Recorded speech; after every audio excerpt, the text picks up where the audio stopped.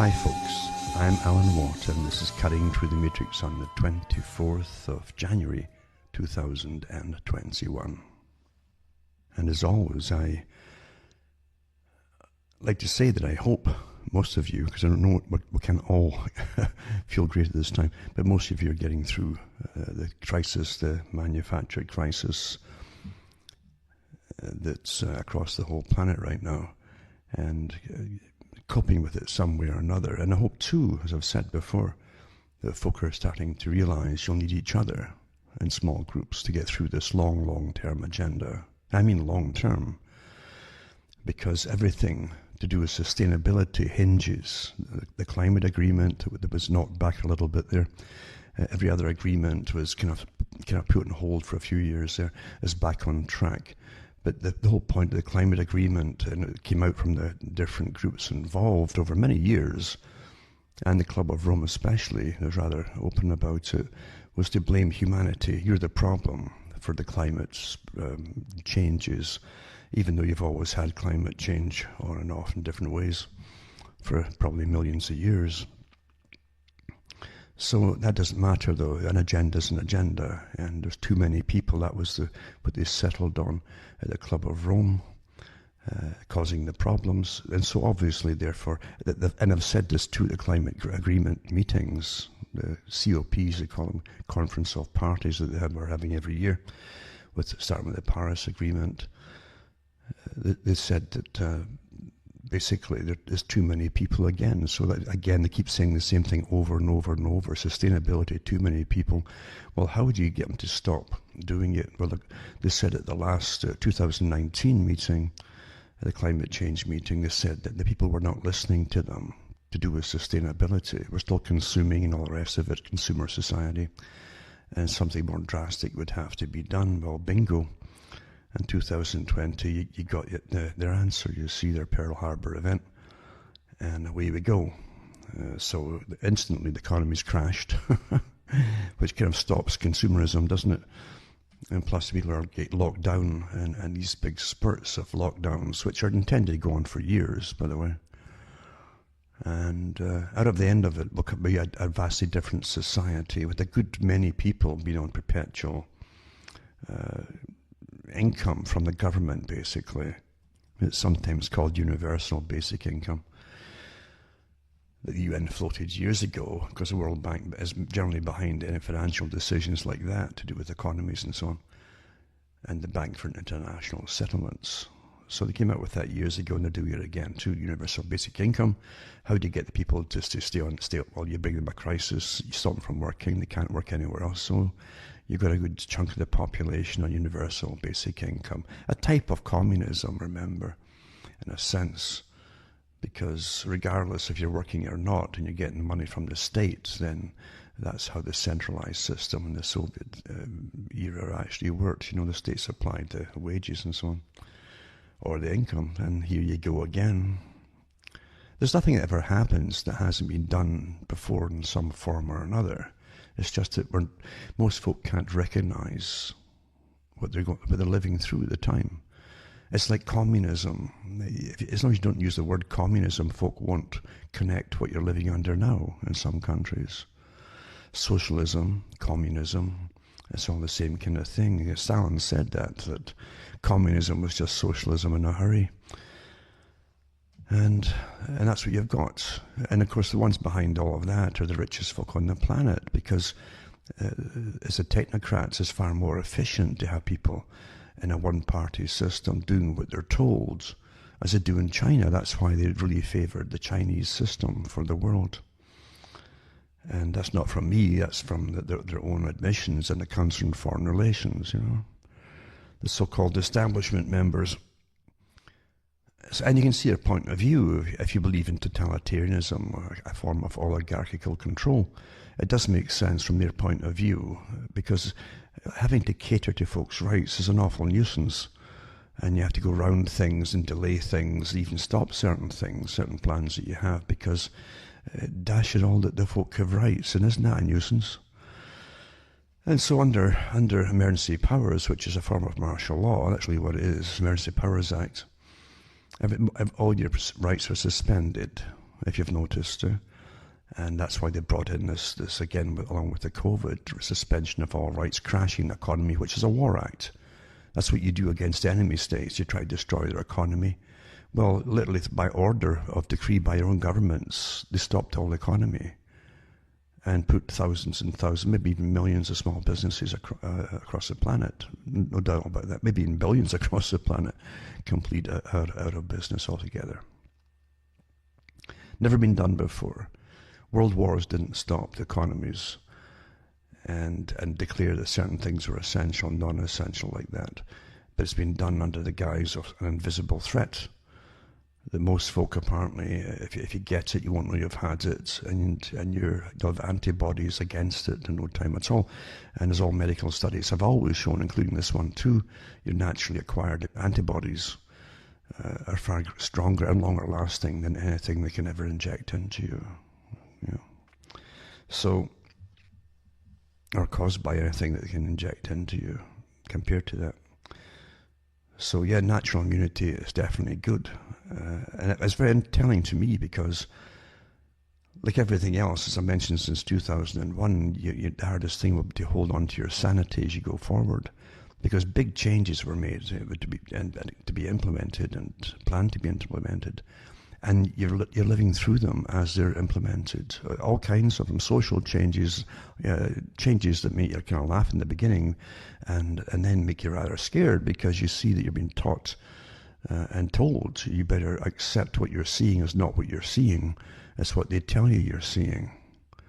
And they back it up with laws now and all kinds of nonsensical psychological warfare terminology like hate, So if you see certain things happening, or even being told to not to call something what it's called already, and always has been for a good reason, by your own governments, then you're in trouble, aren't you? You truly are in a strange Orwellian system, which, Brave New World was more passive the way that they managed the people, and they drugged them a lot too, of course, with their happy pills and lots of orgies, etc., But in the George Orwell's 1984, you definitely had the boot stomping in the face of the peasant forever, the average person forever. That's what we've got happening now. You're being told by the authorities under martial law systems, emergency powers, to obey, no matter how ridiculous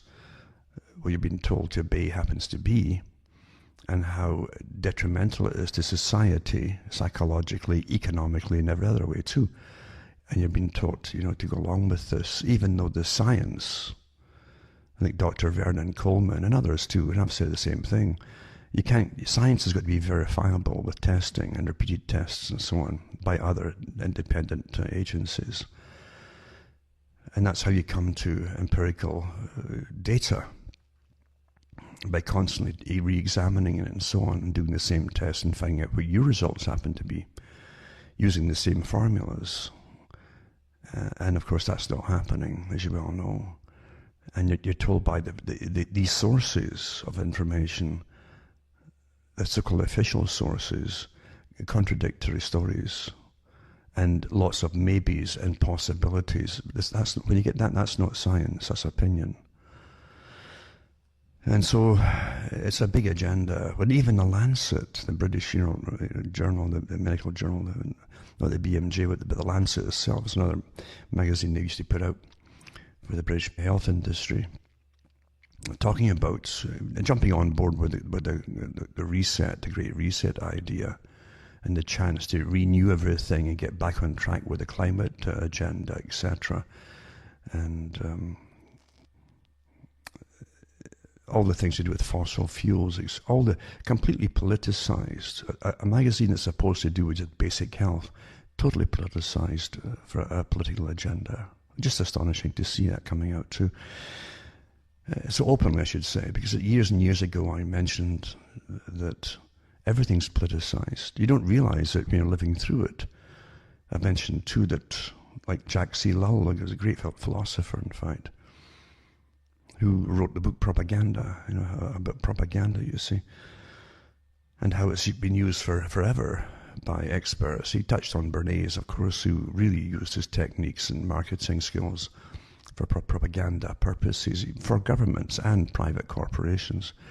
But Ellul said that you're brought up with, it used to be novels. You see, novels were the big thing before you got radio, then television, and then you had all three combined.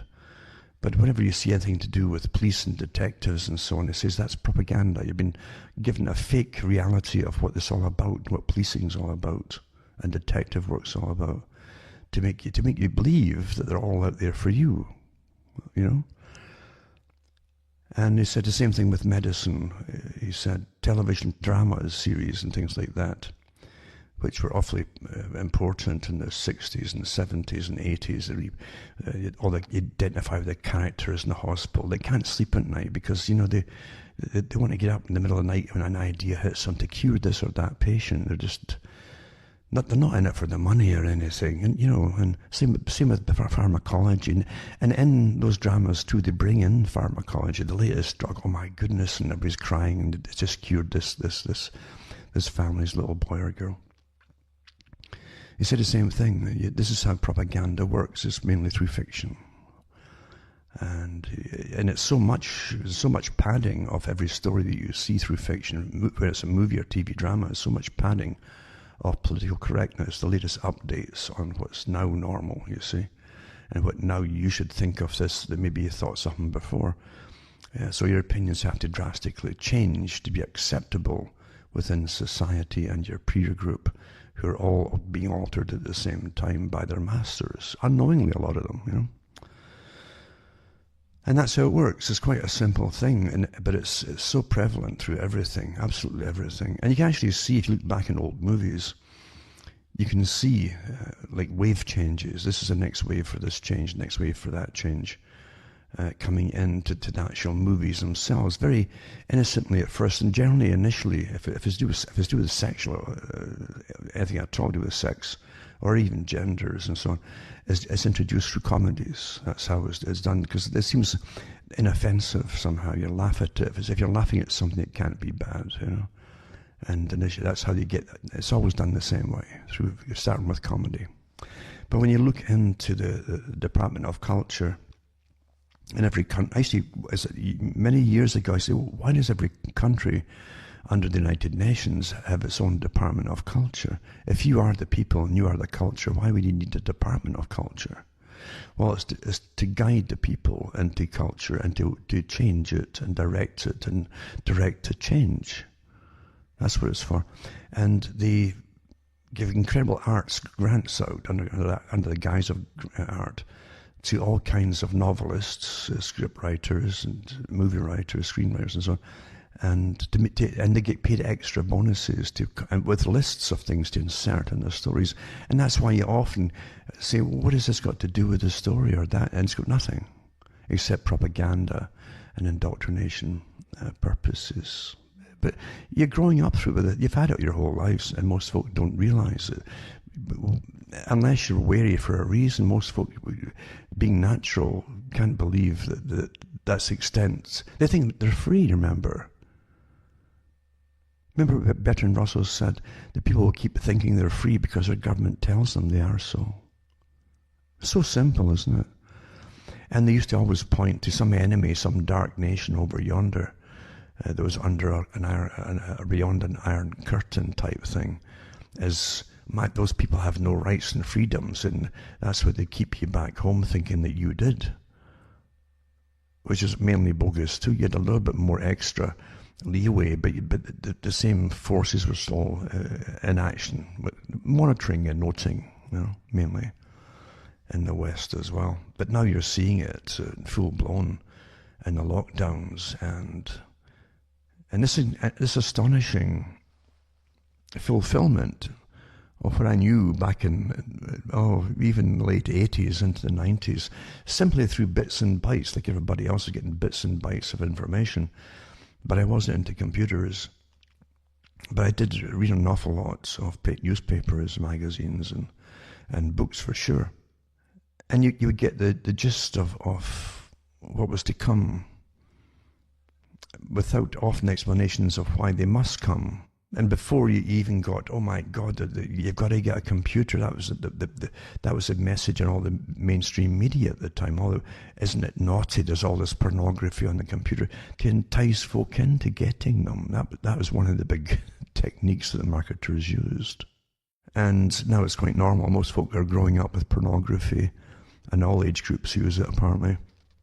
And it affects them because whatever is introduced into your society, as they say in evolution and so on, and sociology, will affect society, alters society, just like basically cars alter society. The very fact you could just jump in a vehicle and move, and it became within the reach of other people. You know, if you could even get used and second-hand ones, but you could go a long distance in a car where you couldn't really do it with a horse so easily.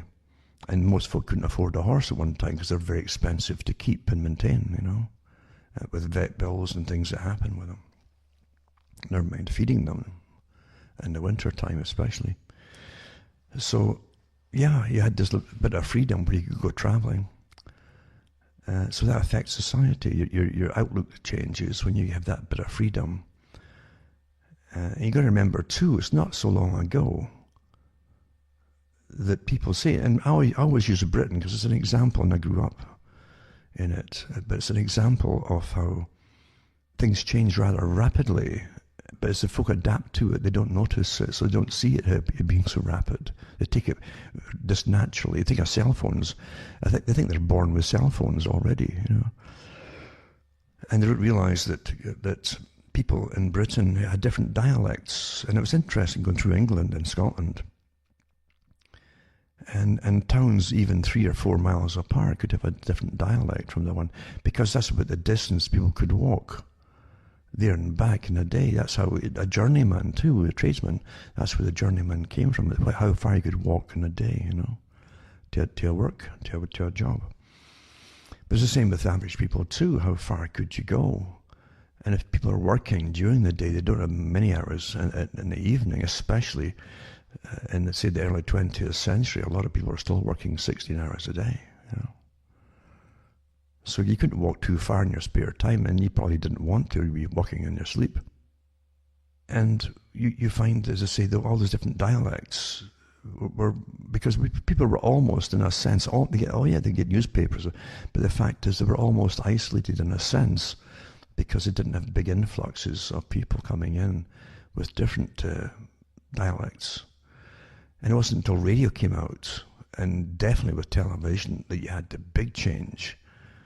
And people started to adopt and adapt into using what they called the transatlantic accent, which was the little joke they had, because everything you saw initially from the movie versions and TV dramas and series was mainly westerns and things from the US, old westerns and stuff. Until they developed this accent that wasn't really quite English, not quite American, a lot of them. Then over the years too, in the 70s and 80s into the 90s, a lot of the dramas they put out for the school children, about schools and so on, and isn't it fun and all the rest of it, it actually gave them new accents. It was inserted into the stories, and actors and actresses were taught how to use them. And then you found the people actually copying that all through America and Canada. Quite interesting. So as I say, you're living through constant planned change, and you don't even notice it. You simply adapt into it.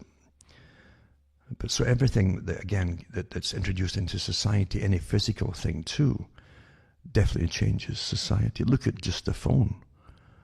When the phone came in, suddenly folk and businesses could communicate with people across their country and maybe even across the world.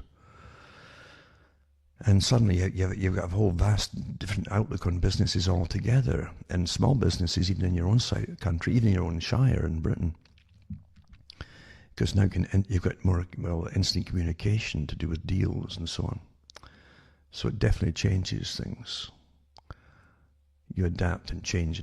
So those are people who plan what technologies are to be really investigated for worth and use and funded into being, end up running a lot of the systems that now control you, definitely in high tech. And You look at the NSA. People talk about, oh, Silicon Valley is now a force to be reckoned with. There's nothing out there on a big scale that isn't part of one big corporation. I mean, the one.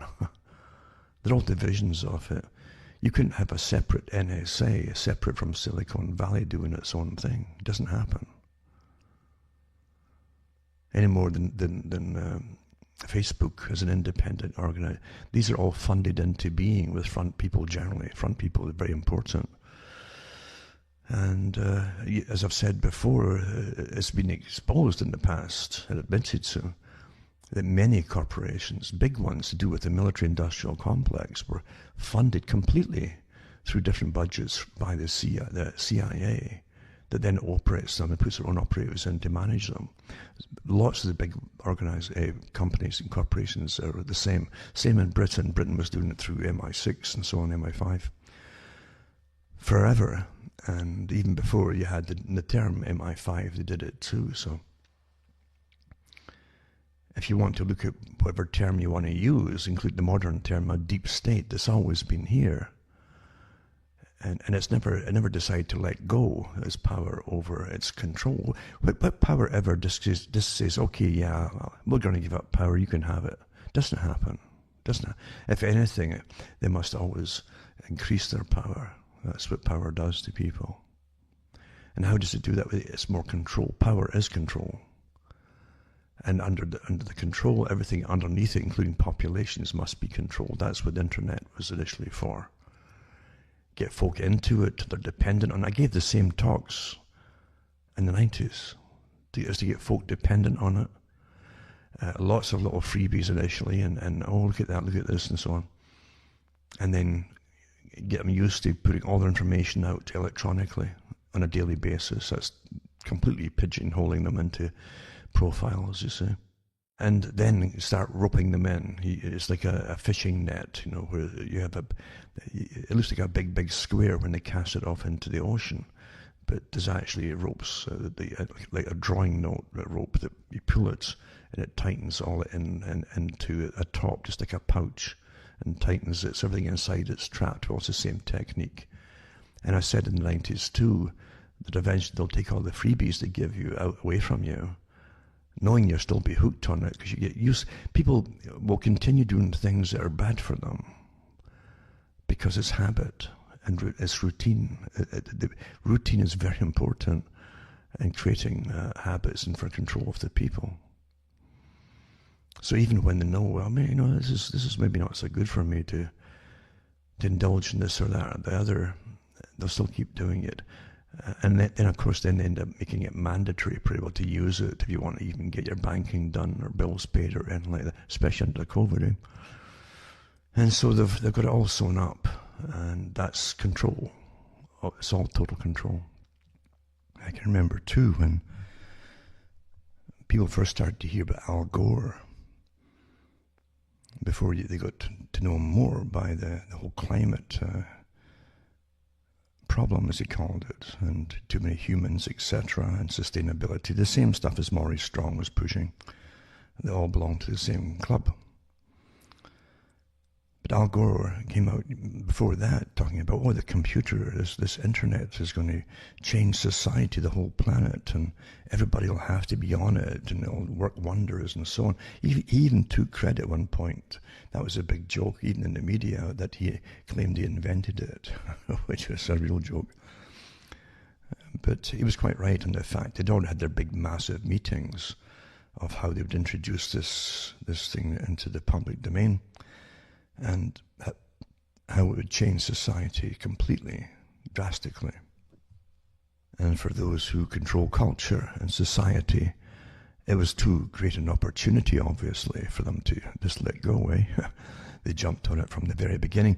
You've got to go into the history of the internet and ARPA, then DARPA, that managed and controlled it during the whole Cold War, you know.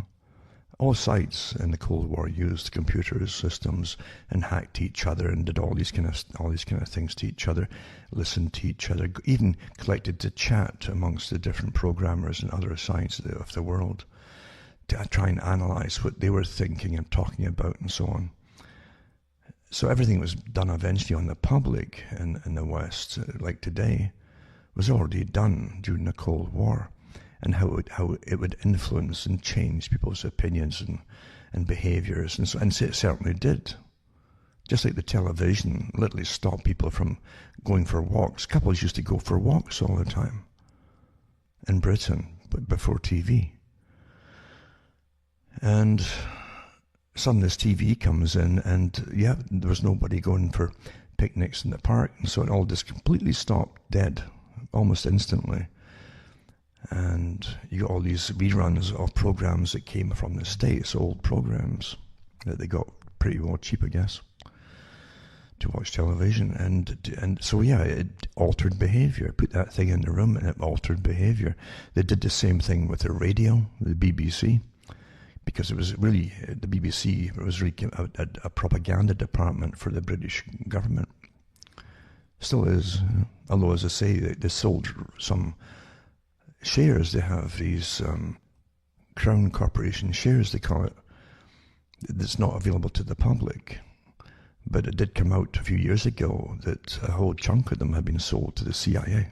And the BBC definitely has been at the forefront of all the big propaganda scares since its inception. And it's been used for wars in a big way for propaganda. And in between too, for updating, again, your updates, your politically correct updates, what you should think today about this or that or whatever. And change your opinions and views on certain things, constant. But they also they found out that before World War II, they had these radio shows on BBC where they give you dramas, like a series of a drama. And every one would end with someone that they called the cliffhanger, where the hero was hanging by his fingernails on the cliff edge or something, knowing that you'd tune in to the next day to find out what happened. And it made folks stay at home rather than go out for a walk or whatever, do gardening. And so again, your behaviour was being changed. And they were doing surveys and all that at the time. That everything is done to the public. It never, it is done intensely, using your own tax money right up to the present day, on your behaviour to see if it's working, whatever it happens to be, So you get that computer, then you get the cell phone, and the cell phone is just a miniature computer, really. And then folk chat about everything everywhere they go till your behaviour's changed again. So much so that a lot of them end up in car smashes are causing them when they're chatting away. And they forget where they are when they're driving. They forget where they are when they're in the middle of the stores, going down the aisles chatting away too, saying things that they shouldn't be saying.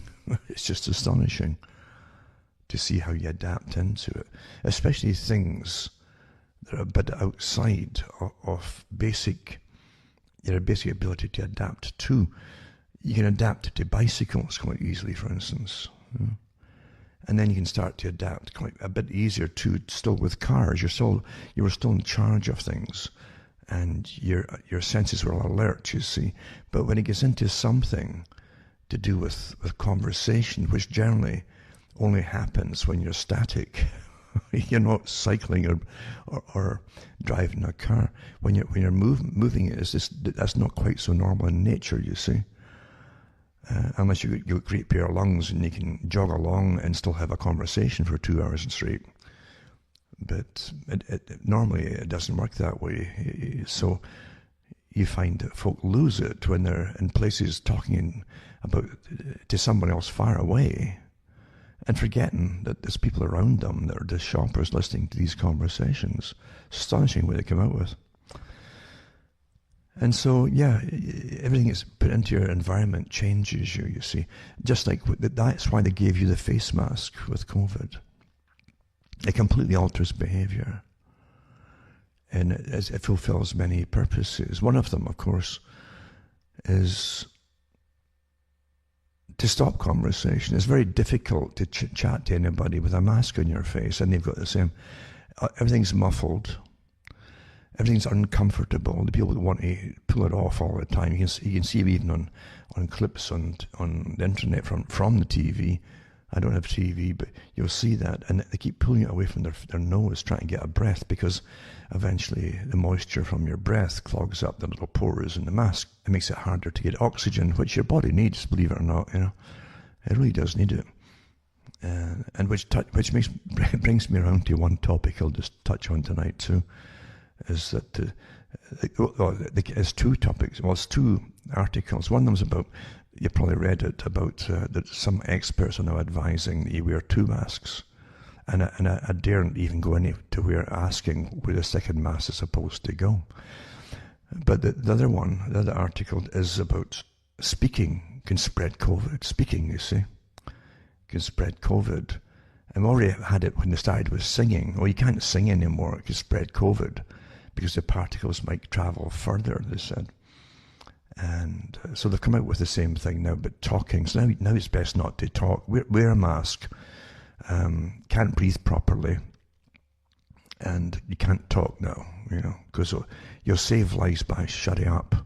And of course, if you shut up, you can't spread any information about, or even questions like, why on earth are they wearing these darn masks, and suffocating ourselves? But then there's the answer to it all, right? It's obvious now. It's starting to get the picture. If breathing is bad for the environment and for spreading COVID, I guess the answer, right, is maybe there's a logic. We just stop breathing. Is that what they want? That wouldn't surprise me, because the Keystone Cops are truly in charge of the sciences right now. Getting back to what I'm saying though, is you have no idea, as I say, that your behavior is constantly being altered. Constantly. And why do you think it's harder to talk to a previous generation? Number one, they've been taught that they're old, especially in the Western cultures. They're old, therefore there's no point listening to them anyway. They're valueless. That's what you're trained to believe. Of course, that comes through dramas and movies and so on.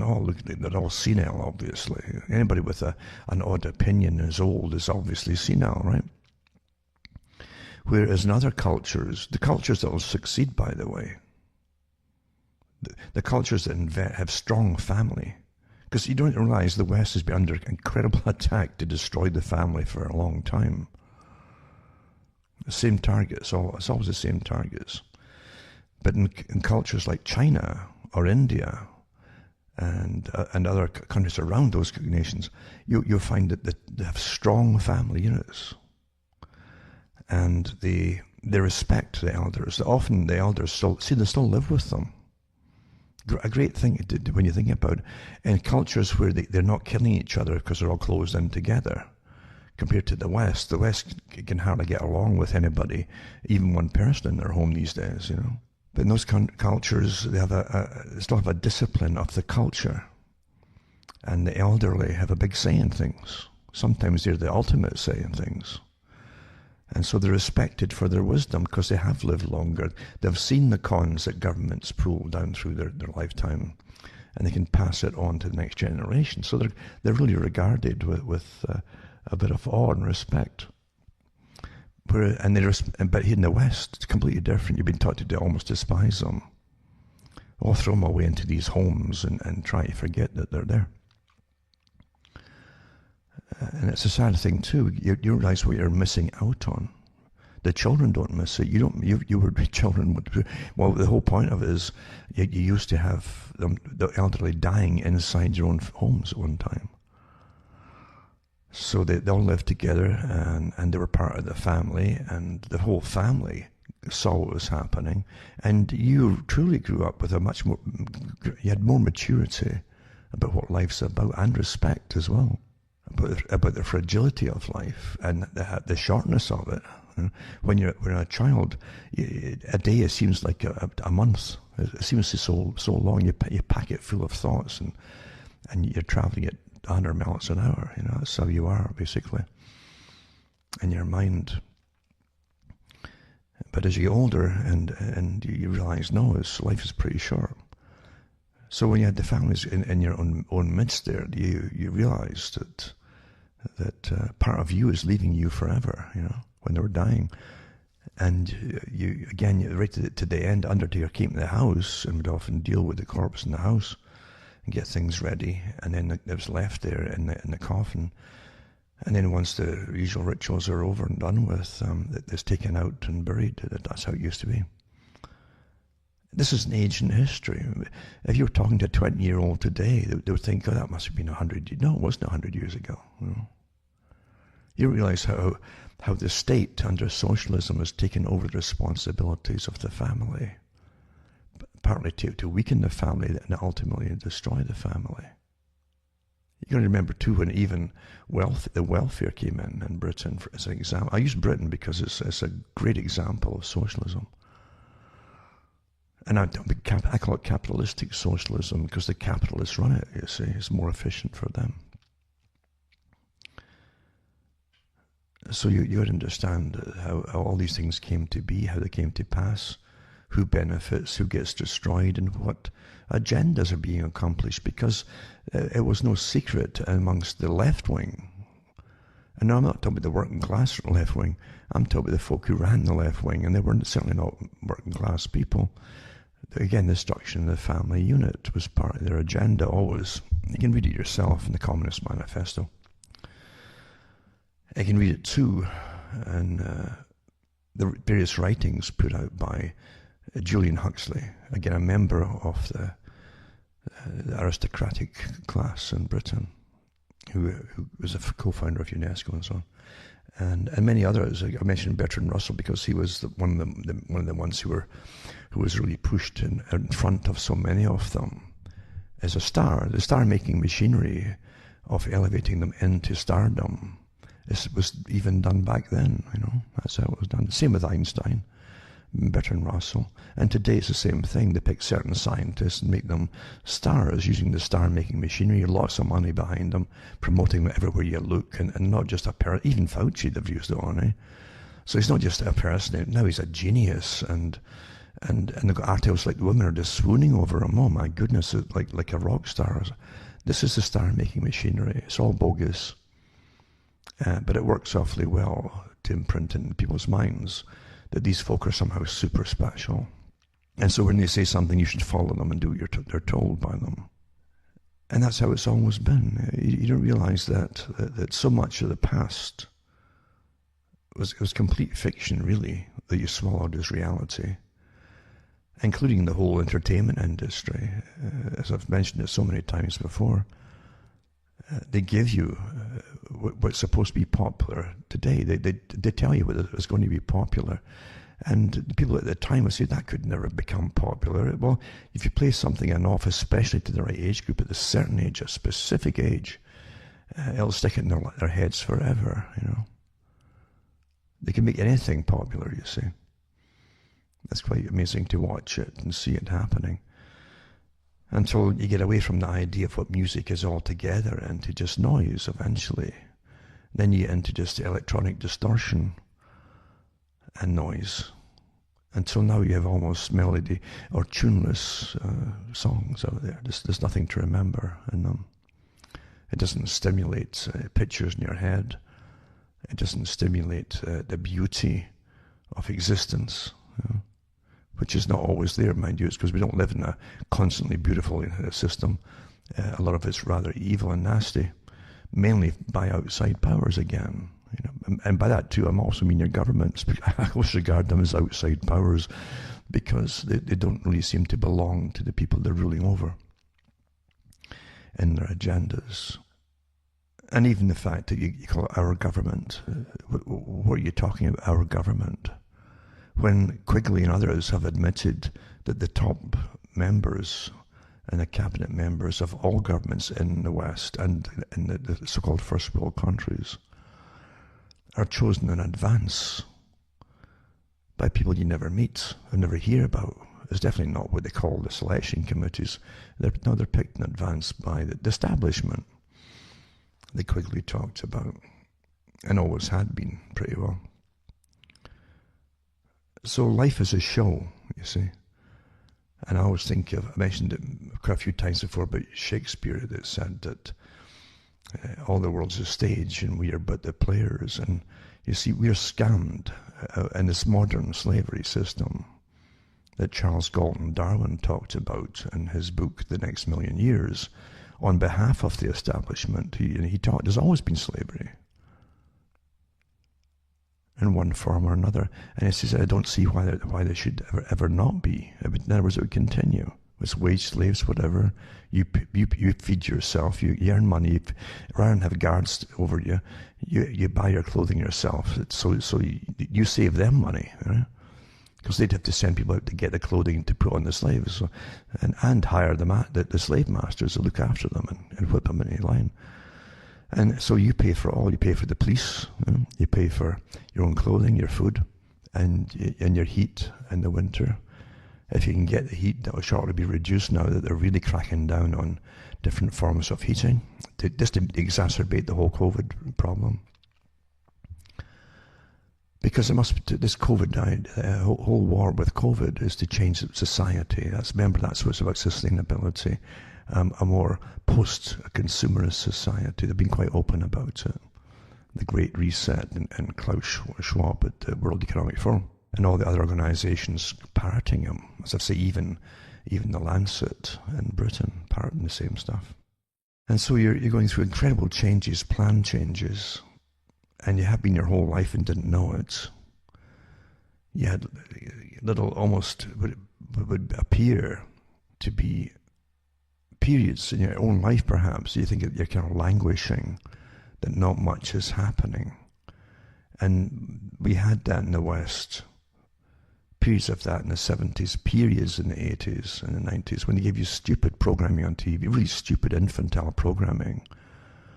And they gave you guys dressed with the tightest jeans till they all sang soprano, As it changed the culture and changed what you even wore, or changed what the impression of a male would even be, But silly, silly juvenile stories to make folk adapt into them.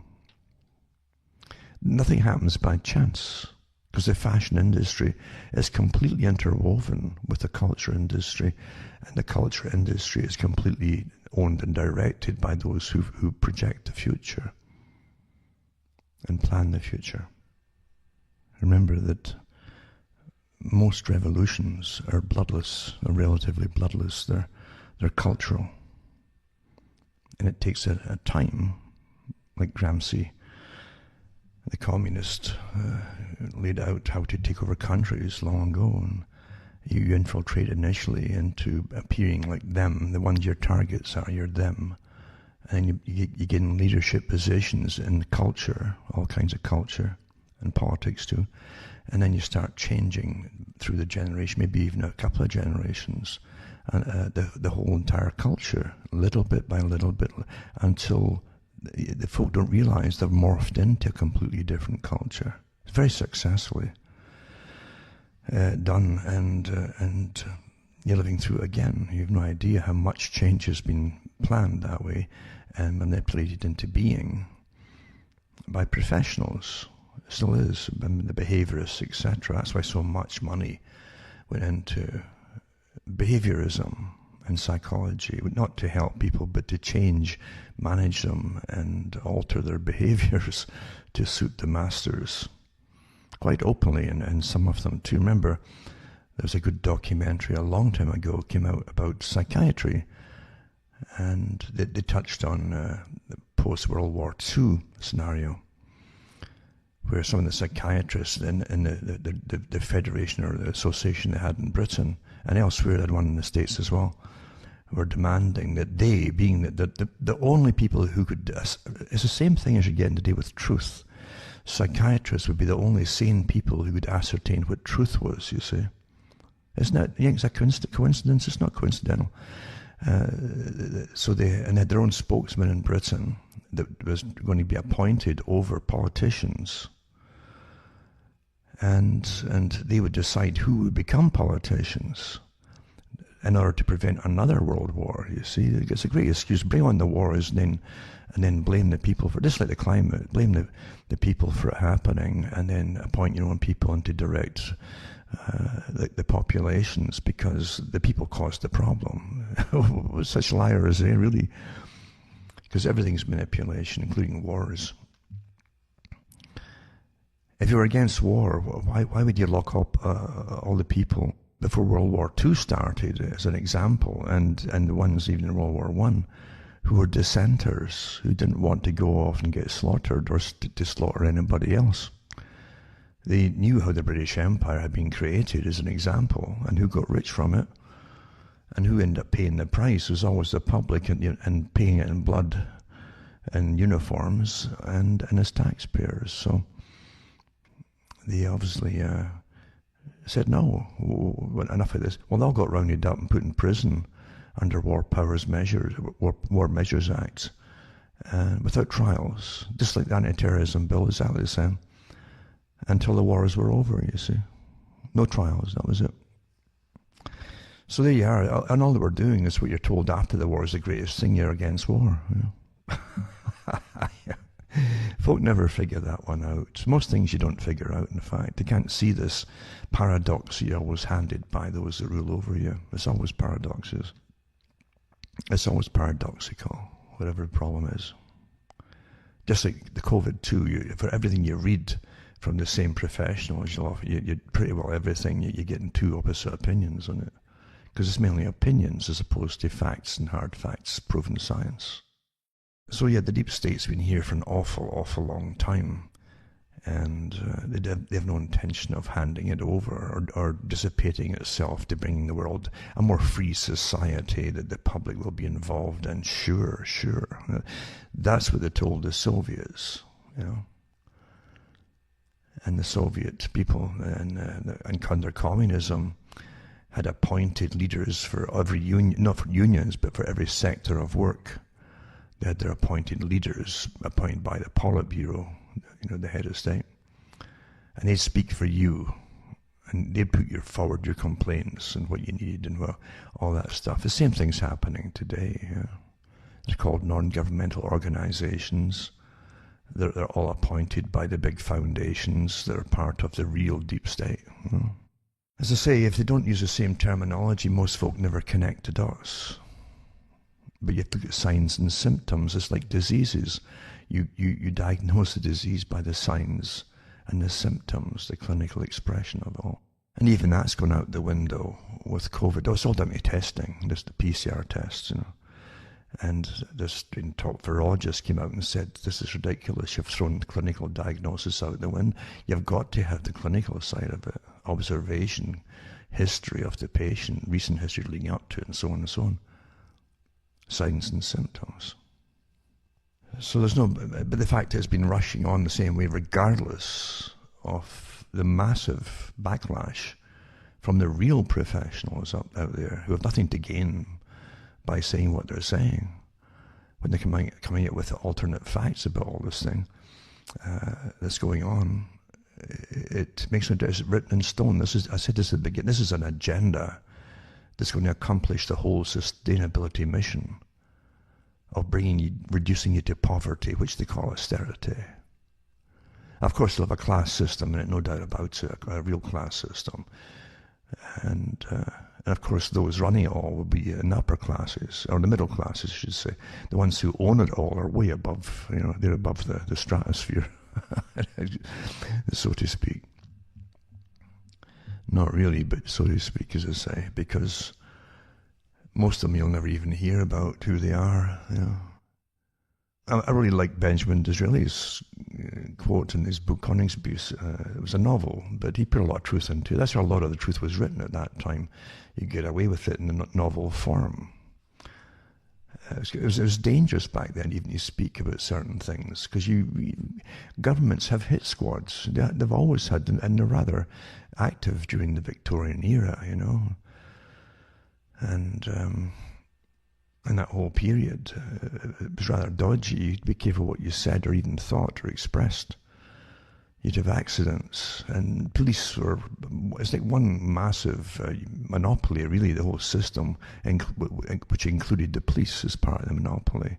The nod came down, and the cops would obey whatever, you know, order they were given. You either investigate it or don't investigate it, or the third option is to investigate it and lead off into a false trail, you see, a dead end.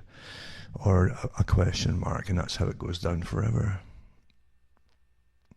So he wrote about the system, and little quotes in the book he put in there, that the people don't know is that the people who really rule the system and the country and the nations, maybe even the world, but the people who rule the system is they're vastly different from the ones that the public see and hear about, meaning in newspapers and prime ministers and so on. Vastly different. And that's how it really is. And that's how it's always really been. I used to like looking at the different cultures. That some of the ones that Britain, when they went into South Africa, when they got the British taxpayer to fund the armies to go in, so that the Cecil Rhodes and others could get the gold and the silver for the establishment, you know. But they used they blamed the Boers for the beginning of the Boer War, and of course it was actually started by these private mercenaries that the Milner Group had funded in existence and told to go over and start it. Anyway, what you'd find with the Africans, the actual Zulus and so on, and other tribes around there, the British government would ask to meet the leaders to try to get cooperation, maybe even aid or whatever, for numbers. They would use them for skirmishes to actually put the native Africans in to different skirmishes, or even use them to start wars, just like colour revolutions today against another tribe, to weaken them. Nothing's new, as I say, everything's old as can be, the techniques. But what was interesting was you would have the officer speaking to who he was told is the leader, and there may be up to 8 or 10 people behind the leader. But what you realise, the person in the back row is actually the leader, and it's someone else in the tribe who's pretending to be the leader. They're not dumb. They're not dumb at all, because they've used these techniques on each other down through centuries as well, the different tribal warfare. And so you never tell them who the real leader is. And meanwhile, the real leader is watching his opposition. He's analysing the personalities of the characters that he sees representing, say, the British Army or the British government, the envoys and so on, and sizing them up. And the one in front goes through the questions he's going to ask this so-called British leader. And it's all pre-planned, the questions and so on, so that the real leader is standing behind him watching them react. He's looking at body language and the faces, did the eyes shift or whatever, certain things, are they speaking the truth? And that's how they sussed them out. It was really clever, you know. And that hasn't changed. It really hasn't changed today. We're given so many fake fronts for leaders in different areas that obviously, especially politicians, I mentioned before, politicians are generally not specialists in the areas they're appointed over. They're politicians. In Britain, they used to call it musical chairs. Sometimes twice a year, the cabinet would be shuffled. That's what they called it. So the politicians appointed over, say, the Ministry of Agriculture could be shuffled off to become the Ministry over Defence. They know nothing about either, you see. It didn't matter, because the civil servants beneath them are more important. They're lifers. They work in those departments for their whole life and their whole working life, and they give the handouts to the politicians what to say, what it's about, because they know what the department's doing. Politicians are almost superfluous. They're in a sense, they've been semi-important or necessary to deceive the public, because they're given basic skills. Eventually, the British government now sends them to acting lessons. And that came out a few years ago in the newspapers, and I read on there. And they're given discounts to continue these acting lessons with private coaches and so on, how to stand and look official or officious, and to look important and convincing, and how to put it across. It's deportment, in a sense, and acting. So it's quite fascinating to watch it being done, but the real leaders behind it, as I say, just like the ones who do the script writing for all politicians, the bigger politicians, the higher ups, they definitely know what the agenda is. Otherwise, they couldn't write the scripts, you see. And I've often said, well, just do away with the politicians and give us the script writers, because they seem to know what they're doing. So everything is a front upon a front upon a front, including the politicians, We know too from history that the ones who are appointed as officials who have some training in whoever they're talking about are generally the worst. It's like Fauci. There's a lot of people who, even the inventor of the PCR test, I put the clip up too, lashed out. Before he died, he lashed out at Fauci and called him all kinds of things because he knew him well and called him a fool, as a bureaucrat. Because most of these people who are appointed over us in medicine or whatever are really bureaucrats and not the top in their field at all. I remember talking to some consultants in hospitals, the top-ranking consultants, and they were chatting about different fields that doctors can go into, They're lucrative, very lucrative, but specialization is often very lucrative. But they also mentioned that some of the poorer doctors, meaning poorer in their abilities, are often advised to go into things like become to be a specialist for allergies, etc. Because you can't really go wrong. There's a limited amount of information on it. There's never too much new investigation into allergies as to, that's of any benefit to the specialist, because he's given a select amount of antihistamines and treatments for the problem, and he's got it's a good income for a lesser doctor who's maybe even dangerous in the field. By the way, that's it. One of them said. Because some of them are kind of dangerous too, so they can't do too much harm in that area of allergy, and but it's a good income for them because you get repeat returns of patients. So try this pill, and what do you think of that one? Yeah, I don't sneeze as much with that one. Okay, try this one, and that's just a roundabout of those different pills, you see, and ointments and things like that. But the public are given a completely different view of it all. Like, oh, he's professionals. These are professionals here, you see. Again, mainly through propaganda, through movies and fiction. Like Jacques Ellul said, all medical movies and dramas, all police movies and dramas are propaganda. And you can add into that military as well. There was the history of propaganda is phenomenal, and your tax money is used to make good movies to brainwash you, Looking at the old ones from World War II, I was rewatching an old one. It was with Gregory Peck. It was about an Air Force commandant in the US military stationed in Britain during World War II. That was the drama. And it was a standard script, a formula. I call it their formula scripts. Standard. You can use the same script in different areas of movies and so on, different of life.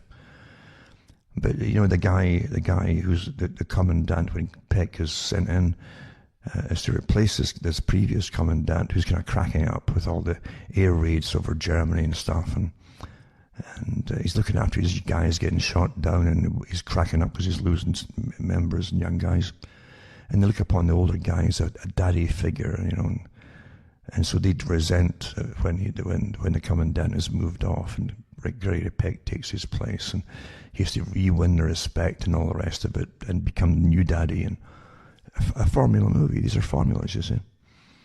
You can use it in the Marines, in the Army, in the Navy, the same scripts, and other walks of life too. But it's good to study them, and that one, I can't remember the name of it exactly, but it was one of the more popular ones. But in the talk that Peck gives to the squadron, they're all gathered in the hall, in the operations hall, and he's saying, and you will be going over to Germany, and some of your targets will be civilian. They were introducing the idea of what was really called total war. They don't mention the term, but that's what it's called. Total war, where in new warfare, all civilians are fair game and fair targets. And that was taught, I think, in Sandhurst in the 1930s for the first time. The officer training in Britain. They also trained people from other part of the Commonwealth countries in the same thing.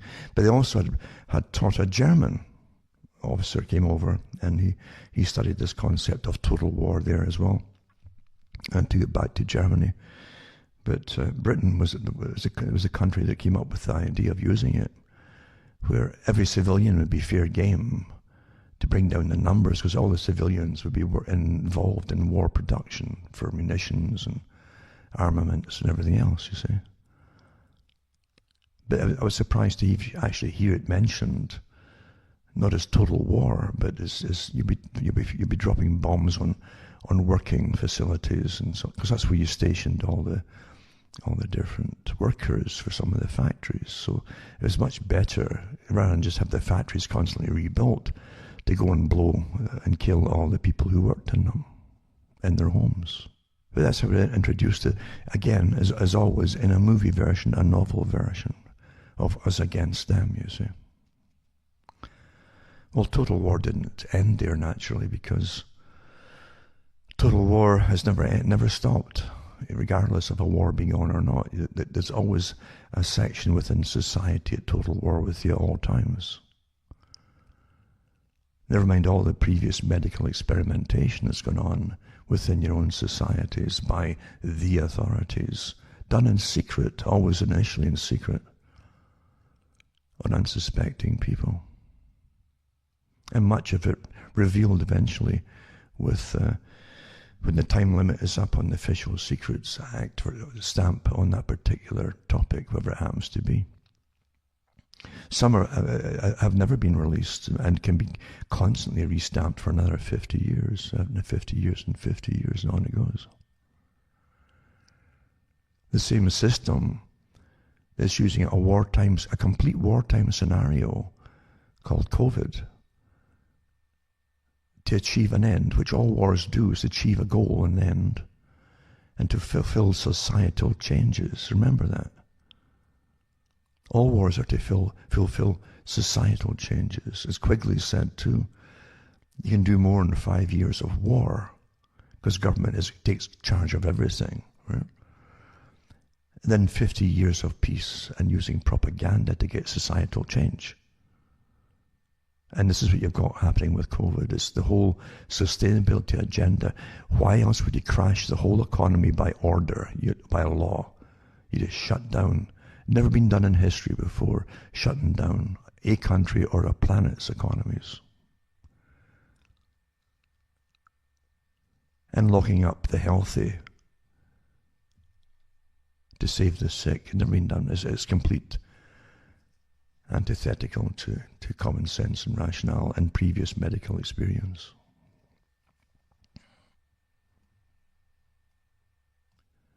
The terminology from the beginning was a war on COVID, you see. And the Emergency Powers Act came into being, which means it's a war scenario. In a war scenario, you change behaviors of all kinds. It isn't just gas masks, like I've mentioned before, it's face masks. Then it's standing apart from each other. All these things are to change behavior and to change rational behavior. It's not rational to stand all this distance apart, you understand? And the more irrational they can make it, the more bizarre it's all going to become. And when it's all really bizarre, they'll push more demands and compliance, or we'll never get out of lockdown. Even as they're telling you doublespeak. And the white man talks through, like they used to say in old movies, the white man talks with a forked tongue, meaning two different things at the same time, from the same mouth. That the experts tell you that after your jabs and all the rest of it of compliance, you're not going to get back to normal. And you'll still have to wear the mask. As at the same time, the same people are telling you, oh, you get the jab and we get back to normal. You see, you can't live with contradiction. It's deliberately meant to be contradictory, to drive you crazy and anxious, creates anxiety. On the one hand, they want compliance, so they say one thing. On the other hand, they have no plan. They're going to get you ready that you're going to be in perpetual lockdowns. You can't please tyrants, by obeying.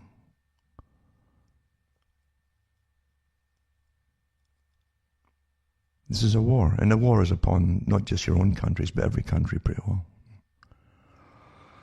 And out of it supposedly will come a reduced population, because you'll have definitely rationings to come down the pike in a full-scale war scenario. And you'll have to be awfully good to get rations. You see what's happening now with the internet. If you're targeted for some reason for spreading untruths, as they say, from the masters of truth, then you can be cut off of that, right? If you get basic incomes, you see, universal basic incomes, and there'll be more of the incomes getting dished out as time goes on, because more and more businesses are going on. Thousands are getting lost all the time. I'll put these links up too to the articles I'm talking about tonight as well. I always do. So it's not just my opinion, it's from the articles. All the topics I mentioned. And so you're going to have incredible chaos. This will be a long-term effect for a perpetual change, a planned change, you see. And you already have scarcity is happening across so-called third world countries that really have been living off the first world countries for a long time and actually kept dependent on them. It's true enough, you can take the basic independence away from a nation, call it all kinds of things, or they need their help, and before you know it, in a generation, they're completely dependent on you. These things don't happen there's many ways to wage a war and to take over countries, many ways. Old as the hills. Eh?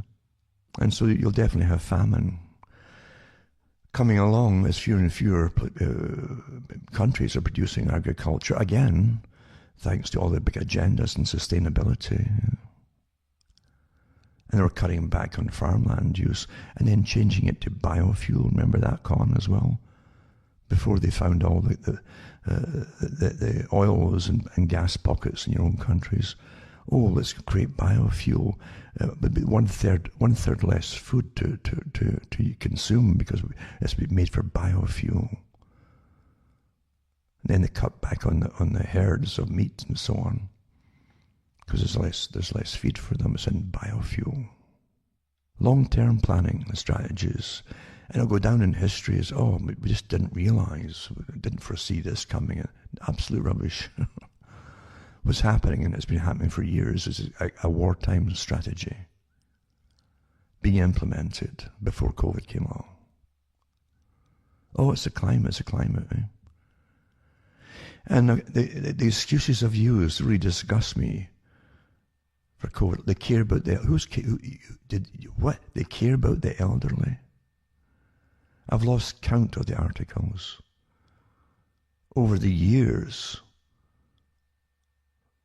that's been published about the abuse of the elderly, put into these elderly homes, and basically drugged till they start drooling, end up with inhalation pneumonias from the drooling, from the drugs,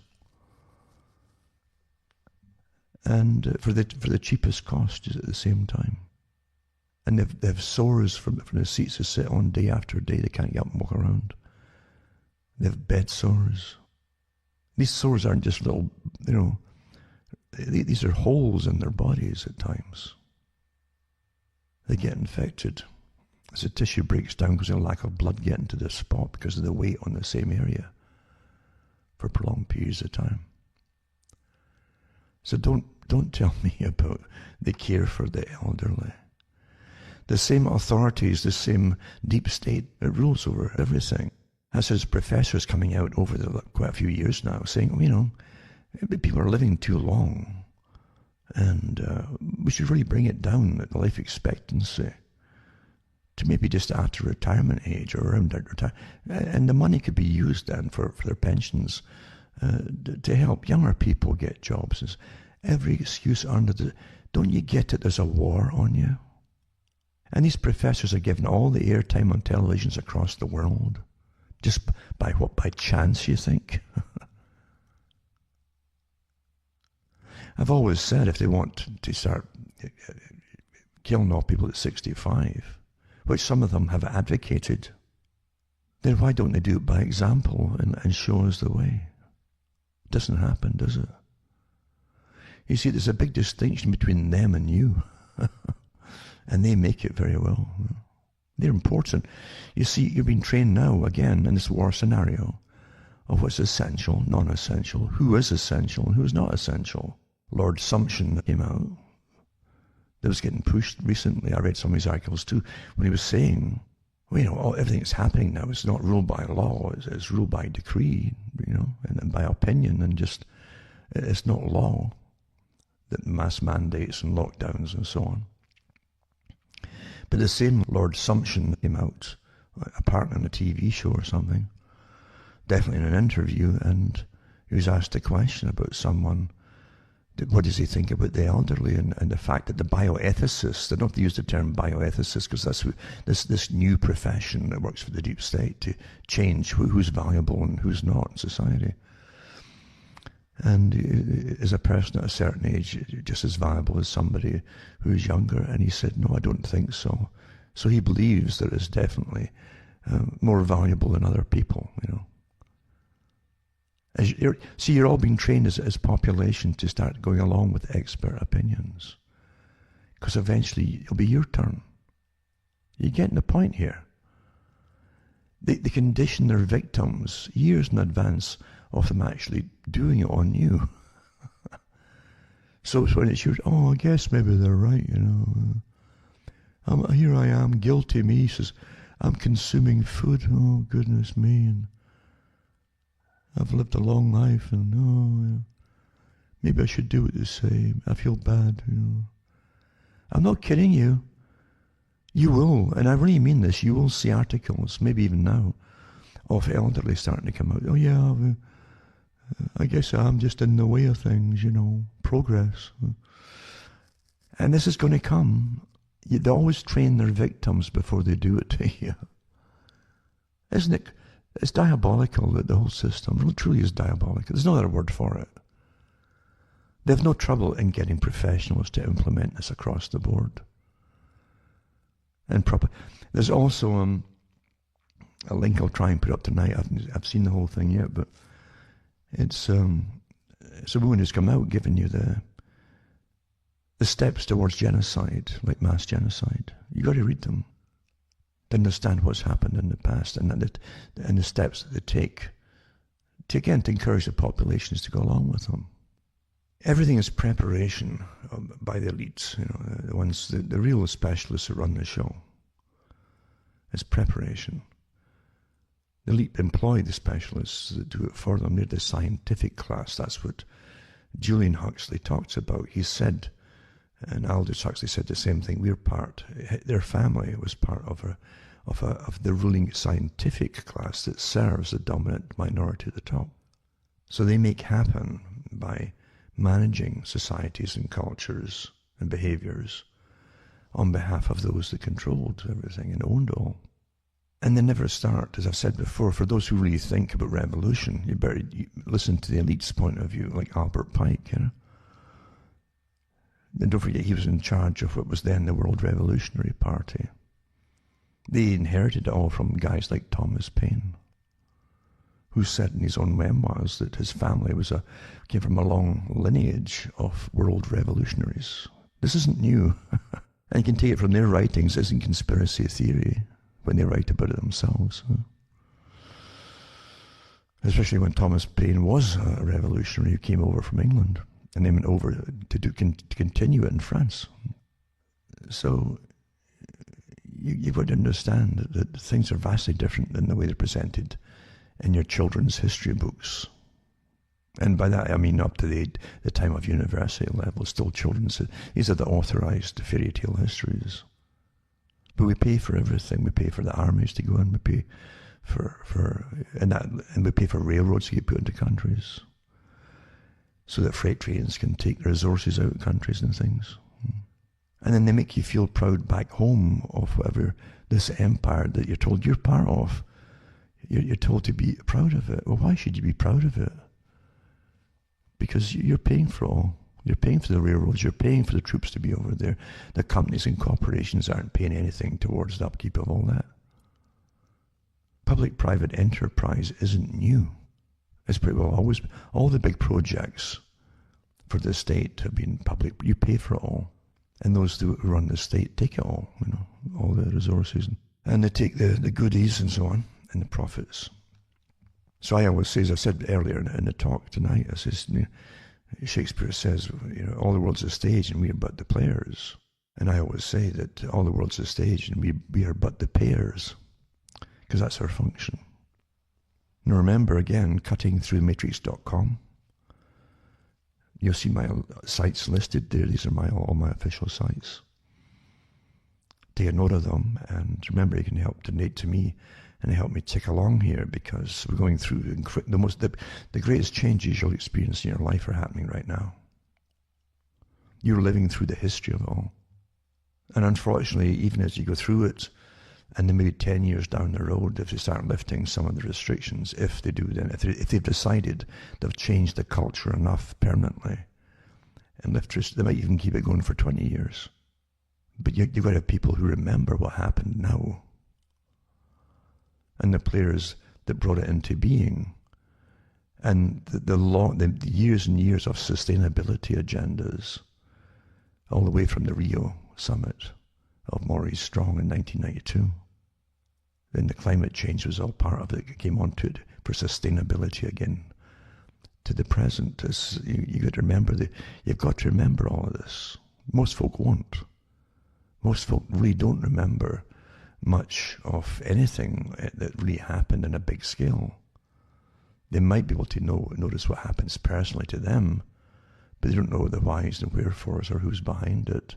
And they can't connect it to the other things too. They're all part of this big plan. So cuttingthroughthematrix.com, remember you can send cash, use PayPal, and check. And eventually I'll have to get in the bank somehow. And maybe post a few things off as well. But this is lockdown here, complete lockdown here in Ontario. And I know for a fact they want to keep it going at least up until through April. And they'll keep, again, moving the goalposts, as they say. That's the technique that Fauci's been using from the beginning. Although he's far more honest in the beginning. He wanted to lock you right down for 2.5 years straight away, like permanently, without a stop. Then he'd to back off there and lie a bit, and, well, maybe not, maybe we can open up here and there. Then he admits he lied before, and then you're taught to believe him again. Incredible times, Really incredible times. And I put these articles up where it says that Fauci lied already to the people. He's lied more than once to the people. And it's a noble lie, though. As I say, that's what they call a noble lie, because it's for your own good that they have to lie to you. Because you're children, Children, that's what you are. All the things that the South Africans, the Afrikaners were blamed about, to do with South African natives, blacks. When they say they were like, "Your children, you can't tell them everything because they're like children." That's what they used to say, Your own governments are saying it to you with their front specialists. Well, we'll have to lie to the people here. We can't tell you the truth, because you're too stupid to understand. I mean, Fauci's pretty well said that. He says, don't think about this, he says, for yourselves. He says, just obey the scientists. Everything I'm saying here is verifiable by articles. I have them all here. I put them up too before over these months. But do you really want to go through life getting treated like a child on such major things? We can't tell you why we're doing this really, because you're just like children.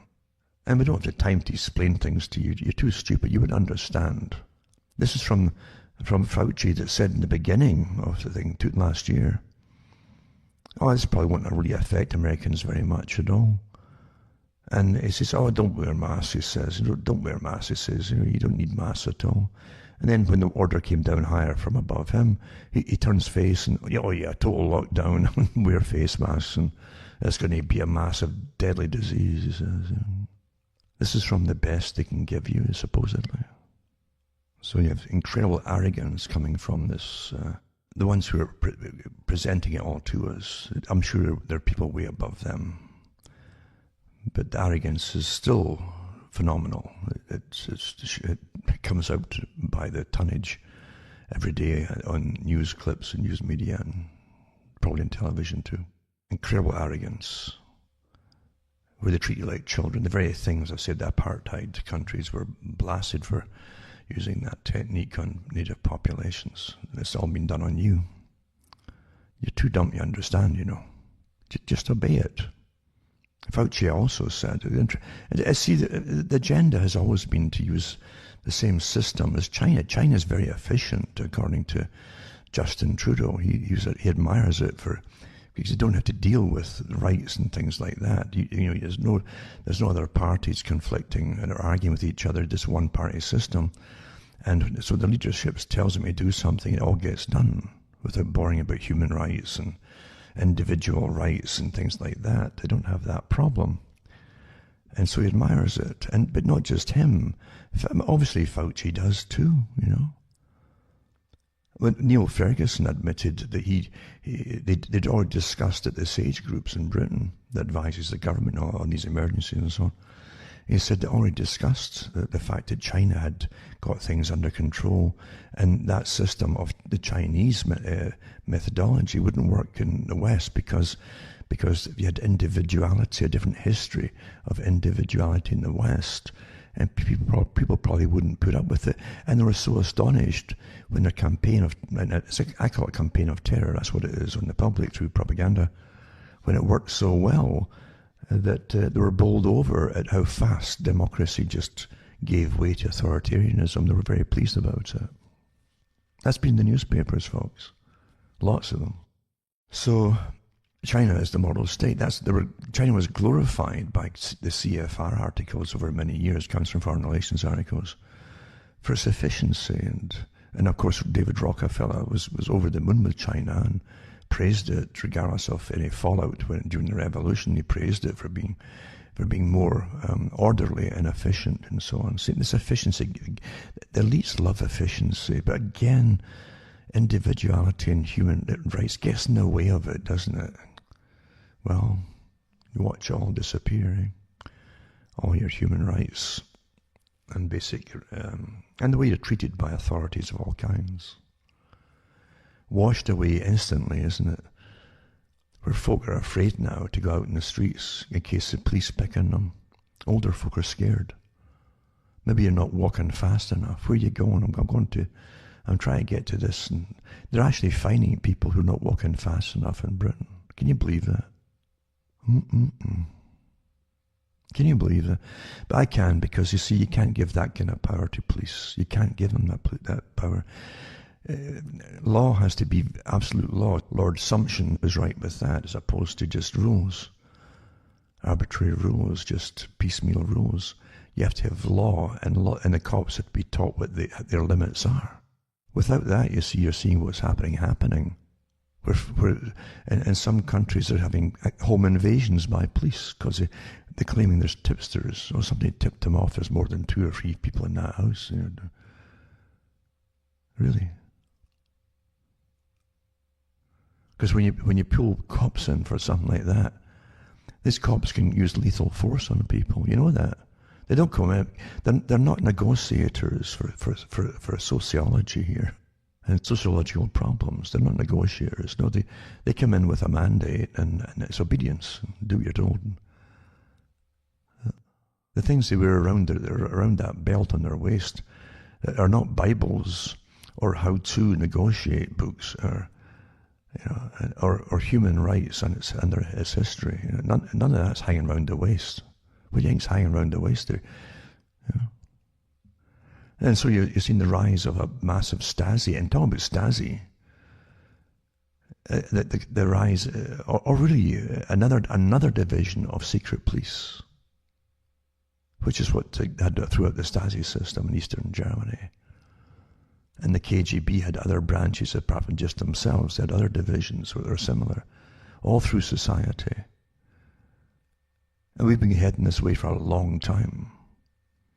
When Pierre Trudeau came in, before he left office, he created the CSIS group for Canada, a secret agency that works within Canada. That's how it got created. And Trudeau was left to Karl Marx, you know, Pierre Trudeau.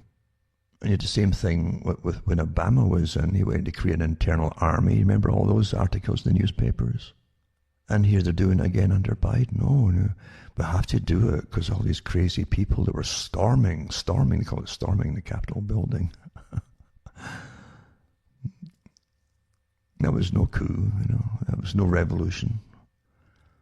The ones who got in initially were a small group, and the other ones were encouraged just to follow them in. They fell for it all. They were getting prompted for years by certain leaders who helped the whole setup. Thousands of ordinary people there who were just ticked off and had been neglected. That's why Trump got in the first place. Massive segments of society still remain from free trade. Lost their jobs, lost factories, lost everything. Watched their towns go downhill, lack of funding and so on. The same folk watching massive influx of drugs in their systems, in their areas, as you say, or their states. And let's not pretend that it wasn't bad before Trump got in, They already had documentaries about Seattle that's dying and things like that. They had the ones to do with OxyContin, the drugs that were getting pushed for all over America, but certain states more so than others by design, I think. Disastrous. All parts of it. These are wars, people. These are techniques of war. And there's no doubt about it, the countries that the present drugs are flooding in from.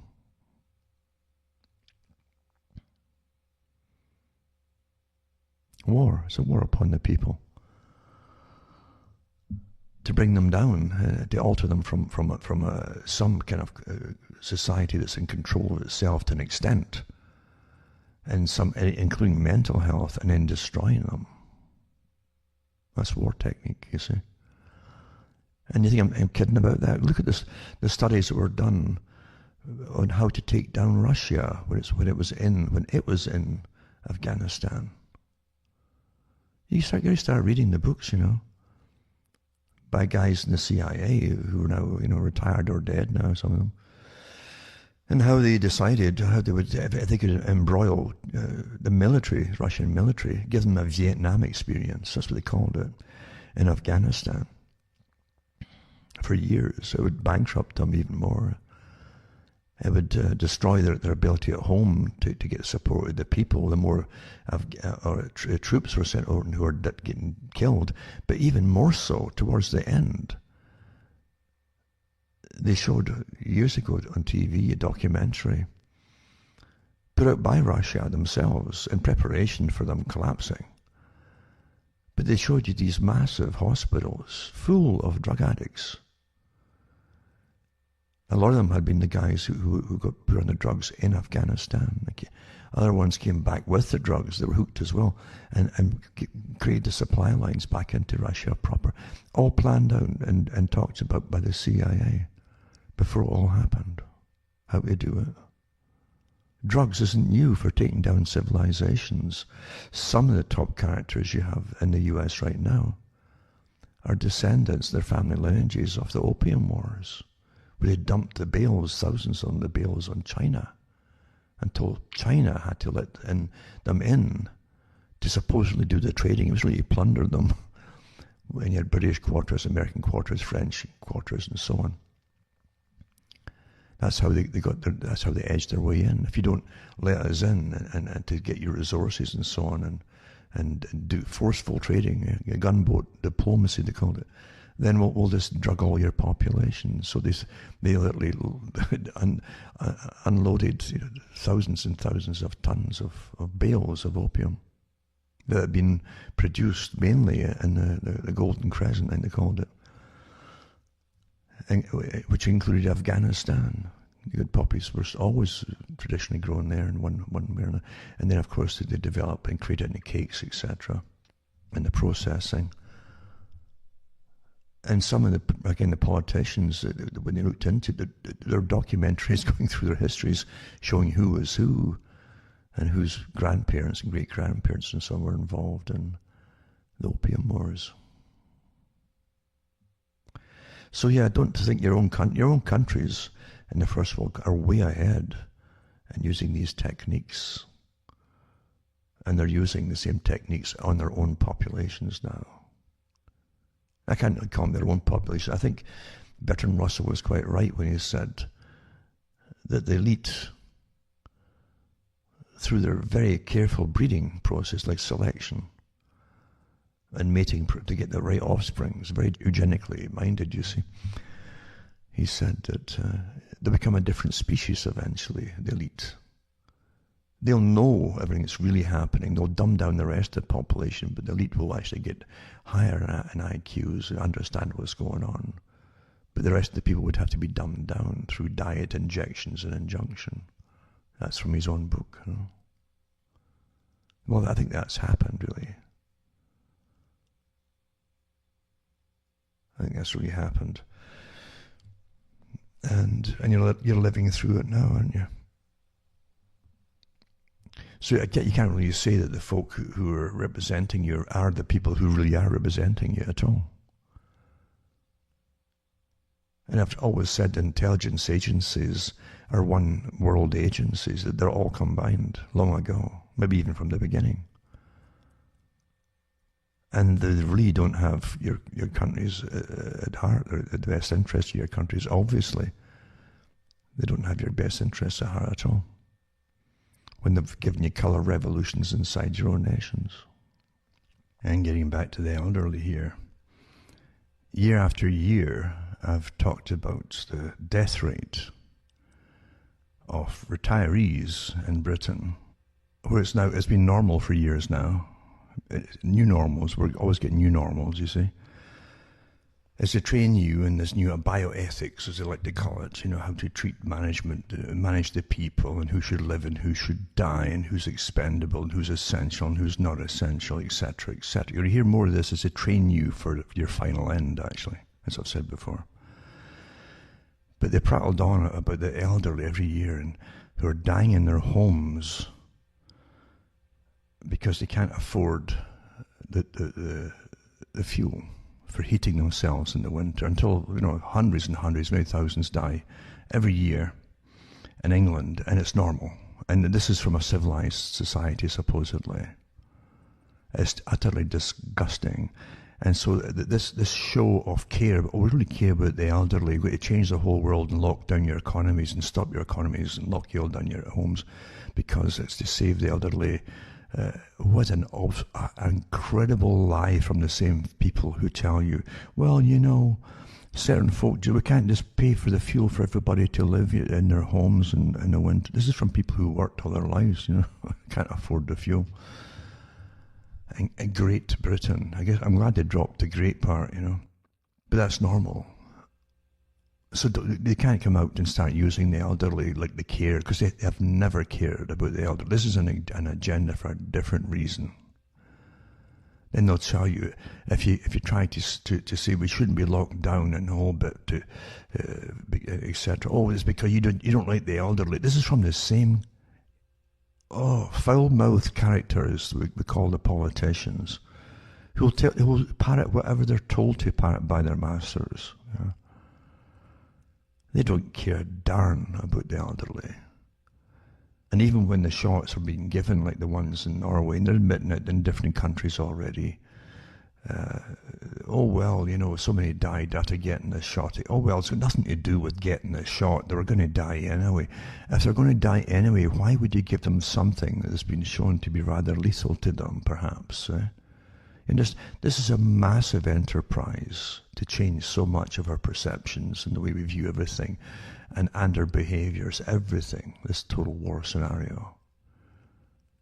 But why would you give it to the really frail, and actually use the terms frail and elderly, who are on the verge of dying? Why would you be giving them the shots then, unless you're doing some big experiment, huh? Because you don't give a damn about the elderly. It's so odd to be been at this for so long.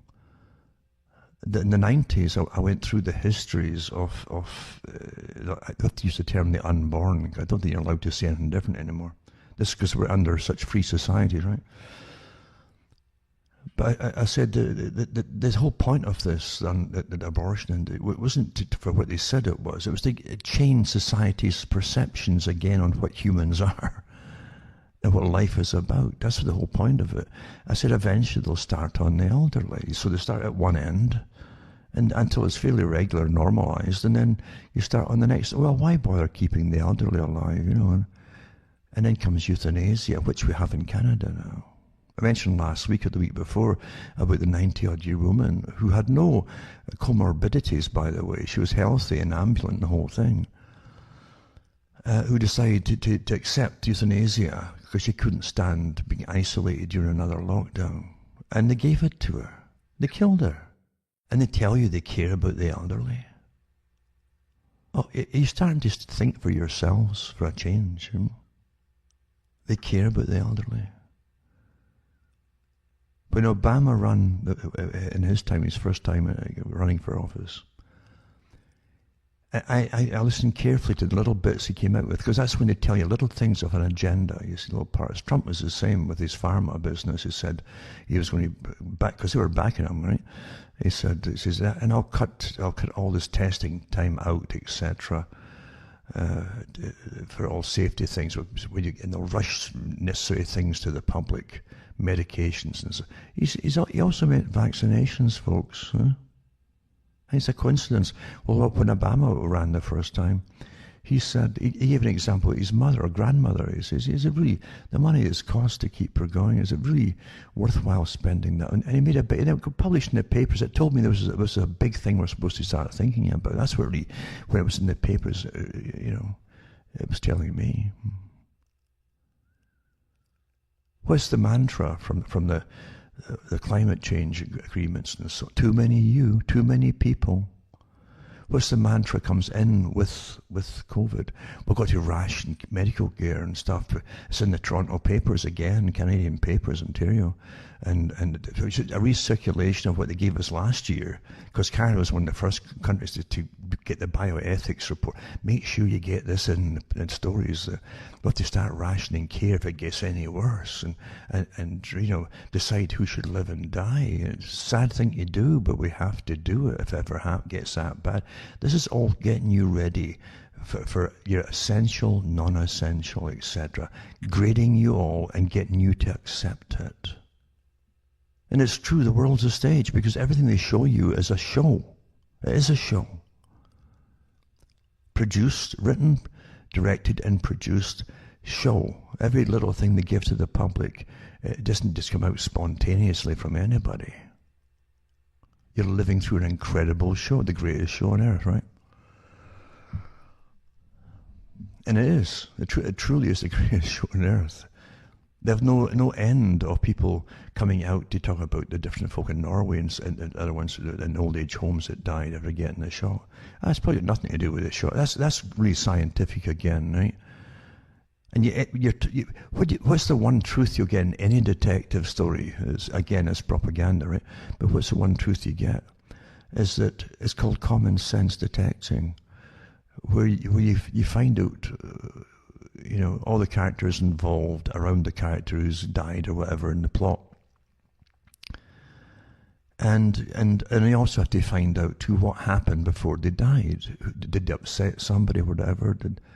Who had it in for them? And you'll sit and get glued to that. I can't stand these murder things, you know. But it's the same thing in real life, you know. You have to get all the hard evidence. They call it hard evidence, not ifs. Hard evidence is proof, you see, really. But we're given opinions and maybes and perhaps from the top scientists here. It stinks to high heaven, the whole darn thing. Absolutely, you know. And so we don't think this is what's killed them. It's probably due to their age. Well, if they were teetering on the brink of death, why on earth would you be sticking this thing in them in the first place at that time? Huh? See, it doesn't jive. It doesn't make logical sense at all. unless they are testing out some big thing. Or going even further, because there's people raising that G word, genocide word up again, and do you blame them? Do you really blame them? The West, we're the countries that started eugenics. And London, of course, was a big one for it with Darwin and his group, and the British Eugenics Society, and that spawned a whole bunch of new directions in different pseudosciences and universities, and the Malthus doctrine, etc. And again, superior, inferior, which was no problem with the British aristocracies, nobilities, because they already saw the people as a separate species. They did. The peasants, the villains, as they called them, What would you know? Mind your place, They did see the ordinary folk as a different species. They really honestly did. I'm not exaggerating there. You have no idea of the class system that Britain had. It's still there today, but a bit more camouflaged, They're better managers of information.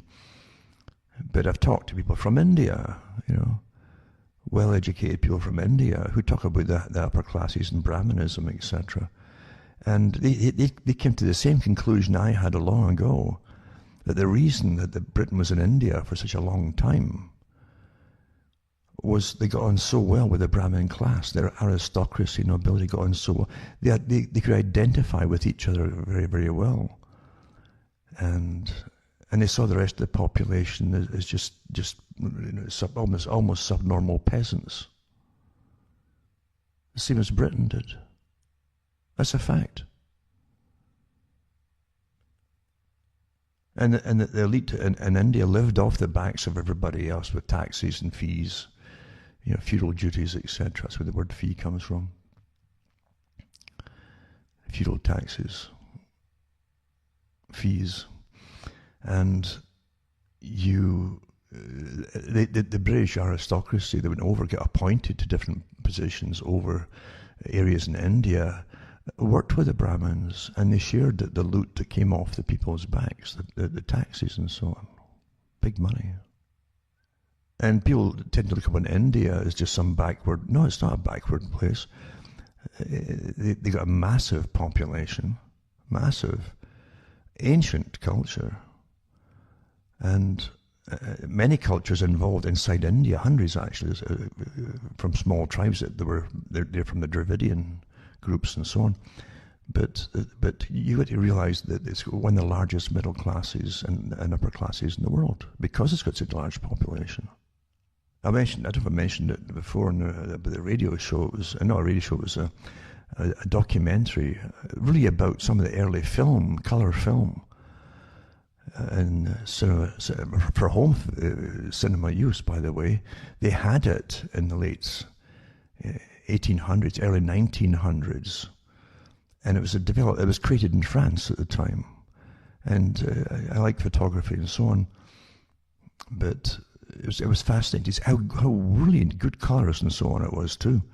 But they did it for film, actually for home video film as well, for holiday makers and so on, tourists. And one was about Rosie. Her name of her was Rosie. And she was a friend of the British royal family. Her family was awfully rich, Rosie Neumann, I think it was, Mrs. Newman. And she was well acquainted personally with all the royal family, and we were friends with them. But she did nothing but except travel when she was a young woman all over the world in the best of everything. And from her, so the whole movie was about the colour photography. She left us a lot of good film about the world at that time.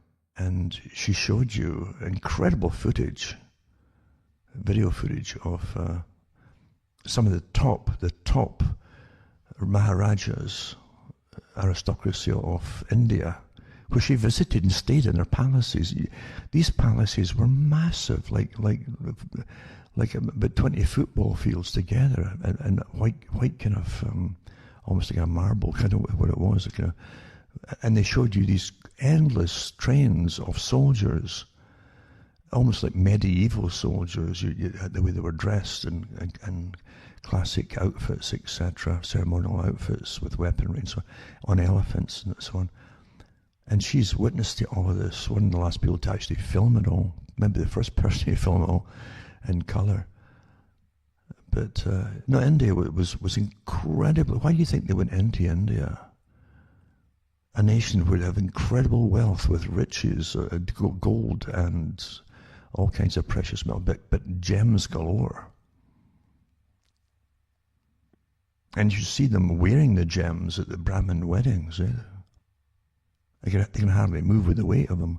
I mean, you're talking about incredible wealth. Well, that's what the aristocracy of Britain merged with at that time. They were quite pally with them because they had so much in common. They all lived off the backs of everybody else down below them. And they lived awfully well and saw themselves literally, again, as a separate species. And that tied in so well with Darwinism. Oh, well, we're special because we've been careful with our selections. So we're marrying into money that was acquired by families who are obviously more intelligent than other people.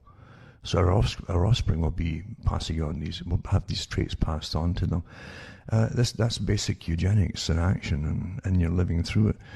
But it didn't stop there. It didn't stop. Oh, we've given up the class distinction stuff, No, that didn't happen. They camouflaged it in Britain and elsewhere. And out comes sustainability. There's too many of these folk that won't go into the new society, this great new society. They call it the Great Society, by the way, You hear the top politicians sometimes refer to the Great Society. And folk never say, what do you mean by that? Define it. Well, the Great Society isn't just a world-type system run by a clique at the top. It's also an advanced society that the real socialists, because socialism they pretend is a science that's completely merged in with eugenics, by the way. George Bernard Shaw and H.G. Wells and all these characters and the people who funded them, and created the Fabian Society as one branch of their system. You got to get the working class to believe that you're there for their benefits.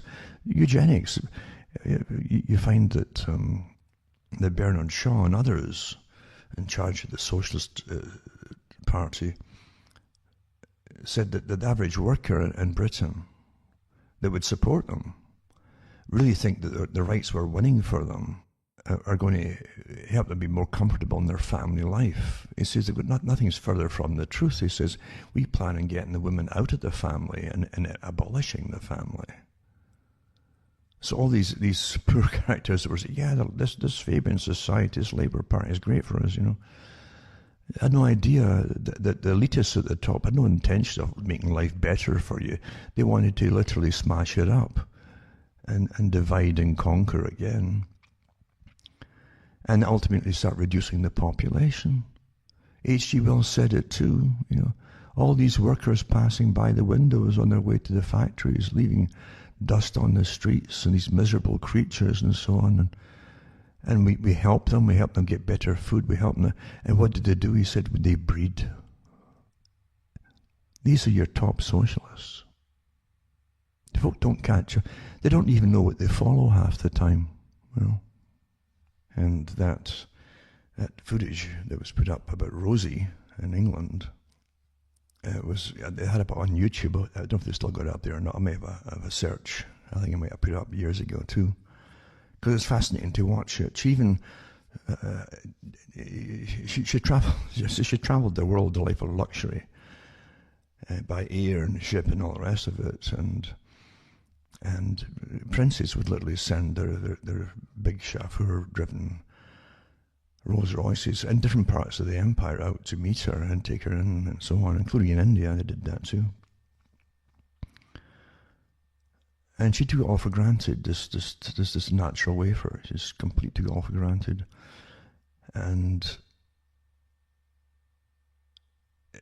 they actually commented to her, put it all together, eventually put it up. So it commented on the fact she didn't know at times what she was even looking at, She was looking at pretty colours and things like that, of ceremonies. She went to Scotland to see how the Scottish peasants lived with their Highland games that were put on there, and she saw them throwing the hammer and stuff like that. all very quaint, how the little people live and all that. But over in, I think in South Africa at the time, she visited there, I think it was South Africa, and people know the whole movement by Gandhi started there. Because Britain, the elite of Britain, that used the empire, it shows you too, they used different groups or ethnic groups over other groups, and they brought in people from India to manage the African colonies, and also in the Caribbean countries too. They become the overseers of everything, and they become wealthy as the folk they were ruling over become poorer or don't get any further ahead. This is all worked out that way too. But anyway, Gandhi was trying to get more rights for the Indian workers in South Africa. And she didn't know it. She was filming a beach, and she didn't know that to the right of the scene, you actually see it. There's a guy talking to a crowd on the beach. That was Gandhi. She didn't know that. She had no interest in just more little people, I guess, to her, But what a life of luxury she lived, and really didn't think too deeply about it. But great footage left to posterity to actually see how things were in living colour way back then. Good stuff. So before I start giving you any more of my prattle here tonight, let's mention that, again, getting back to the elderly, they don't fall for it, they care about the elderly. They didn't care about the elderly at all up until now, supposedly. But we're supposed to be all for the elderly too, because you're against the elderly if you speak out against this whole lockdown idea for COVID. Huh? Oh, you want the old folk to die and get... Come on here. The government said they care about the elderly, as thousands die in their homes every year and freeze to death. It's either food or the fuel. You see, the whole agenda for sustainability has been tested out in Britain pretty well in different phases, and different micro tests, beta tests, and so on. And so they know how to manage it all. Right down to how many folk will start to complain, and who will keep silent about folk dying on the lower classes if they start getting induced famine, because they've shut down the entire planet's economy. And it's so all they can do when you speak about these things, even from their own articles, is shout conspiracy theory. That's all they can do. They can't answer the charges. Conspiracy theorist. See, facts don't matter to them. So you start thinking for yourselves, because bad times are coming along the pike. And you've got to have little support groups, because don't look to government to help you in the really bad times. You should have little support groups, not many in a group, just enough there to help each other out. And the old story is true, that the two heads are more or better than one if it comes to a crisis. And you can put things together and figure a way out of things. Very important. And again, before I get off the elderly here, you're in total lockdown. They're celebrating the fact that the climate agreement's back on track. It was never off track, by the way. It's all a big show. Because I've read the articles with the states in the US, and inclusion with ones in Canada, the provinces, had bypassed the federal government years ago and were signing on to all the agreements for sustainability. Remember? I read them on the air years ago. So here's the ones who care about the elderly, right? In the middle of a coming food crisis, coming everything crisis, coming fuel crisis, and you got first thing, oil industry reels as Biden targets fossil fuels in the first days. It was planned way in advance by whoever put them in. And it says it cancelled the Keystone XL oil pipeline in Canada. It was run through the States. Thousands of jobs.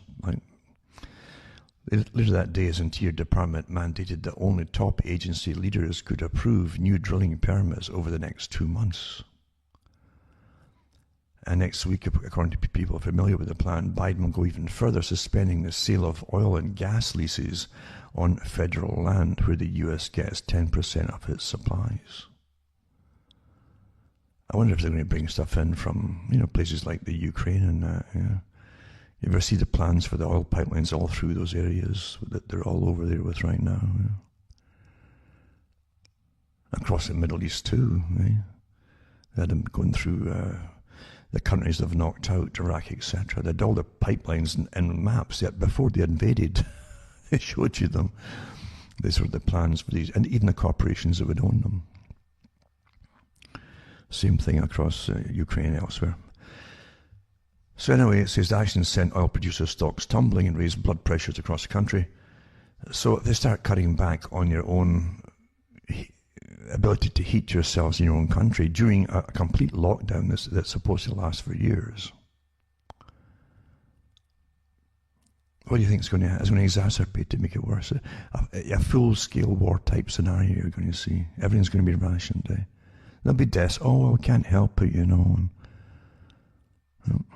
And I'll divert you off with silly stories about dancers or the characters that they've made stars that just do a dance, or they just take pictures with Harley and on. I mean, it's just astonishing the careers they can get now on the internet and doing stuff like that. But that's great diversions when really terrible things are happening. So it says, so the officials in the oil industry are worried because technical permitting decisions are being placed in the hands of political appointees rather than expert regulators in the field, and they're concerned that permits or simply changes to them will be delayed for existing drilling operations.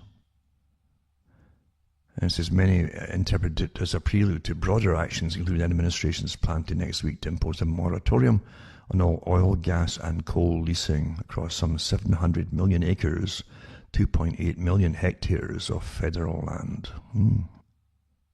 So the announcement is intended as a temporary ban on leasing and permitting, but is also a precursor to a longer-term ban, said Kathleen Skama, head of the Western Energy Alliance. And this is your whole sustainability agenda. It's great. I mean, sustainability, remember, is about too many of you. You're getting the point. There's too many of you. They keep telling you like a mantra, too many of you. Not them, but you. Yeah. And I know from the trains that take not my house apart, that I'm so close to the tracks. But they did away with the speed of the train. There used to be a law that they couldn't go any more than 15 miles an hour past occupied, houses on either side. And they quietly did away with that. Now they're tearing down there at 70 miles an hour. Doubled up trains. This is those big carriages are doubled, one top of the other. Sometimes 5 miles, 6 miles, and 7 mile long. There's no doubt about it. Because it can take maybe 10, 15 minutes to go by me. And they're flying. And the house is shaking. I mean, there's not a window that's not loose now. I've had bits fall off of the parts that hold the window in place, in fact, with the vibrations. Well, since the last year into the present, most stores are closed, right? This isn't for commerce. So what is it? Well, it's mainly food and so on for long-term sustainability or continuity of government, or definitely places where they plan to have wealthier elites, important folk all live, because it's not going into the stores that are closed. And I've never had so many trains per day as now, even when times were better before this 2007 and 8 crash. We're way beyond what it was in the so-called good times. At one time you get maybe 10, 15 a day at the max in the best of times. Now it's sometimes 30 to 40. Everything's closed down. So I'm going to just mention some articles here now, because it's interesting to read some of them. There's nothing really that new in a sense. One, as I've mentioned before, and I put it up last year. Then an update this came out last year too, but I got the old ones on it too, by the way. But pathogenic priming likely contributes to serious and critical illness and mortality in COVID-19 via autoimmunity. And it's interesting too, because they know what's happening and what's going to happen with the vaccinations. And then when you hit the wild virus, or the virus in the wild, as I like to call it, you can get an overreaction by your immune system that can end up killing you, because it'll flood the lungs with antibodies and all kinds of things that'll try to defeat the problem, including different phagocytes also, which will eat away at dying and dead tissue in the lungs, and it perpetuates itself. It's a massive overreaction. They've found before. They know this can happen with certain vaccines, but it was interesting. I've said before, they didn't do they called off doing amongst healthy young patients, right, who had went through physical tests and the whole thing, and blood tests, the whole lot. They didn't give them the challenge test to expose them to a live virus afterwards, because they said they didn't want young folk to possibly get ill. Well, what about the whole population? When we get the challenge test and hit real viruses, it doesn't have to be this particular coronavirus either. But facts don't really matter. But this anyway is a good enough article for those who want to plod through it. It goes through the biochemistry involved and how it works, etc. They mention the glycoproteins and so on, and what they think might be the cause of the overreaction as the priming of the immune system, which they observed during the initial SARS outbreak back in 2003 or so. And they did the animal studies too of SARS spike protein-based vaccines leading to increased morbidity and mortality in vaccinated animals who were subsequently exposed to the wild SARS virus. That's what I'm talking about. The challenge test is when you subsequently expose them after the vaccine. The problem highlighted the two studies became obvious following post-vaccination challenge with the SARS virus. They found that recombinant SARS spike protein-based vaccines not only failed to provide protection from SARS-CoV infection, but also that the mice experienced increased immunopathology with eosinophilic infiltrates in their lungs. I had that before when I got a whole bunch of vaccines in the 90s. It floored me completely, and it left me with complete rheumatoid arthritis and other problems too, and massive pneumonia, death of a good bit of lung tissue too. And so it says here that similarly found that, and I had eosinophils in the lungs too, by the way, by them. Similarly, it says found that ferrets previously vaccinated against SARS-CoV also developed a strong inflammatory response in liver tissue, which is like hepatitis response. Both studies suspected a cellular immune response. They found it as well, during the what they call the Spanish flu. When you read the reports there, and there's massive reports that were written by doctors that were really dedicated. I think they were actually more dedicated to the code of ethics and so on that they had back then as doctors, and do no harm, etc., but also find out what's going on. But some of them did a lot of autopsies of the people who died with the Spanish flu. And the first thing they noticed was how heavy the lungs were when they took the lungs out. Heavy, they were completely gorged, you see, with blood, as the body's immune system carried all the different killer cells to the site to try to kill off what it perceived as a massive attack. And so they die not so much of the infection, but the response to the infection. And also with bacterial secondary infections that set in. Once any lung tissue or any tissue really is damaged by the initial cause of a virus, and it's broken, the tissue surface is broken, then in come the bacterium, and that generally is what causes most damage. So anyway, you got this priming, as it's called, and this is an article from the Journal of Translational Autoimmunity, it's called. In this article, they talk about, again, they go into it in depth too for people who are involved in biochemistry, but they say that in the discussion, it says these results could explain in part the high rates of serious illness associated with SARS-CoV-2. They could also explain the lengthy asymptomatic period prior to presentation of symptoms characteristic of COVID-19. SARS-CoV-2 could impair the immune system or response It could impair it, you see, initially, at first, and then over time the immune system could begin to mount an attack on the myriad of proteins. Most of the identified human target proteins had low overall homology, but high local homology over short segments of their epitopes. The protein atlas results indicate that numerous proteins are expressed in a variety of tissues, as noted in Table 1. They give the tables to. Unintended consequences of pathogenesis from vaccines are not new. Now, remember this part, okay? Nor are they unexpected. They are unanticipated only if those who develop them do not include available knowledge in their formulation plan. For example, the H1N1 influenza vaccine used in Europe led to narcolepsy in some patients, resulting from homology between the human hypocretin, that was orexin receptor 2 molecule and proteins representing the vaccine. This was established via the detection of cross-reactive antibodies in the serum of patients who developed narcolepsy following H1N1 vaccination in Europe. Right?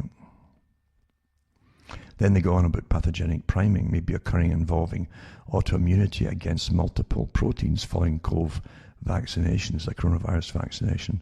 It's consistent with other observations observed during autoimmunity, including the release of pro-inflammatory cytokines such as cytokine storm.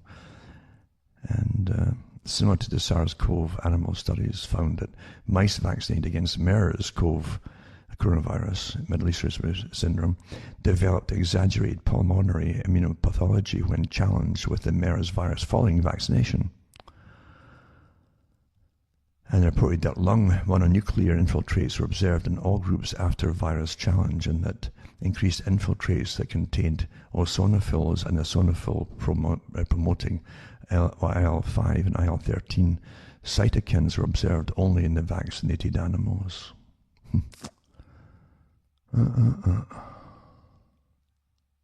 Interesting terminology they use in this one too.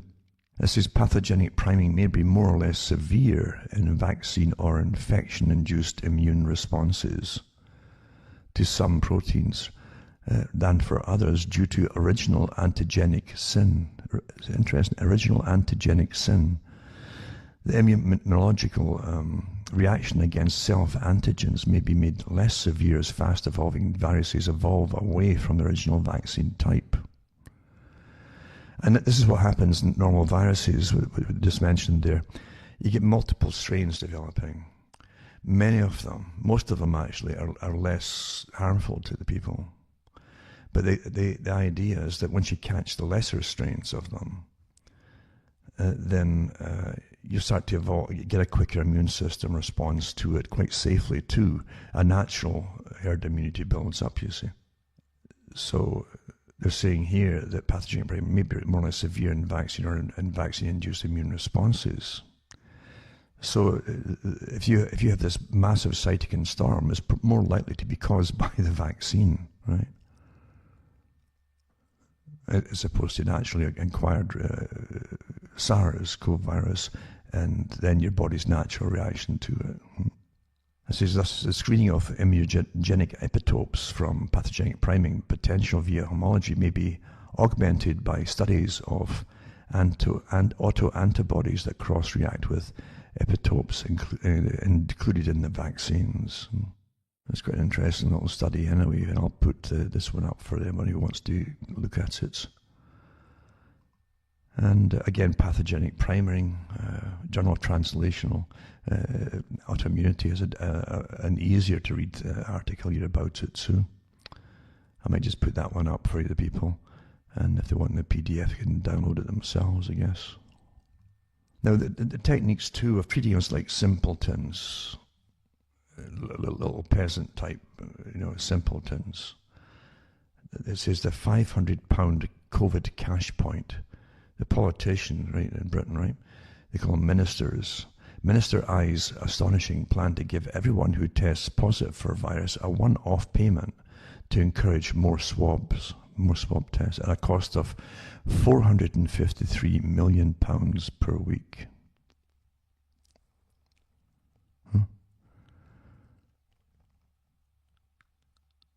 I guess it'd be a rush to try and get positive tests, eh? That's from the Daily Mail, this one here.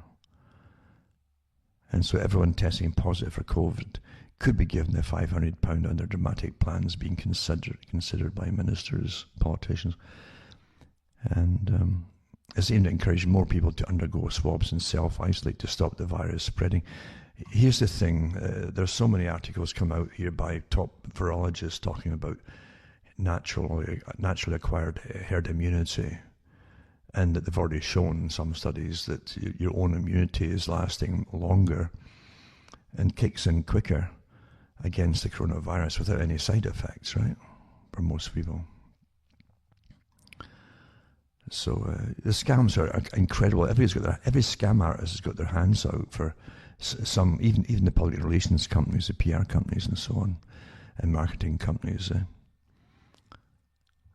It says, officials fear that too many with COVID symptoms fail to take a test in case knowing a positive result stops them working. Well, no kidding, eh? And again, even though the PCR test is so bogus and unreliable, it's not supposed to be taken seriously, really, by professionals who are coming out in the droves and admitting this.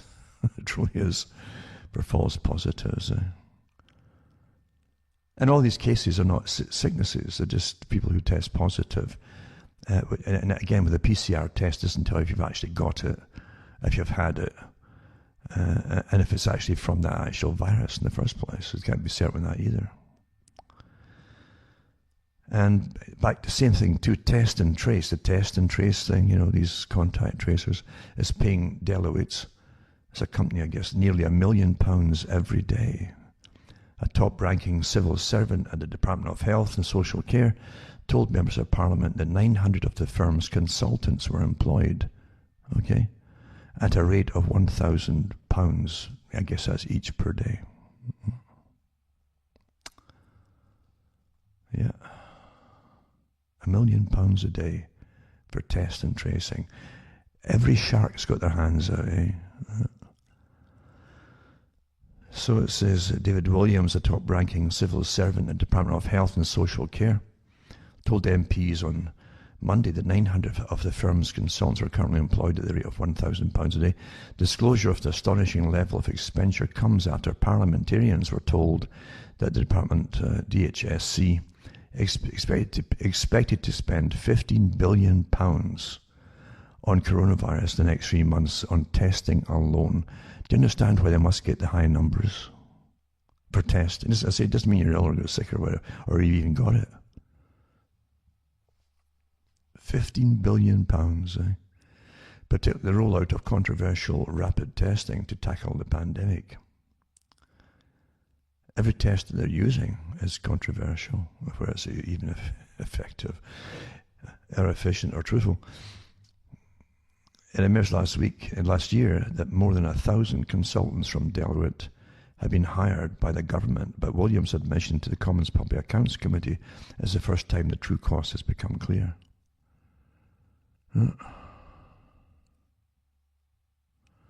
Incredible, eh? Folk are going to come out of this as multi-millionaires, and all these different scams are going on right now. But I'll put these articles up for those that want to go through them. Because, yeah, it's most folk, again, most folk can't handle the truth. It's hard. It's depressing if you let it depress you, because it's psychological warfare. A lot of it is, the whole lockdown is psychological warfare. It truly is, and physical warfare too, because so many folk are getting sick just by the lockdown itself. If your mind starts to get anxious, you start getting sick in other ways as well. And here's the article I mentioned about talking now. Talking can spread COVID as much as coughing, says research. Another big, multi-million-dollar study probably, as they throw cash out to all these con men that call themselves, well, we're really scientists investigating it. And it says, speaking to a friend when infected with the coronavirus could be as dangerous as coughing near them, thanks to lingering particles, research has suggested. Oh, that's worth it right there, eh? Yep. So speaking, breathing out the air when you speak, you see, when infected with the coronavirus, that's if you're infected, right, could, and again, could, there's your little escape clause for them, could be as dangerous as coughing near them, thanks to lingering particles research has suggested, and can be spread through a number of routes, including virus-containing droplets emitted when an infected person breathes, speaks, or coughs. It's quite easy to stop them breathing, then they can't speak or cough, eh? How's that? Yeah. A factor experts said could help to explain why COVID seems to spread more easily in indoor settings. See, they're trying to get into the houses, eh? So that there's no privacy anywhere. Well, as droplets fall to the ground over short distances, tiny droplets known as aerosols can carry the virus over distances greater than 2 meters and linger. I wonder how long they linger for. Can't they rest them for lingering? I don't know.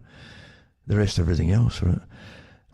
Now experts have developed models to explore the risk posed by large droplets and aerosols. You need masks, you need distancing, and you need good ventilators so these particles don't build up in an indoor space and they're safely removed, he says. There you are. This is from an expert in fluid mechanics at the University of Cambridge, naturally. And written in the journal Proceedings of the Royal Society, De Oliveira and colleagues reported how they built models that take into account the size of droplets emitted from infected individuals when they speak or cough, as well as factors including the makeup of the droplets and the time it takes for them to settle. I wonder if they've done another study, getting their hands out after this one, for another study to see if the language in which you speak has an effect, eh? Because they can make a fortune there too. Surely they could, yeah. Yeah, there you go. But it's such rubbish, honestly is, It's such awful rubbish. And here they go. Remember I mentioned that when they went wear 2 masks or 2-ply masks? If ventilation is improved so the air is renewed 5 times an hour rather than the 3 times, this risk can be cut to under 2%. A similar drop can be gained if everyone wears 3-ply face masks. Well, definitely if you stop breathing, I think that would stop the problem, right? Okay. What geniuses these guys are, eh? Amazing, eh? Madness, isn't it? Just total madness.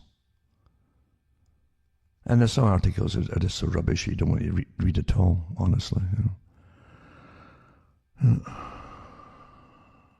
But you've never seen such panic generated by government. This is a war of terror upon the people. And how they try to get you into guilt tripping. The COVID vaccine, the Home Secretary in Britain says jumping queue for vaccine is morally reprehensible and hence it fines, he says. Then members of Parliament say there are loopholes in the NHS booking system because of a booking system of who should get priority, right? Yeah. And again, the guilt tripping. So it says here, our comments come as top medics warn that people using software loopholes to get vaccinated earlier at risk of causing the death. So people are more vulnerable than them. Well, you've already seen what's happening to a lot of the elderly after getting it. Oh, well, they're dying anyway. Why are you giving that to people? Something that kind of a bad reaction, right? Giving to people who are on the brink of dying. Why are you doing that? When their immune system's wrecked anyway, that's what happens as you get older. Your immune system starts dying off. Right? It's not as efficient as it used to be. I think that something's happened to us too with our diets and probably the pesticides in the food and all the rest of it. We're not the people that used to exist. We're much weaker. I have no doubt about that at all. More than half the Church of England's parishes closed for Sunday services amid the COVID crisis. So more than half of its 14,000 parishes have closed for the communal Sunday worship. And some of the clergy are shielding, that says, and all parishes are making their own decisions, with a number of churches deciding it's not safe enough to admit worshippers. Many parishes have moved their worship online, it says here.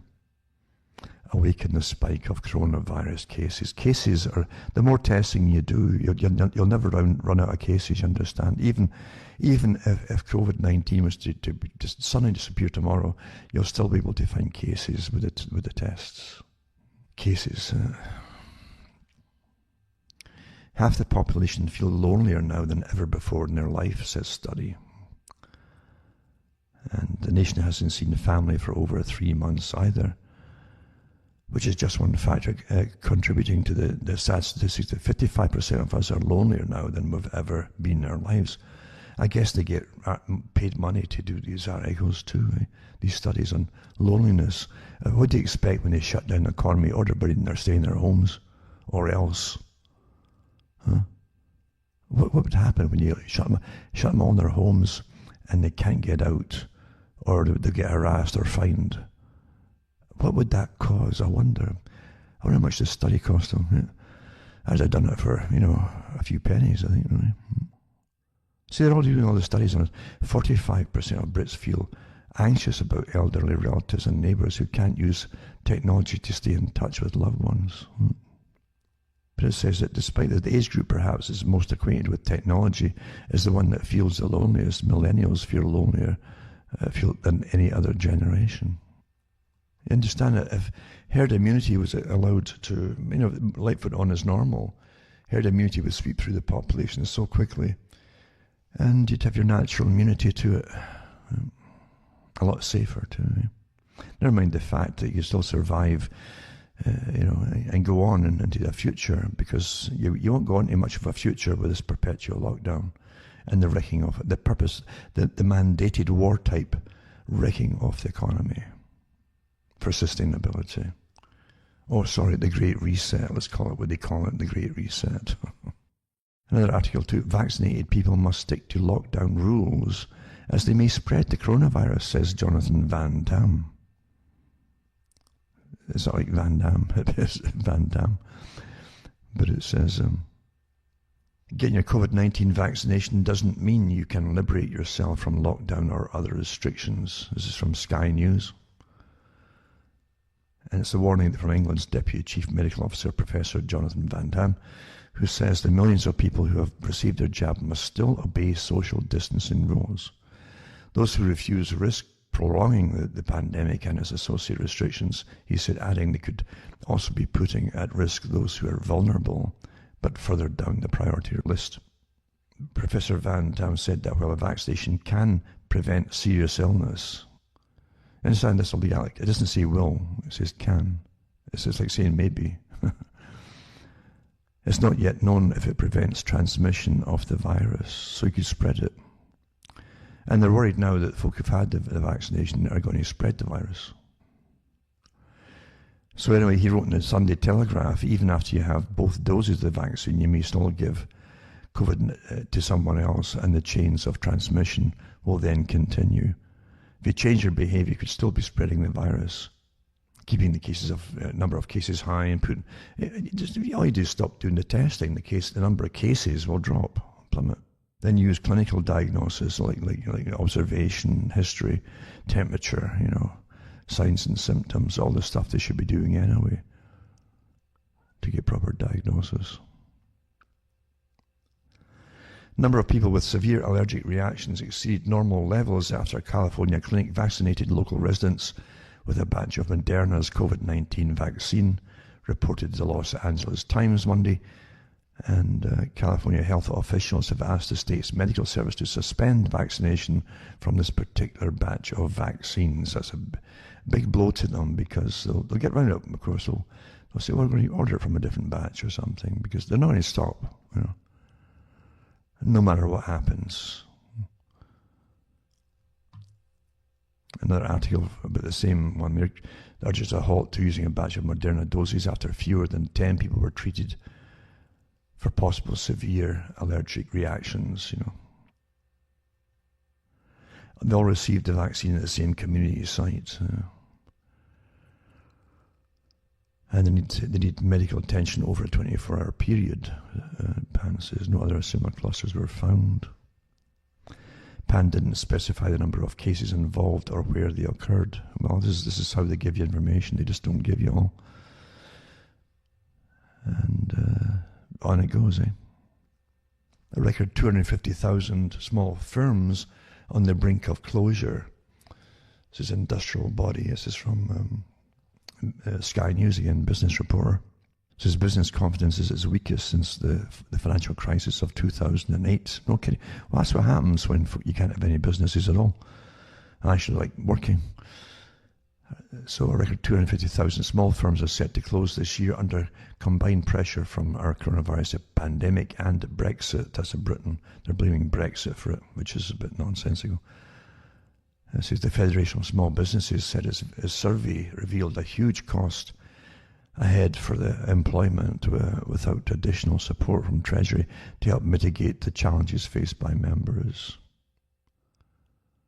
So they said the lowest, second lowest level of confidence business confidence since the financial crisis at a time when firms are grappling renewed COVID-19 lockdowns and so on. And they go through a lot of the companies, different kinds of companies that are going down quicker than others and so on. Other one too is, doctors in Norway have been told to conduct more thorough evaluations of very frail elderly patients in line to receive the Pfizer BioNTech, they call it, vaccine against COVID-19. Following deaths of 23 patients, it went up actually to about 33 the other day there. I like how they always get these same numbers in the papers, 33. You've seen that a lot these days. Yeah. So anyway, it says the agency investigated 13 of the deaths so far and concluded that common adverse reactions of the mRNA vaccines, such as fever, nausea, and diarrhea, may have contributed to fatal outcomes in some of the frail patients. Yeah. There's a possibility these common adverse reactions, collapsing, your blood pressure plummets, with the shock of it all, of that allergic reaction.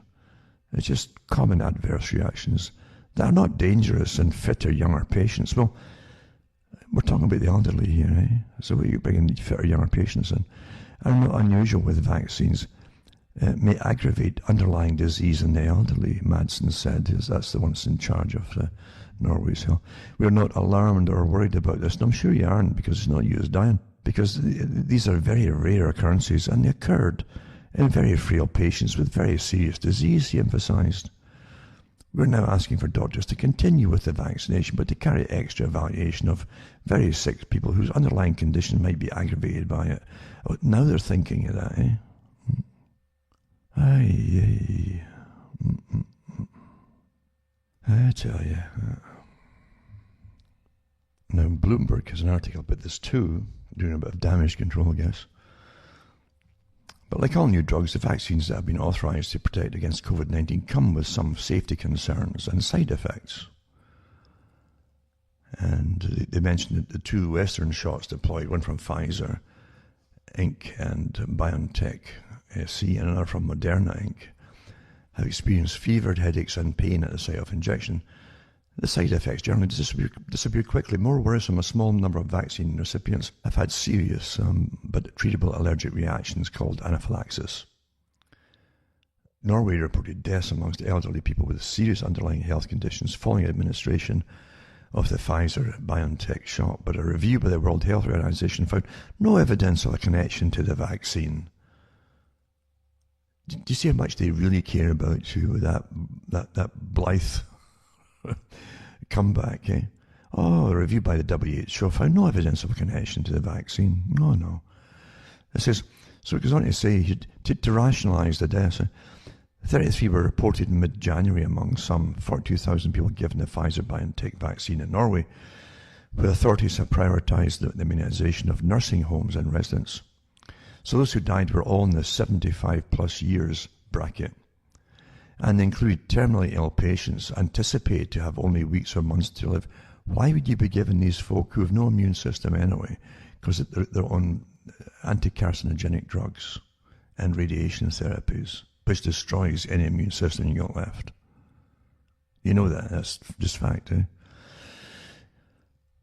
This is why would we be giving them these vaccines? They care about them. I mean, this is the best medical advice, supposedly the specialists. Are you really believing this? So after a review, the WHO Global Advisory Committee on Vaccine Safety said that the fatalities are in line with the expected all-cause mortality rates and causes of death in the subpopulation of frail elderly individuals. The committee concluded the risk-benefit balance of the vaccine remains favourable in the elderly. There you go. So it's a benefit, it's a risk-benefit, and it's just sad if they die with it, So there you go. I wonder if they'll put them all down as COVID deaths as well. Yeah. It says in Germany there have been more than 800,000 people who have received their first 2 doses of the Pfizer-BioNTech vaccine. And listen to this, the little bits that come out. The Paul Ehrlich Institute has investigated at least 7 cases of elderly people dying shortly after vaccination. In its report, it said the deaths were probably due to the patient's underlying diseases, including carcinomas, kidney deficiencies, and Alzheimer's, not inoculation. The Paul Ehrlich Institute, you know, the guy who literally came out with the population bomb and had the big following, and all the politicians courted him for his advice, and too many people, and oh my goodness, eugenics a whole lot. Paul Ehrlich Institute is investigating on behalf of the drug companies. Wow, there you go. There you go, folks. His wife, by the way, was on the board of the Club of Rome. Yeah. Small world, isn't it? Doesn't take many folk to control the planet, you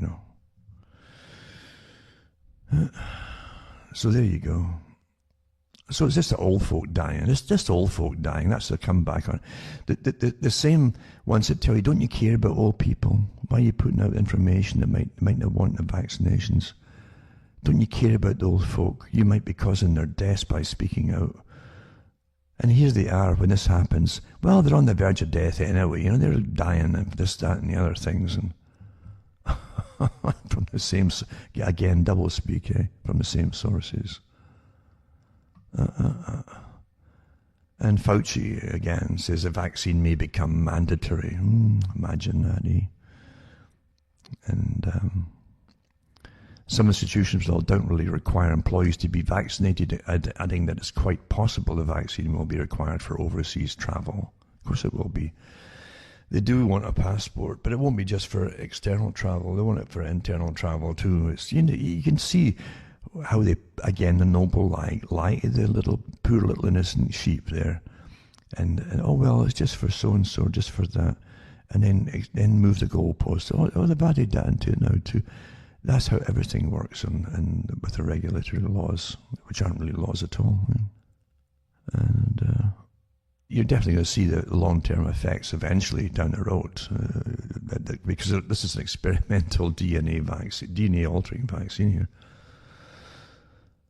And again, oil industry reels as Biden targets the fossil fuels in first days. Again, don't forget that too. They really care about the elderly, as they take away your choices and abilities to get different kind of fuels, you know. And I'll put up the link too to Lord Sumption that I mentioned before, tells the stage 4 cancer patients that her life is less valuable. The former justice remark made to the woman with bowel cancer during TV debate on COVID lockdowns. So you got some criticism for telling the woman with stage 4 that her life was less valuable. Yeah. Again, naturally, it was on the BBC One show, The Big Questions, on Sunday, to discuss question of whether lockdown was punishing too many for the greater good. I use that term, the greater good, right? Lord Sumption, one of the most prominent anti-lockdown campaigners, said he didn't accept that all lives are of equal value. Yeah. He served on the Supreme Court till 2018. Said he believed his children and grandchildren's lives were worth more because they got a lot more ahead of it. Bad phrasing too. He said he believed his children and grandchildren's lives were worth more. If you want to be nitpicking, as they say. Yeah. Responding to Sumption's remarks, Deborah James, who has stage 4 metastatic bowel cancer and hosts the BBC's You, Me and the Big C podcast, said, "With all due respect, I'm the person who you say their life is not valuable." And then he interrupted by saying, I didn't say it was not valuable, I said it was less valuable. But again, these characters are the same kind of characters that are into bioethics and who should get treatment, who shouldn't get treatment, and who's worth saving, who's not worth saving. Everything that people were wary of when they set up the health services is initially the health services were to treat everybody equally, yada, yada, yada. Kind of like Switzerland does, you know. But eventually the real agendas creep into them, and who to treat, who not to treat, yada yada. Because you're just a burden on society. Even though you pumped all this money in society through your taxes, you know you're a burden, you know. And the article here, which is quite interesting, to do with the World Wildlife Fund, which Prince Philip was up there with the Sierra Club, etc., and they're all connected. For sustainability, all these different, nature conservatory groups are into acquiring the best farmland across Africa and different places, so you can't farm it and grow food and stuff. And Prince Philip certainly made no bones about it in his speeches about too many people, or too many So anyway, this article here is the WWF forces industries to use expensive certification schemes controlled by the WWF itself to prove sustainability. It was in 2014, the World Wildlife Fund's Senior Vice President of Markets and Food, Jason Clay, wrote, "We can't touch 7 billion people directly, or even 1.5 billion producers. But we can touch the companies that reach them." So the WFF decide not to spend its time or money on education strategies or working in partnership with industries and producers, but on assuming control of their futures. Remember, I mentioned that the futures are planned.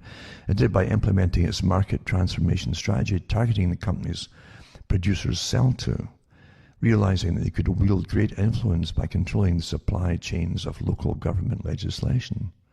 The biggest benefit in taking the approach was the WFF could leverage the incredible power companies like McDonald's and Unilever, the largest manufacturers of ice cream, have over consumers. By going after corporate targets and forcing them to transform their operations, the WWF has been getting big business and many financial institutions to indirectly suggest to consumers that particular industries aren't following sustainable environmental or animal care practices, when at least in the case of agriculture, they are.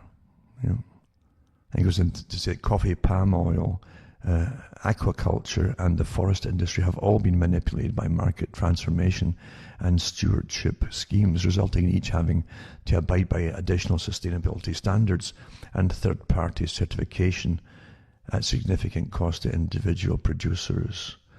It also it's controlling the whole planet's food supply. I hope you're starting to get the point here of how they do it.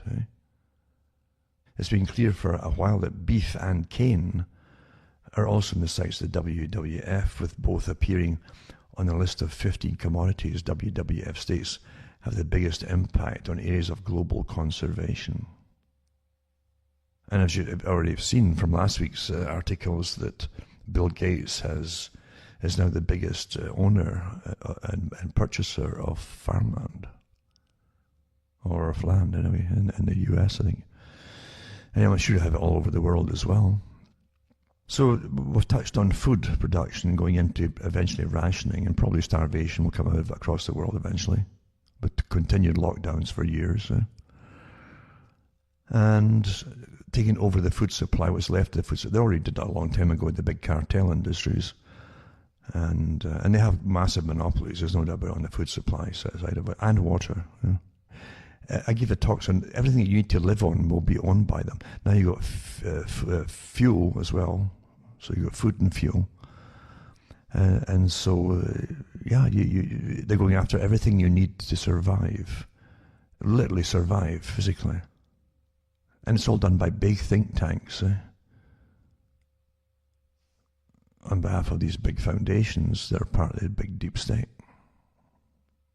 Now, some places are even giving away free cannabis for the shots, or with the shot, And again, this article too has got a tongue-in-cheek thing, because the owner of the greenhouse, this is the name of the company, I guess, with the cannabis, he said, "We support the safe and responsible use of cannabis and hope this is the beginning of the end of this insidious pandemic." But of course, it's as much publicity for him and his company as it's to do with the pandemic. And I guess a lot of folk will go for that kind of thing too. Or, as I say, like in Britain, even getting tested if you get a positive test. Again, it's one of these things that you might win. You might win. It's like Tim Hortons in Canada. They sometimes have these coffee specials on, or winning specials, where you'll win a bicycle or something. And they give you a list of things you could win, and you roll up the rim to win, they call it. So you have to peel up at the top, and it tells you if it's, bad luck, try again. That's generally what you get. So same thing is the possible you might win something. So with the one in Britain, with the £500 one, well, you might win if you test positive. So I guess you can keep going back and back and back, hoping you get a positive test. Eventually you will with those tests. You get one regardless. But £500. A lot of scam artists there too, on the go. I mean, you see some of the really good scam artists that find people who've tested positive already and try to get them the same day to get another test with using their name. You get quite wealthy that way, I suppose. And why not? All the top corporations got their hands out for millions and billions of dollars, and this is plunder time. It's what Rothschild said when he'd been truthful, asking when the best time to make money is in investments or whatever. He said it's when the blood is running in the streets, meaning when you have massive crisis, that's when the best time to make the biggest profits, because everybody's petrified and terrified and hysterical in a sense. You can demand whatever you want. So you all these characters out there with all their different apps they're coming out with and little gadgets to test, even better testing gadgets, all get their hands out and getting millions of dollars put into it to try out a new type of test or something like that. It ends up going nowhere, but you don't have to guarantee you get anything made. You'll try. Well, I'll try and make this thing. Give them a few $1 million and I'll see what I can do.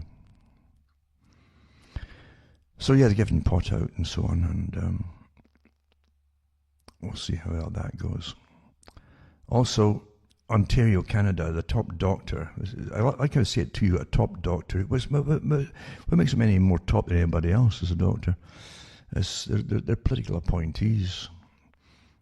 And it says daily COVID-19 cases will have to fall to around 1,000 to lift the lockdown. Now that's what they're finding with these swab tests, right? The cases. The more swab tests you put, the more they're going to keep climbing. I don't care if you tried it before COVID came along, they still test positive. They're so faulty for what they're using them for here. But anyway, it says Dr. David Williams, Chief Medical Officer of Health, looks on during the daily COVID-19 press briefing, Queen's Park, blah, blah, blah. So he said that the number of new COVID cases reported daily should be around or below 1,000 before the lockdown orders can be lifted. So obviously, all they have to do is keep churning out even more tests to keep the lockdown. Right? So the province's Chief Medical Officer of Health, Dr.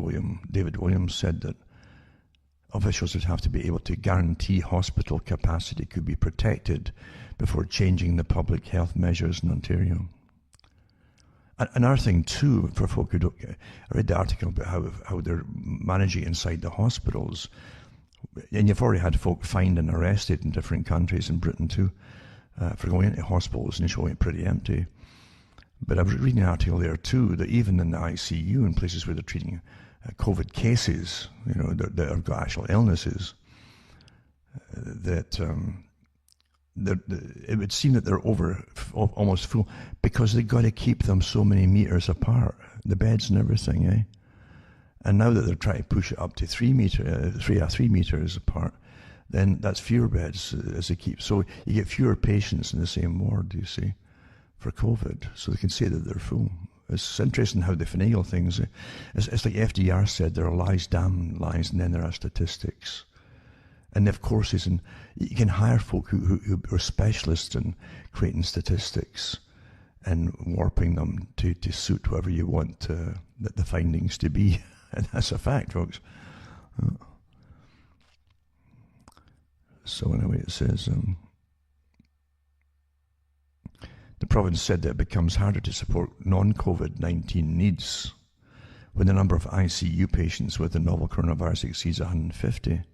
Now, is that folk are in for different reasons and also test positive?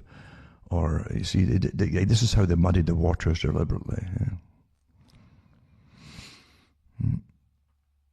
It says it becomes impossible to handle once it exceeds 350 people. It says, as of Monday, there are currently 1,571 patients in hospital with COVID-19. Now, where? Is that the whole of Ontario? Where is it? It says, of those, at least 394 patients are being treated in the ICU, and 300 for your breathing with the assistance of a ventilator. Now, is it because it's winter and this is when you get all the other viruses too? See, there aren't been specific here as usual.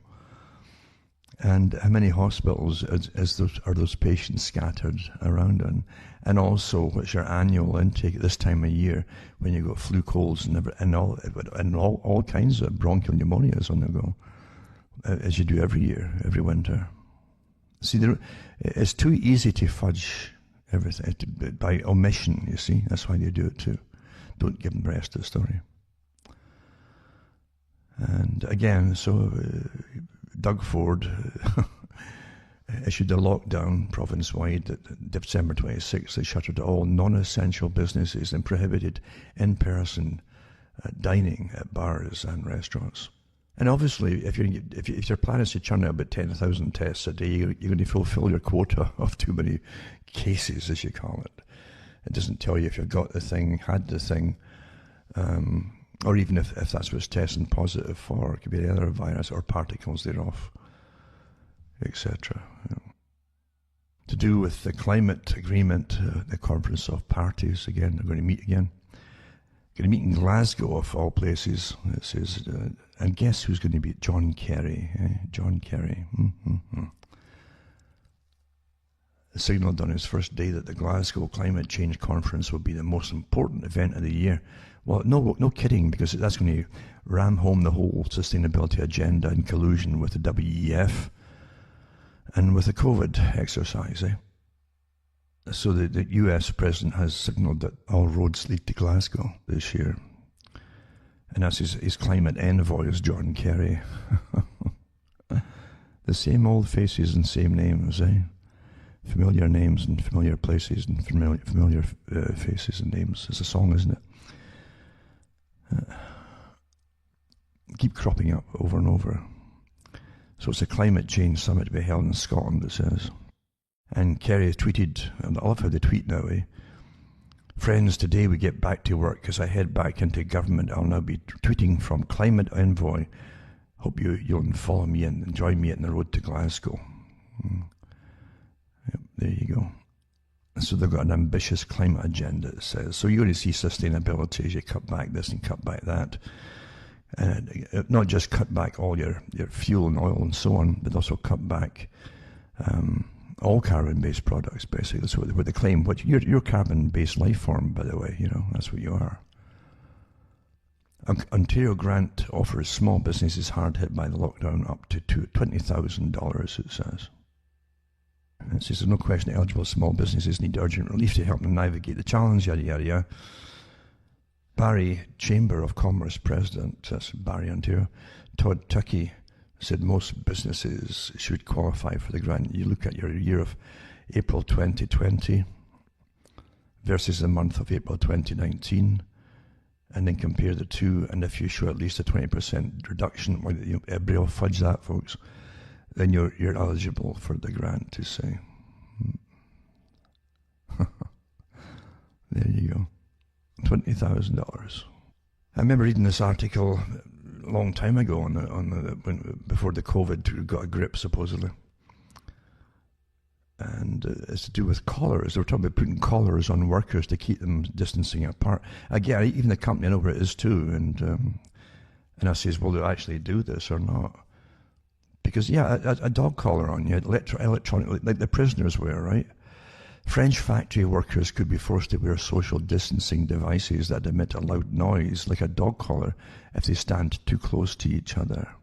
It says a badge worn around the neck or waist would go off if 2 meter distance is not observed. Hygiene company says it could help contact tracing with his factory workers. But a French union condemned the dog collar as an attack on individual liberty. You better believe it. And it's a Swedish company, Essity, which makes hygiene products that has around 2,500 employees in France, is said to be planning to introduce the gadgets, which it claims could make the tracing easier, yada yada. But so it goes on about the union again. That always repeat the same stuff the same articles now. The company which makes the products including tissues, nappies, and hand sanitizers defended the proposal by saying it was meant to ensure employees' safety. Well, you could put balls and chains on your feet for employees, then you couldn't walk, beyond 6, feet or whatever.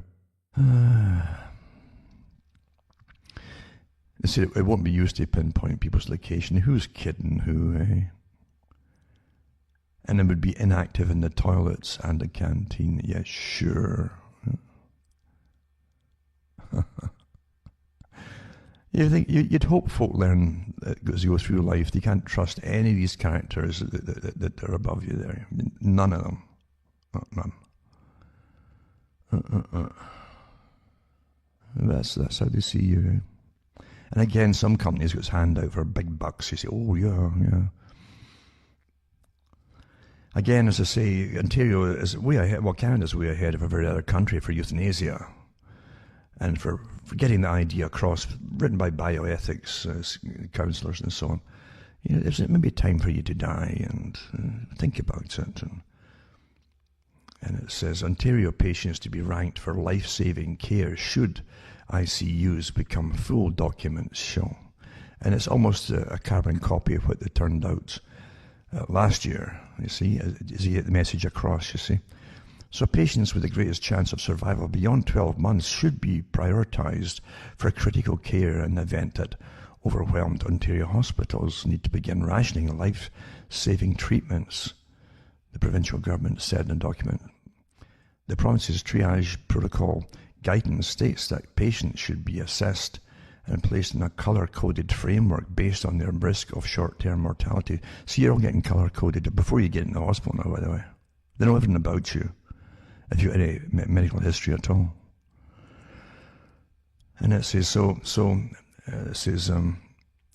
is based on the risk of short-term mortality, which is defined as survival beyond 12 months after the onset of critical illness. In the context of a major surge in demand for critical care resources, I wonder what they're actually giving them in the hospitals for treatment apart from ventilators. Are they actually giving them antivirals or whatever? What are they doing, eh? So it says that where the demand actually exceeds the number who can be safely managed with available resources, including ventilator supplies and trained staff, it's inevitable that some who may have otherwise benefited from critical care will not receive it, and as a result, some will die who would otherwise have lived.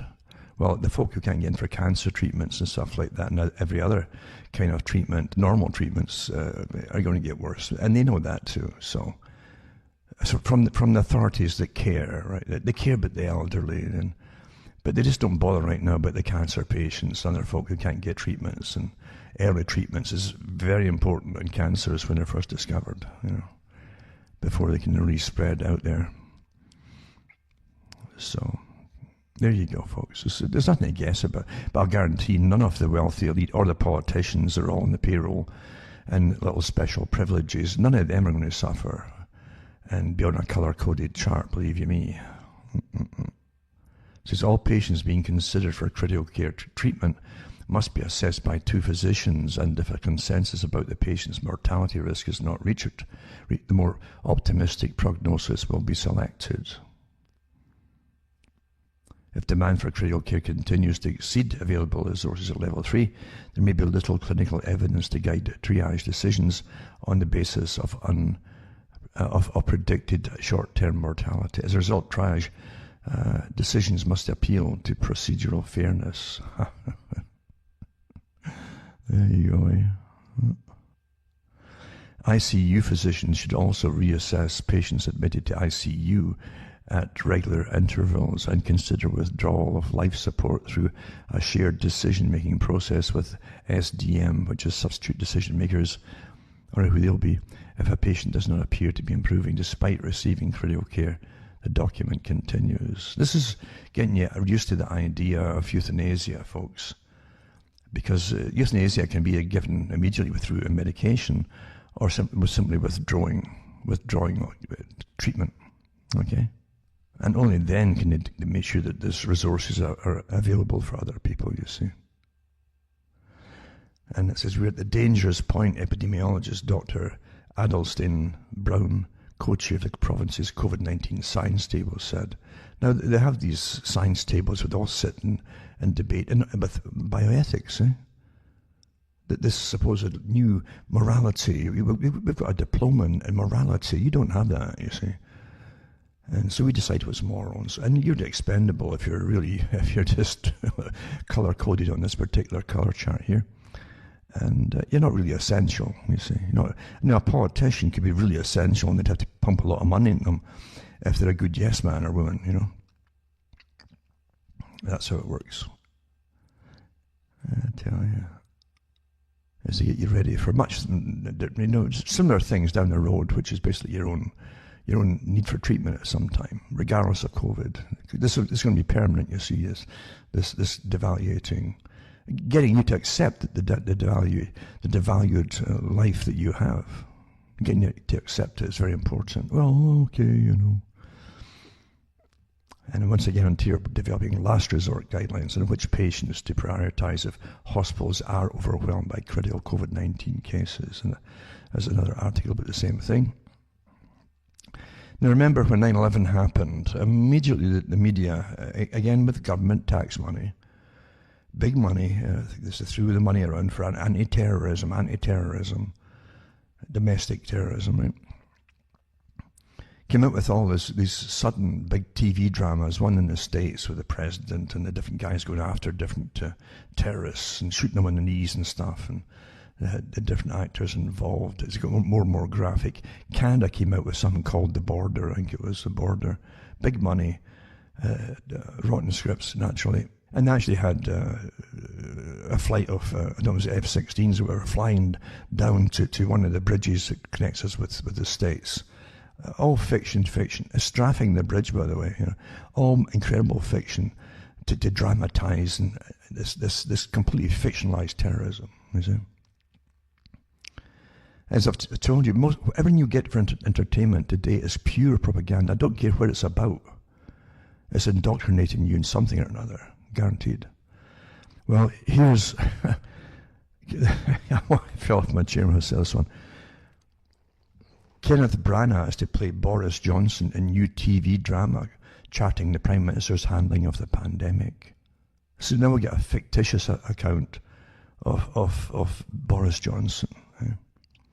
And no doubt he'll be crying over the deaths and, oh my God, so have I done enough? Have I done enough, And someone will come in and comb his hair for him and lacquer it again to make sure it's all sticking out like a coronavirus head. Because, he literally gets all that unkept hair. That's literally styled for him like that, So, yeah, Branagh's going to play Boris Johnson, I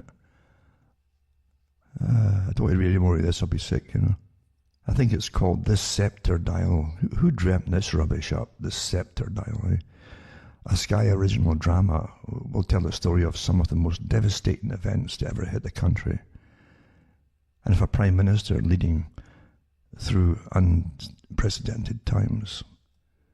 When you read the article here, it's like a script from World War II propaganda movie. It really is. You see, these are formulas which they use in wartime. And it says in this article here, I'll just read a little bit. I can't help it because it's so funny. It says that the drama will trace the impact on Britain from this once-in-a-generation crisis. The crisis has all come from the lockdowns, folks, and the destruction of the economy. Yeah. Anyway, it says, and the response of scientists, nurses, and doctors as they work tirelessly to try and contain the virus is based on first-hand testimony of people from all walks of life. From number 10, Downing Street, the Department of Health, the Scientific Advisory Group for Emergencies, that's the SAGE group, remember, that actually funded a subgroup of behaviourists and psychologists and nudgers, as they call it, to actually exaggerate their stories on COVID to create anxiety in the public to get them to comply, the SAGE group. So they're in it here too, and I'm sure they'll be tireless experts, not portrayed as decent people, not the deceivers they are. Let's deliberately increase the anxiety level, they said, right, in the public. Oh. Anyway, so here's the fictitious version of it all. It says, Prime Minister Boris Johnson outlines new lockdown for England in a televised address to the nation from 10 Downing Street, London, setting out new emergency measures to control the spread of the coronavirus. And it says the 5-part series was co-written and directed by Michael Winterbottom. Oh, that guy better have his fuel quotas in for as they're cutting back. Whose previous hits include Welcome to Sarajevo, A Mighty Heart, 24-Hour Party People, and The Road to Guantanamo. There you go. He said the first wave of COVID-19 pandemic series will be remembered forever, a time when the country came together to battle an invisible enemy, a time when people were more aware than ever of the importance of community. Doesn't that start stirring your heart? You're ready to put a uniform in and march wherever they tell you. Yeah. Aren't you? And you're all set for it, you know. Isn't that something? Remember that when they look for a reason to unite the people into sustainability, something they would have to fight for. The Club of Rome was given the task, they said, you know, to find something that would unite the people. They thought about all kinds of things and scary things that would unite them all. They discussed wars and everything, the only time that people come together. And so they came up with the idea that plagues, famine, pestilence, that kind of stuff, you know, that would fit the bill. Remember that? Remember that?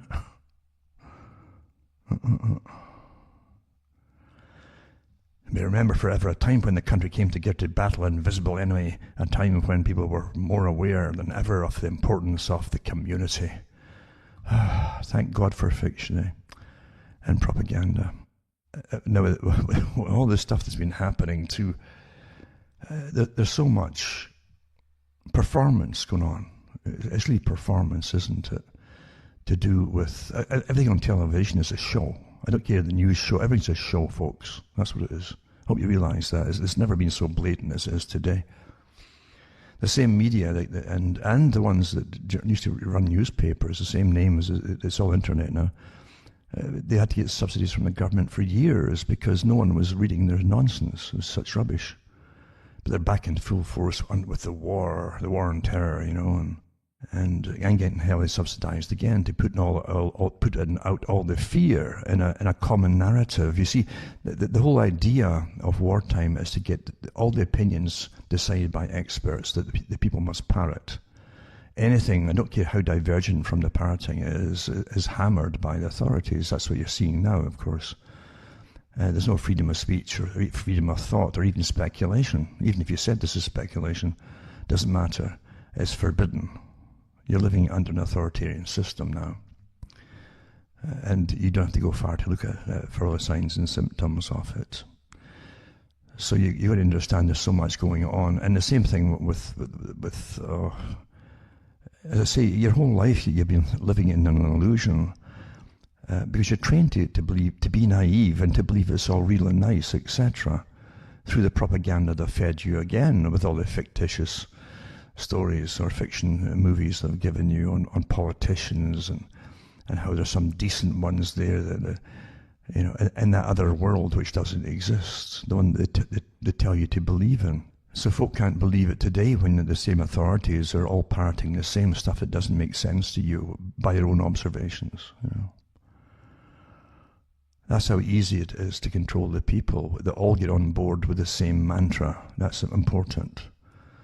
And that's why Rockefeller years ago talked about how to create basically what we would call today total spectrum dominance, including complete control of every topic that they wanted you to parrot, and to give you your opinion, the opinion makers, you see.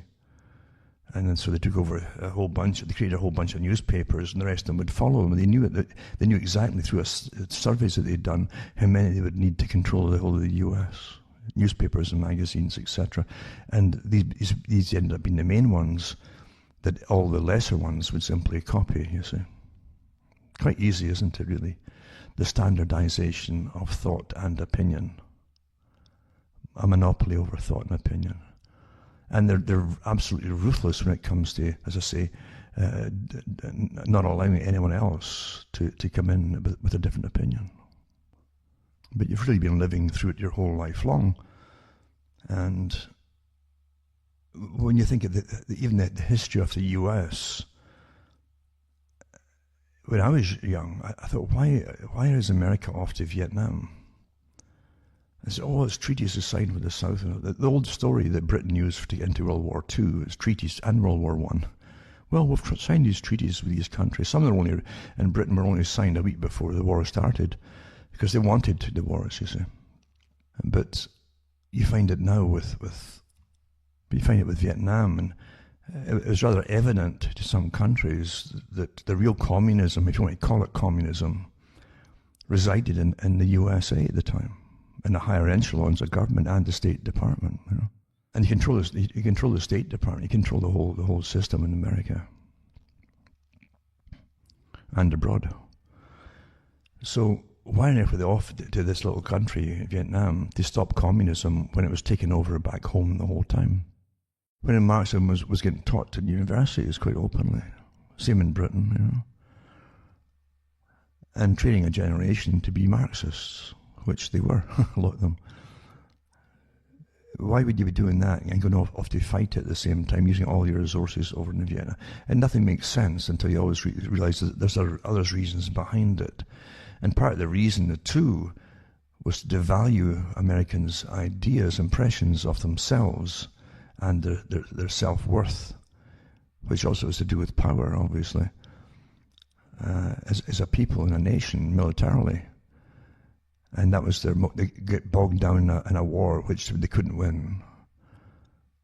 And then, you know, given an inferiority complex when it comes to the ultimate managers of war, they were laughed at by the other Cold War countries like China and Russia at the time, Soviet Russia, and the Soviet bloc countries, as the greatest nation with the greatest armament power and all the rest of it, was getting defeated by the Viet Cong.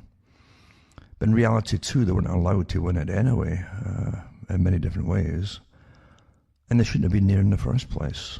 Obviously, foreign entanglements, that's what Washington said. And others said it too, that the nation will do well if we keep out of foreign entanglements. We meant treaties, you see, because it draws you into wars. And that's what makes no sense at all when Kissinger and other guys, as I mentioned earlier, about Afghanistan, they helped to set up the whole system for the Soviet Union to bring masses of troops into and get bogged down in Afghanistan. And they set up the rebellion to get the troops in, and then they helped the Afghanis, many different tribesmen inside, different types of tribesmen, armed them and trained them, and bogged Russia down for such a long, long time, until like Russia was exhausted. The people at home were so sick of it, losing troops, losing equipment, losing resources and the whole thing, and kept demanding to get out of it, and it would drag on for years until it exhausted them. And then, as I said, the troops were coming back home with masses of drugs from Afghanistan, which got into society in some of the big cities in Russia, until it's a lot. Their clinics and their mental institutions were full of people withdrawing from all kinds of heavy-duty drugs. So why would the U.S., once that was done, didn't wait too long once Russia was out, and 9/11 comes, and then here they are attacked themselves, and they're still bogged down there. See, when things don't make sense, it means that what they're telling you is for completely different reasons. That they're here, there, or anywhere else. It's nothing to do with the simplicity of what they tell you, because simplicity means that it's obviously bogus. You wouldn't do the same mistake that you set up Russia to fall into. You wouldn't do it yourself, obviously. So there's other reasons for it all. And again, you can go even into the different writings of some of the politicians. I mean, Jeane Kirkpatrick was awfully avant-garde in the whole push for socialism across the world. And yet Ronald Reagan brought her into his cabinet. And he set her up there because he set her up to plan out the strategies that she'd advocated. She says, rather than just go into countries one after another and change them and alter them or whatever through warfare, why not we set up permanent bases across the world for it? And he did. That's what the US has done ever since. permanent basis, you see.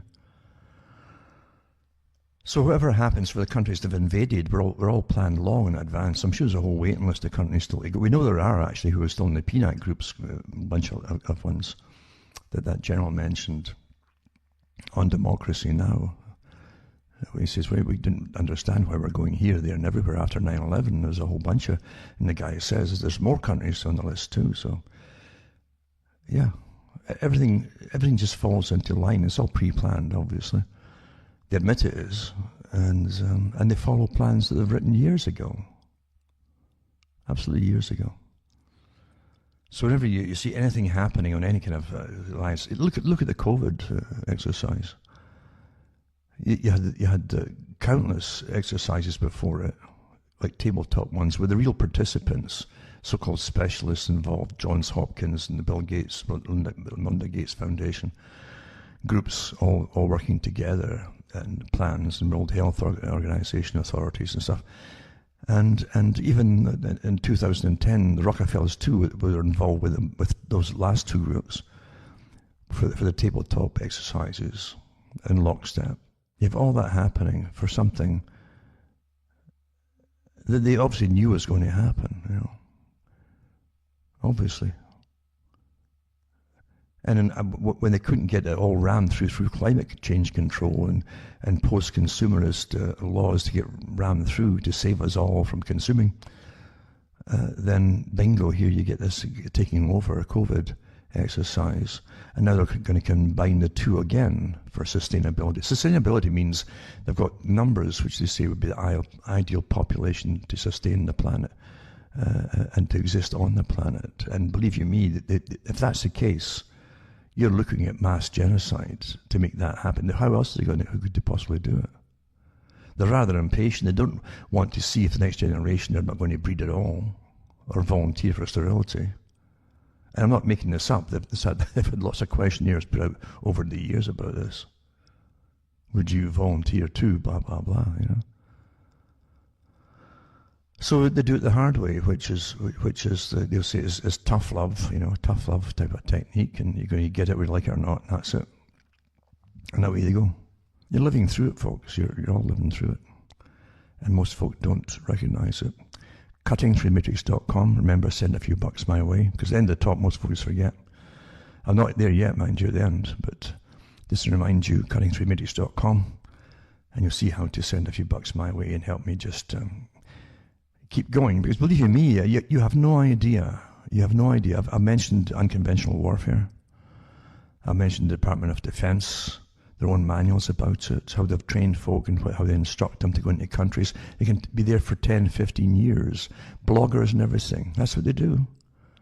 And they become the leader bloggers, you see, and they get well financed eventually, but they take off gradually, and then they start bending and getting one group ready to fight another because they're taught to hate them. They actually do teach them to hate other groups so you can divide and conquer, and you've witnessed it in America all through the last year to the present. Same thing, same people behind it, no doubt about military. And they organize coups, overthrows of existing people in order to put their own characters and their own puppets in. Formula, complete formula, as it's made, including setting up a lot of people to go. Decent people, thousands of disenchanted people who've been tossed to the side for years, actually. A lot weren't class people too.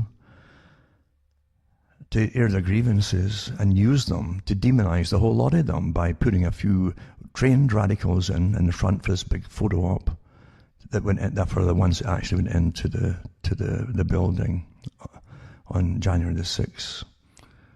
And a lot of fools followed it because they thought it was all real.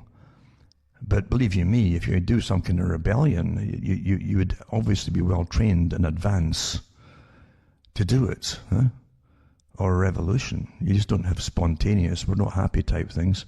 No, that was all a photo op to demonize what was to come. As we all know this. And unfortunately, folk will forget who conned them into going, who actually got cash to help promote it. And you'll see them all backtracking now. Oh no, we had nothing to do with that. And you have no idea how many bloggers emerged, have you, over the last 3 or 4 years in preparation. All the time they put Trump in, all these bloggers suddenly appear, well-funded and big. You get top billing at all the different outlets of YouTube and elsewhere. And it's top billing, and you think it's all real.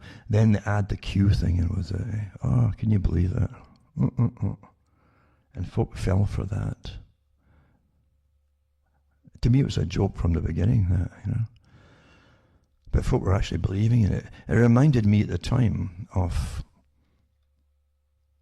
the Indian dance, that they had the spirit dance. They had it. A lot of the American Indians that had been pushed further south in the US and put on reservations, and they lost their land and everything. A lot of them were slaughtered, as we well know. But they came up with the spirit dance, the ghost dance, they called it. And they put up something like a maypole, and they would have these thongs hanging down from the maypole with hooks on them, and they literally put these hooks through their bodies. And they'd run round this pole, and occasionally their feet would touch the ground, and they would push them, give it another push, and keep them round it until they were into a kind of stupor, exhausted, and anemic, because we're losing blood, stupor, in order to get visions.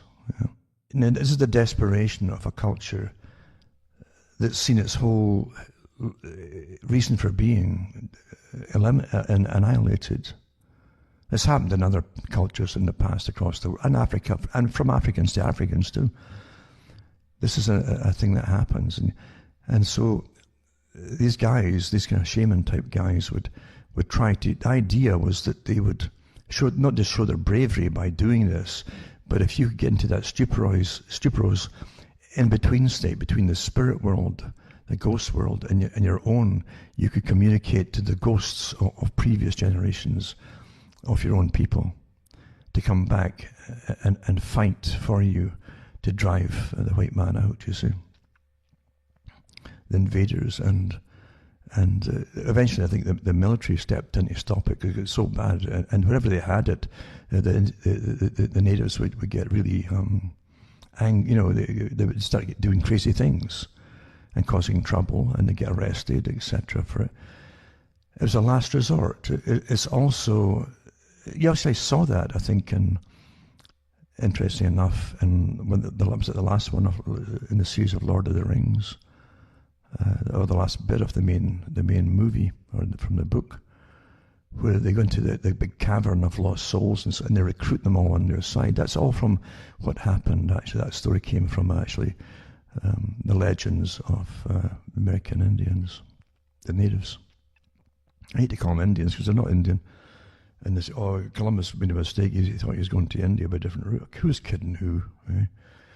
Anyway, it reminds me too of the cargo cults, where during World War II, the US, across different Pacific islands, set up small air bases and things for refueling for long-term plans and agendas to do with the war.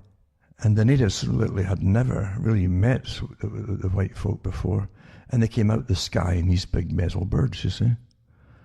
And suddenly they were delivering them food and Coca-Cola and all kinds of things, and trinkets. Some of them even made small businesses of using cans from canned meat and different things, and canned vegetables. They beat them into bracelets and started little small businesses. Much later, some of them even used Coca-Cola cans and stuff.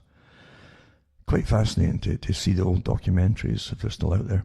And so these people would stay, the bases might exist for the duration of the war, maybe a year later, and then they'd pull out suddenly, and they're gone. And the people literally were in shock.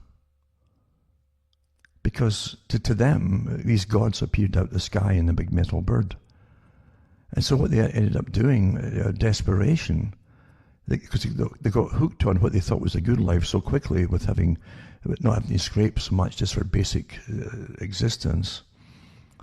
And so they built wooden planes that could be seen from the air, and the hope to attract a mate down from the sky to continue. It's quite fascinating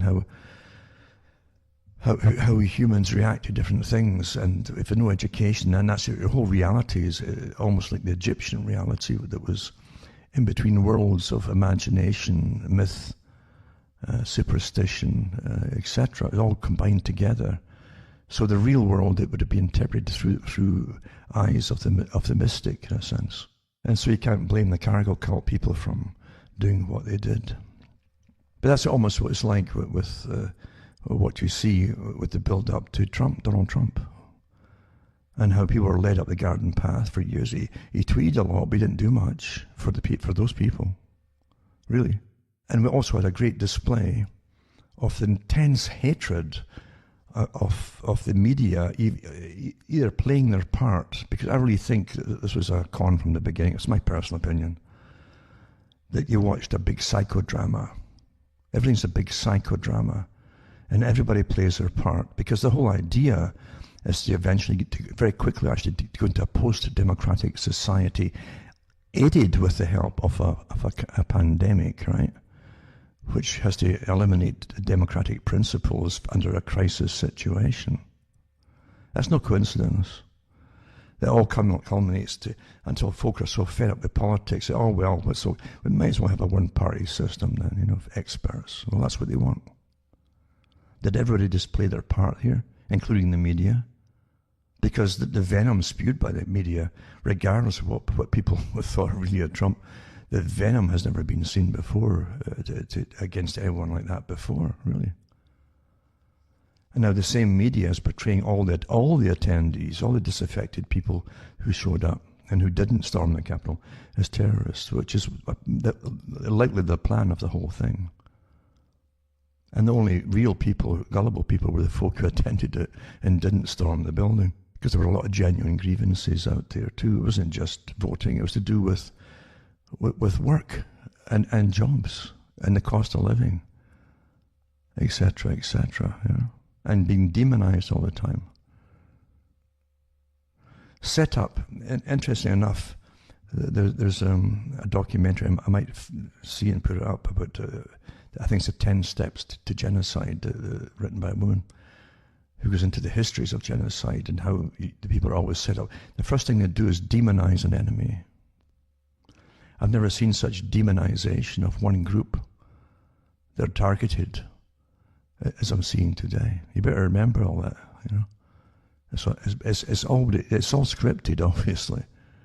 Because all the media, once again, went across the world, went into battle at the same time with the same smearing of all the people who'd had nothing to do with storming the building or demanding to get in. But the ones who did get in, they're all known who they were, mainly. Some definitely followed, some Trump supporters definitely followed, but the vast majority of them who got in were of different groups, a lot of government agents too in there. But everybody else they would have gone home if Trump hadn't said, hang around, go down to the building. They would have gone home at the end. That'd have been it. What a setup, eh? So it's a whole group of people and everything that they represent, and just by their ethnicity alone, although there's multiple ethnicities there, they're making out there's not, because there's one they definitely are smearing like never before. It's just astonishing. So yeah, you have to look at different techniques of genocide and how it's been done. And I speak from a country, as I say, where they did it in Scotland against the Highlander people. Planned genocide, But we're civilized now, aren't we? We don't do these things now. It doesn't happen now, really. What do you think Rwanda was all about? And the meddling of foreign powers in that too, and supplying of weaponry too to certain areas, and the withholding of the Canadian generals who hadn't many men underneath them for the United Nations, and telling him to stand back and just stand back and watch all happening. They didn't support him, didn't send the troops over, nothing, no. So you're left with the obvious conclusion that what happened there was planned to happen. But we're constantly living through agendas. And when you see the size of the population of the world, if you have even, say, 100 million people in high-level positions of managing us all, it's not difficult to make anything happen or to make anything perceived to be the way they tell you it is. Because it's all perception management, isn't it? And if they keep you running and being afraid and terrified all the time, most folks shut down, or they will not perceive what's in front of them and why things are happening. That's what terror is for, is to make you to comply and to be so afraid. They can change everything one step at a time, but very quickly, because you're stampeding, you see. You have no grounding in reality left in you. It's intentional. But the hype of the COVID thing, just the clips I've seen on the net that came from television, from mainstream news and so on, it's just over the top hype. The way that they're speaking is like actors or something with using the voices they would use in a terror movie. Hype, hype, hype to exacerbate, comply is the message really. If you want to live, comply, comply, and that's how it's done, isn't it? So everything's a big psychodrama. 9/11 was a psychodrama. You can argue forever what was behind it, but the fact is that what they saw on television was a psychodrama. Repetitive psychic driving. Here's the planes, buildings, boom, boom, boom, over and over and over for days. Until I'm sure most folk were seeing it in their sleep. That was intentional psychic driving, they call it. MK Ultra type experience. Over and over, the same narrative, same narrative, same narrative, same narrative. And out of it comes part of a new world order, post-democratic, post-privacy. Now the psychodrama didn't stop with what they showed you, with them going up into the building and staying within the ropes and all the rest of it for the tourists. But it continued with this overreaction, with the National Guard getting called in for Obama's inauguration. That's a continuation of psychodrama. And the history books were written in advance for that kind of thing. This is the Pentagon vows to vet National Guard for extremist ties ahead of inauguration. So this is thought police now, isn't it? You understand how you've been trained into a whole new system with thought police, and your life's value is for you or for them as they look at you. And are you important, non-important, essential, non-essential, yada, yada, yada. And here's the thought police coming in. And I really mean it. They've got the thought police out there anyway. They're working with the net to see all the different stuff you've been watching since you've been on the net. You're already pigeonholed and categorized. And so this one here is more than 21,000 National Guard troops assumed, 21,000, come on here, positions across the heart of the nation's capital Monday as military and law enforcement officials took new steps to head off any insider threats among the massive force of part-time soldiers during President-elect Joe Biden's swearing in this week. Yep. So there you go. So I'll put that link up too. But it's a massive psychodrama. The folk who watch TV are all being indoctrinated and damaged in a sense. It's meant to kind of injure you psychically and imprint itself in your mind forever. Just like 9/11. Senate confirms Avril Haines as Director of National Intelligence, it says here, the Washington Post. So as a lawyer and former Deputy Director of the CIA, you feel better now, eh? As a Director of National Intelligence, 84-10 vote signalled early bipartisan support for President Biden's slate of national security nominees. These things are all planned in advance, all these kind of things. Even they've admitted that a lot of the different documents that Biden signed were all pre-planned before he got in. All printed up and the whole thing. Just sign here. Anyway, it says here, interestingly enough, he's a CIA man. It says Haines had played a key role in Biden's transition and was an early favourite for the position. No kidding, eh? CIA. The Office of Director of National Intelligence was created in the wake of the September 11 attacks to help coordinate an intelligence apparatus that includes the CIA, the National Security Agency, and more than a dozen other organizations. So there's 14 organizations or more. It's similar to Britain because years ago they created a kind of a top of the pyramid scheme for all the different intelligence agencies in Britain. It created a lot of friction at first amongst them because they didn't really like each other. They're all competing the recognizance really of their abilities to do what they're doing, and then they put this overseer in charge of them all, which again opened up to the spy world even more so than it had before, like foreign spying. Anyway, it says Haines will be the first woman to serve in the position. She was also amongst the first cabinet nominees Biden announced, and signaled the intent for her to serve as the principal leader in the public face off the spy agencies. So there you go. It's all right there. This one here too is an article. It's from the British Medical. It used to be called a magazine, but it was the Lancet. And it says the Trump year is drawing to a chaotic close. That's the perception you're supposed to have.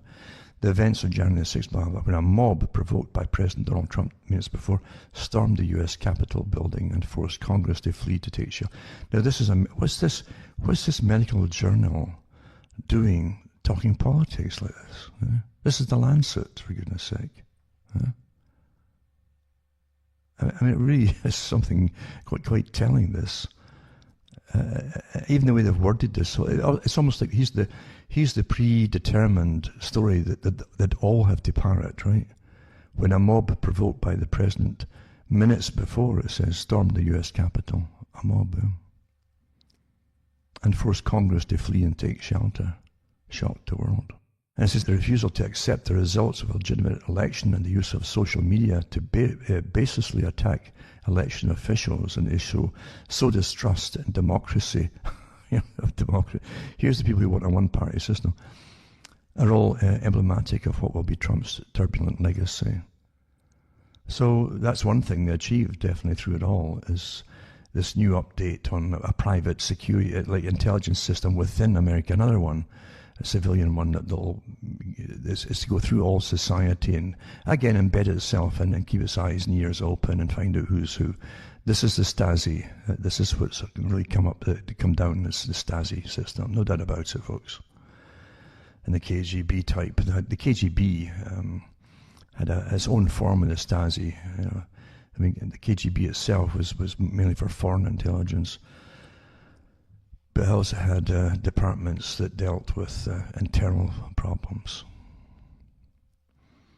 Now, dark money, it said in this article here, helped pave Joe Biden's path to the White House. Dark money. And it's Business Week this one comes from.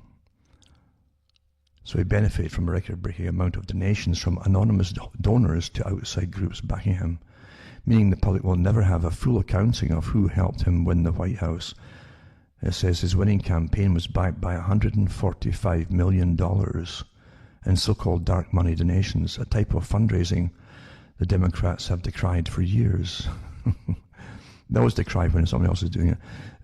These fundraising streams augmented Biden's $1.5 billion haul, in itself a record for a challenger to an incumbent president. So that amount of dark money dwarfs the $28.4 million spent on behalf of his rival, former President Donald Trump. So that's what it cost for Trump, supposedly $28.4 million to run. So you got 145 millions for Biden dollars, 145 million bucks to run from dark money donations. Great summary. Democrats have said they want to ban dark money when others are using it as uniquely corrupting, since it allows supporters to quietly back a candidate without scrutiny. Yet in their effort to defeat Trump in 2020, they embraced it. It's not a bad little article, the same. Shows you where a lot of the money, some of the money did come through different organizations that have been set up in advance. I can remember when Bill Clinton was running, and towards the end it came out that millions, I don't know how much it was, but millions suddenly appeared to back him to run for president. And one of them was through a supposed I think it was Chinese Buddhist organization. That's what they claimed. That had only been set up not too long beforehand. This is how the money was funneled to them. and that way they could get it from another country rather than say, well, this country sent this money over. They could do it through a Buddhist religious organization. See, you wouldn't believe the scams that go on with the CIA at the top of things. And the CIA, they're all amalgamated long ago. It doesn't matter who they are. You can't keep them out, could you? An evidence-based guide, and this is from, it's called Evidence Not Fear. It's not bad for a look up. I'm very careful with everything I look at, I tell you. I also know some of the bloggers that are out there, just like the Colour Revolutions I've mentioned, that send in the same thing across the States and elsewhere in Canada, and that they can set up and fund, and who jump on the Q bandwagon, help push it all too. That's a clue, so it's you got to understand they're going to be likable. They've got to put a lot of the truth that's circulating amongst the underground, put it that way, and they will. And then they add on their little nonsense onto it, like Q and so on, and discredit everybody else who's sticking to the bare facts. That's how counterintelligence works. But lots of them sprung up over the last couple of years or so, 2 or 3 years, and they already had their big ones all taken over long ago, mind you, for the main propaganda outlets. China health experts call for suspension of COVID vaccines. That's the ones, as Norway investigates the 33 deaths, that's what I'm saying. And Germany probes 10 deaths as well, so I'll put that one up as well. And they have links to the RNA vaccines that were used, and it gives you the links from the Global Times newspaper, etc. They give you these links to them to verify it. And also mentions Bloomberg reported that the number of deaths under investigations in Norway had risen to 33, and that all had occurred in people ranging from age 75 to 80. And Bloomberg's article said it's important to remember that about 45 people die every day in nursing homes in Norway. So it's not a given that this represents any excess mortality. There's a causal connection. Of course not. But however, the Norwegian Medicines Agency previously told Bloomberg that all of the deaths occurred in people who received the Pfizer-BioNTech vaccine, which until Friday was the only COVID vaccine approved for use in Norway. The Institute told Bloomberg that for those with the most severe frailty, the elderly and they're frail, even relatively mild vaccine side effects can have serious consequences. No kidding, eh? For those who have a very short remaining lifespan anyway, the benefit of the vaccine may be marginal or irrelevant. Well, why are they using it on them like guinea pigs? Oh. And it says the Institute also admitted to Global Times that the clinical trials that resulted in emergency approval of the vaccine included very few people over the age of 85. Were there any? I wonder. But added, we assume that the side effects will largely be the same in the elderly as in those over 65 years of age. Once you're over 50 odd years, you're plummeting with your immune system, its ability to recover from things and fight things off. So 65 to 75 to 85 is 20 years difference. So why would you expect the side effects be largely the same for those in the elderly as those in over 65 years of age?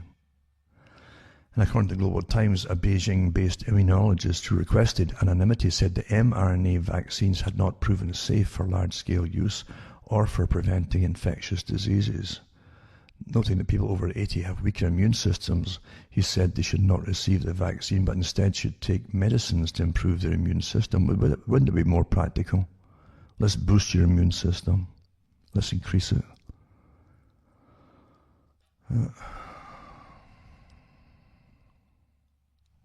And it says in this article too that there's also 29 elderly people died at a nursing home in New York.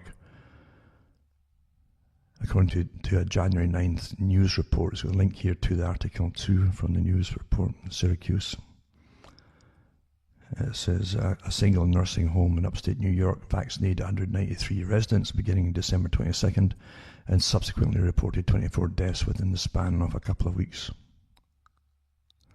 The facility attributed the deaths to a COVID-19 outbreak, even though there had been no COVID-19 deaths in any nursing homes in the entire county until the first 3 deaths were reported December 29. Remember that the 56-year-old doctor, to the link is here for that one as well, who died of a rare autoimmune disease 15 days after getting the Pfizer vaccine. A Johns Hopkins scientist told the New York Times it was a medical certainty that the death was related to Pfizer's vaccine. Now that's the doctor, I believe, who was an obstetrician, a gynecologist. Very healthy, according to his wife, and he was a pro-vaccination. He volunteered to take it. And when he was admitted to hospital in a few days after, or a week or whatever, they said he had 0 platelets for clotting in his blood, the blood, 0 platelets, and he hemorrhaged to death. His immune system, like a cytokine storm, had altered to attack his own platelets in his body, which is a standard thing you'll get with this. I'm talking with vaccine injury, you often get that, because it's meant to alter your immune system. Then your immune system can start attacking itself, either the wrists or whatever, like rheumatoid arthritis, or the spine. As I say, that's what I got years ago from booster shots. Anyway, there you go. That's that one there. But folk have no idea that you're living through an amazing drama, a massive planned stage play. It's meant to stay with you forever and embed itself in your mind. A form of psychodrama, as I say. And it's definitely a psychodrama when it's coupled with fear, terror, daily spewed out from the television, incessantly. And what you're going through too is a wartime scenario, as I've mentioned, right? A war on COVID, including the TV series are bringing out too. It's a war, it's a war scenario, and all the medical staff are at war with this and at war with that. All these nasty viruses, all to save you, and rationing might come up. We've got to pull together and tighten our belts and yada, yada, yada. Yeah? Total lockdown, curfews in some places. It's just astonishing that they're using complete wartime scenarios for something to do, but it's nothing to do with invading people from another country. In a wartime reality, it's to do with a virus that literally they say you've got. Most folk won't even know if they've had it, and if you've had it and you recover, most folk recover. They say that you get more chance of being struck by lightning than you are with dying of COVID. Right? And yet they're wrecking entire economies worldwide to bring you, you'll bring you into total sustainability when you're on ration cards. I believe you me. And they'll start recirculating the old documentaries from the Path News on World War II. And here's your ration for the week, That's what they showed the British families. You could put the whole darn thing on a saucer. Here's your scraping of butter. Here's your one rasher of bacon. Here's your yada yada yada. Tell me malnourished people, starvation diets, and yet you're supposed to be happy as you actually help them by starving yourself almost to death for the greater good. See, they must always get you to comply voluntarily with what they want you to do, even when they want to blame you. They want to make sure that you're getting trained to blame yourself for existing. Well, yeah, I guess I don't really deserve to get treatment in the hospital. I'm pretty well useless now anyway, non-essential, and yeah, I'm useless, okay. And all that, and again, any slight raise that they found in the death, even though they've just come out with another article saying that the death really isn't any higher than any previous year. Other ones you'll see are slightly higher. Depends what statisticians looking at it. And again, too, the use of statisticians of so many vaccines given out. There's so many points. So and so's vaccines put out this day, and so this is straight out of the terminology you heard in Orwell's 1984 with loudspeakers, constantly telling about statistics, how we're winning this, and so many personal protection outfits, and blah blah blah blah blah. So many syringes, so many needles, so many swabs. It's straight out of standard propaganda manuals. Straight out of it. But as I say, you're living through it, and the agenda is to be a life, like a world-changing agenda, not just a life-changing. But out of it comes total sustainability. No business is to be allowed to open unless they claim it's something. Who's the sustainable police that's going to come round and decide? They might not even have to see you. They probably do it all remotely. And we don't need you anymore. It's not sustainable, and you're not essential. So go away and die quietly, for goodness sake. Do the right thing, old boy. That's how they make you do it. But you're living through amazing times. You can't get all these things happening at the same time in the last year, even all at the same time for the big change. You can't also have them dancing on the tabletops, figuratively speaking, or from the World Health Organization, from the World Economic Forum, from the Club of Rome, from the CFR, and from the World Wildlife Fund. And all the other organizations to do with sustainability, but you couldn't have them all dancing with glee, that they can ram all their agendas through together using COVID. And actually saying that we can do this using COVID rather than climate change. Now they're combining the two. It's just astonishing. And that's what tyranny is, folks. You would not close down economies that are causing more deaths, and that might count for any rise in deaths for treatable diseases, by the way. They can't get into hospital, as you well know. Thousands of them. They've got statistics from Britain and elsewhere on them. And you're supposed to just suffer it quite gladly because a couple of experts who obviously have CIA clearance too, if not in the CIA, it must be in the CIA actually, that level of working with biolabs like that, in charge of these things, telling you to stay at home and just tighten your belt. Here's some statistics here that are verified as well from the so-called experts.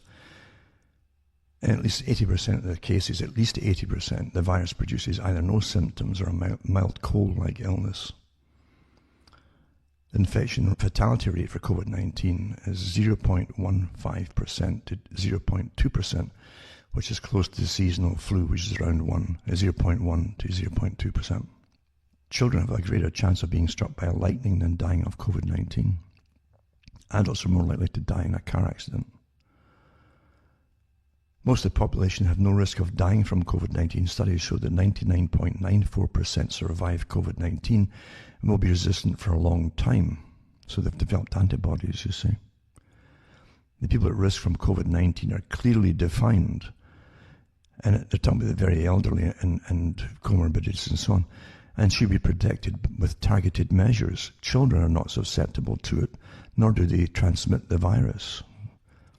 However, COVID-19 can be deadly for older and vulnerable people, so it's important to protect them.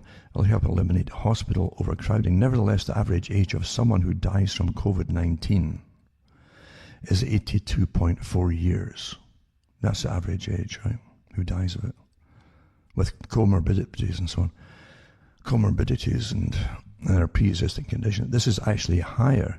So the ones who are dying are about 82.4 years, right? This is actually higher than the average life expectancy in Britain, which is 81.1 years. So there you go. Lockdowns prevent population immunity because the more it spreads and you don't get the symptoms, or it's very mild, you end up getting immunity to it, you see, long term. But I was interested from the beginning too that Fauci and the rest of them completely dismissed the idea of catching it and getting your own immunity to it. It was just astonishing because the agenda was always from the beginning, vaccination. That doesn't, nothing else would work there, or, as far as you're concerned, which is rubbish because everyone who's had a PCR test and then a negative one has now got antibodies, if the PCR tests even work, you know. Yeah, but what has facts got to do with big agendas, eh? It's just astonishing that folk, unfortunately, are listening to television and that campaign of terror on them it really is driving folk mad and making them ill, definitely ill. And lots of folk are terrified to even attempt to go to a hospital And just like the last time it happened last spring, they were dying at home in pain and all the rest of it, and they're told to stay there, not come into the hospital. They couldn't even get painkillers. That's how they really.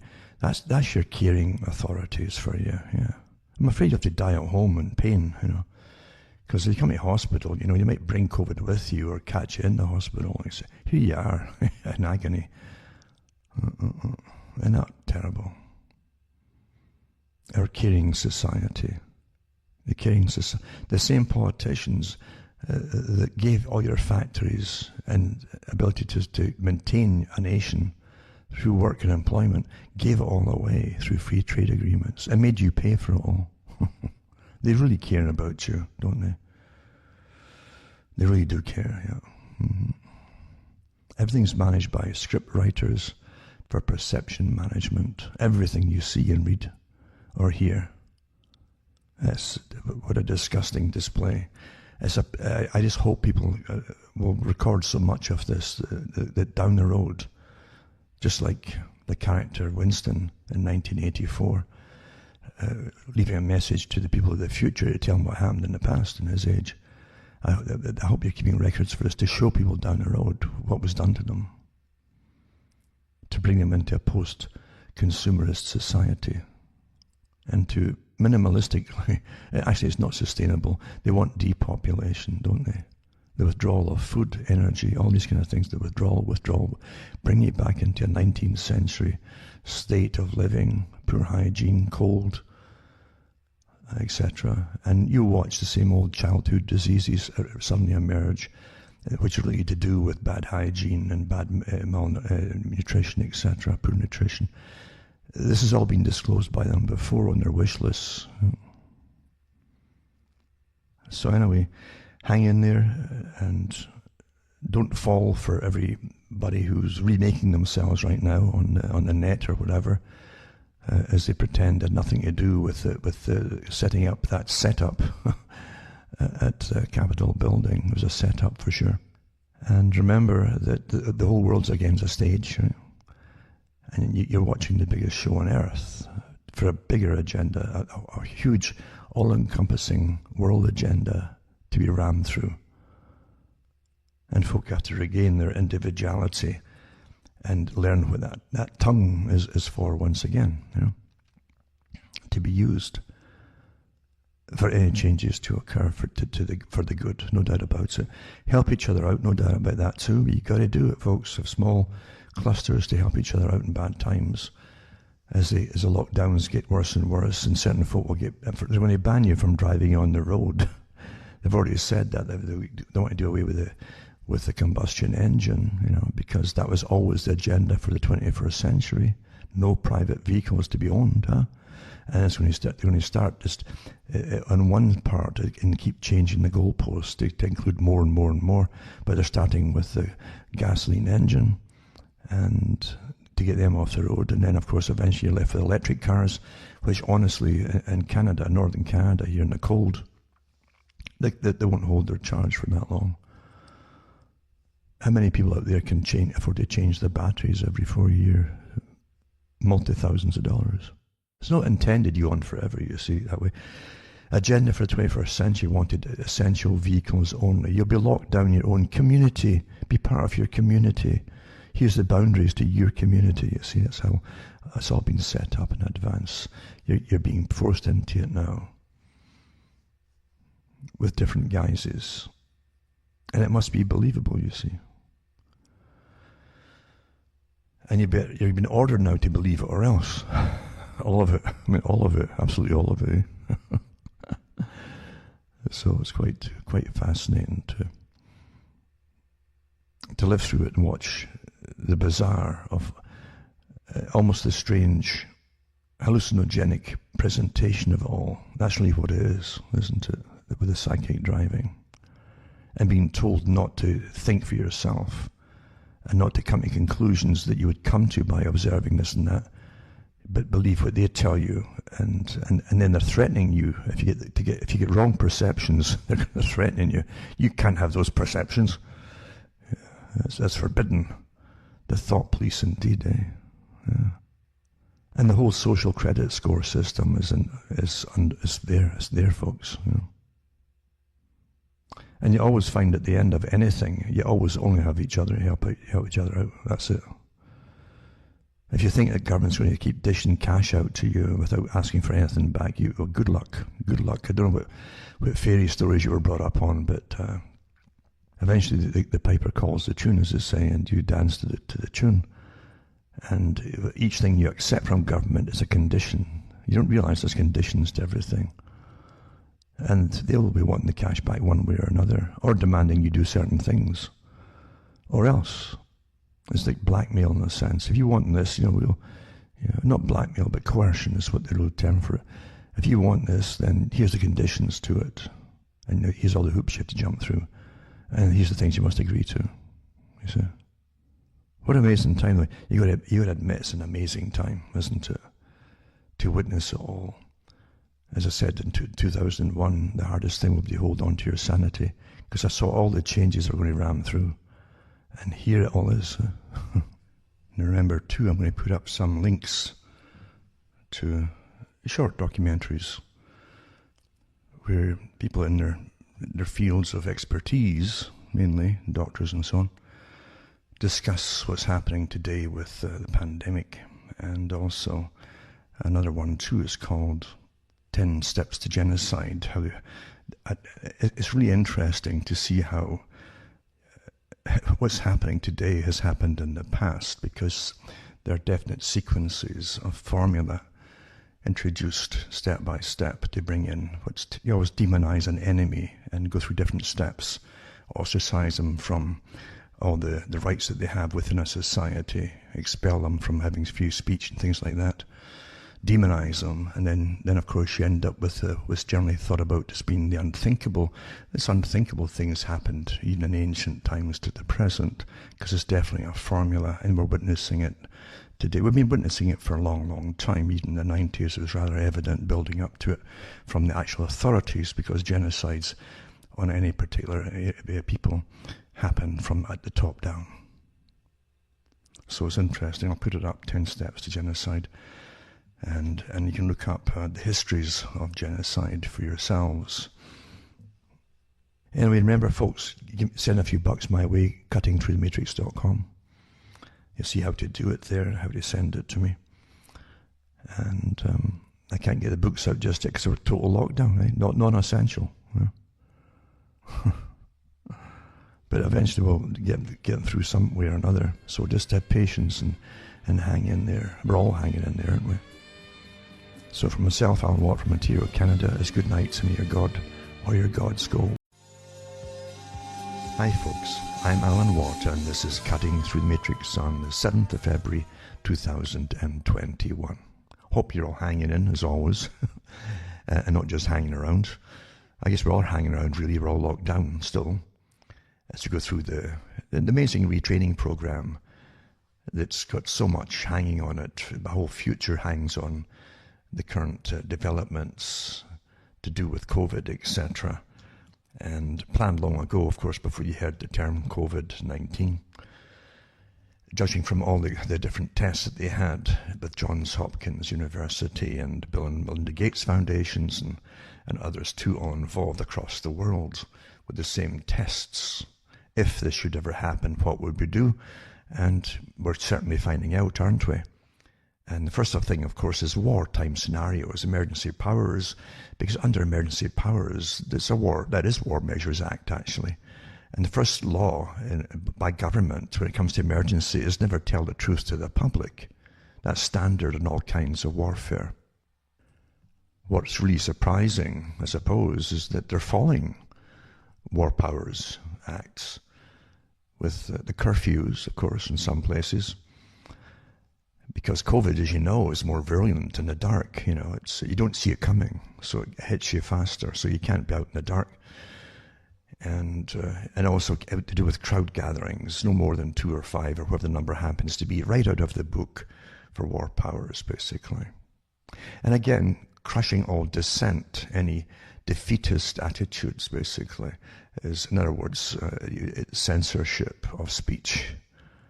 It's a whole shebang we're going through right now. And we have been for a long time, because they planned it. They talked about this at the events that they had, like 201 and Lockstep, etc., and all the lockdown stages up to about 5 different levels, and how they would treat the general public. And eventually, when you get up to the higher levels of it, they talked about completely deplatforming people, or freezing any income that they had, to stop them from talking to the general population. It's important, you see, that there can be only one narrative coming from a singular source at the top that all the nations must follow. Because this is global, obviously, global agenda. And out of it, too, you have the World Economic Forum and the United Nations talking about a form of world government to cope with it all. This doesn't surprise people who've been following this for years, because it really is a repeat of many talks I've given years ago from their own sources of how they'd love to do this and do that. They need different emergency powers, etc., to bring all these things. And the same as 9/11. Before 9/11, they had a whole list of countries they wanted to take out and reduce to the Stone Age, according to Kissinger and Brzezinski. They had debates about it. And these are the terms they used, by the way. They said it was better to demolish Iraq and other countries and destroy their infrastructure, and ensure, by financing different internal strife amongst different tribal groups or factions or religious groups, then they could have them fighting forever amongst themselves. So they could never stand together as a unified nation. That was the whole point of it, well, of that exercise. A lot more came out of it, naturally. And because you never go to war for just to annihilate an enemy. Most wars are economic wars, as you know. And you even forget that even waging a war on some country is an economic war, because out of it you get, again, emergency powers type acts are thrown out there, and your own militaries, even if they're invading other countries, need a lot of cash to make it all happen. And the money they take, they shout, is incredible. The amounts, of course, is incredible. And anyone who's ever followed the Halliburton exercise, when the Halliburton, this big massive conglomerate, went out to supply the troops with fresh drinking water initially, and other things added on top of it, multi-billion-dollar industry. And they did an awfully good documentary about it years ago, if you can get hold of it, because it shows you the cons that were going on. There were so many millionaires made by doing nothing except just signing occasional bits of paper. And the Federal Reserve, of course, was in on the act too, by printing up cash. And you saw skid loads of cash, freshly minted cash, getting brought in and dropped off for their bunkers in Iraq, where they had their bases. And they even talked to some of the officers in charge of the bunkers, who said, yeah, the guys would come in with bags and we just stuff them full of cash, no receipts, nothing. Just astonishing. That's the reality. So that's economic too. The ones who wage war, naturally, find this awfully, awfully lucrative. Not the troops at the bottom, but the ones that jump in on the act, of course. And it's the same with COVID as well, as you well know. There's so many millionaires and billionaires increasing their coffers massively when the governments are borrowing from goodness knows whom, right? Trillions of dollars. Just rubber stamp trillions of dollars. Just digital currency, really. Numbers that can't be verified because no one's overseeing it to see if it even exists in the first place. Great con, eh? But regardless, if you accept to put them into the government coffers, then the taxpayers are guaranteed to try to pay this off with the loan and their interest and everything. Now, it's just astonishing. Really, we can't. Well, it staggers the mind. The numbers are staggering. And economies, again, economic warfare is, you can also shut down nations under economic warfare. You make them pay for everything. All the money is getting borrowed, you have to pay back over many generations, or your great-great-great-grandchildren, if you even have any, if you're still able to have them after all this lot. But the amount of money has been made by people who were all behind this from the beginning and in on the planning of it is just astronomical, really. Just like it was at Halliburton too. And it doesn't surprise me, because we live in a completely fake reality. We're taught to be, as I've said before, to stay naive, Your ability to really excel at school by using your own mind is completely stunted as soon as you walk into school at the age of 5 or whatever it is. And then you're given an indoctrination to make you sure that you stay naive for the rest of your lives. Really something, isn't it? Rather, it's been perfected too. Most folk really believe everything they've been taught. I can remember in school, I don't know what age, I think it would be 6 or 7, and there's a teacher talking about Robert the Bruce, you know. And all you know about Robert the Bruce is he lost a few battles, you see. They never told you at the time that he was really Norman. He wasn't Scottish. There were Norman families still, you know, they all came in with the Norman invasion. Went through England and Scotland, and he was Robert de Brucy, you see. I had to find out myself by going to the adult library, and they did have great libraries in the main towns we could walk to. So anyway, we were taught in school that he sat there and he says, how am I going to become a king here and overthrow the armies of the south? And he watched a spider. This is the rubbish they taught you.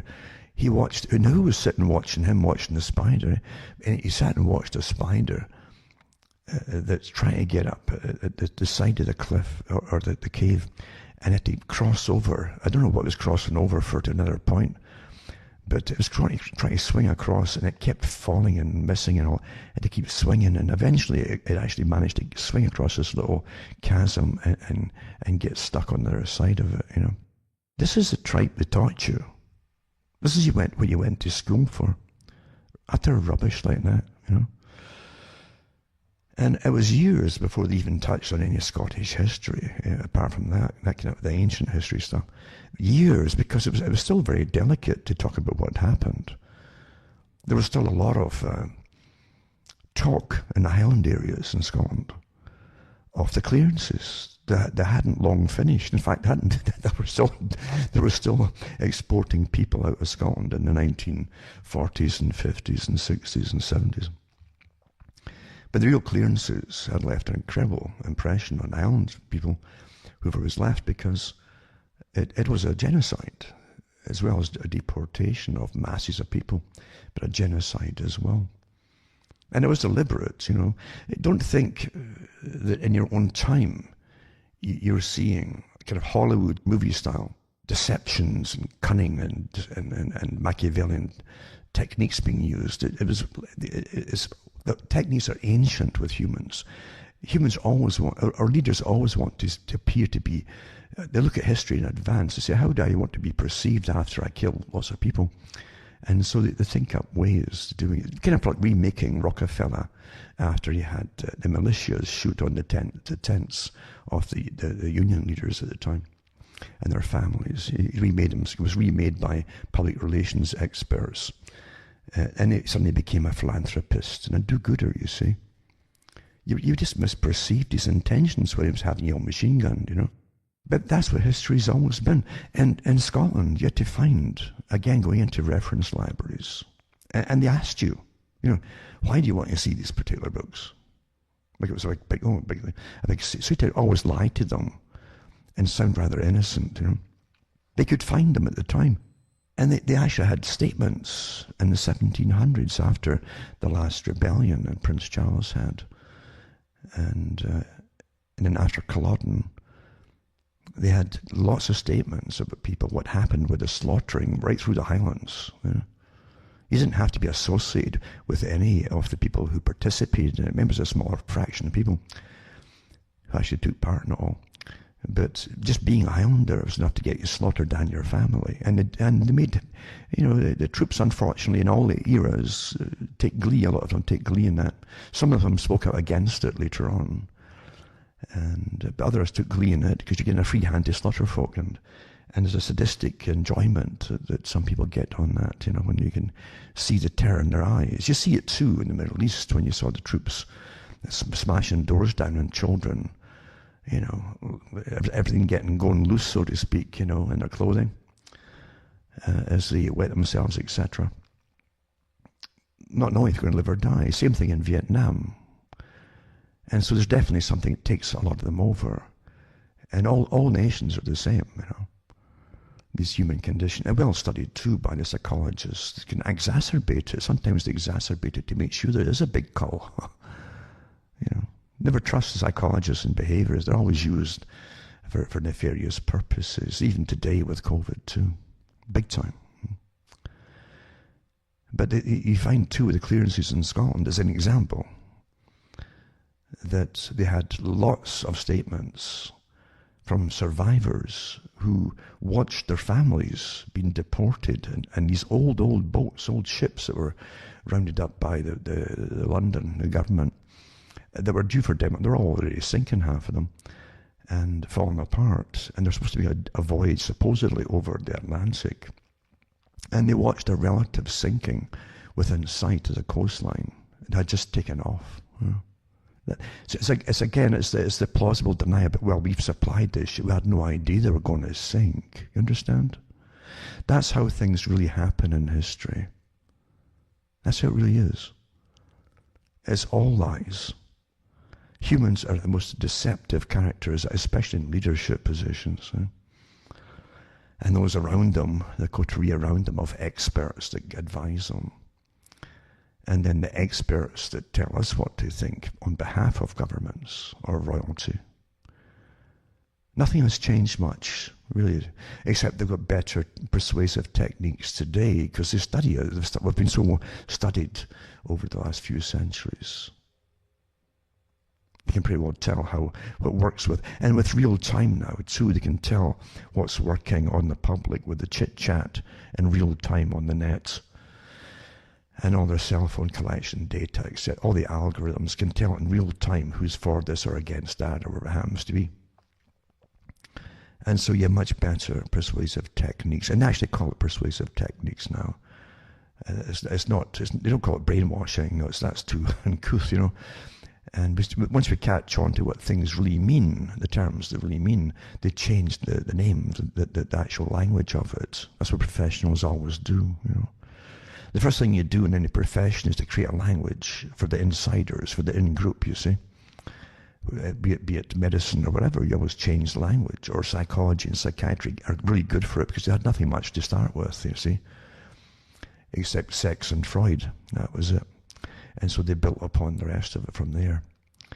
But to create a whole language, a lexicon basically, and of terminology. So only and it sounds awfully important, so that folk would create, my goodness, they don't even know manic depression, right?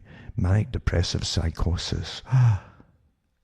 And once they had enough talk shows mentioned the same term, they changed it to bipolar, So it's this is what they do when you catch on. Too many folk understand what they mean. They don't like you understanding, because then it's hard to get you to give them the authority over you that they want when you can understand the terms that they're using.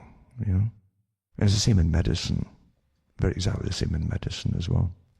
Once you catch on, and you write down to the terms about to do with vaccine-enhanced respiratory response, basically. What they're talking about really, and they've changed it about 5 times in the last 8 months.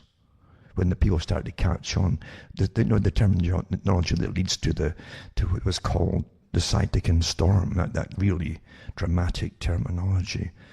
But there's a whole bunch of other terms that they use, but they keep changing them because the folk are catching on, you see. And they want to confuse you with it rather than keep it straightforward. In other words, the vaccine-enhanced response, and you get an over response because of the vaccine once you hit the wild virus, you see, in real life. And then your system goes into overdrive, and basically you'll drown. You'll drown in your own fluids in the lungs as it really enlarges.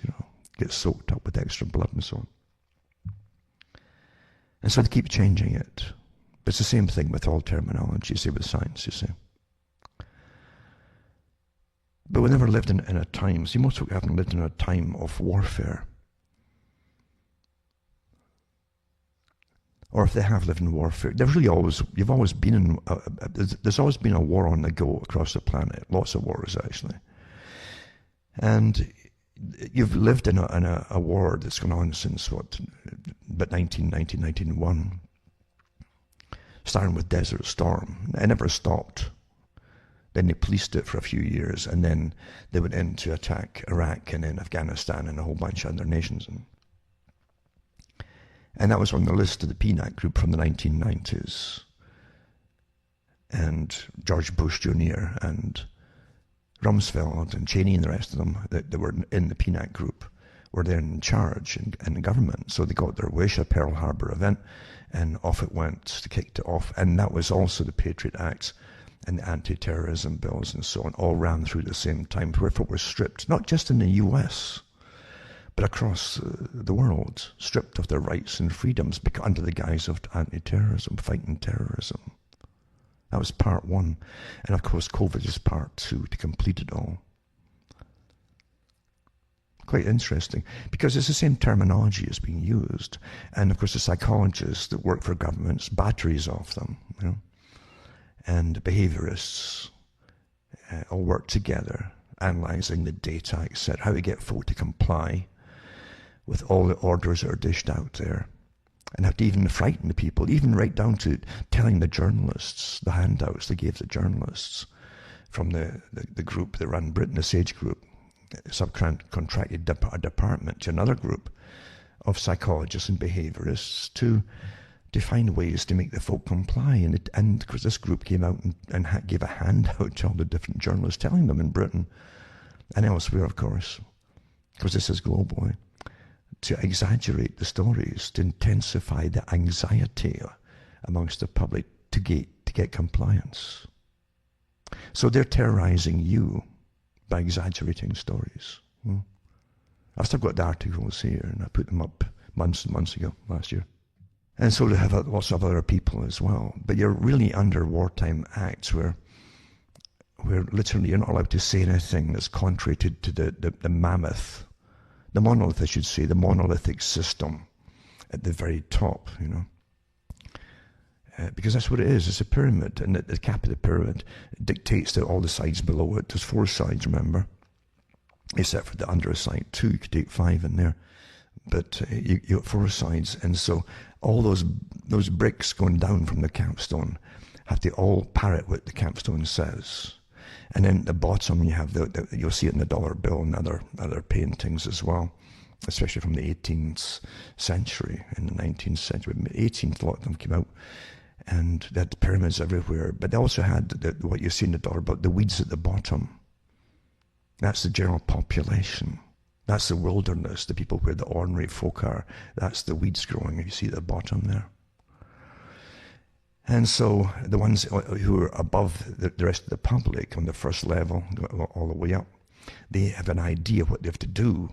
But as they go higher up the pyramid, they know the real reasons for things. The rest of them know not to ask, you know, and they're well rewarded for it. So all information has to be uniform in warfare. And that's why you have a Department of Information, if you don't know that. George Orwell worked for it in World War II in the BBC. And why would you need a Department of Information running a wartime system when you think you're living in democracies? Well, you can dream on and really still believe in it and keep voting. And God help you, because nobody else will if you keep voting. But that's the system in which you live, you see. It's complete deception. And only now, remember, I've said it before, you get 50-year to 100-year lockdowns on information under war times, Measures Act and so on, that actually classify information as secret, not to be told to the public. And there are terms, some are 50 years, some are 100 years. And I've mentioned it before, they only recently allowed the public to have the official sealed stuff about Lord Kitchener. He was one of the guys, you sent him across the world in the old British Empire days to take care of problems, and he certainly did that. But they couldn't tell the public how he did it, because it was butchery, basically. Every 5th man, line them up and kill them, and that teaches all the rest of the people in the huts to behave themselves across the world, you see. And that's why they have Official Secrets Acts, you see. That's how it really works. Folk have no idea of what's going on. They're given fairy stories in the meantime, which they quite happily debunk maybe 50 years later when everybody's either dead, that generation, or no one cares anymore. But some people, yeah, it's sealed for 100 years. The original NAFTA deal, North American Free Trade Agreement, it was put in they had one version for the public, a very condensed, minimalistic version, but the big one was put in archives and bunkers, actually, and sealed for 50 years. Why would that had to be sealed for 50 years? Well, it's because you've been sold out. Completely. It's to be the end of the nation state by the 50 years is up. It won't exist as a nation at all. And that's part of it. The part of it, inner part too, is you're going into a system that Carroll Quigley talks about quite openly in Tragedy and Hope, and other writings too. And remember, he was the official keeper of the archives for a couple of 2 or 3 years, and he had access to all the records of the Council on Foreign Relations, the big monopoly system that runs every part of the system of the US, Canada, and elsewhere. They have a branch for Australia and New Zealand and Japan, And they brought China in long ago too. But they also have one for the European Union now as well. And of course the British system is the Royal Institute for International Affairs. And they created one for the European Institute for International Affairs. Soros actually set it up. That was in the newspapers quite a few years ago. But yeah, you can find it, yeah. So yeah, you're taught to go and vote for puppets, front people, like Hancock in Britain, that no one, I don't think anybody respects. That's my impression. Never mind Boris Johnson, a made-for-TV clown.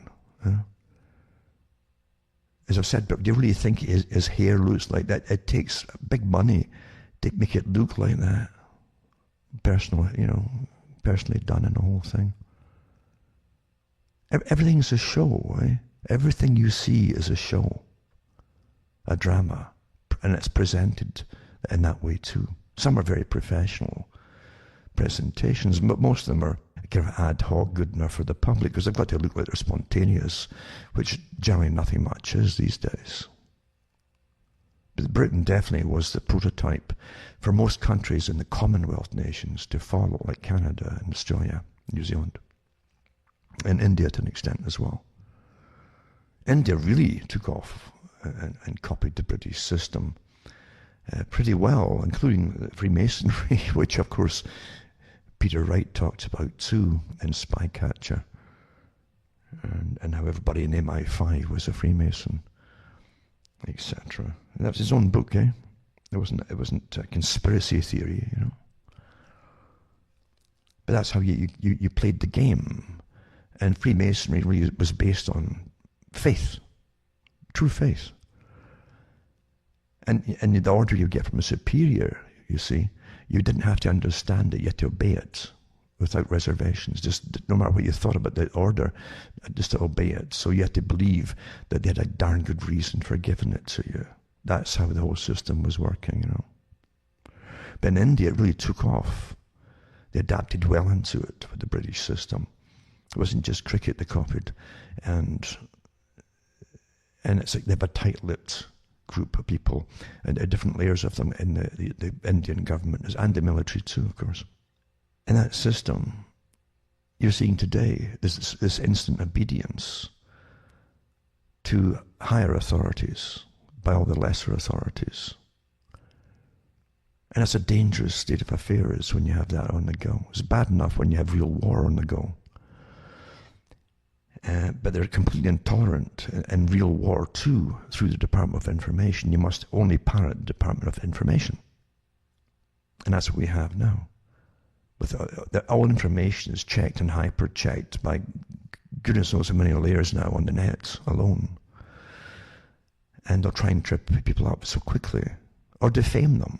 You know, if you can't show a person is wrong by facts, using facts, then they'll simply smear them. And they have lots of smear words, to Pavlovian style smear words, to defame the person, to shut up, you see. Because no one likes being smeared with a nasty name. You've taught that it's applied to real monsters, you see. That's how you're trained in Pavlov, with these instant responses, these reflexive responses. Oh, am I really? Oh my goodness, what did I say, you know? But yeah, Department of Information, and George Orwell was part of it too. And his job, he said himself, was to convince people all through the war. He had different shows. He had one to do with cooking, right? Because Britain was on a starvation diet back home. Great Britain, you know, the peasants, if you were wealthy, you didn't lack anything, meat or anything else, during the war.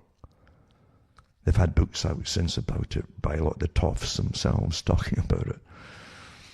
But everybody else was rationed, you know, maybe 1 egg, 2 eggs a week.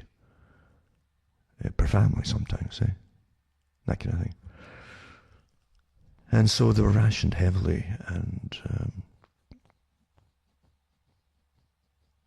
and punished if you tried to find extra food outside of the official sources, if you were caught. So Orwell, you bring on different guests, and you've seen a resurgence of the exact same techniques with COVID. For people who still get magazines or online magazines and so on, all these different recipes suddenly appearing, How no waste, How to make do with scraps. How to try to avoid getting infections from scraps being lying out for a little while. All this kind of different. That was all done in World War II, and Orwell talks about it. He says my job with these particular shows on diet and so on, and food, was to convince housewives. He said, have convinced the housewives. People had housewives in those days, and they generally did the cooking. He said to start to use stuff and convince the housewives and all the people who listened to the program, convince them that the stuff he was telling them to eat was actually better for them than the real stuff, like pork chops and things. And so his job was to lie to the people. That's what he said himself. He lied to the people. That was his job. And tell them it was better for them than what they'd been eating before. Are you hearing the same things again, perhaps? Wars have lots of things to accomplish. More so to change the people in the nations involved internally. That will stay that way after the wars. And Orwell also was in charge of the India broadcast for India, because a lot of Indian troops were across the world too, and involved in the war fighting Japan. And so he was involved in broadcasts to India and elsewhere in those areas. But yeah, convincing people that these things are better for you, and you should be thankful for it, you see. And if you see people at the end of World War II in Britain, they're emaciated, a lot of them. The youngsters who grew up in it had terrible, the teeth would fall out before they were 10 or 12 sometimes. They were very poor, very little calcium in them. They had rickets, lots of them. Malnourishment of all kinds affects you, And malnourishment, by the way, doesn't just affect that generation. It can affect 2 or 3 generations down the road. They're all stunted in growth, which was nothing new to Britain, because Britain was famous for it. The poor man of Europe during the industrial era. They're the sickest looking populace in the whole of Europe. And they did. They were on starvation wages in the Industrial Revolution, Industrial era. On a fixed system, really, it's just astonishing how well it was worked out, how no matter what you worked at, working class, you couldn't get above a certain income to keep you on a starvation level. This is the facts of it, folks. Forget all these Anne of Green Gables type series on TV and Papa, can I have another pony, etc. You know? Forget all that rubbish. You know? The past really wasn't that great for most people. Doesn't mean they're miserably depressed all the time, because people in the worst conditions can have humor, and that's one thing that developed in Britain was humor. In other countries too, where things are bad, humor gets you through. That wry humor, eh? Because you have nothing much else. But yeah, the Department of Information is backed up by force. Because when people in World War II spoke out before the war started, in fact, they're all noted who they were. There's a good documentary called Forgotten Men. I've mentioned it before. Made by people in Britain to do with the effects of World War I. The mass slaughter, the culling of a whole generation, and future leaders, by the way. You know. More happened in World War I than meets the eye. But there's many different tangents you can go off and to see what it actually accomplished if you were an enemy looking at it, you know. Because you must always eliminate a ruling class to take over and put yourselves in there instead, you see, if you're taking over a nation. So there's many interested parties, but Forgotten Men goes through some of the causes of the war and the effects of the war, and they're trying to warn people about another war. What would happen? You know, a little bit 20 years later. That's why they give you 20 years between major wars. You got a new crop of young guys who it's all kind of, it's old stuff. It's like ancient history. Oh, that war that daddy was in or granddad was in. And so they're ready to fill the uniforms and the body bags as well for the next one. And so they're always used for things that have got nothing to do with reality, generally. Now, of course, with so much information declassified about World War I, the real things behind it, all the myths of it, what happened, and the gaffes that were done with it too, have all been exposed for what they were. Lies and deceit. And massive profits for certain huge corporations too, naturally. Other ones too, like Peter Hitchens, gives you the myth of World War II. With all declassified stuff that's been coming out too. Like, outside of the movies, there were not a single barge was made for the invasion from France to Britain by the Germans. Things like that. It's really astonishing, really. And it's true enough, too. You know, they have all these movies about the fighter aircraft, and that's all you heard during World War II. Orwell had it in his book 1984, where you have these constant announcements on the radio and tannoy systems about our boys on the Malabar front, and our country has turned out 2,000 more tanks this week and 50,000 more fully automatic rifles, and statistics. We're hearing the same thing about COVID. So many millions of jabs will be given by May, and we've put out 10,000 today in this one little area here, and 1.5 million this week, etc. It's the same techniques, folks. Doesn't have to be all true. But it's the same techniques to get you involved and believe you're involved. And don't forget, Klaus Schwab said it too. He said it's more like a war scenario, he said, talking about the whole management of COVID. And that's what you heard last year. They're treating it like a war. It's a war on COVID. Huh?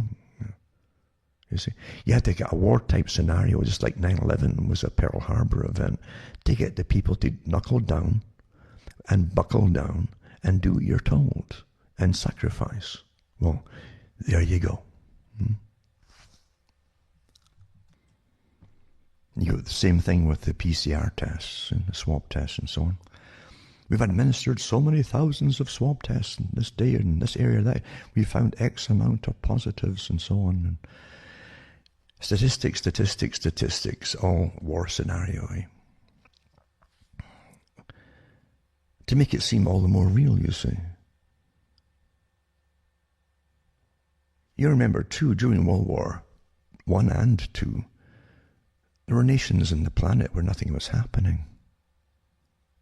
Life went on as usual. And for a truly global war, you've got to get this thing involved, the same narrative across the planet. And that's why you've got the WHO and other United Nations organizations all on board with it, because they have their fronts as well. You understand who set them up. The same group that came out of London, which is the Royal Institute for International Affairs, that came out of the Lord Milner group, Alfred Milner,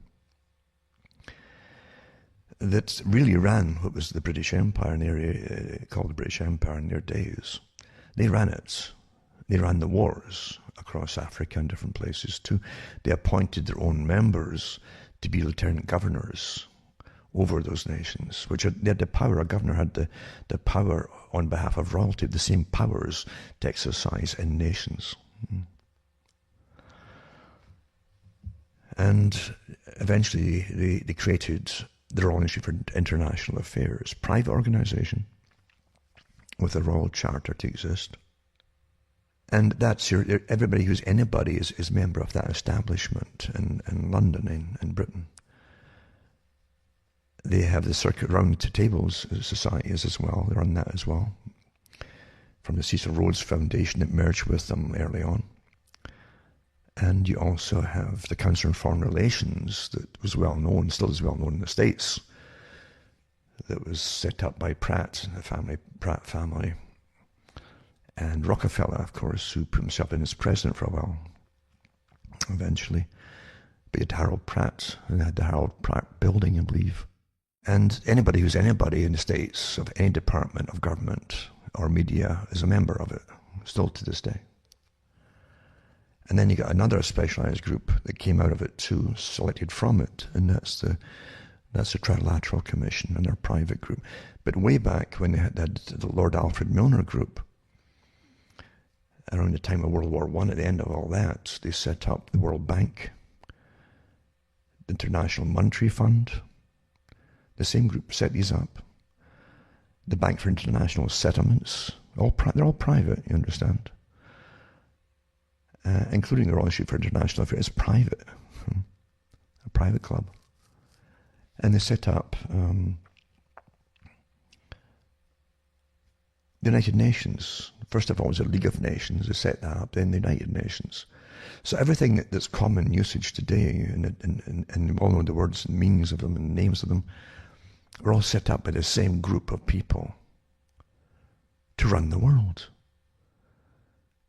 And it came out of the people who ran the world at that time, who had no concept of human welfare at all. They were empire builders and they had conquest on their mind across the planet. They wanted a world government system. And when they tried to humanize themselves to the general public by giving more open talks on television or radio and then television over the years, they humanized themselves by constantly talking about the need to help people, you see. So they turned from a form of conquistadores to social workers. We want to help people, you see, and et cetera, et cetera, et cetera. Just give us all the right to do so, and the right to lend money out and to demand money in payment back or land, you know. Because you have land for debt swaps. Still going on, by the way, even now, today, across different parts of Africa. I've got some articles on that. I might put them up tonight as well. But their intention, naturally, just like Rockefeller remaking himself after machine gunning down the miners in their tents, was they want to help. They're philanthropists, really, you see. They're the Perry Masons of the world. They can't sleep. They keep thinking about their clients, the poor souls who can't even pay them, They want to help you. They can't sleep. What more can we do for you, I don't think I've ever seen power, real power, that's benevolent. It goes with the territory. Only the psychopaths seek power, you understand. In every nation, it's all the same.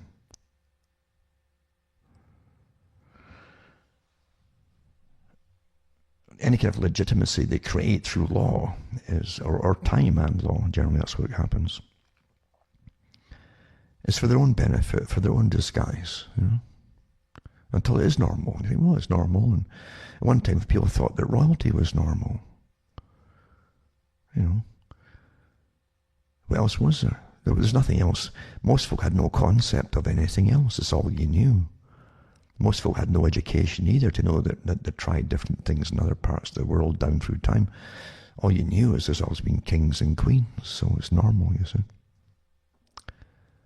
So I never thought about people to get rights and change things. And then when they were given something to change things through the Enlightenment and the gradual unfolding of systems and clubs that had formed, then gradually you had this push for revolution, a world revolutionary movement. Of course there was one. I mentioned before, different people were involved in it, who were either born into it, some of them, like Thomas Paine, and that's where he admitted to himself, or you had what people like Benjamin Franklin in America, and then you had other ones in France, of course, and Rousseau, etc., and many others. And then you had eventually they formed into the encyclopedists as well, to give their version of what they wanted people to be taught from then on.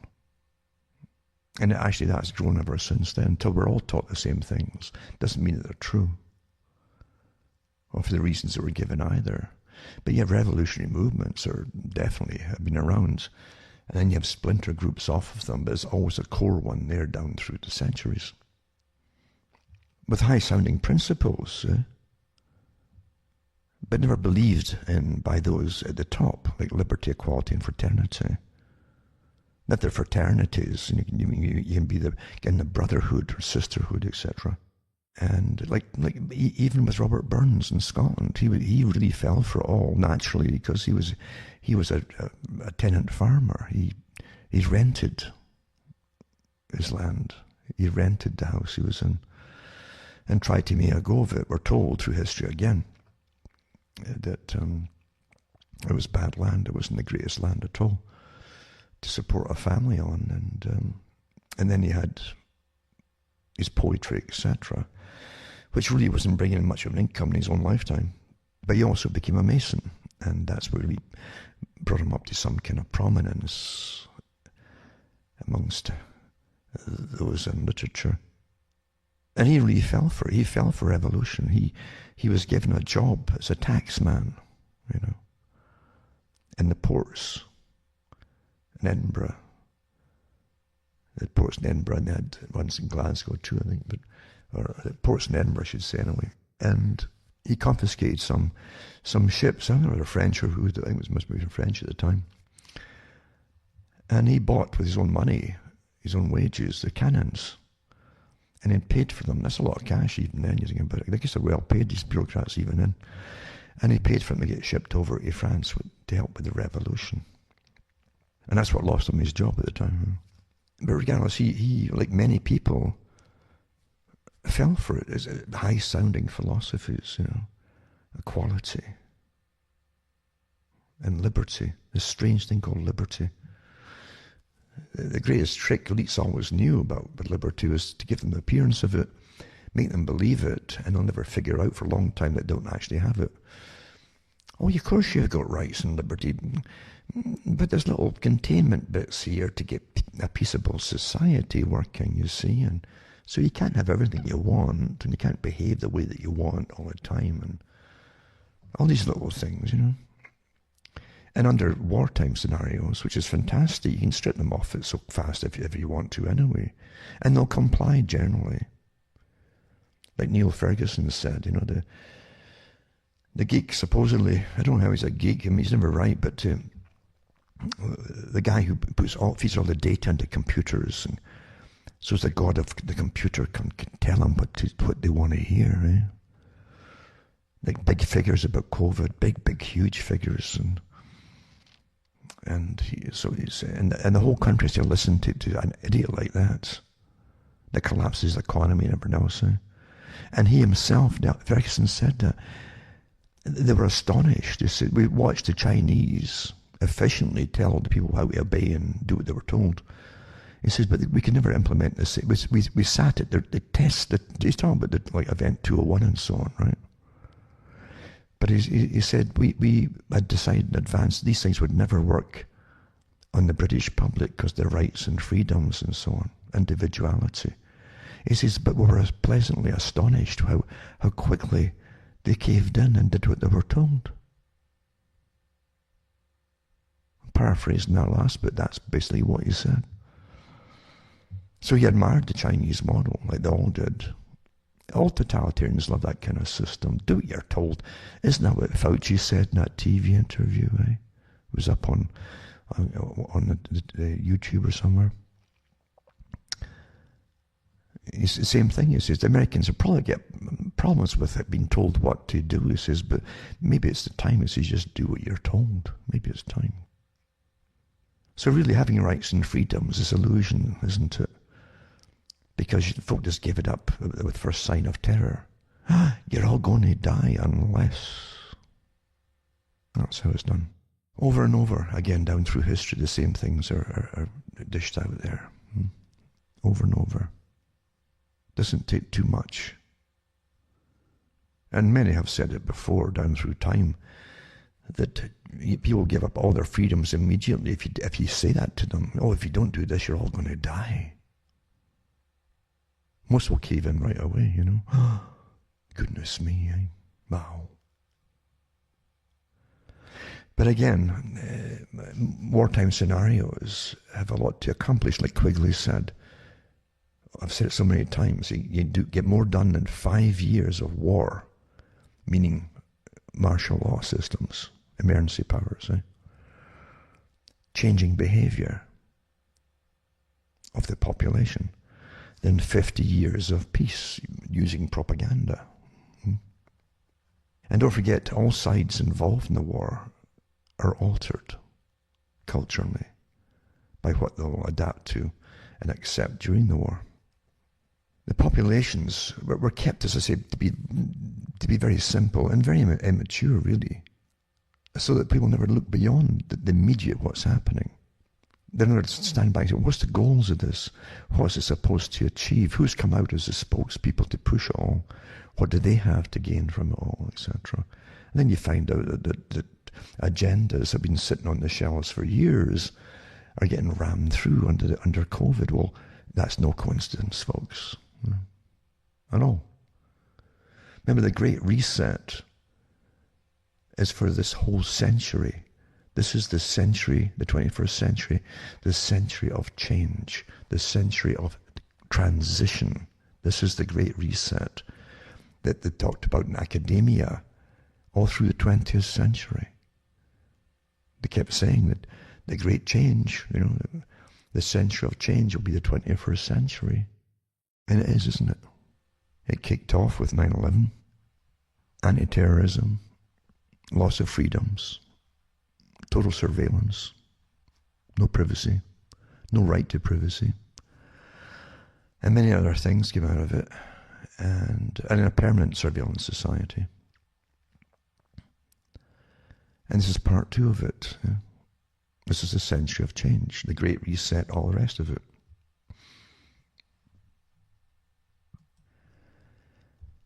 And the agenda for the 21st century is laid out, this basic plan, for the whole century, and it's split up into sections. The next part is 2030, what must be accomplished by then.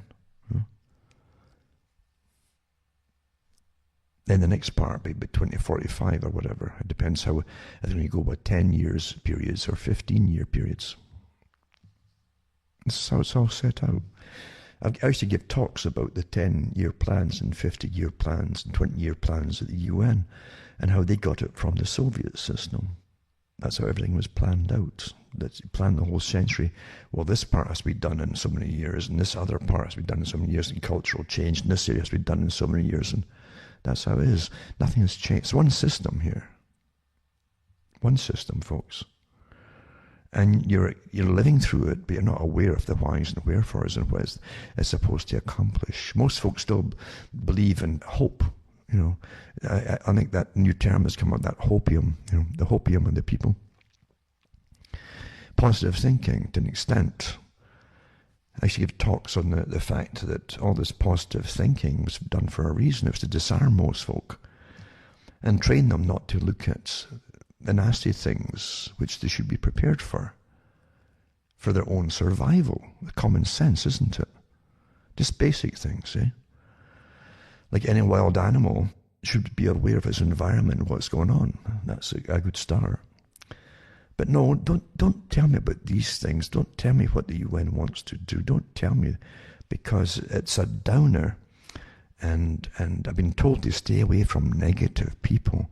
So discussing important things is called negativity. Well, that's you being disarmed when you believe it all.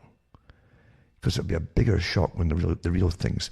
And when you're talking about, you're not talking about things which are just speculative. You're reading from articles put out by the big world summits at the UN and the World Economic Forum and many other organizations, all clustered around them. They're all connected on the same pathway. And they publish the stuff. So when you mention it, no, I don't want to hear that, it's a downer.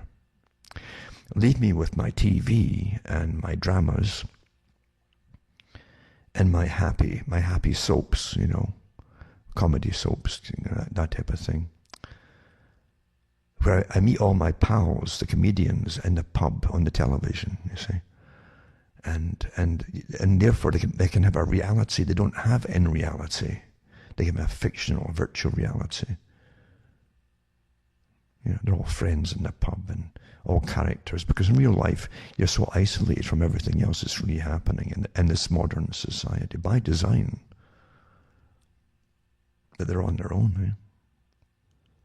So fiction becomes awfully important to them. And the elite who gave you this system know that. And don't forget that the real dominant minority doesn't have to worry about it. They tell folk what to do. And a massive managerial class gets it all done for them.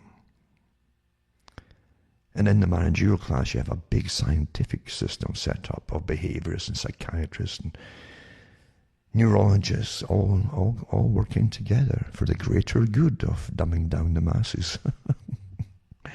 That's how it's done. Very effectively.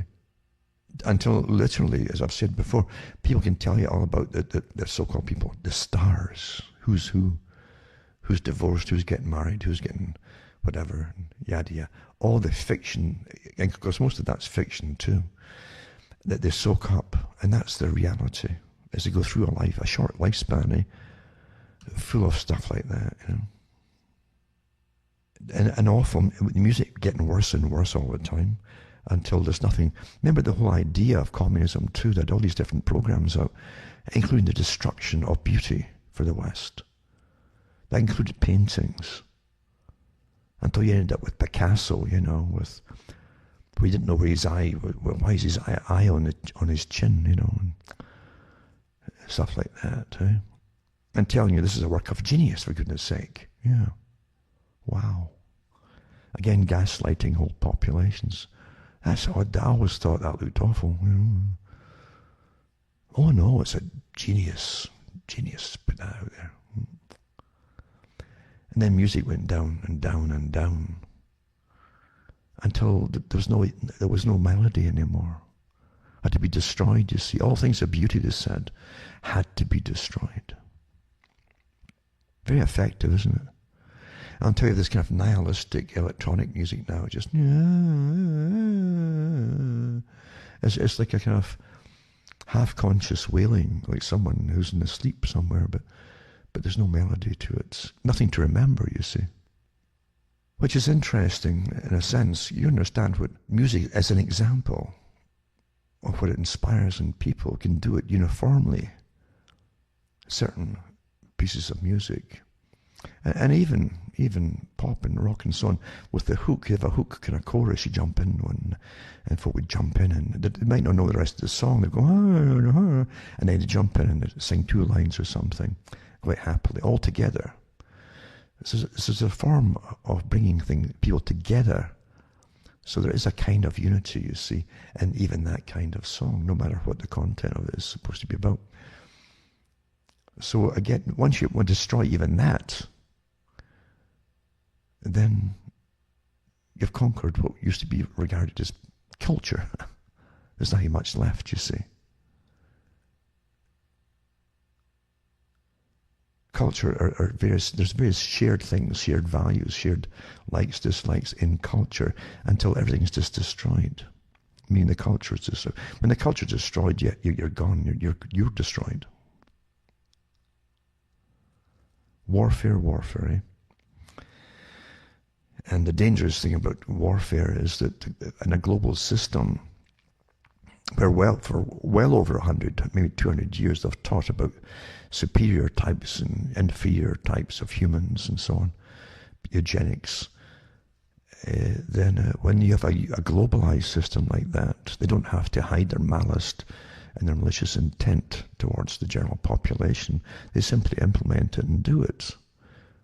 And that's what we're smelling today. It wasn't so easy when there was no countries they could point the finger to that was watching them as you're watching the other countries. They're watching you. But when no one's doing, when it's a unified system, there's nothing to compare yourself with anymore. When you're all doing the same, on the road to the same ruin, eh? You see some people who catch on to certain things. They get an intuition, an intuitive concept springs to mind, once in a while. They're not sure what it is sometimes, and if the press jumps on them too quickly to glorify them, they can burn for a while and then fail, And that happened to an extent with Marshall McLuhan, who came out with works in the 1960s and 70s in Canada. And again, he questioned perceptions on things, and some quotes are put down to him, like the medium is the message. And that's how it turned out eventually. There's a whole story behind that, because it was in French initially, and the medium turned to be the message. That's how he initially said it. But it was a message. So the medium becomes the message. So when you're watching television or listening to anything from the media, they're completely involved with themselves. And so the system, the media and the system of the media becomes the message. It's kind of like Hollywood going totally corrupt when you see them making movies about Hollywood, actual fictional movies, or musicals, for instance. The big thing in the 30s and 40s was to get the bare-legged woman, you see, the cultural change. You all make it as a dancer, you see. That was a big message back then, intentional too, as the envelope was getting pushed. But again, they're completely self-obsessed. So they make movies about Hollywood. And the same with the media, until they give media stars, And you get your Walter Cronkites and your Dan Rathers, and rather than what, I always wonder. But anyway, you have these characters that are presented to you as authority figures, and people grew up with them and believing everything they said. Everything they said as news would be the facts, you see. That's the way it is today. And they never questioned the fact that these people were just working for private corporations that were involved in a lot of other nefarious things across the world, including wars, and benefiting from it in some way or another. At least the folk who owned the media would be. And it dawns on people they're being lied to and misled. They're like the embedded journalists for the Desert Storm, and then into the Iraq War. This endless war, this 30-odd-year war.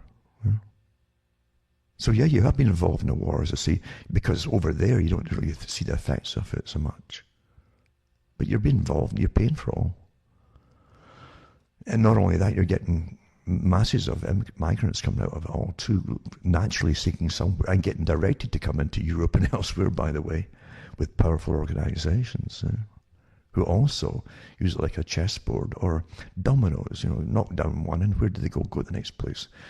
They're guaranteed to end up causing other problems as they flood into Europe that can't support them right off the bat. Which, it's a total war on the Europeans. Not from the migrants. The migrants get used. I wouldn't stay in a country if it was constantly getting bombed either, would you? Of course you wouldn't. But Marshall McLuhan, he talks about the different systems in which you live. He also talks about the fact that TV, we all know about TV spying on people. When it came out with the ones maybe 10 years ago, and the States and elsewhere, coming in from China. So I think Samsung company initially admitted to the people, that the TVs would be watching you and transmitting it off to whoever you went to, watching you just to see what you liked and disliked, etc. They said, but got the people quickly acclimatized to having something like that, watching them. Then now you have Alexa, of course, and all the other gadgets that spy on the folk, but it's so convenient. You can tell it what to do and it does it. But McLuhan talked about these things even in the 60s and 70s. He said to another professor that I met, he said that he wouldn't have a TV set on in his if it was even a tea room.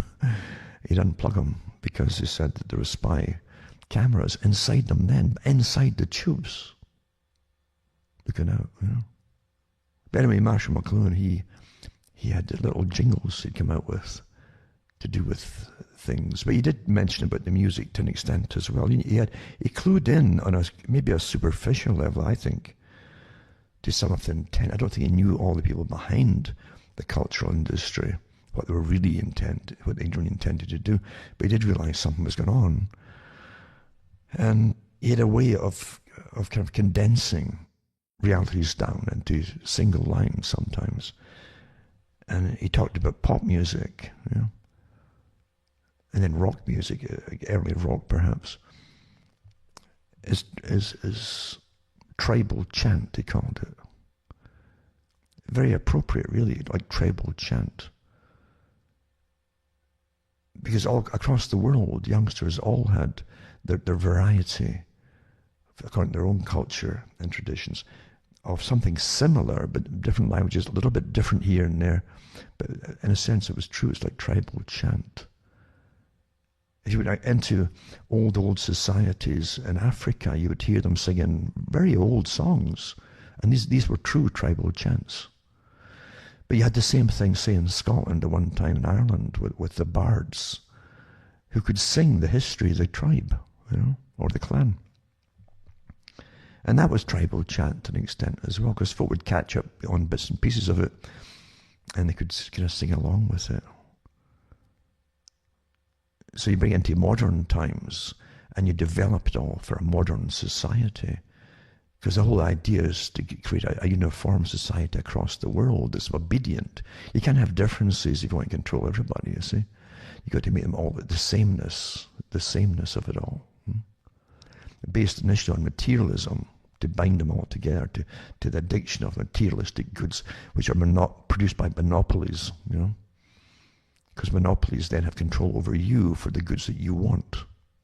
Break down your food, by the way. But anyway, you end up with tribal chant, So it's very appropriate too. Some of the ads in the 60s and 70s were better than the music they were churning out for the youngsters to learn and sing. They were better jingles, So much so, many of them will stick in your heads for the rest of your lives. And again, put together by professionals in marketing and and psychology. So McLuhan was quite correct and so on. But he got into certain aspects of society and life. And he was carried along his own fame for a while. That it burned him out, I think, really. And I think he had a stroke eventually. And he came out of the whole system of the limelight after the stroke. And here's a guy who was touted as cutting through all the old-fashioned stuff. He was avant-garde, and he was a man of of common sense and humanism, and the sciences, the social sciences. When he went back to Catholicism, what he realized and what he saw put him back to Catholicism.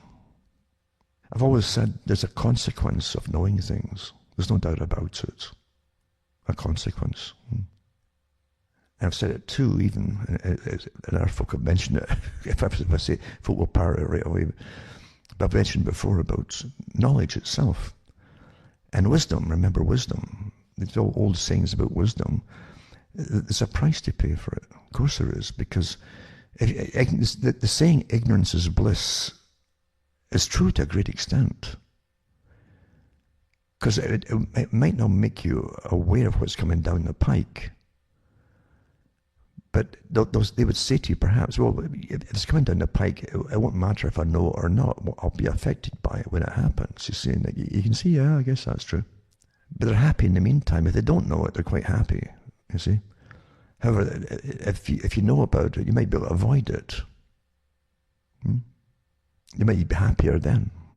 But the same token, the old saying, and in various holy books, not just, they all have the same basic tenets to do with philosophy of humans and families and peoples.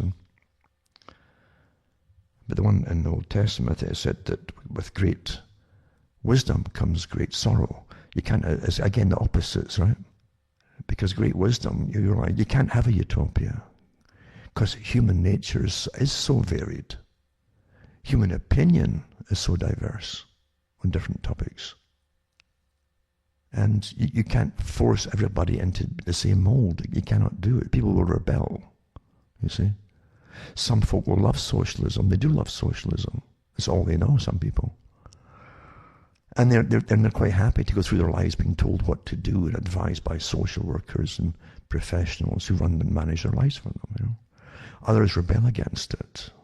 That's human nature. But for control freaks, they've got to make you all the same if they can possibly do it. They force you all to be the same, or else they'll punish you or eradicate you. And that's what comes down to, we're talking about too, so is this uniformity and conformity of the public, because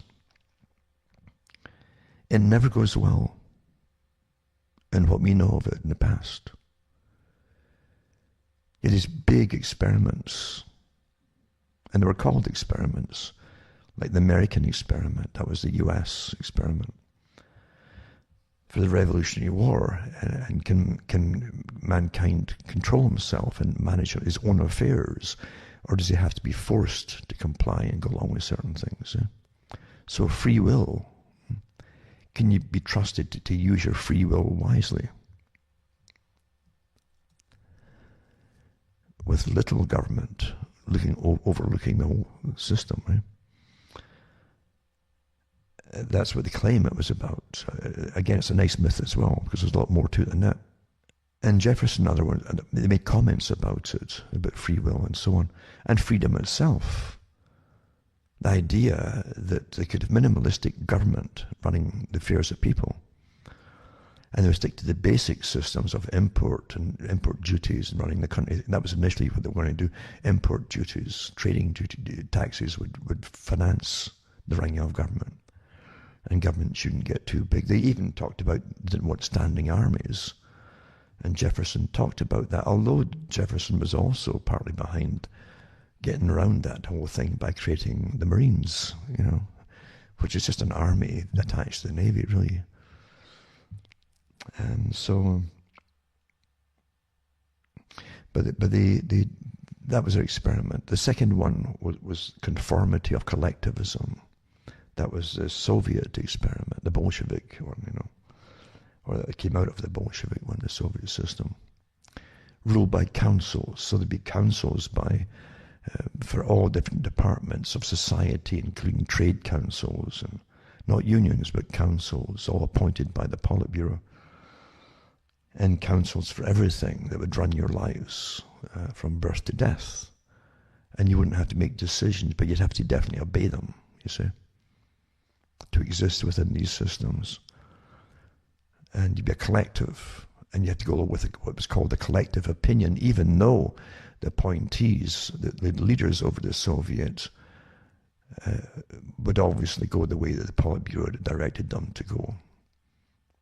But it always sounded like we the people have decided, you know.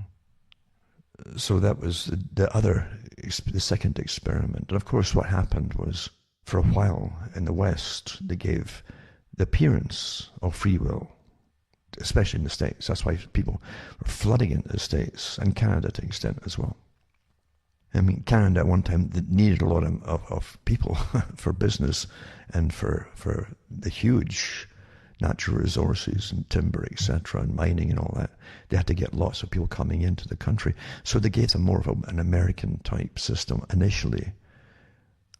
And right, so they didn't have, say, in Britain or other parts of Europe, you could have them inside Canada for a while. So that's how they draw you in.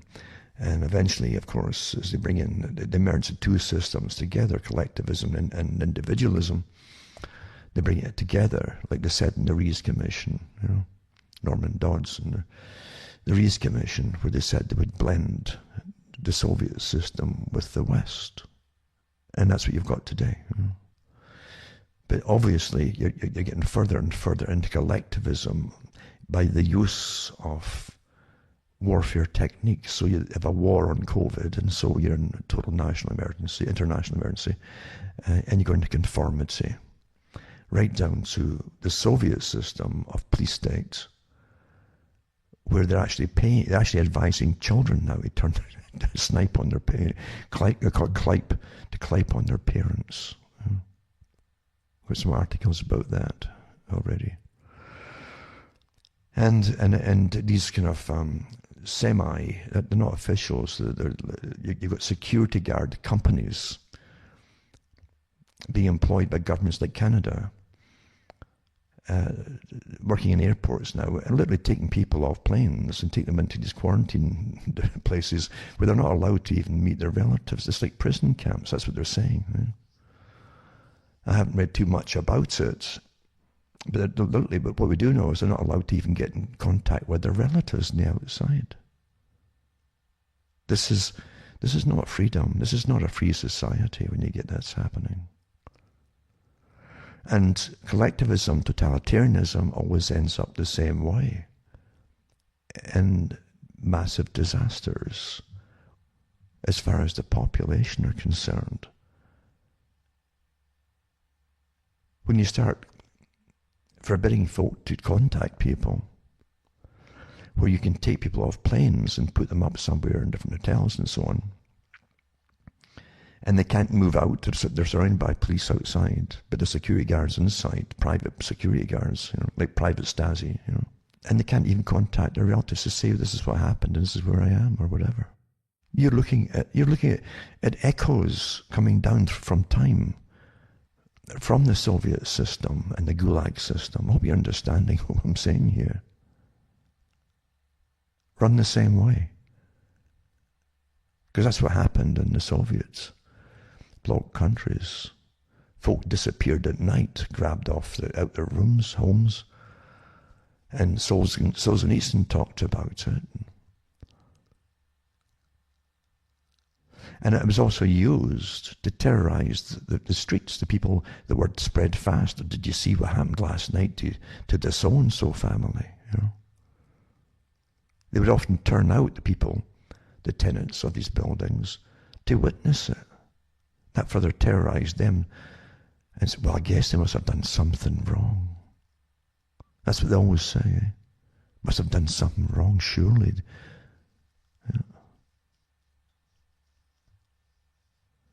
So yeah, you are in this blend of the Soviet system merged with the West.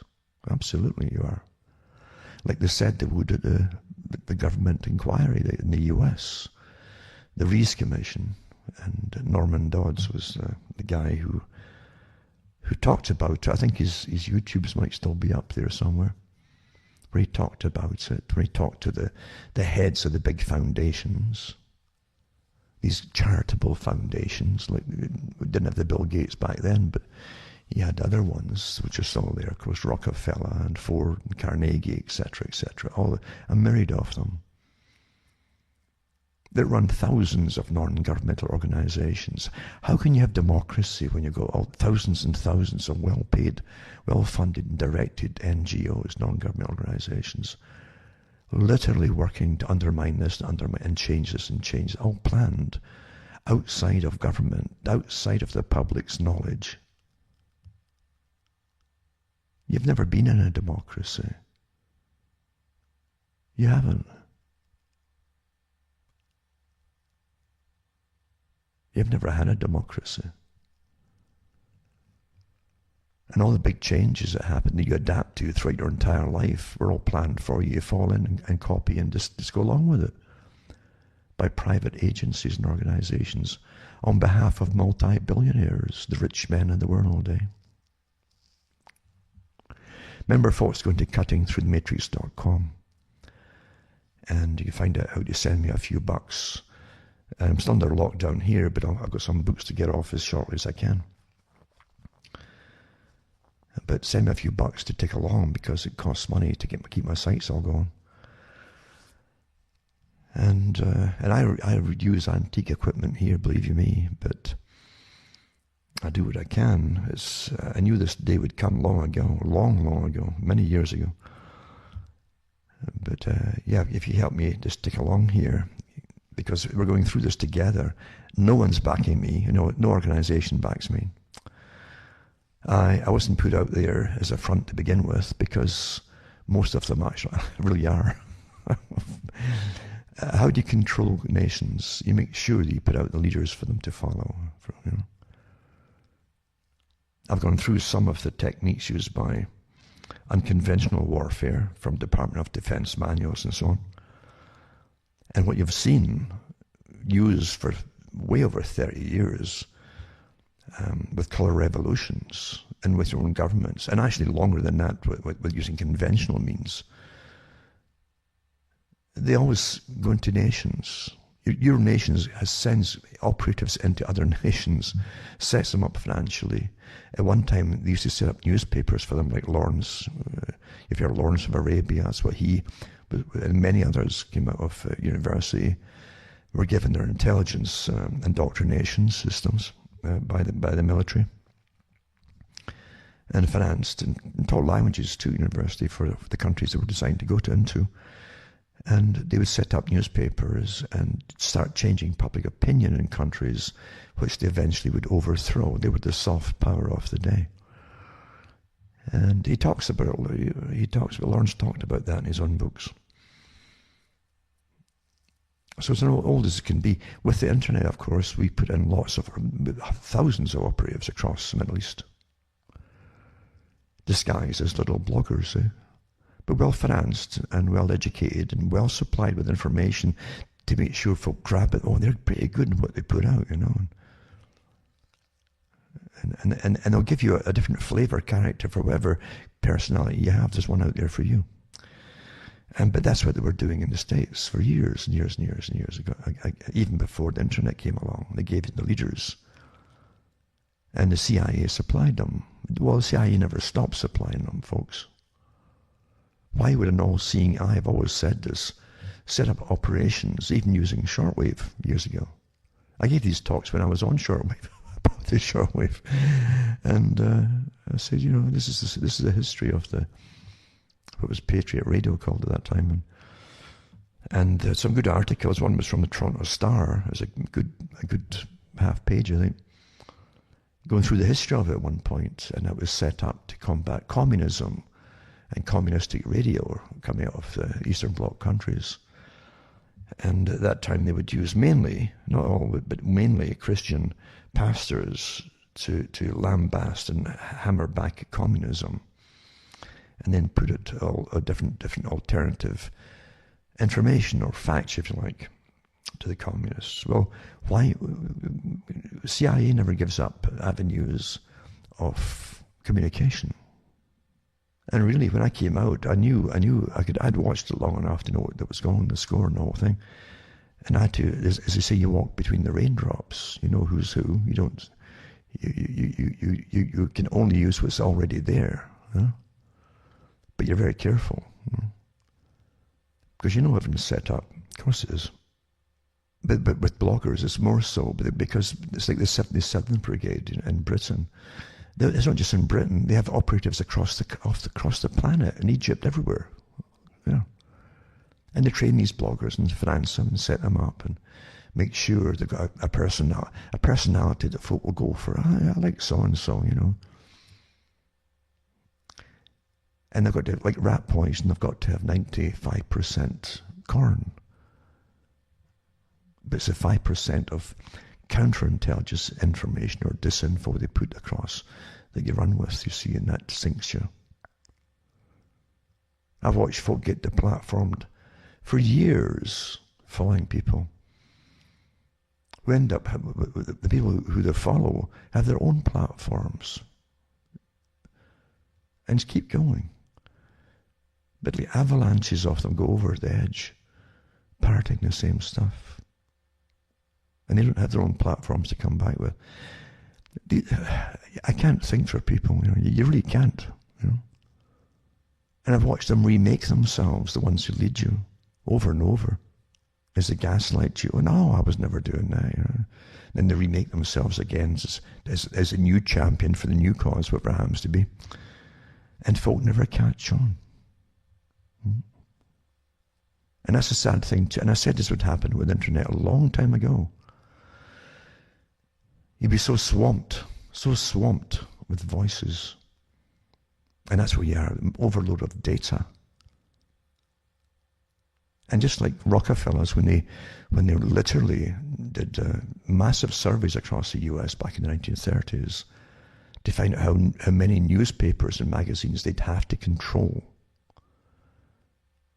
to make sure they standardized all kinds of opinions into their opinions from themselves for the whole country. And at that time it was over 30. And all the lesser newspapers and magazines would simply take information from the main ones and copy it too. So that'd be enough to influence the whole nation's opinions. They even put ones out just for bureaucrats and civil servants, you know, in magazines and so on. You've got the equivalents today on the internet for them. Quite interesting to read those ones too. So standardizing opinion is very, very important. You know. But also with counterintelligence, the idea, don't forget, counterintelligence doesn't come out and just lie. They're the most believable ones because they check to see what the latest chatter is amongst the people. They copy it. They even churn books out about it, like, you know, faster than you can go back and forth from the toilet sometimes. Book after book, and folk never catch on. It's all taken from other people's talks and so on. And then they add their 5% twist in it, the poison. That makes everything ludicrous, the 5%. And so the folk whose material is grabbed to legitimize the person who's counterintelligence gets labeled with the same brush. Oh, you believe in so-and-so. Oh, you're crazy so-and-so. Counterintelligence. And there's lots of that out there today. There's lots of they call them echo chambers. Now, the government has lots of agencies using echo chambers. They create a lot of them. They try again. There may be 1,000 people all saying the same things. These are echo chambers from the same source, you see. But also, and the ones you're following, you often find, will occasionally let it slip that they also set up and run hundreds of bloggers. You start to get little bells go off in your head, maybe, when you think about it. That's what we're living in, amazing systems of control. And then outside of that, you have the deluge of easy blogging, where everybody's getting in the act. You know? And you have an overload, like they said in intelligence agencies some years back. Eventually, you'll get overload of data until most data becomes meaningless. And we're pretty well there, actually. We really are. You have some sites that let multiple people upload on, Just look at the pictures. It's like a zoo. It's like the old tabloids with faces all grotesque or trying to look funny or whatever. But it's like looking at a circus, So we're pretty well there, aren't we?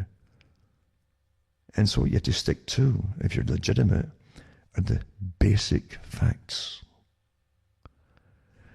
Where's all this come from? What we're going through today? What is its intentions? Where's the sources of facts from themselves, from the sources? And are they achieving their goals? Where's it supposed to go? And by seeing where it's supposed to go, you'll see where any weak links in the chain of command at the top come from, or where they are. There's always weak links, And you can definitely see from the very well executed and prepared setup for January the 6th at the Capitol building. It was all prepared way in advance by counterintelligence. I think the FBI admitted they had something to do with it too. And they definitely had informants working for them. At least you can say informants. I guess you don't say assets or agents. You'll never get the full truth on anything from government, especially intelligence agencies. But definitely, yeah, it was set up because the next part of the plan, as I've said, 9/11 was for loss of rights and freedoms and privacy, perpetual. And this is the next part too, anti-terror. Everybody's a suspected terrorist, especially certain just ethnic groups, for goodness sake. Imagine, you understand where this is going. This does not look well. It shades of what can get ramped up by totalitarian regimes of the past. We see it happening now too. All the different instruments are there to make it all happen.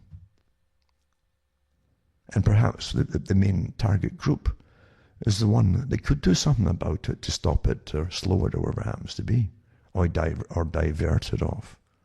Maybe that's why they're so heavily accused of all the world's ills.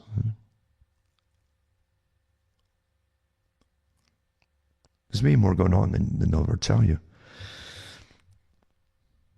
But I've always said to people, don't be followers and don't be blindly led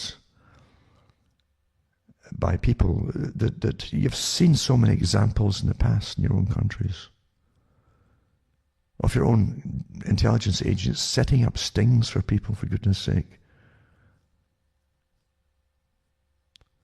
Within a week of 9/11 happening, when the top people at GCHQ in Britain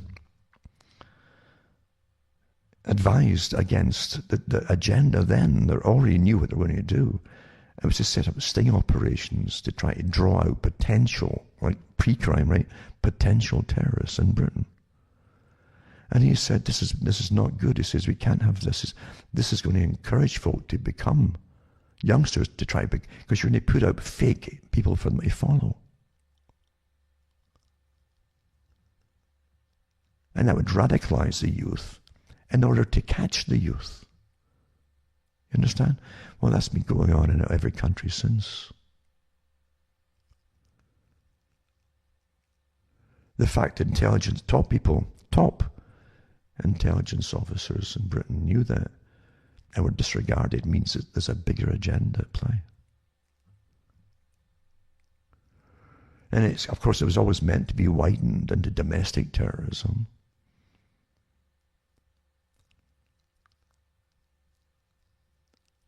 Always. And now you're seeing a world government type system like George Bush Sr. said, and Jr., by the way, 10 years apart, a new world order coming into view. A more equal one, just like the WEF, Chairman Schwab talked about. We'll redistribute your wealth. Your wealth, we'll redistribute it.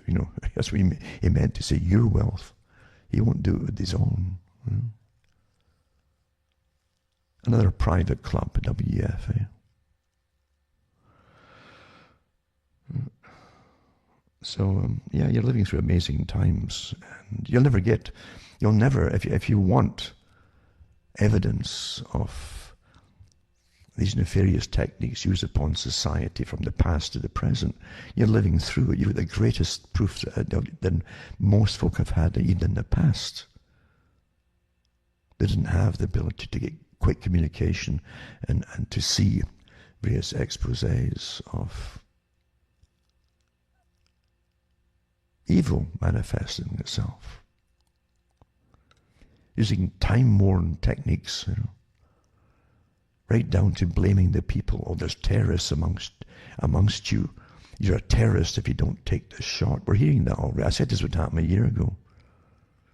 This is the sort of terminology that eventually started using. See, this is the elite's revolution. This is maybe part 3 or part 4 of their revolution. It's an ongoing stage-by-stage setup. It's not an outside revolution. This is their revolution. A continuation of it in stages. And what do you always have in revolution?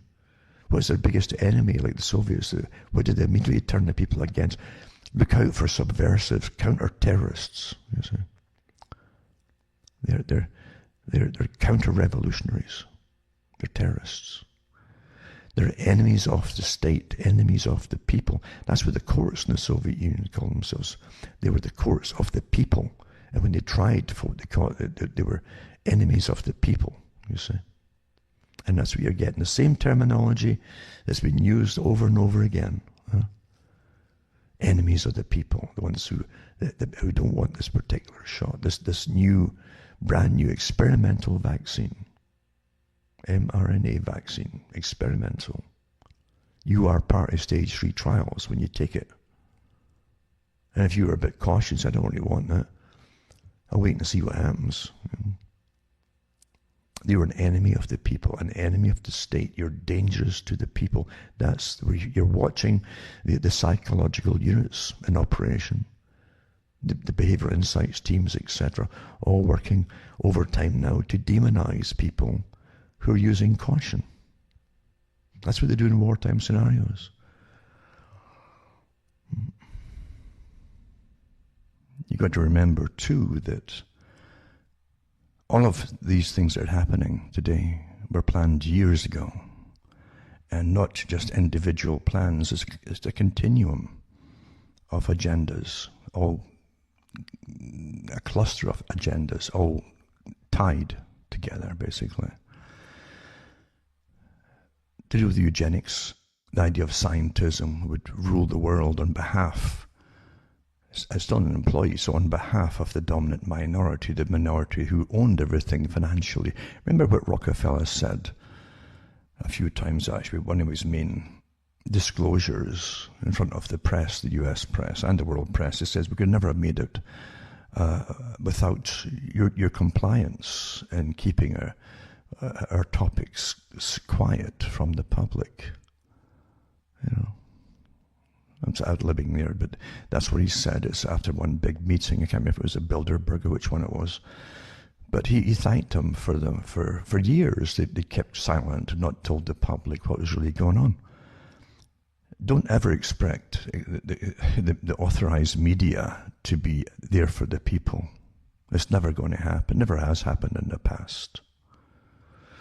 And it never will for the future. They are owned by those at the very top, the ones who own the banks. I'm not talking about bank managers, I'm talking about the ones who own the chains of banks and central banks. They're owned, folks. And the bankers to the world, etc. They're all owned. And they also have their money invested in all the control levers, such as media of all kinds, etc. And the internet and Silicon Valley, with all of its algorithms, the NSA, and the countless other, the myriad of other levels of agencies, all tapped into the same spy organizational systems. They're watching all of us. That all came out from 9/11. And since 9/11 and the war on terror, which is a war of terror. We're definitely in a war of terror today, and the governments have declared war upon the people, using hype, fear, and terror tactics to make them comply into an agenda to stampede along as they're guided as to where to be directed to next and next and next and next and next. That's what you do when you get stampeded. Old techniques. So yeah, you don't ever think the media is ever going to be there for you, right? Brzezinski said it. He says the people will shortly expect the media to do their reasoning for them. He meant their thinking too and their reasoning, right? And folk really do think, oh, if there's anything worth knowing, they'll tell us. Like they've got a duty to tell us. Where's that written in stone? How you're trained to be naive is just astonishing. You can't even get a proper weather forecast from them. In Canada here, I mean, I've had about 1.5 feet of snow in the last day and a half, but the media said it'd be maybe 4 centimeters, you know. This is how they play the statistics game, so they can always bring out the end of spring. This is the warmest winter we've had for 100 years. And this is what they do every year, of course, these days. So they downplay the cold temperatures and exaggerate the warm ones. We're truly living in a fantasia, yeah? A plan-directed fantasia, and we're constantly gaslighted not to perceive what we see and what we experience, but what we're told to experience.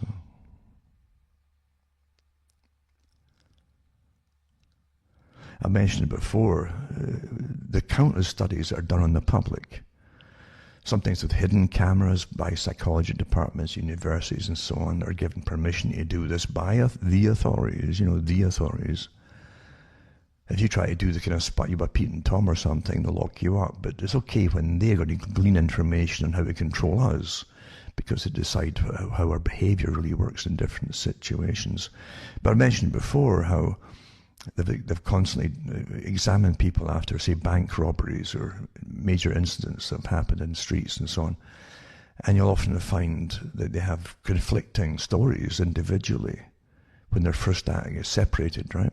That's why they try to separate them initially and get each person's viewpoint of what they saw. But if you allow them to stay together, a dominant personality within will say, no, and this is how it happened. This is what they'll start to gradually, one by one, jump over to that person's side and go with their perception. This is well understood. Yeah. That's how it works. So we're constantly being gaslighted by the main media, not to see what we're seeing, including the demonstrations last year, right? The demonstrations in the States with fires burning in the background. Whole streets were decimated, actually, burned out like some third world country the next day when you saw them. But you saw the clips that they put up from TV onto YouTube or wherever. You actually see the reporter standing there saying there's nothing much happening, it's fairly peaceful, and there's the fires behind them all burning this, and you hear the windows busting with the heat, and poof, poof. Really gaslighting to your face. That was obviously, they're telling you there that was their agenda from before the riot started. This is how you'll all report them, all you guys. Yeah. No one made them report it like that, but they certainly knew what the formula was supposed to be. Eh? Total gaslighting. Right down to the beautifully staged people waiting to go into the government building on January the 6th. And the police obviously compliant, expecting it. All laid on in advance, so that photographers could have a field day saying, oh, these are absolute rioters. There's all these white folk here. That's what they targeted the next day, white folk, What do you mean? All the white folk in the world were not there, folks. And most of them that were there were not inside that building. Yeah. But that doesn't matter. It's wag the dog. It must be true. It's on TV. That's what they showed you. Yeah. All staged. Including who would get in first was all staged. They've even had the FBI come out and admit that one of the leaders, one of the groups there was involved, in setting up this scenario. He wasn't there. They actually stopped him from going there because he's one of theirs. Was a top informer for them, at the very least. Maybe an agent provocateur, who knows. So there's nothing you can trust these days, especially on television. It must be true it's on TV, but wag the dog should be taught in school as a classic way of deceiving people. It's well done, It's a comedy too, but it's well done. It's more real than anything. That's how it is done. That's how the folk perceive it. It was on television, it must be true. It's all perception management, you see. You can hire gangs of people to riot if you want to. That's old stuff in the States and elsewhere. And the States have hired folk across other countries as under soft power revolutionaries. Numbers, they fill the numbers game for demonstrations in other countries, in Iran and elsewhere. That's how it's done. So you see it done in your own country and you can't fathom it out.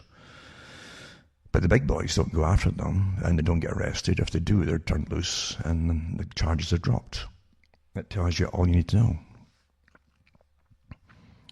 But the ones who fell for it in the Capitol building on the 6th of January, the ones who just fell on the darn thing, it saps all of a shame. Absolute shame, because it was a setup. It was made for TV, literally made for television. And it was to discredit all the other folk that were there just grieving, basically, about losing what they saw as their nation. It wasn't just to do with who got elected. It was to do with the lockdowns, the destruction of the economy, destruction of everything and their values and so on. They've been watching for a whole year. That's part of the reason they were there. Of course it was. And helped along by other forces. Obviously helped along, if not led there by other forces. I won't name them, but that's how it works. And folk will still follow the ones who led them. What a shame. And that's interesting too, watching, again, people who led them, or at least encouraged them, maybe even financed them. That whole demonstration there, or meeting, or whatever you might call it, or protest, remake themselves immediately by the professionals behind them. Everything's produced and managed, and folk don't realize it. Remake their images and so on. And other folk who I think were hoping that Trump was real, even in religious organizations, immediately turned tail as soon as the first utterance came out. Oh, you must be mad after all, talking about Trump, because that came out from the papers that very night of the 6th of January.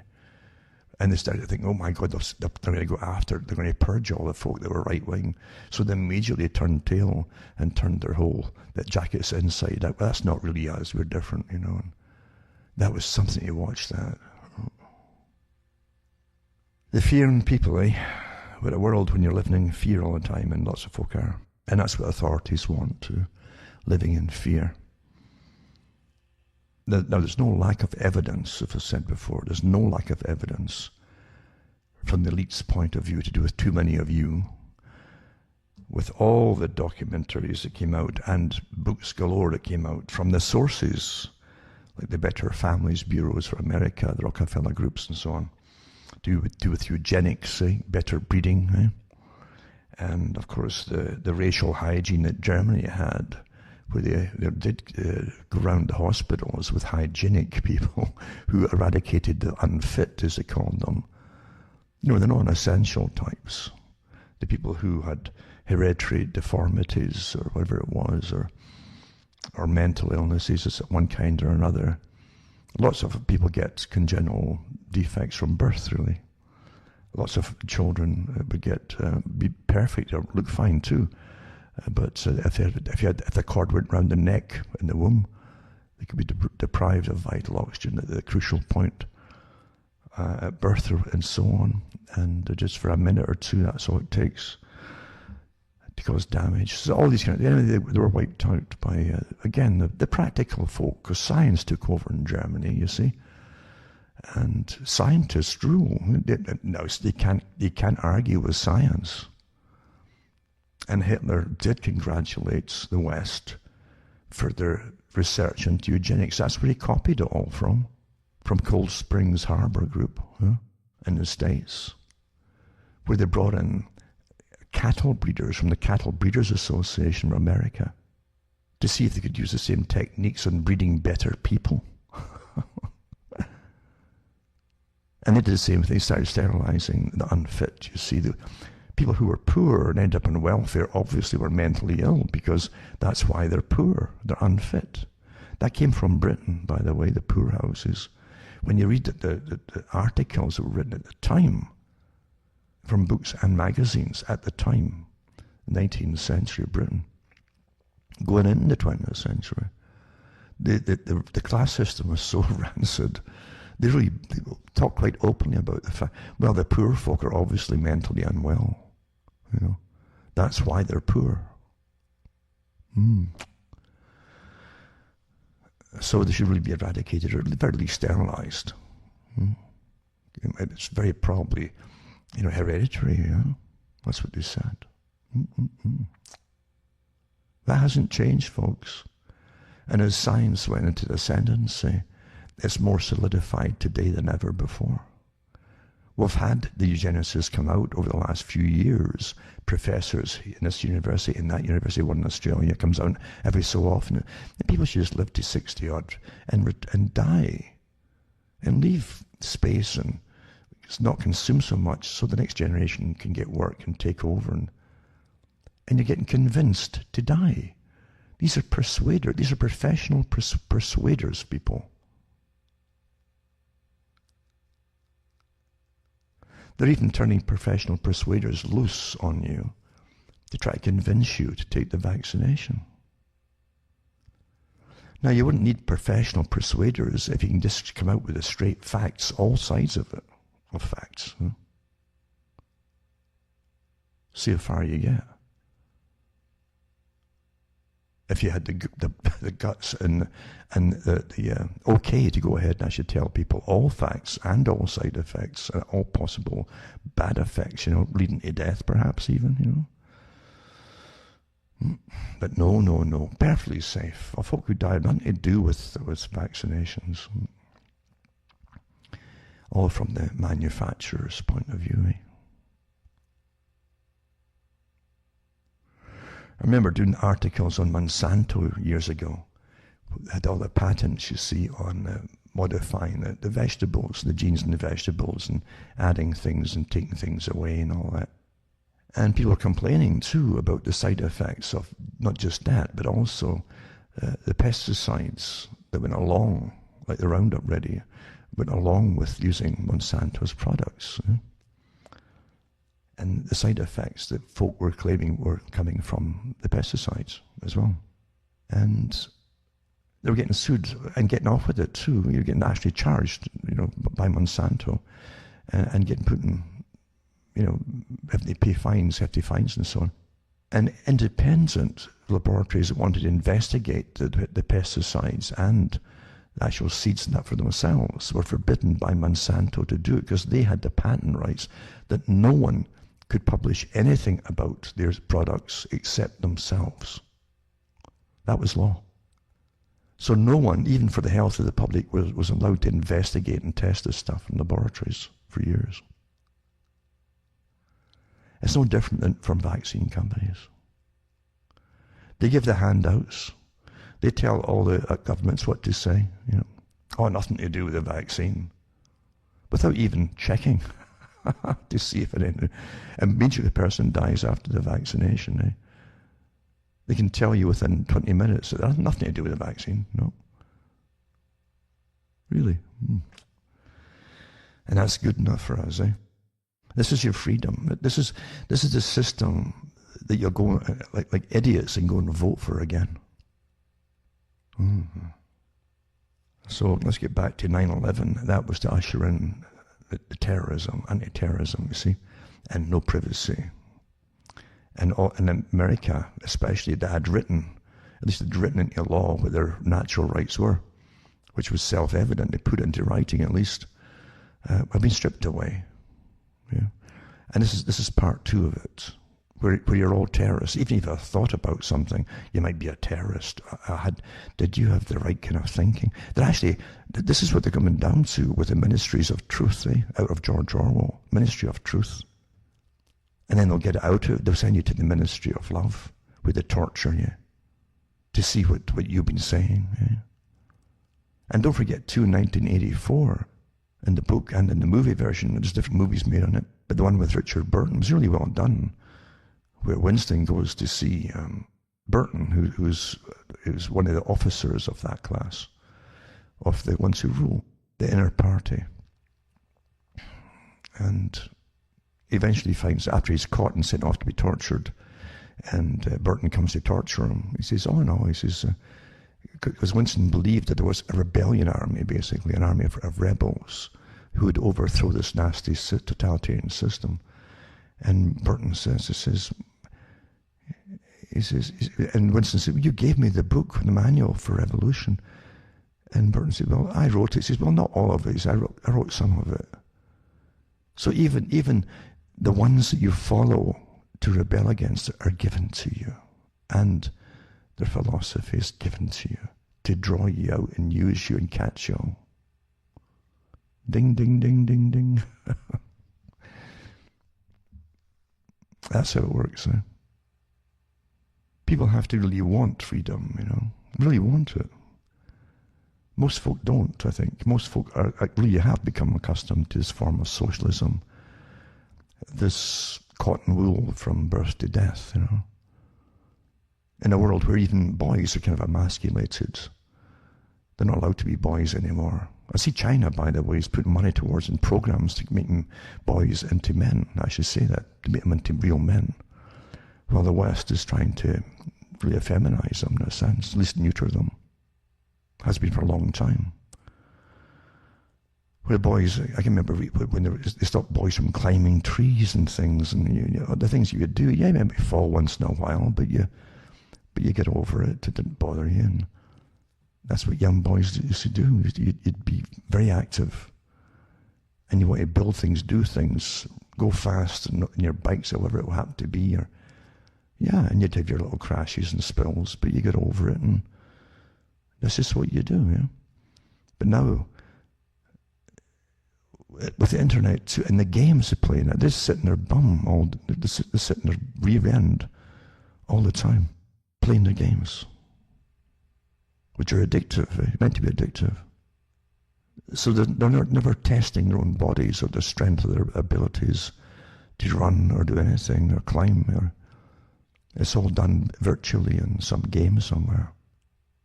And so they don't know. That's the first thing you do in the military. In the military, a lot of people, it doesn't matter what country you go into in the military, you go through a brutalization process to make you standardized. That's what the first thing they do.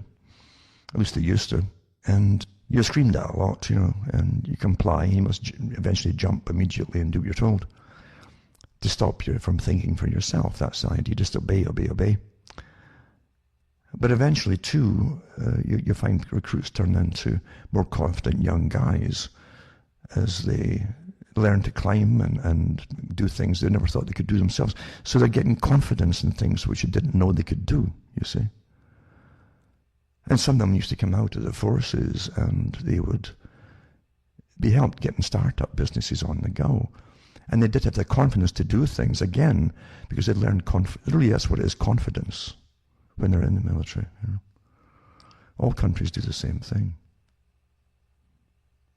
So regardless of what you've been taught to gain the confidence, you'll have it regardless, and then you can apply it to different fields, you see, with some optimism, and knowing you can do it. So there's some pluses from that too. Again, it's a tribal thing, the military, and young guys tend to excel in the tribe. Doesn't matter what ethnic background they come from. That's what Desmond Morris talked about years ago, was Tribe and Super Tribe, I think it was called.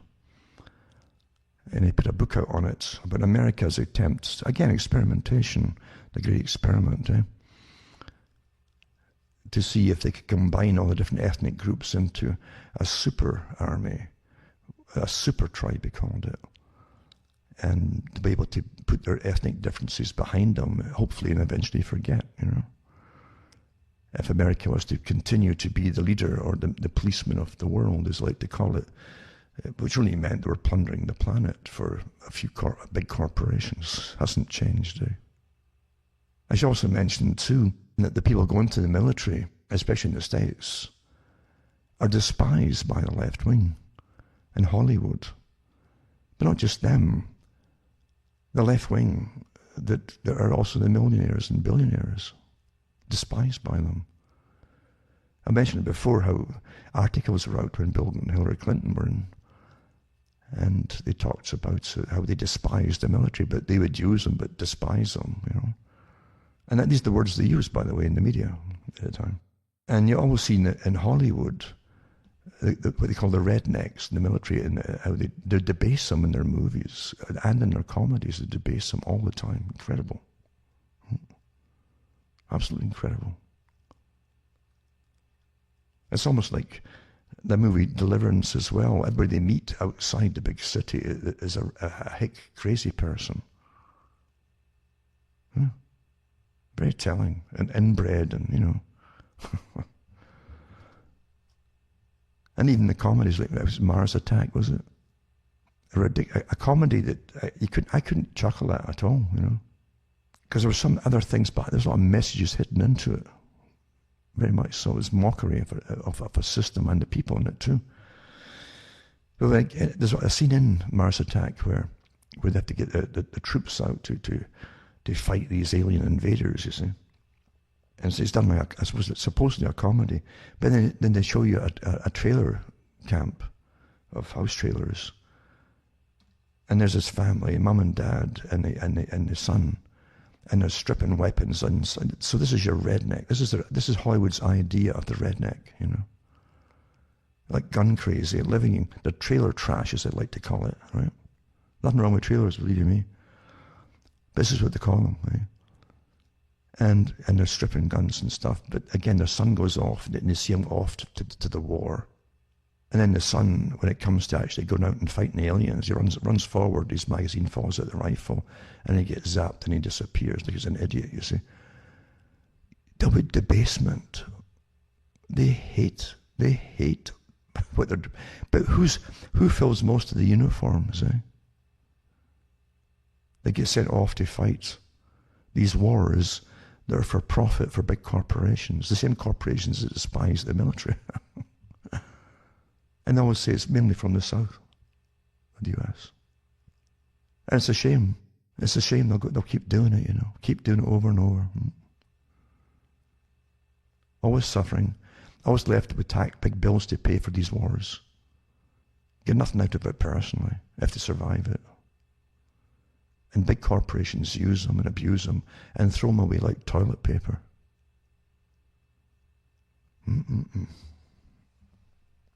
Now here's an article here called "The New Domestic War on Terror is Coming." See, they start off with the war, again, war on terror and the stripping of privacy in 9/11, right? And now this is the next stage of the same thing, right? Now they've got all the different massive fields of almost cities built up that do nothing but collect all the data. It's just like spy cities. Since 9/11, all set up. But anyway, says no speculation is needed. Those who wield power are demanding it. The only question is how much opposition they will encounter. And it says, the last 2 weeks have ushered in a wave of new domestic police powers and rhetoric in the name of fighting terrorism. There are carbon copies of many of the worst excesses of the first war on terror that began nearly 20 years ago. It's actually very similar to what happened in Russia when it was taken over. It says that this trend shows no signs of receding, and we move further from the January 6th Capitol riot. The opposite is true. It says it's intensifying. We witness an orgy of censorship from Silicon Valley monopolies with calls for far more aggressive speech policing, and that's what they call speech policing. We're back to Orwell again, Ministry of Love, Truth. But ministries of truth now decide what truth is. And so speech policing, a visibly militarized Washington, D.C., featuring a non-ironically named green zone, and vows from the incoming president and his key allies for a new anti-domestic terrorism bill. So it's really a domestic terrorism bill, and frequent accusations of sedition, treason, and terrorism against members of Congress and citizens. This is all driven by a radical expansion of the meaning of incitement to violence. It's accompanied by viral on social media pleas that one work with the FBI to turn in one's fellow citizens. It says, see something, say something, and demands for a new system of domestic surveillance. Underlying all of this are immediate insinuations that anyone questioning any of this must, by virtue of these doubts, harbour sympathy for the terrorists and their neo-Nazi, white supremacist ideology. Liberals have spent so many years now in a tight alliance with neocons and the CIA, and isn't that the truth? It's all one group now. That they're making the 2002 version of John Ashcroft look like the president of the old school, the ACLU. The US Department of Homeland Security website touting a trademarked phrase licensed to it in 2010 by the City of New York, urging citizens to report suspicious activity to the FBI and other security state agencies.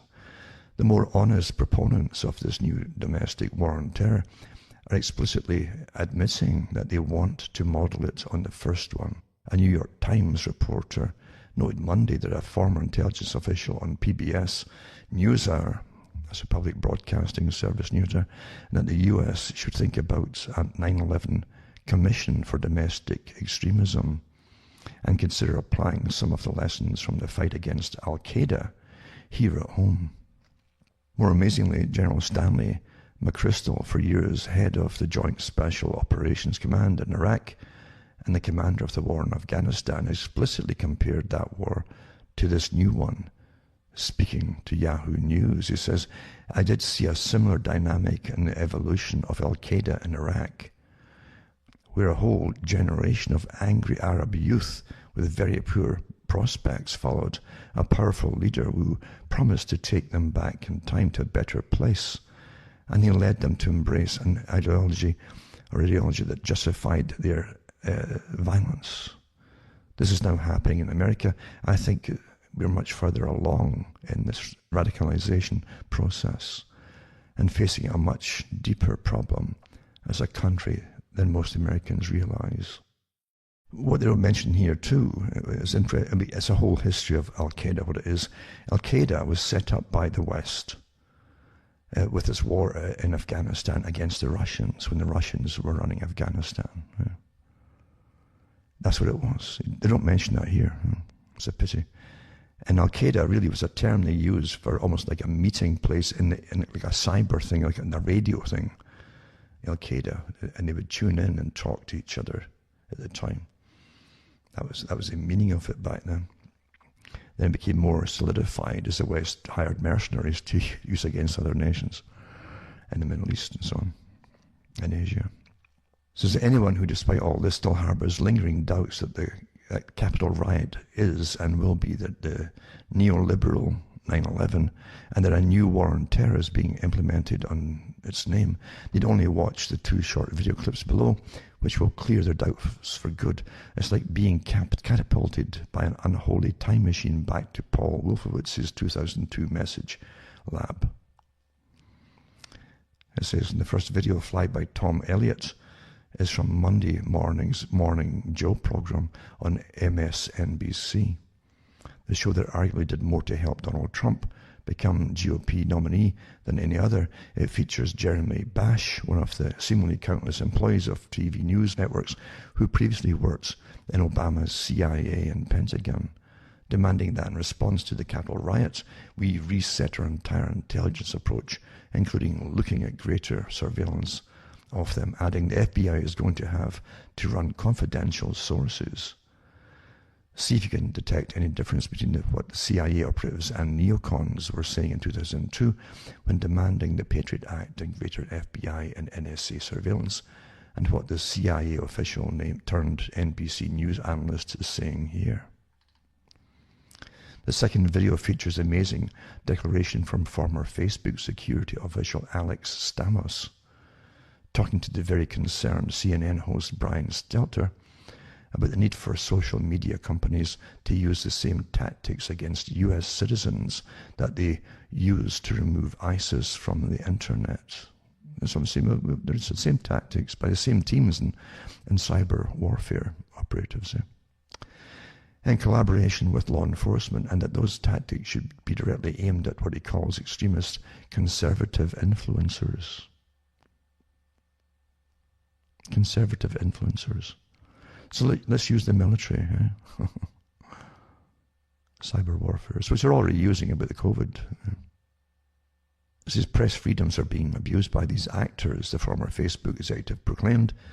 Stamos noted how generous he and his comrades have been up until now. We have given a lot of leeway, both in the traditional media and in social media, to people with a very broad range of views, but no more. Now is the time to get us all back in the same consensual reality. In a moment of unintended candor, Stamos noted the real problem. There are people on YouTube, for example, that have a larger audience than people on daytime CNN. I wonder why. And it's time for CNN and other mainstream outlets to seize the monopoly of information dissemination to which they are divinely entitled by taking away the platforms of those people who actually want to watch and listen to. So it's true enough, it's monopoly. It's back to monopolization for the mainstream, who literally were falling apart for years. No one was looking into them because we know it's all disinformation. And they've been getting government subsidies for years and years. Well, now they want the right for all data, to give out all data. And this article goes on and on and on about it. He says, if still not convinced, and if you can endure it, you can also watch MSNBC's Joe Scarborough and Micah Brzezinski. I guess that's the daughter of Brzezinski, Zygmunt, literally screaming that one needed remedy to the Capitol riot is that Biden administration must shut down Facebook. Shut down Facebook. Calls for a War on Terror sequel, a domestic version complete with surveillance and censorship, are not confined to ratings-deprived cable hosts and ghouls from the security state. The Wall Street Journal reports that Mr. Biden has said he plans to make a priority of passing law against domestic terrorism, and he has been urged to create a White House post overseeing the fight against ideologically inspired violent extremists and increasing funding to combat them. And it'll go right down to just speaking, you see. They want to censor all speech. I hope you understand it. Well, you cannot have democracy and censoring speech. You can't have it. It doesn't work. You either have totalitarianism, and tyranny, or you have democracy. And in democracy, you've got to tolerate all kinds of speech. Why would such new terrorism laws be needed in a country that already imprisons more of its citizens than any other country in the world as the result of a very aggressive set of criminal laws? What acts should be criminalized by new domestic terrorism laws that are not already deemed criminal? They never say, almost certainly, because, just as was true of the first set of the new War on Terror laws, the real aim is to criminalize that which should not be criminalized: speech, association, protests, opposition to the new ruling coalition. And this article is quite lengthy, actually, but I'll put it up for those that want to read it for themselves. I've only read maybe a third of it, maybe less. But it's on the money, and it's put out by someone who's had his share of it too. That was Glenn Greenwald. So he knows he's not some amateur journalist here, telling you what's coming down the pike and what is happening in real time now, right? This is not something from the future. Remember, all these laws too are immediately expanded as soon as you put it on the books to include all kinds of things, or even, what were you thinking when you said that? I'm not kidding you. This is where it's all supposed to go. Thought crime, Thought crime. Own think. Have your own think. Was that your opinion, or did you get it from someone else? This article here ties in with it too. When you see everything working together, and different names and different departments, it's all the same. It's one organization. And this is from the Rutherford Institute. It says, in the shadow of that hideous strength, the UN's proposed alliance with big data to know where you are and what you're doing. And this is from 2016. Oh, it's old news. Oh, no, this is relevant today. There is no such thing as old news, folks.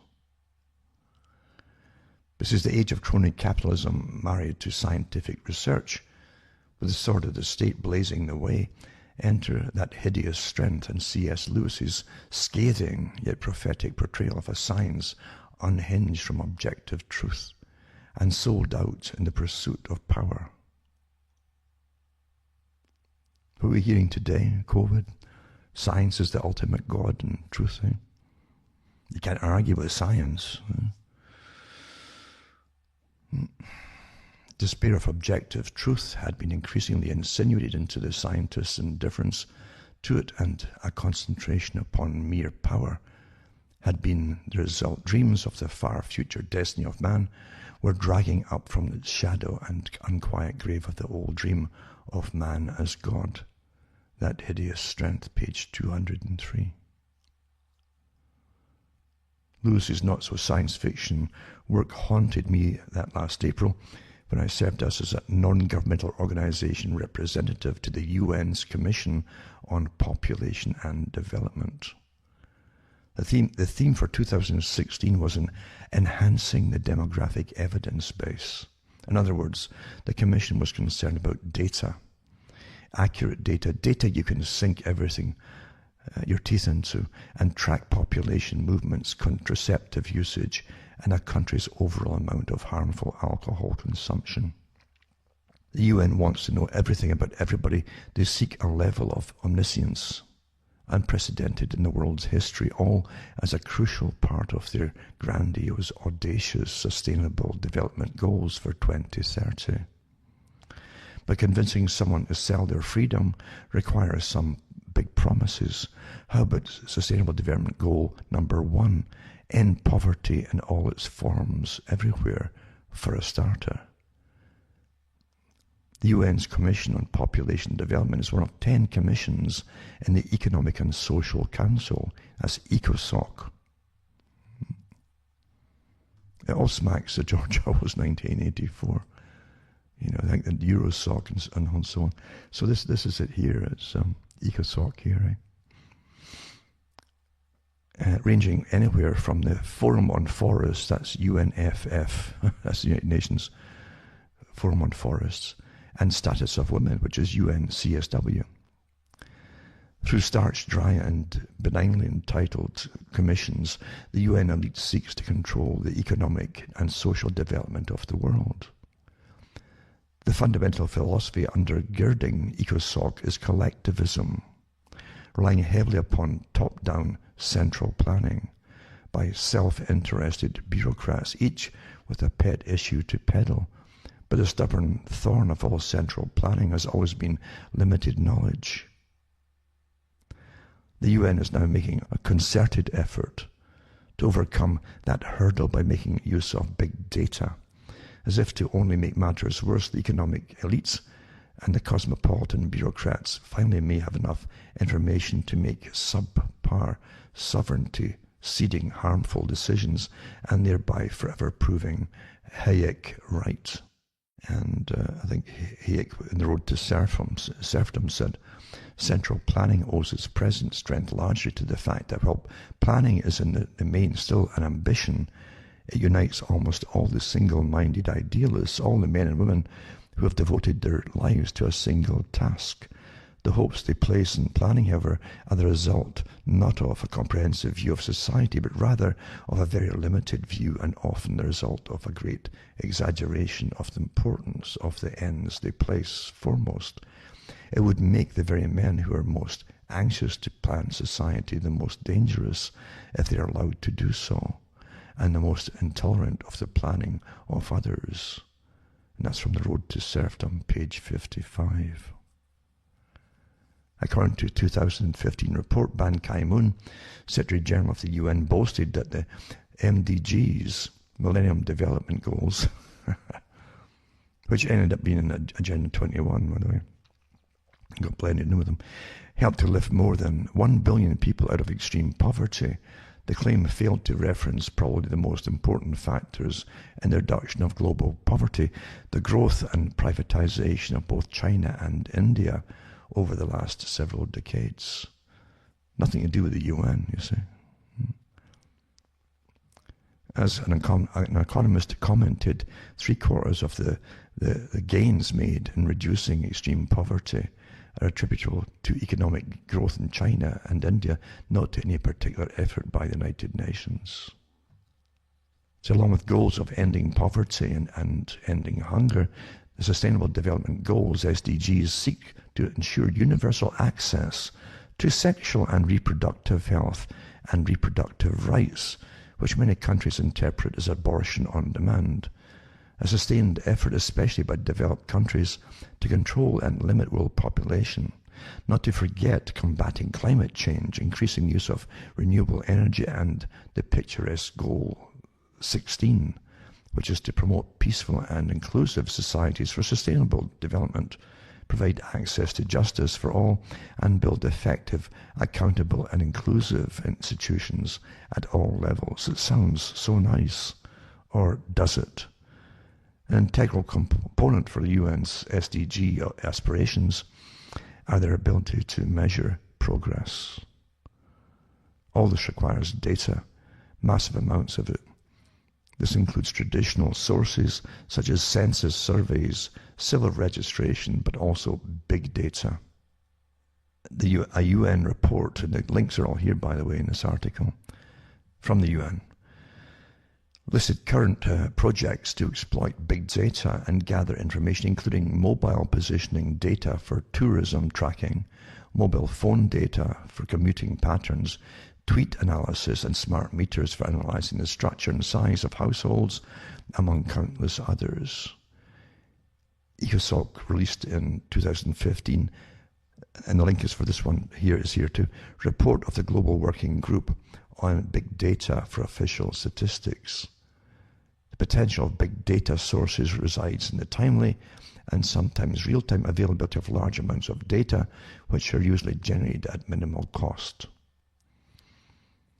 Now, the point of all of this too is the fact the UN naturally, since it's a front for those who own the world, is talking about your ID 2020, they called it.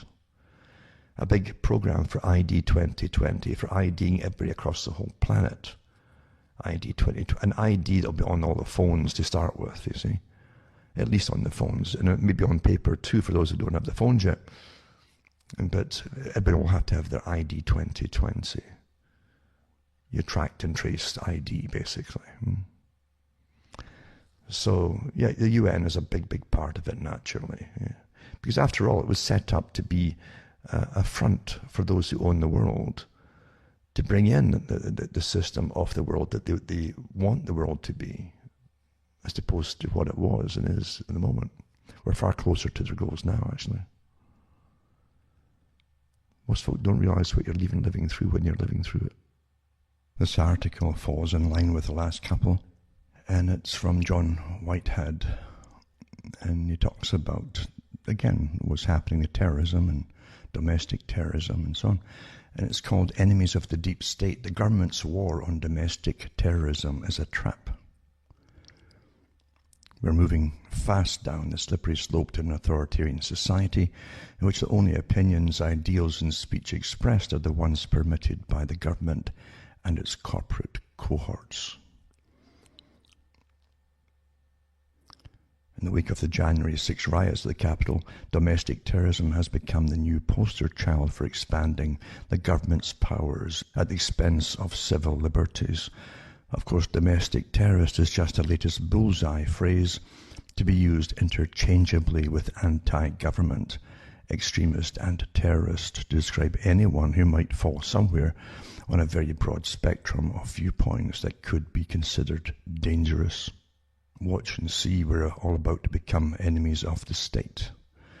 In a déjà vu mirroring of the legislative fallout from 9/11 and the ensuing build-up of the security state, there's a growing demand in certain sectors for the government to be given expanded powers to root out domestic terrorism.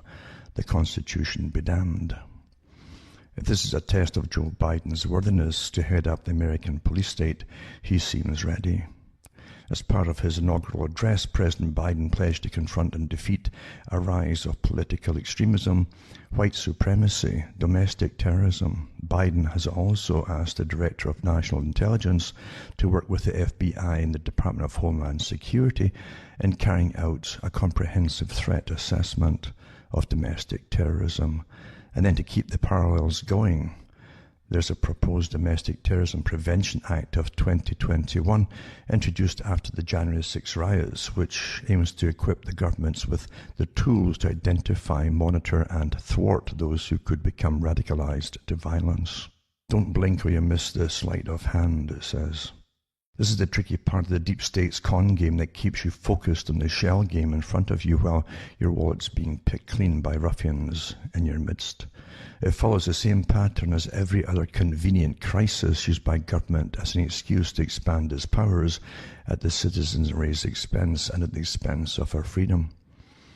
As investigative journalist Glenn Greenwald warns, the last 2 weeks have ushered in a wave of new domestic police powers and rhetoric in the name of fighting terrorism that are carbon copies of many of the worst excesses in the first war on terror that began nearly 20 years ago.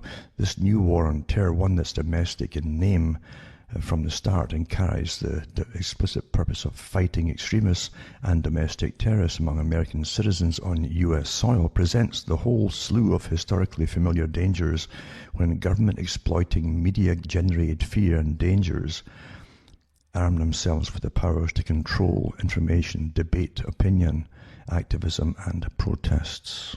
Greenwald is referring to the USA Patriot Act, passed almost 20 years ago, which paved the way for the eradication of every vital safeguard against government overreach, corruption, and abuse.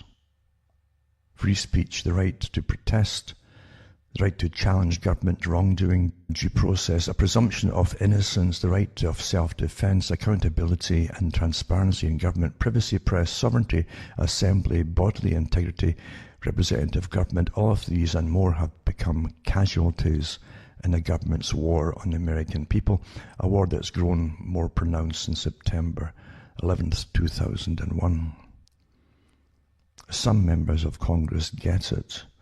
In a letter opposing expansion of national security powers, a handful congressional representatives urged their colleagues not to repeat the mistakes of the past.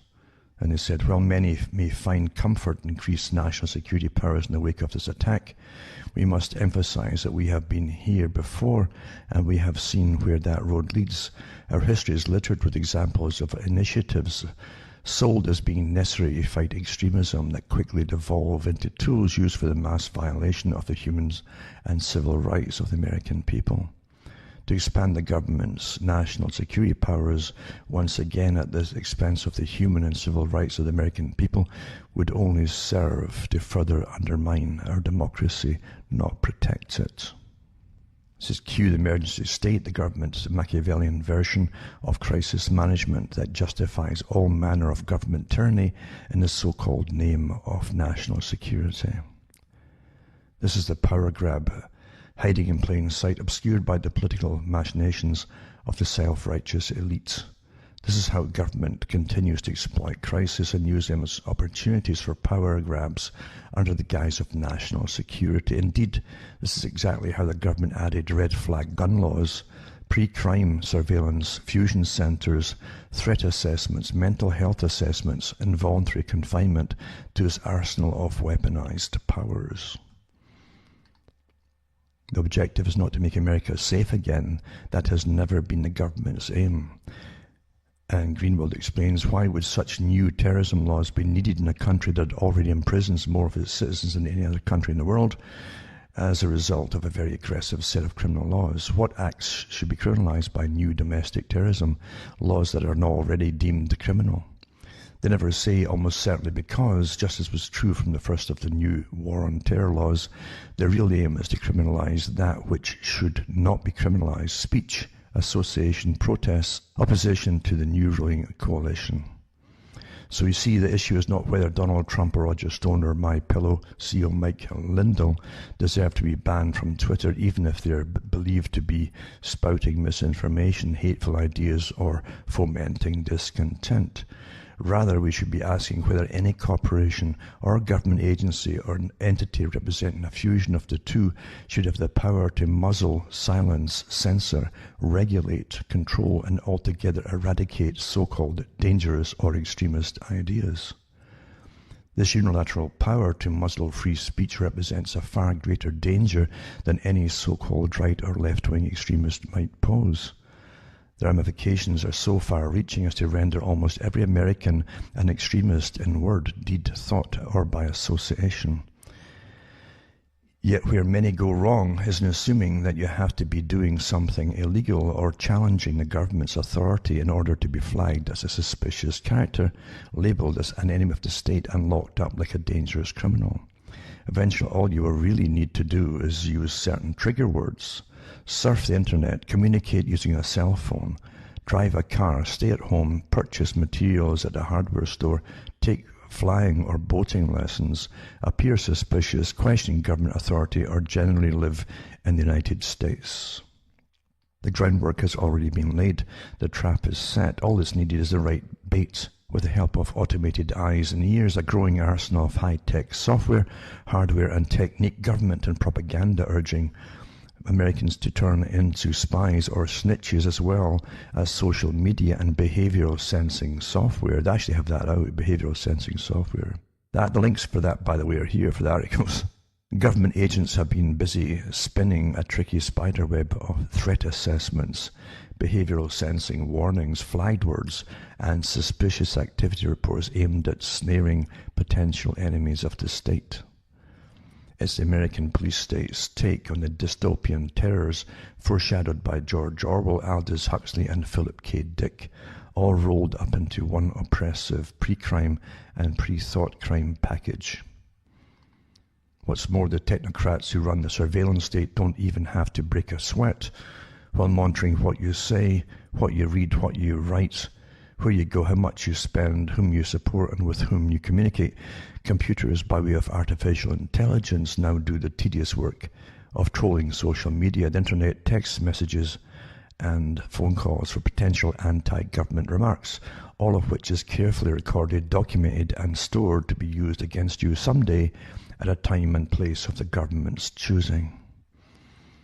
For instance, police, and all the links are here for these articles, but that's mentioning here. Police in the major American cities have been using predictive policing technologies that allows them to identify individuals or groups of individuals most likely to commit a crime in a given community. These individuals are then put on notice that their movements and activities will be closely monitored, and any criminal activity by them or their associates will result in harsh penalties. In other words, the burden of proof is reversed. You are guilty, right? Before you're given any chance to prove you're innocent. So it's sort of changed around what it used to be. Innocent proven guilty, so now you're guilty and proven innocent. Dig beneath the surface of this kind of surveillance police state, however, and you will find that the real purpose of pre-crime is not safety, but control.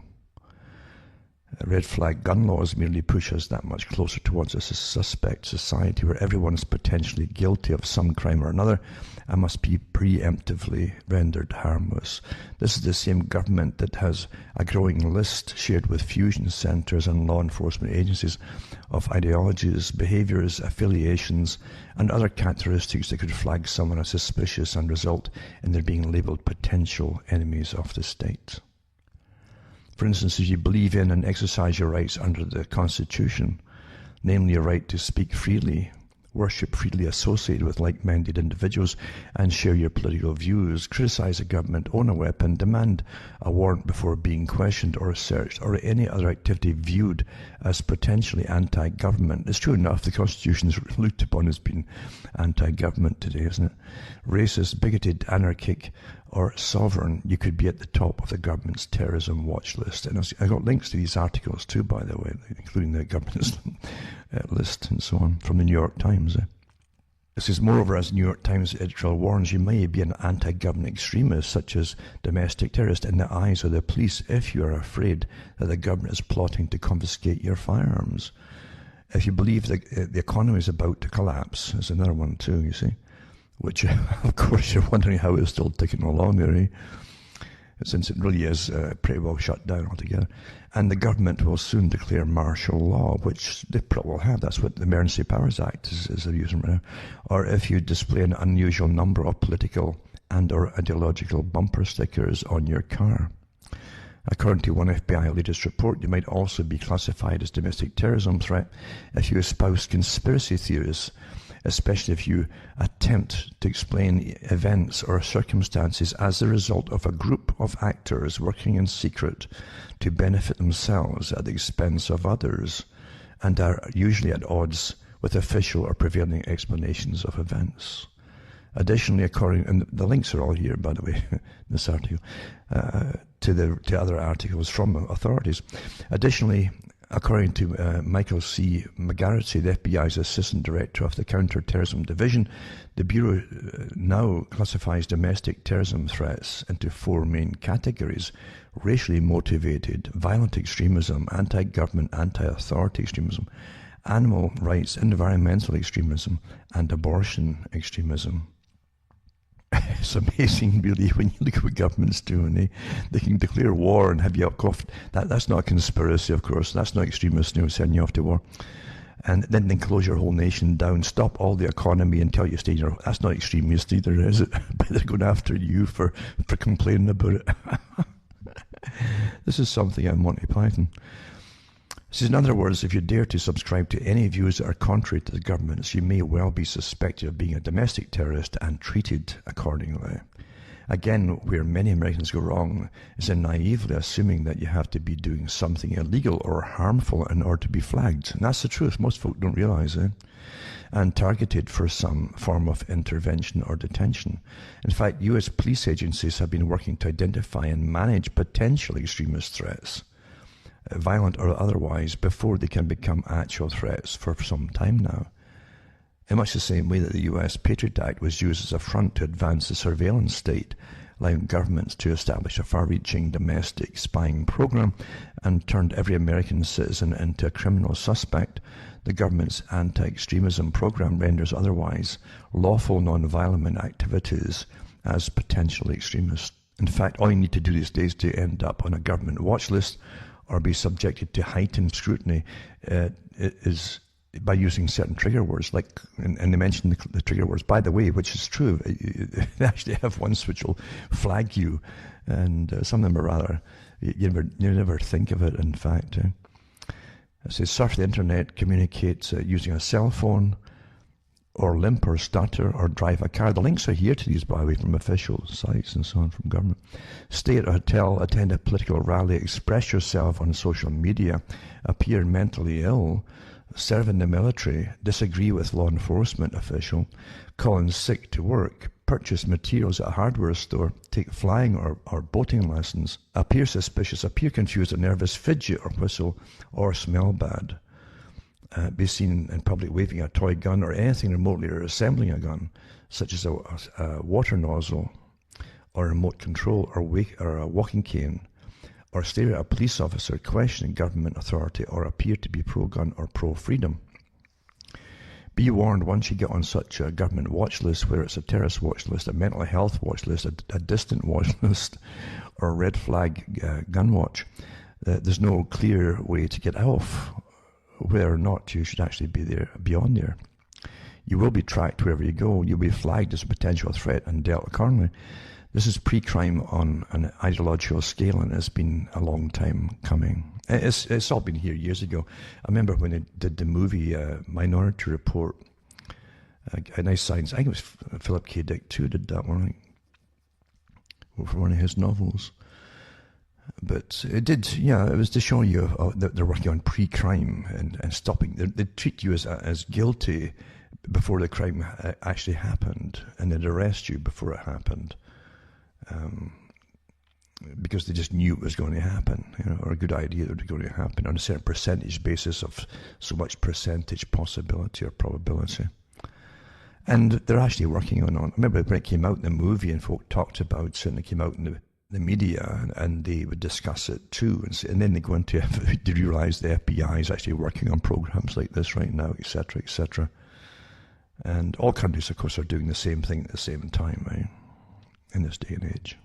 It says to add to that, tens of thousands of armed surveillance drones and balloons are beginning to blanket American skies, and facial recognition technology that will identify and track you wherever you go and whatever you do. I don't know if you've seen the ones from China. They had some almost like ads put out by China. They like to boast. They showed you these glasses that the police wear at railway stations and airports and places, but they can use them in the streets. And everybody walking by, a little box would come up with the number, their name, and the whole thing, and who they were, and the glasses. This is getting to be old stuff already. And whatever they have, of course, we've already got in the West as well, and they're using it. This is to add to that, tens of thousands of armed surveillance drones and balloons are beginning to blanket American skies, facial recognition technology.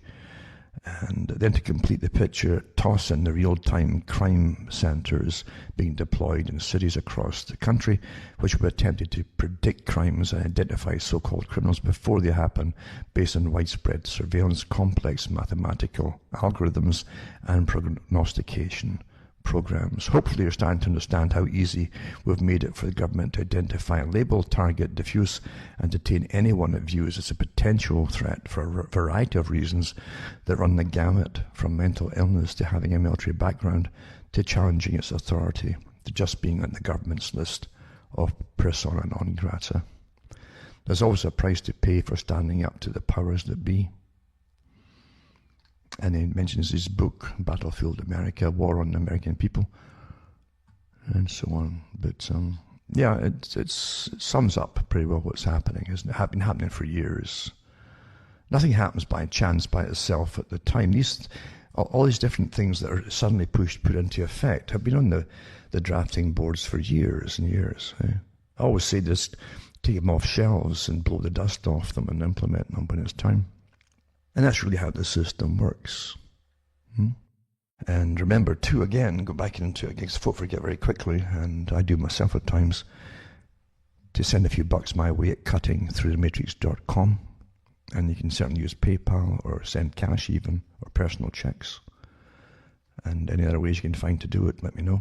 That'll help me go on, because as I say, I'm not backed by it. You'd be surprised, I can't even go into what I do know about other people over the years, but and even the nasty things that happen, from other people. There's definitely agents out there. I know it. I'm not suspecting it. I know it. And the dirty tricks that they play on others to try and get them off the air is quite astonishing. Some of them. So you've got to be very careful. I mean, it's up to yourselves who you listen to. I won't say who you listen to, who not to, but it's up to yourselves. But if you've been bitten a few times, you should start to learn from the experiences and stop following people blindly, even if you like them. And by the way, be very careful. They put out all kinds out there. As I've said before, we have all kinds of personalities amongst us. And we have all kinds of likes and dislikes. And they know exactly, I've said this before too, it's the same as women. If you're a guy, they know exactly through all your surfing, and I did these talks years ago before I even had the computer myself, and as I said, they already know everything about your personality profile. They'll know exactly your dream woman, what she'll look like, the facial features, the colour of hair, everything about them, the personality type, all from what you've viewed, watched, and you've surfed, and what you've read, and all the rest of it. That's how they do it, So they know exactly for whatever you're really into and what you like. They've got something ready for you already, ready made. It's like walking into the world's biggest tailoring shop, whatever size, shape you are, they've got a suit made for you already. It's there for you to walk right into, just for you. And that's how the whole movement is for the truth movements. Call it what you want. They literally have them. There are lots of people sprinkled in there amongst all the regular ones. There's genuine ones, but lots of fake ones too, that are well funded. They'll appear as honorary folk, and they'll be trained to be likable and presentable. And the women will go for certain ones, the guys will go for others. And this is how it's all done. So be very, very careful. You'll know by the cons that they push.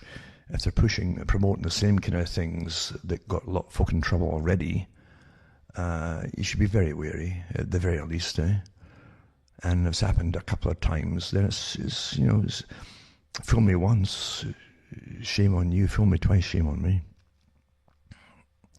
And you really can't help people, because they start to like people, even though they're getting used or fooled or set up. And they will get used and set up again. As I say, the internet now is a minefield. It really is a minefield. There's so many people, way too many folks, just talking. That's fine, talking, but the problem is too, it ends up like a huge circus with all kinds of folks shouting, screaming, laughing. It truly is like clowns and jugglers and acrobats, and that's what you end up getting for alternate news. Everyone wants to be a performer rather than just get on and talk. They want to be a performer of some kind. And it's probably saturated now too. Remember, I read, as I said earlier in the talk, that I spoke years ago about, from the government websites, where they talked about eventually in information warfare, they would have information overload, this data overload. And data's data. It doesn't mean it's true, false, right? It's data. It can be gibberish, doesn't matter. And there'd be overload with it until it would just bog folks' minds down eventually, till they'd have to tune out to keep their sanity. And we're almost there already, of course. We know that too. So be careful what you listen to and what you're wasting your time with, and whoever's using you. Yeah? When you hear the same people, even if there's 50 of them all parting the same messaging, you can pretty well realize they're getting it from the same source. That's what they call their echo chambers. And some of the bigger ones finance hundreds and sometimes dozens, sometimes hundreds of other bloggers out there to parrot the same stuff as their parrot. You wouldn't believe what's going on.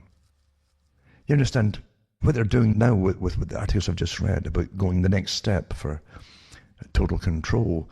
It's just that. They've already been under pretty well total control. And under massive surveillance, even before 9/11. Governments have never spared any amount of your own tax money to spy on you. It's awfully important to know what's going on. Even before the internet, they had thousands of their own agents scattered through London, as an example. I remember reading an article years ago on the air at the time. And that's about 5,000 of them across London. They had them across other countries that used to belong to the British Empire as well. Thousands of them. And they would go into bars and coffee stores and even live in the streets and listen to the gossip and the chat. And that's how they get the feedback of what folk were thinking, what they were talking about, what they're complaining about, what they were worried about, what they were going to do to try to combat government interference in their lives or higher taxes, whatever. They always go. Nothing takes government by surprise, folks. That's why. This information gathering. Jack C. Lull talks about it. The 1950s, across the whole of Europe, they had what they called Kardec systems. And these were, you'll see these rotary type systems, with the cards in them. But they had buildings with this stuff. Every country, including Britain, had them. And they'd have the data on every citizen that they could, whatever they could collect from school. You don't realize in school, even teachers' reports were all being collected on the different individual children. Any little test that they gave them, little IQ tests, were all collected and put in the Kardec system. Troubles that the children had, truancy, things like that. Anything at all that was displayed was all noted personality-wise and so on. and put in their cardiac system. And when they left school, their employment records, their marriage records, even their affairs records were all the intimate stuff that could be gleaned from folk living in your communities and your streets was passed along, folks. 1950s onwards. And that's why government never loses control. Nothing really takes it by surprise. And most of governments show the politicians are not the bosses.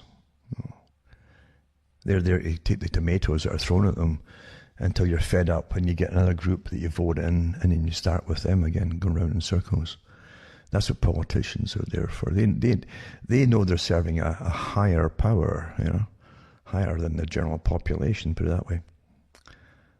And again, you had the same things coming from big players in the past who were more motivated in years gone by because of the superiority level, and their attitudes as well, of writing in their own books what they thought of the general populations. They were rather open. I mean, Charles Galton Darwin is a great one to read the next million years. I've mentioned it so many times. I never get fed up reading it, in fact, because it reminds you remind yourself once in a while, we haven't progressed, they haven't got nicer to us, the masters, They're the same ones then as they are today. And they have more means to implement the agendas that Charles Galton Darwin talks about. I mean, the rest of the people, again, to him, were inferior. But his own class, his own type, were superior. They're the wild men. But even the middle class are irrelevant to him. He's talking about the ones who plan and direct and work with the teams that plan and direct the future. All of it. Economic, fashion, culture, everything. Legal, etc.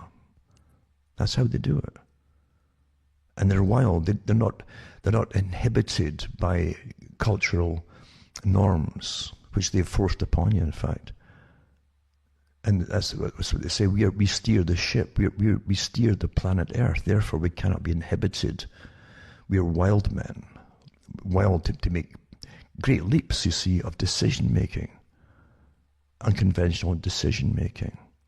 Unrestricted by morals or anything else. That means if they wanted a mass cull, they would just do it. You understand what they're talking about? The next million years. Mm-hmm. And they have no illusions of democracy. And they're quite open about it. So anyway, I've gone over those articles before and those books before. I should maybe do them in the future again, some more books, to give anybody who's really interested in understanding the real reality of the system in which you're living. Even though you've studied it, and even though you think you understand it, people are still shocked when you actually see it implemented. You can actually see the effects of pressure that's been applied to those that front for the elites.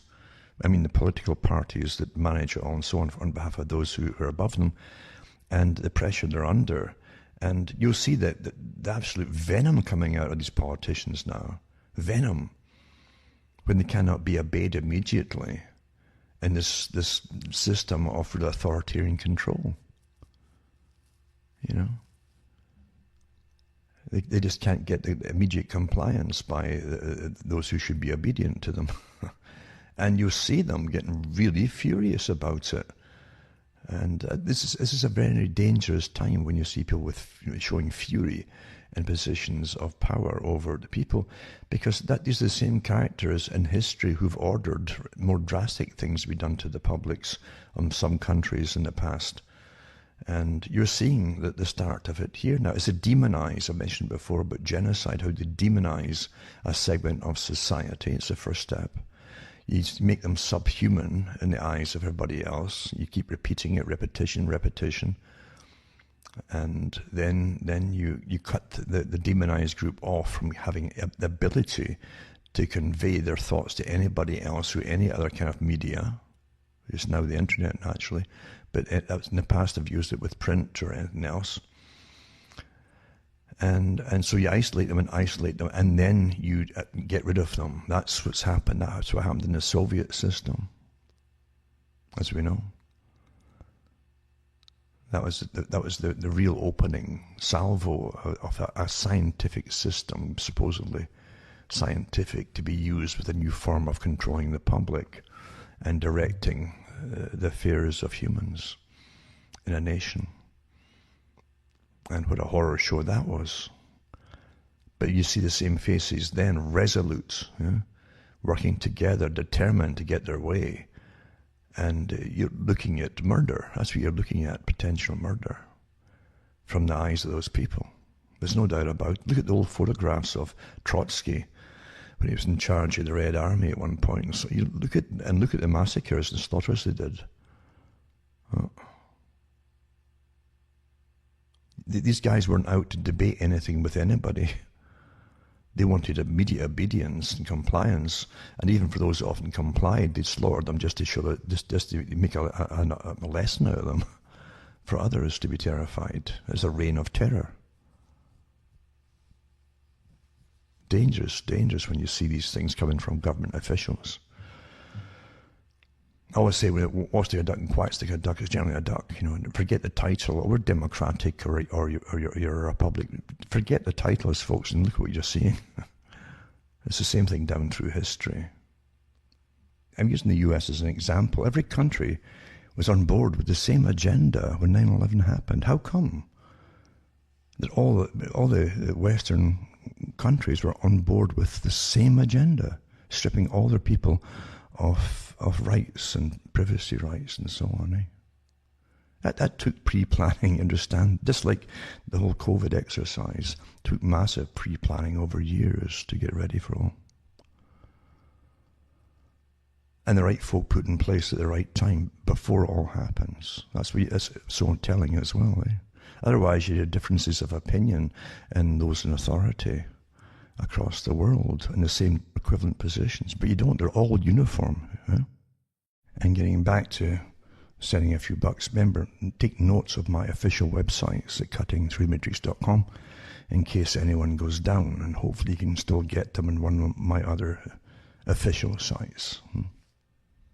Now, this article here is from the New York Times, and it's interesting because we've already read official studies put out by virologists and epidemiologists talking about vaccine reactions at times, how it can cause massive autoimmune responses in the body, where the body starts creating part of the immune system will attack its own cells in certain parts of the body. I mean, rheumatoid arthritis is a classic example of that.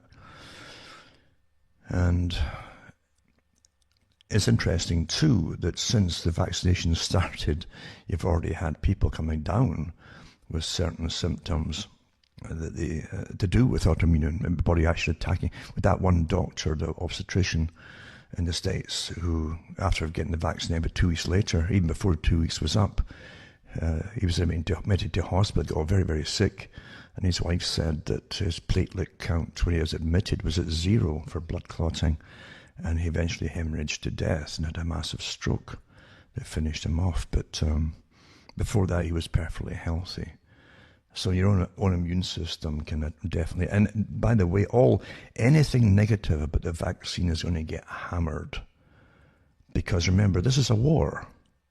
Using full Emergency War Powers Act to go after anybody who says anything that's not been authorized by the establishment.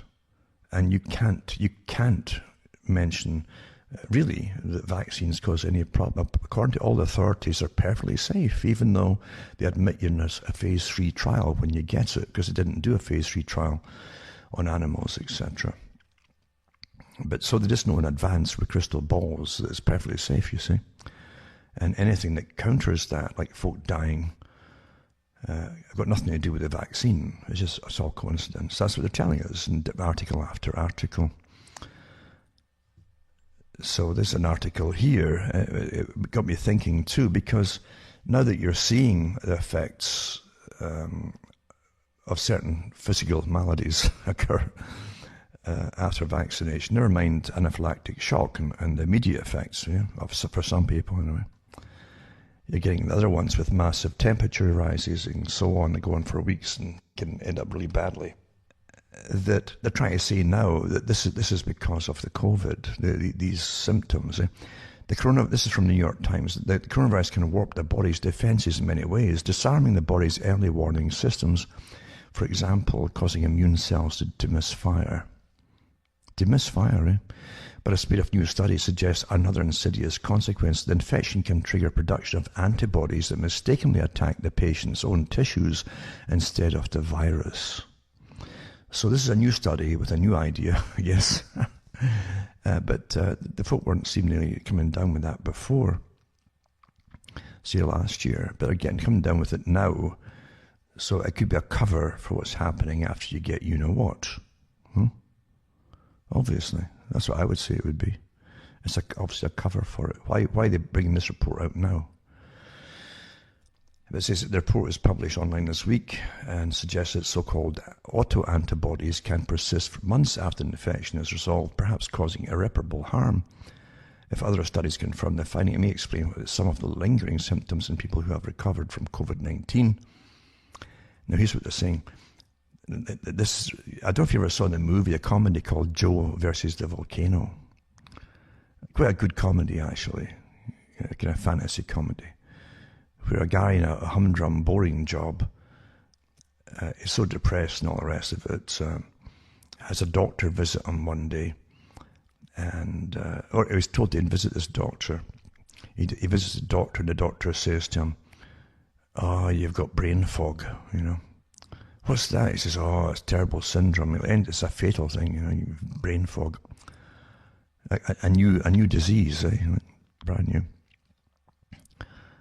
And he doesn't know the doctor actually is a personal doctor for a big businessman who wants something from an island, a very rare mineral, a rare metal mineral, I guess, from an island, and the natives of the island demand a sacrifice who jumps in the volcano. And that's how they would, in that way, the island wouldn't submerge under the sea if they got another sacrifice.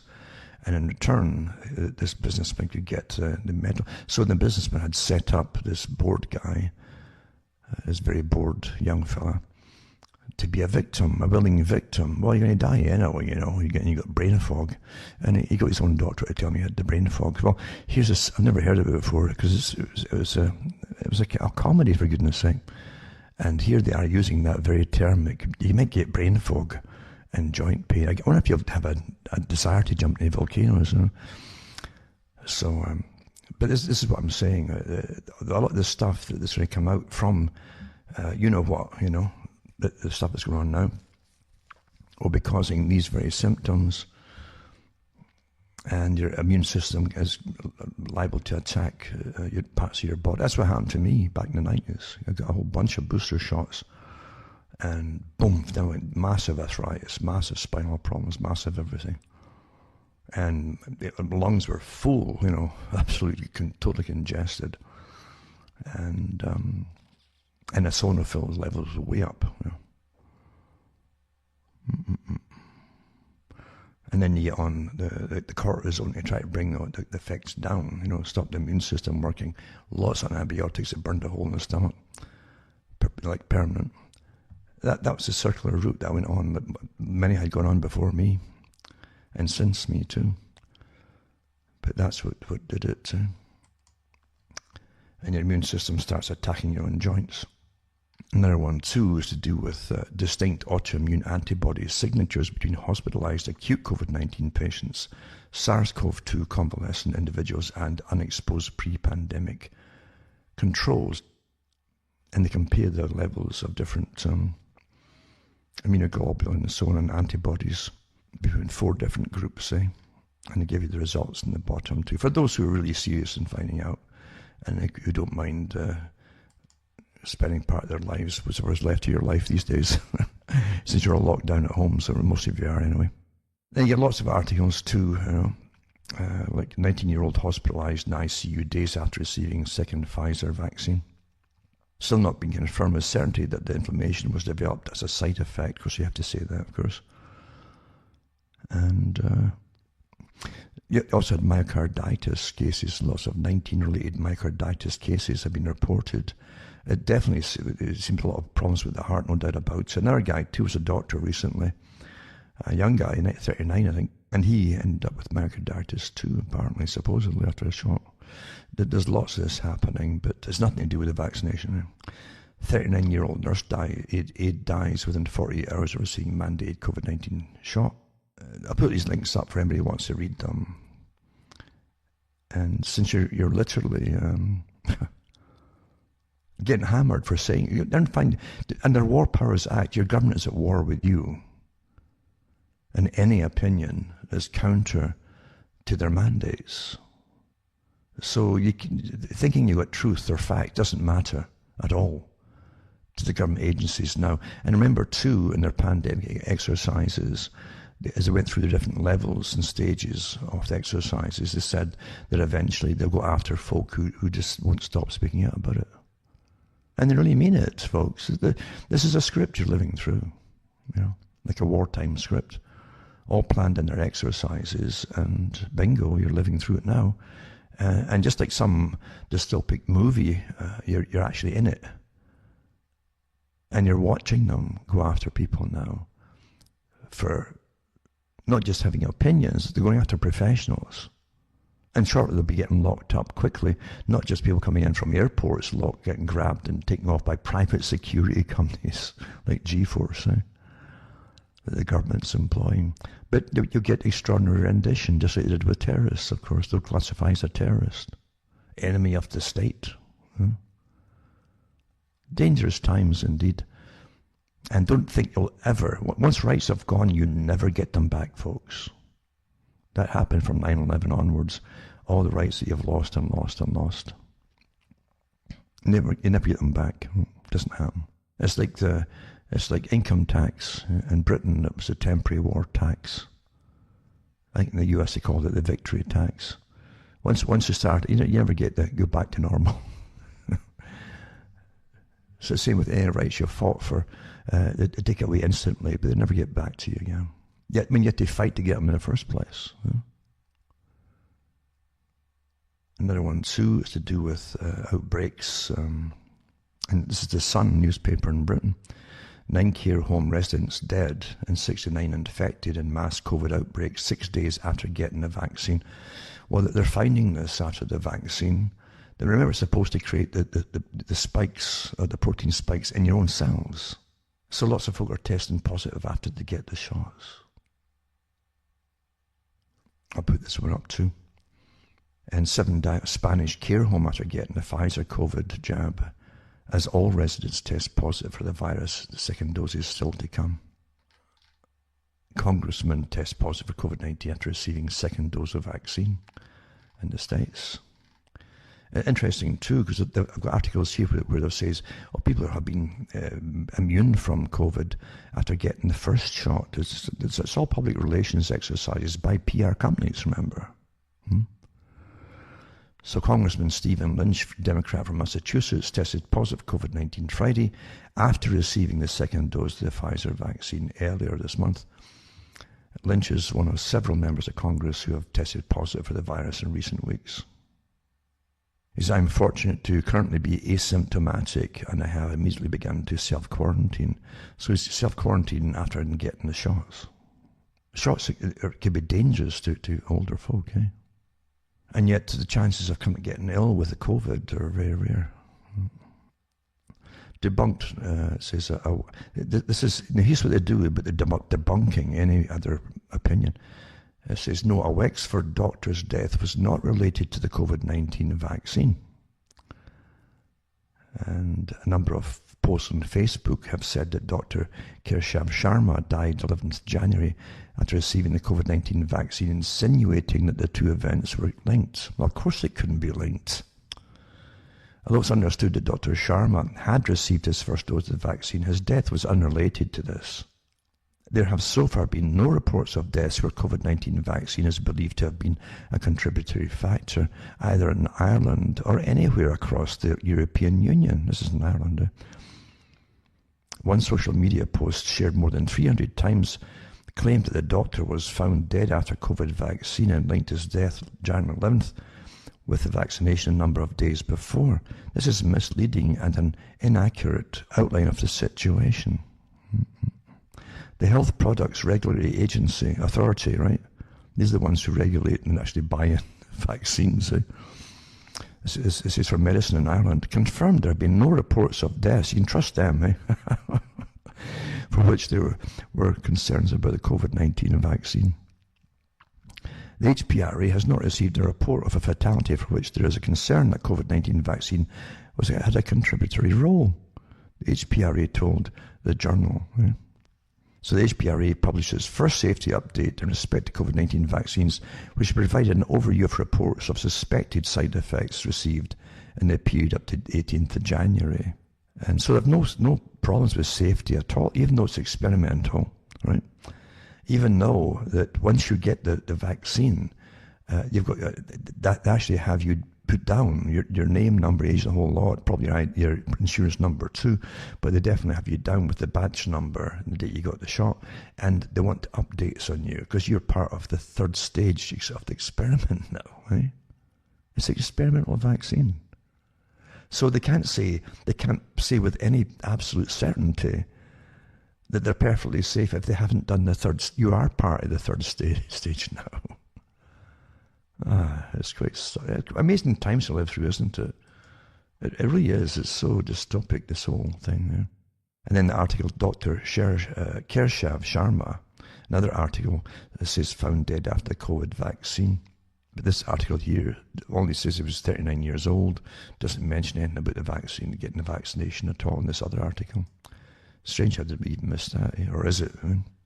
And COVID, France restricts AstraZeneca vaccine to under the 65s. It's the latest recommendation from the EU member state approving the jab with such restrictions, citing insufficient data on its efficacy for older people. Would have had too many folk with bad effects after it. That was part of the reason. This is from BBC, by the way. Yeah. What did the French officials say? The health regulator said there was still not enough data about the effectiveness of the vaccine for patients over 65 years of age. But it's because they've had bad effects, from reports of bad effects from a lot of people.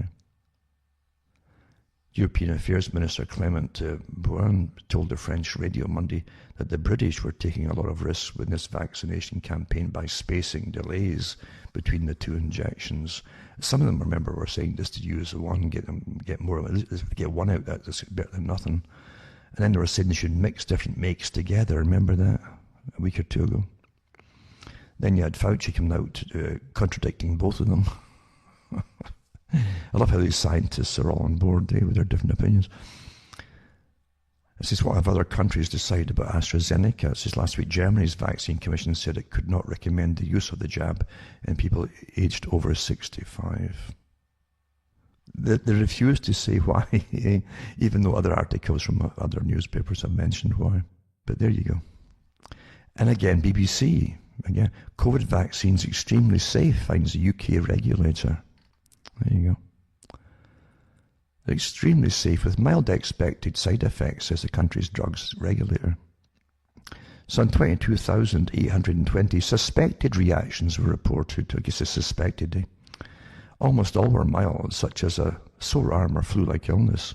Meanwhile, I've got the list here, the official ones, with folk getting resuscitated and all the rest of it too. This is horrible what they're doing here, trying to pretend it's all quite harmless. When they've had, they've got people standing by with all kinds of jabs to try to bring you back again if you pass out and your blood pressure plummets. But and then at the bottom they contradict themselves. Severe allergic reactions to the Pfizer-BioNTech vaccine can happen. Well, that's impossible. I've read other articles that says no, they're perfectly safe. So here it says at the bottom, severe allergic reactions to the Pfizer-BioNTech vaccine can happen, but are very rare, between 1 and 2 cases per 100,000 doses administered. Experts estimate the MHRA received 101 allergy-related reports. Doctors already see people with a history of significant allergic reactions to ingredients in the Pfizer-BioNTech vaccine should not receive it. So there you go. So you make your mind up, and the same stories to tell you they're perfectly safe, yada, yada, yada. And booster shots to keep COVID mutations, and this is to be permanent forever, you understand, more and more shots and boosters. So booster, and that's what that Dr. Bell said, Professor Bell, whatever his name was in Britain. He was in charge of some of the vaccine there. And he's also on the SAGE group in Britain as well, and the Gavi group. But he did say that, I expect, he said last year, I expect this will be a regular shot every year like the flu. So booster shots to keep COVID mutations under control, says expert, even though they're constantly mutating, which is probably pointless. I mean, viruses are the great robbers. They call it robbers, like magpies as well, is another way to describe them, because a virus comes into your body from someone else's, and it'll leave behind in your body parts of cell RNA from other people's bodies. It'll grab some of yours and mutate a little bit, then it'll move on to the next person and leave some of yours in theirs. This is how it works. So you really can't have a standard thing against it. It'll constantly mutate anyway. Like a common cold, or even the flu. The flu is similar too. Even within the major strains, you have many, many variations of it. And this one you're seeing now with the COVID is just a variation under a particular strain. So Dr. Susan Hopkins said UK health experts are currently looking at what further protection might be needed against coronavirus variants among people who have already been fully vaccinated. Oh dear. So there you go. And it says the South African variant has more mutations than earlier strains. So there you go. Well, guaranteed business, big business, when government starts using your tax money to buy stuff from designated sellers. Great business. How many businesses can guarantee sales every year by the government mandating? If you make spades or shovels or hammers and chisels, and they could mandate you must buy theirs. Government mandates it. You can't fail then, can you? Door-to-door tests rolled out in Bristol, England and Liverpool as new mutations are detected, Hancock says. Oh, there you go. So they're giving numbers, not mutations and all that.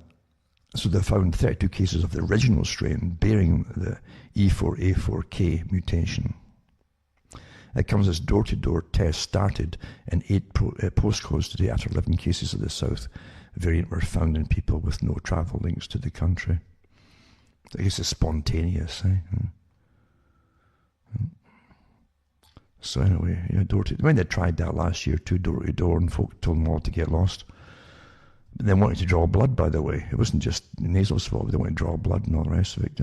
Oh, come on, this is intrusive stuff. And COVID-19 news, Britain. Keep indoors and use stockpiled food to stop mutant coronavirus spread. Postcodes are told. So that's Mr. Hancock again.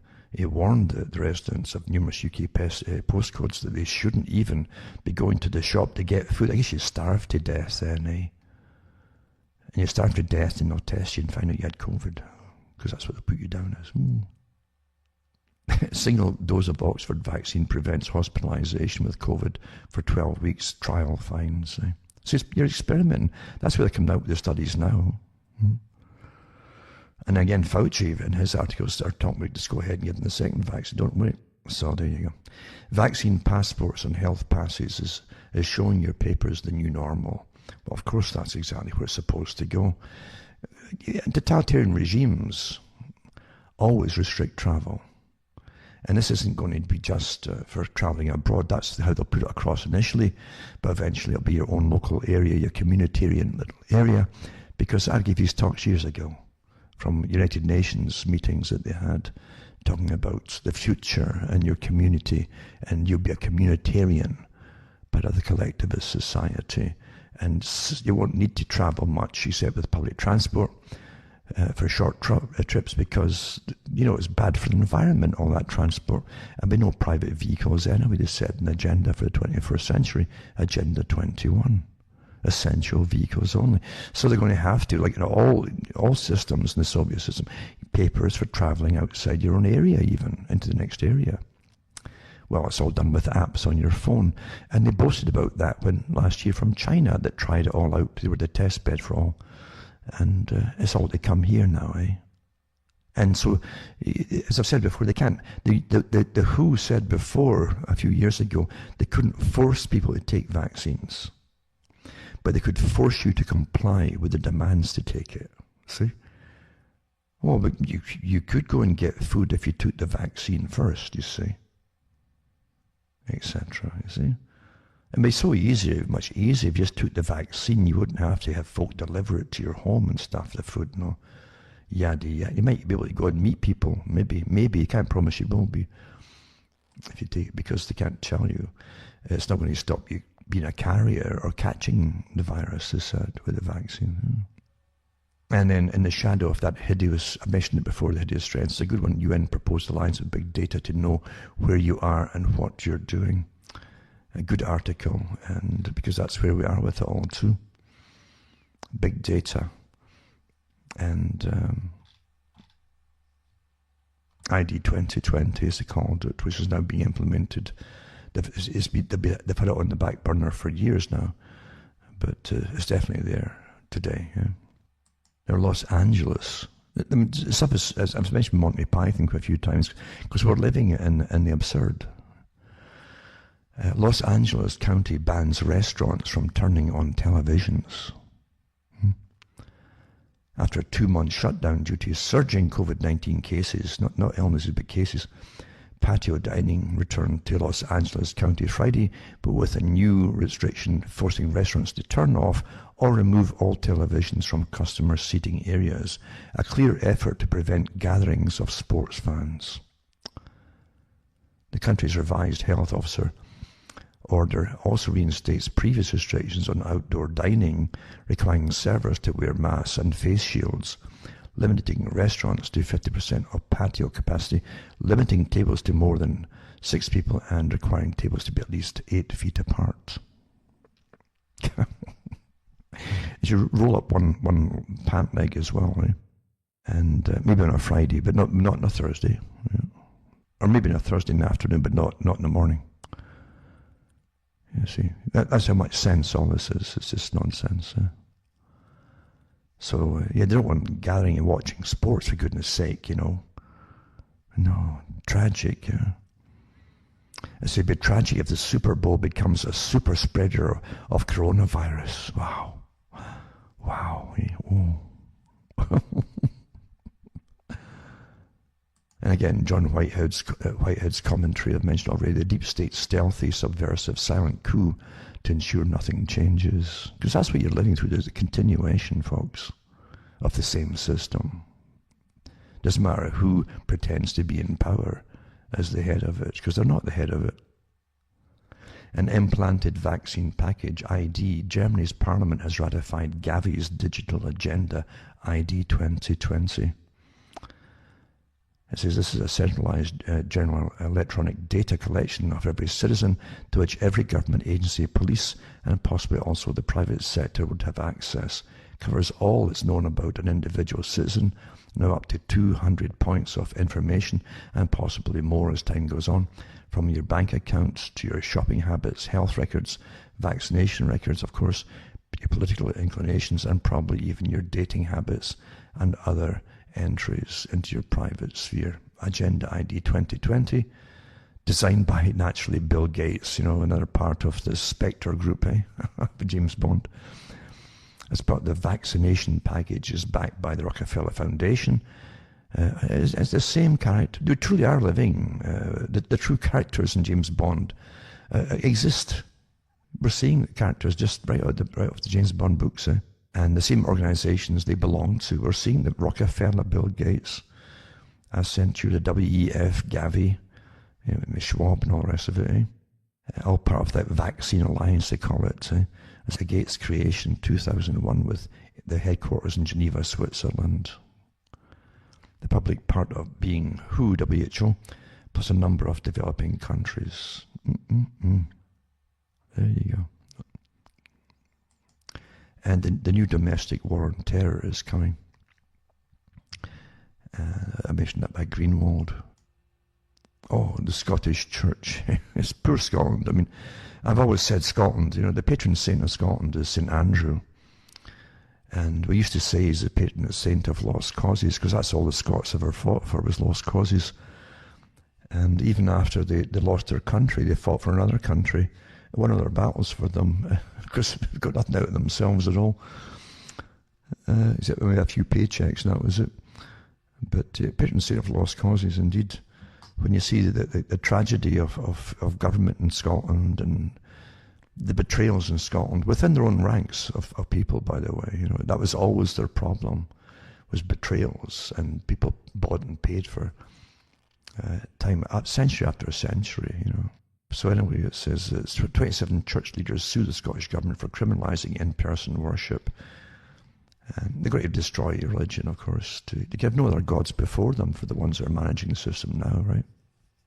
And more than 24 churches leaders in Scotland have joined legal proceedings against the Scottish government, demanding a judicial review of tighter pandemic lockdown measures that have closed churches for in-person services and criminalised public worship. At one time they had power, Why do you think this is all happening now when everything's so weak? And what used to be really strong churches has been long gone, actually, from my lifetime. For strength in communities all breaking apart, and TV taking over and giving you a different culture, etc. But at one time, too, the churches weren't just churches. They were community halls and so on. They had big events for your communities. And the children went and had parties and different things all year round, different things on the go. So it was a central hub for the people. But that went out long ago, And then started building not church halls, but town halls for the people and so on. Community events were held there then, and the churches started to die off gradually. World War I definitely destroyed a lot of it. World War II finished it off for most folk. They couldn't understand why the state used the churches, which they certainly did, to help promote the ongoing war rather than just rebelling against going off to the war. And so the churches were compromised completely, and the people just lost all faith in it because of their compromised positions backing the state. The Church of England was a big backer of the wars, World War I and II. And Scotland wasn't far behind it with its churches too. They were already fragmented in Scotland big time, because in Protestantism you have schism after schism until they're all different, little tiny differences between different sects. Some of them into the absurdities, in fact, of differences, and they lost their strength. The Catholic Church again suffered World War I and II because of the massive loss of life. And they couldn't understand why a deity would let things happen. They never understand that regarding deities, deity gives you free will. Otherwise, you'd be a robot, and you'd make your own choices, really. But it's true enough, when any church starts to back the state, they're going to lose a following. Now, there's also this article to do with the history of the BioNTech group that they seem to have they've been patenting, I guess, on mRNA vaccines. But this one here is from Canada, and it's Global Research Organization. What's not being said about the Pfizer coronavirus vaccine? It says human guinea pigs, ?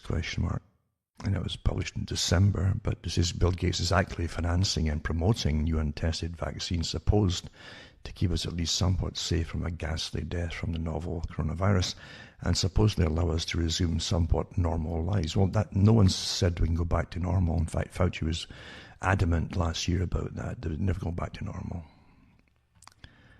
It's a big agenda, and regardless of COVID's kind of like the front row. But it says here, the financial world went ballistic and so on when pharma giant Pfizer and its German partner BioNTech announced in a company press release that it had developed a vaccine for COVID-19 that was 90% effective. The controversial US head of NIAID, Tony Fauci, rushed to greet the news when the EU announced it had purchased 300 million doses of the costly new vaccine.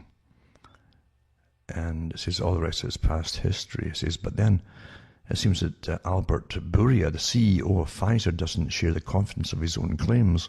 On the day of his company has issued this press release on the vaccine trials. He sold 62% of the stock in Pfizer, making millions profit in the deal. And he made the sell order in a special option in August, so it would not appear as insider trading. It goes into some of the history of the drugs and the corporations. Pfizer, famous for its Viagra and other drugs, had partnered with a small Mainz, Germany company, BioNTech it's called, which has developed the radical mRNA technique used to produce the new corona vaccine. BioNTech was only founded in 2008. BioNTech signed an agreement with the Bill and Melinda Gates Foundation in September 2019, just before announcement in Wuhan, China, of the novel, this coincidence, novel coronavirus, and just before BioNTech made its stock market debut. The agreement involved cooperation on developing new mRNA techniques to treat cancer and HIV. Curiously, that press release called the Gates Foundation sees BioNTech potential to dramatically reduce global HIV and tuberculosis. 5th September 2019 has now been deleted. BioNTech also has an agreement with one of the largest drug producers in China, Shanghai Fosun Pharmaceutical Company Limited, to develop a version of this mRNA vaccine for a novel coronavirus for the Chinese market. And they're also working with BioNTech, again, the same group again, BioNTech. Yeah. So it says this means that the same German biotech companies behind the COVID vaccines being rushed out in China, as well as the USA and the EU. The vaccine is being rushed through to eventual approval at an alarmingly short time. And it talks about being explicitly experimental. Dr. Michael Yeadon replied in a recent public social media comment to a colleague in the UK, all vaccines against SARS-CoV-2 virus are by definition novel. No candidate vaccine has been in a development for more than a few months. Yeadon then on to declare that if any such vaccine is approved for any use under any circumstances that are not explicitly experimental, I believe that recipients are being misled to a criminal extent. This is because there are precisely zero human volunteers for whom there could possibly be more than a few months past dose safety information. Things about human guinea pigs and so on. And I think I mentioned already, maybe not, that pubs and restaurants could reopen in April, but no alcohol can be served in parts of Britain. I think it is it Britain? And so they could open in April, or they could soon. No, evidence could or possible if your master would say so. But if they agree not to sell alcohol under options being discussed to allow the widespread relaxation of coronavirus restrictions after Easter. This is from the Telegraph newspaper or news site. Can disclose that a temporary booze ban is being considered as part of the government's roadmap for lifting lockdown. Why don't they just ban the TVs and the booze then, and they can just sit and stare at each other maybe?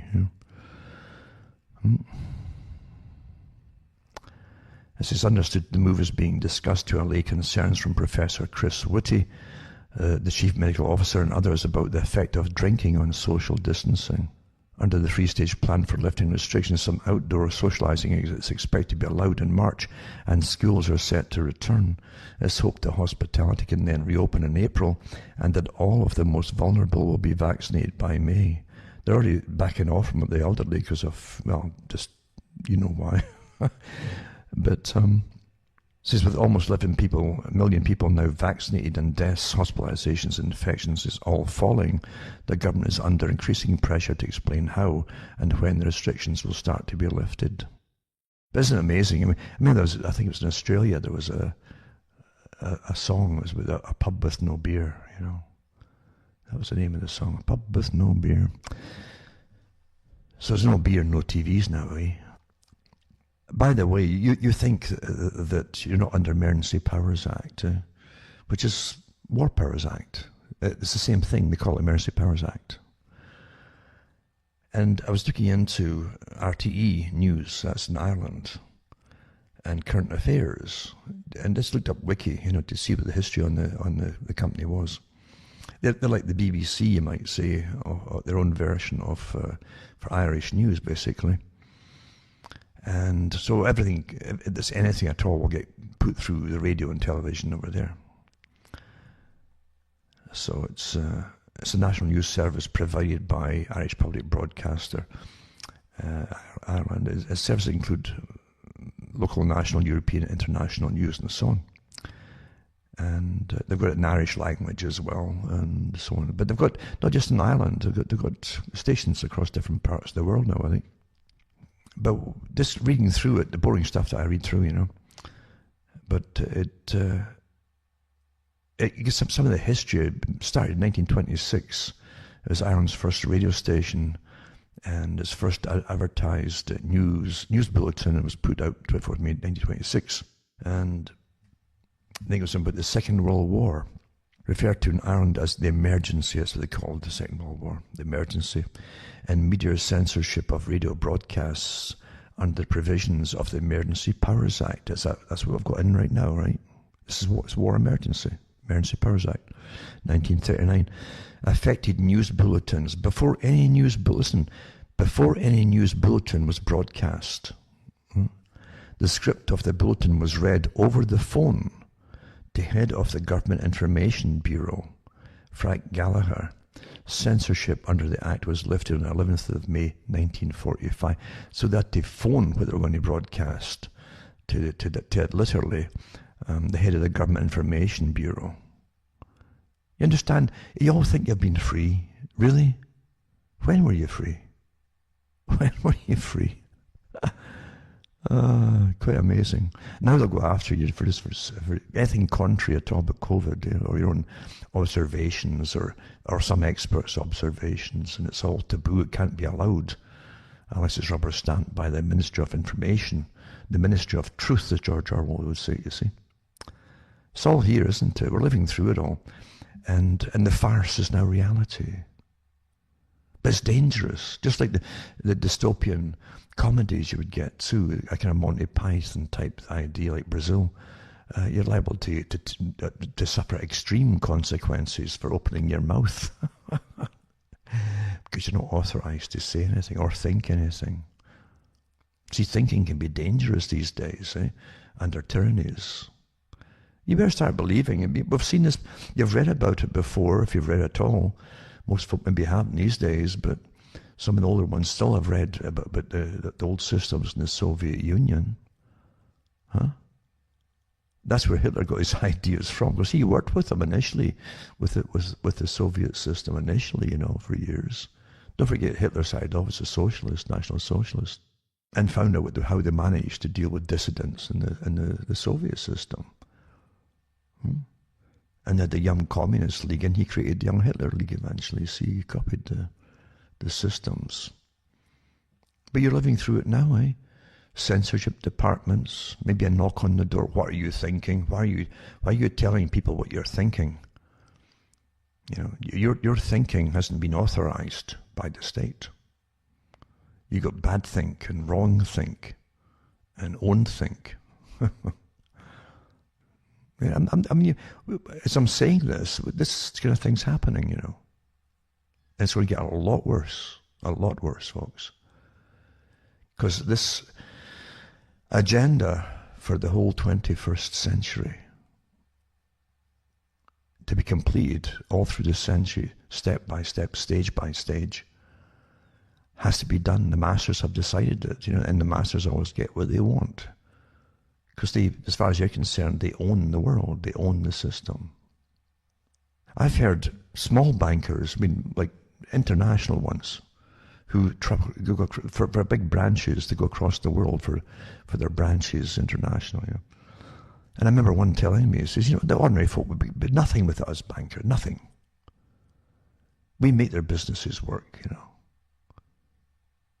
That's, the arrogance would knock you off wherever you're standing on or sitting on. And that's how they talk. And that's the lower echelons. That's the folk who who are now up there. They're maybe in the managerial class, but that's about all. They're not way up there for the big banks that we above them in the central banking systems, the big private ones. They see the world as theirs, understand? And you're in it. You're in their system.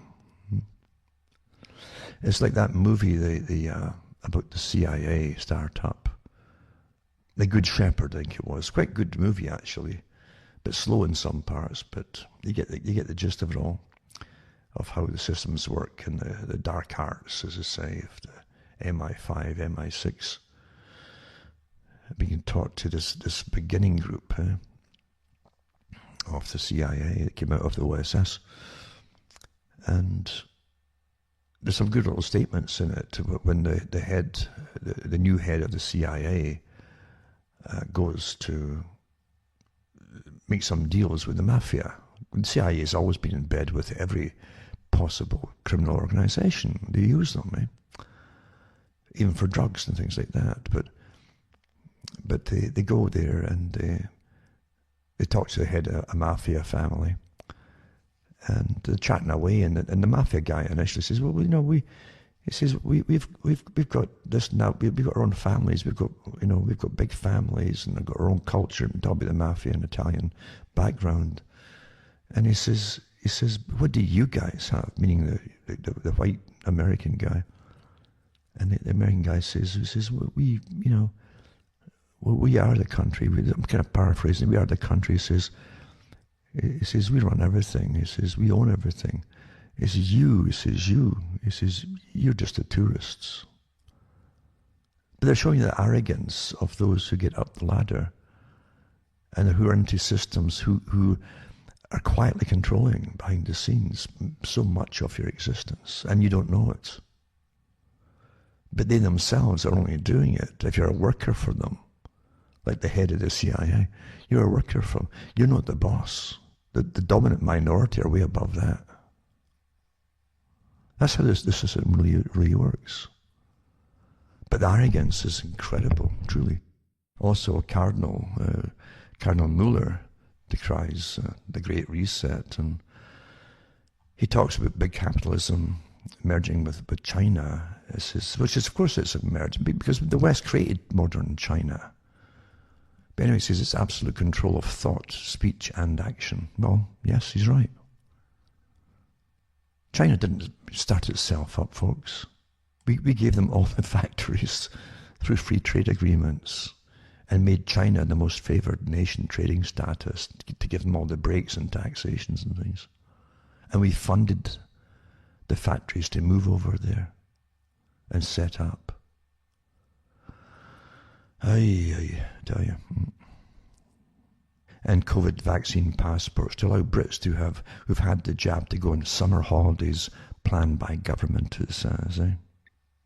And that's how it is. It's from I think the Sun again. Yep, the Sun news outlets. And so the UK is developing a vaccine passport system as Greece prepares to let in tourists who have had the jab. So you can show that you've got proof of inoculation as a condition of entry. And they got their article from the Times as well. And the links are here too, on this one to it. And it comes as despite politicians, they call them ministers, were politicians repeatedly insisting that vaccine passports are not part of their plans. Well, when will you expect truth? Well, why do you keep expecting truth from politicians? You say you don't believe in miracles, but you keep expecting one day they're going to tell you the truth on anything.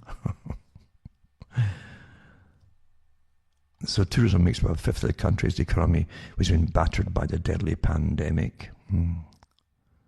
So there you go, there's your passports there, and to get anywhere at all, and eventually you'll be inside your own country. You know that too, don't you? Because I read articles years ago from the WHO of their wonderful plans, and if they can only get them to pass, that you would need passports inside your own country to even go into grocery stores eventually. We don't force you to take jabs. We just coerce you into making it impossible for you to live without them. You see, that's how they really do it, isn't it? Don't you get fed up being treated like a child your entire life? And then when you're trying to become an adult, they threaten you. and then you go and vote for them. What's wrong with you? So that's the system we're living in or existing in, folks, and it's not going to get better. It'll get a lot worse, because the World Economic Forum has told us that everything is riding on this agenda. They had tried to get it all through with the climate change. Oh, you're killing off the planet. You're the enemy of nature. You're the enemy of the world. Oh my goodness, the Club of Rome, eh? So man is the enemy. And because of droughts and famines and so on, it says that would fit the bill, that man is the enemy. And so by using that as an excuse, they'd regulate you into the poorhouse, basically. And it's not fast enough. We weren't listening to them, we were ignoring them, and bingo, well, COVID breaks out after they said that at the meeting in 2019, that folk weren't listening to them, the climate summit. They'd have to do something more drastic. And just like 9/11, where the PNAC group said, well, we need a Pearl Harbor event. Well, bingo, you get your Pearl Harbor COVID event for this one, just the same. And the whole plan gets dusted off and rushed into action. Sad but true. That's how it really is, isn't it? We're living through it, and folk don't recognize what they're living through. Now here's another one too, which I really didn't believe it at first. I had to wonder, because I've read articles over the years to do with the Soviet system. Orwell showed it too in 1984, where the children were taught and raised in school to snitch on their parents as spies, you see. But we saw it working in the Soviet Union. That's where Orwell got the idea from.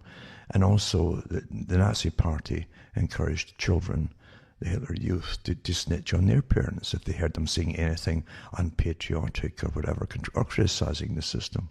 I've always thought, that's incredible. No wonder we went to war against, and yada, yada, yada. That's what you're taught. That's what you're supposed to think. Oh, we went to war to fight against that terrible kind of system. Spy kids. New intelligence laws allow children to work as secret agents for local councils. This is Britain. This is from the Daily Mail. To spy for local councils, anti-fraud bodies, and even the gambling watchdog, and even shop their own parents. And police and security services amongst those who will be allowed to use under 18-year-olds. But many other public bodies are also on the list of those with permission. They include local councils, gambling commissions, and food standards agencies. And scores of government bodies and armed forces and even gambling regulators will legally be allowed to use child spies, including against their parents. That's amazing. But guidance for the Covert Intelligence Bill, that's what they're calling it, CIB, currently going through the House of Lords, outlines other public bodies who will be allowed to employ them as undercover agents. It says the public, which has been published online, and I think I've got the link for it here too, mind you. It should be included in here, yeah. Prohibits those under 16 from being used to inform on their parents or guardians, but it permits the use of older teenagers to be used against their own family under special circumstances. In other cases, authorizations, should not be granted unless the special provisions contained within the juvenile's order are satisfied, it notes. A CHIS aged 16 or 17 old should only be deployed to gather evidence against their parents or any person who has parental responsibility for them, where careful consideration has been given to where the authorization is justified in light of the fact. This is astonishing, eh? I tell you.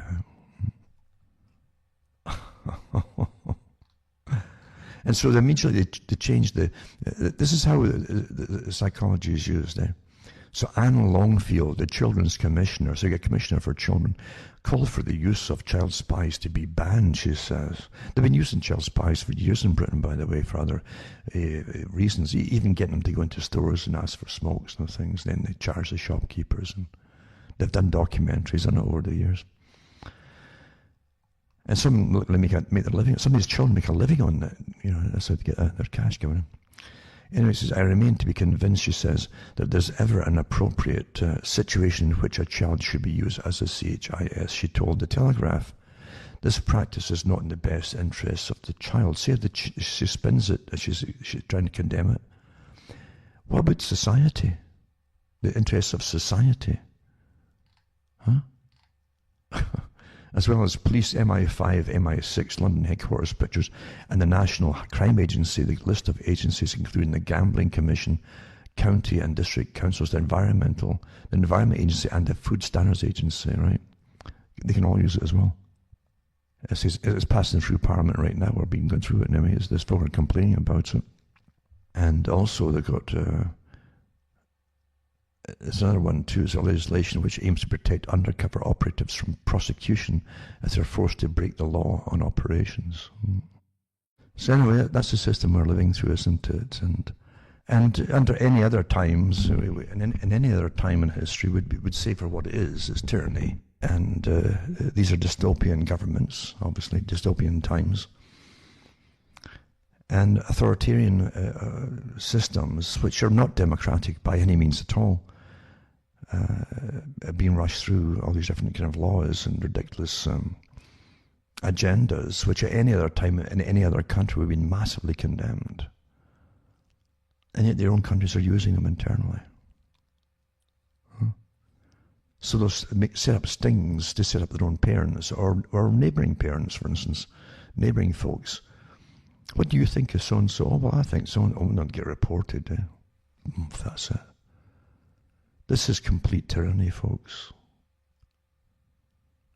And you vote for these governments. I can't believe. What's wrong with you? What's wrong with you? And they never learn from history, do they? Folks never learn, That's what I'm saying. Never fight across the seas for something. Never do that. Never, ever do that. They used to say that the only thing to fight for is a little bit of dirt you sit on.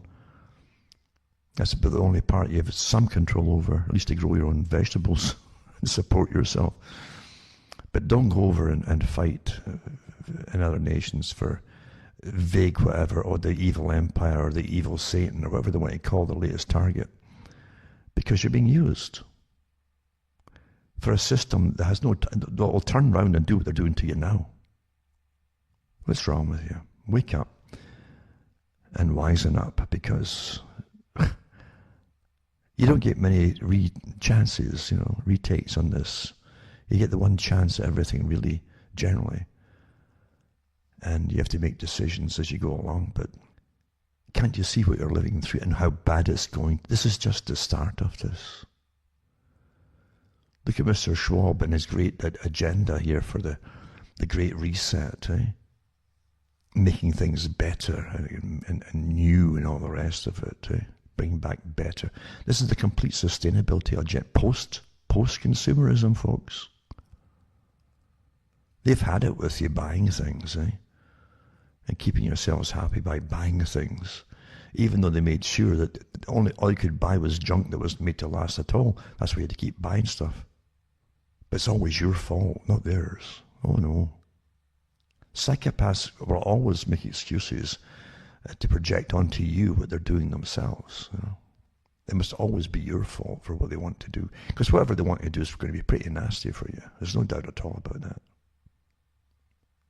And to shut down the world's economies, where they say that if you get COVID, you got 0.04 of 1% chance of becoming ill with it, or sick, or dying. And now you'll notice too, they already have lots of good treatments in the hospitals, good antivirals and so on. So even the folk that were dying before last year, because they were ramming those stupid ventilators down their tracheas, they're not doing so much now, and folk are recovering much better. But literally 99% of the people don't even know they've had it and don't have symptoms pretty well. So yeah, this is a big agenda, but using COVID, obviously. for the Great Reset. Build Back Better, BBB. And reimagining society, reimagining commerce, reimagining education. All from the same head of the Hydra, you might say, the main head of the whole Hydra, the capstone itself. When they all parrot the same things, it's all coming from a central command. And once again, you're going to have to come through and have there's a few people who are committed to help each other out. It's because times are going to get bad, really bad. And you have to have each other to help you out with basic necessities and things that must be done occasionally here and there. Help, basic help. During terrible times. Because government is not going to make you happy, believe you me. They're not there to make you happy, no matter what they say, or to help you in bad times. People now are terrified of the governments. I think it was Jefferson talks about the systems. And he mentioned that when government was afraid of its people, you had some security and safety. But when the people were afraid of their governments, the system would fall apart eventually, or have to be made to do something, because you're under a tyranny, you see. When older folk especially are terrified to even go, like happened in Canada a couple of months ago or whatever it was, with a couple, the woman had a problem and she had to get medication for it, she had a prescription, went to the pharmacy and the cops basically arrested them. And she said they'd sat and pondered going out at all. She couldn't wear a mask, it was part of her problem. That she was getting the prescription for it, didn't matter, you see. But she said that she and her husband were worried about having to leave home because of what might happen to them by the police. And it did happen to them. So people are living in fear of their own governmental agencies. That shouldn't be, folks. These are the things we used to accuse tyrannies of. Tyrannies that were always across the sea somewhere. Now they're all here. And you can't go on for long like that. Because tyrannies don't stop being ruthless. They get worse, unfortunately, as time goes on. Because psychopaths start to get used to very quickly you obeying them. and then they become very impatient when they have to use more persuasion to get you to go along. And then they stop persuading you and just order you, like Fauci. What a system, eh? What a system. But the whole system is geared towards massive change. And when Quigley's talked about war, more done in 5 years of war, he's talking about massive changes, social changes. That's what you're in right now, using a war type scenario. The Great Reset isn't just finances, it's an entire structure of society and living, right down to the personal life, or if you should even exist in the first place. I remember giving the talks where I said that eventually you won't get born unless they need you for something. That's where they want to take it down the road, you know. You have to have a purpose to serve them, the great state. So help each other out. Don't forget that. And try to patch up any differences you have with a few folk you may have fallen out with even, because these are tough times and you have to put things behind you. And don't start yelling to families and falling out with families about this. You'll need the families if you have families at all. And you will definitely need each other, believe you me.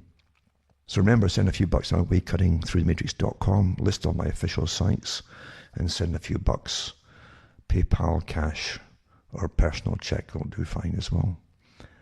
And as I said, hopefully shortly I'll be able to post a few books off and get that done. So have patience, because the whole world's being forced into this right now. So you got to have a bit of patience all around. And don't fall out with each other, right?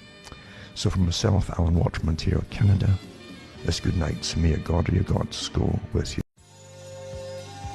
Hi folks, I'm Alan Watt, and this is Cutting Through the Matrix on the 3rd of January 2021.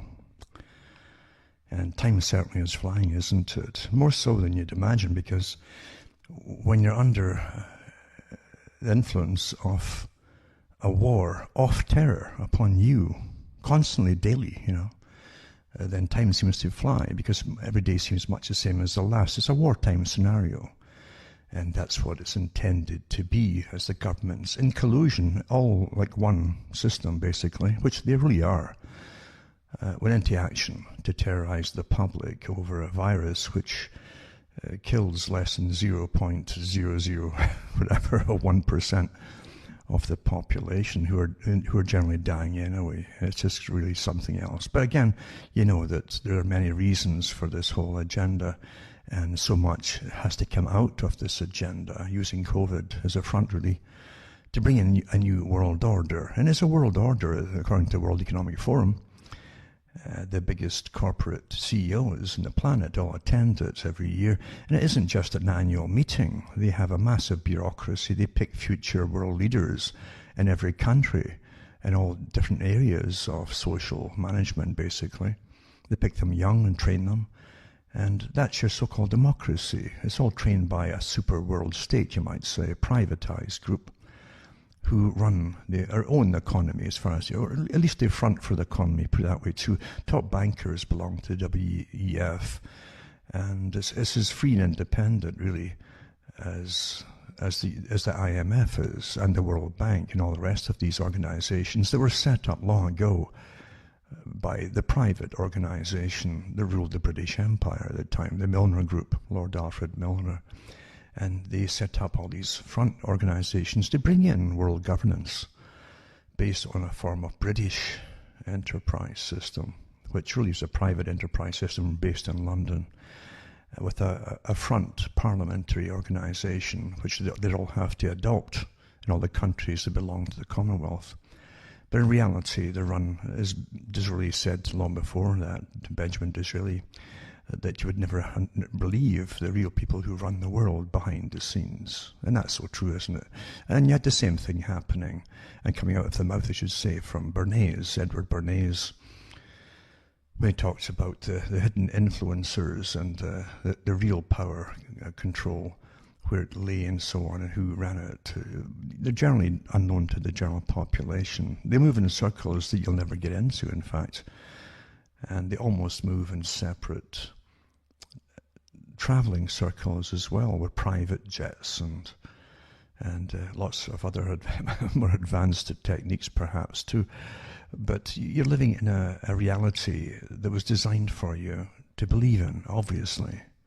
The first thing you must do to control population, just even one population, is to make sure that you give them the culture and the belief systems and everything else that goes along with it.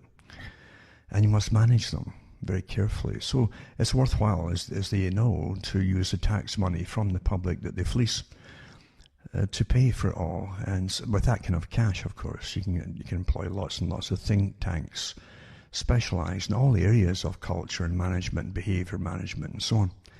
And that's how we ended up as we are today. Pretty dumb, pretty stupid, really. Most folk are stupid. We are, You're trained to be stupid. You're trained to believe that whatever comes out of the media, the mainstream newspapers or television now, of course, and the websites, must be the truth, because they're authorized to give you the truth, you see.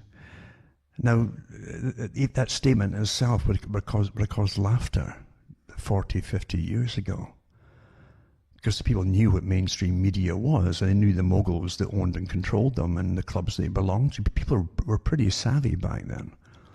But no time at all, they've lost it all again, and right back to believing in it, as though because it's there, you see. It's like Wag the Dog, the movie. If it's on TV, it must be true. Very simple techniques, but they work very effectively. And so you're raised to be awfully naive, incredibly naive.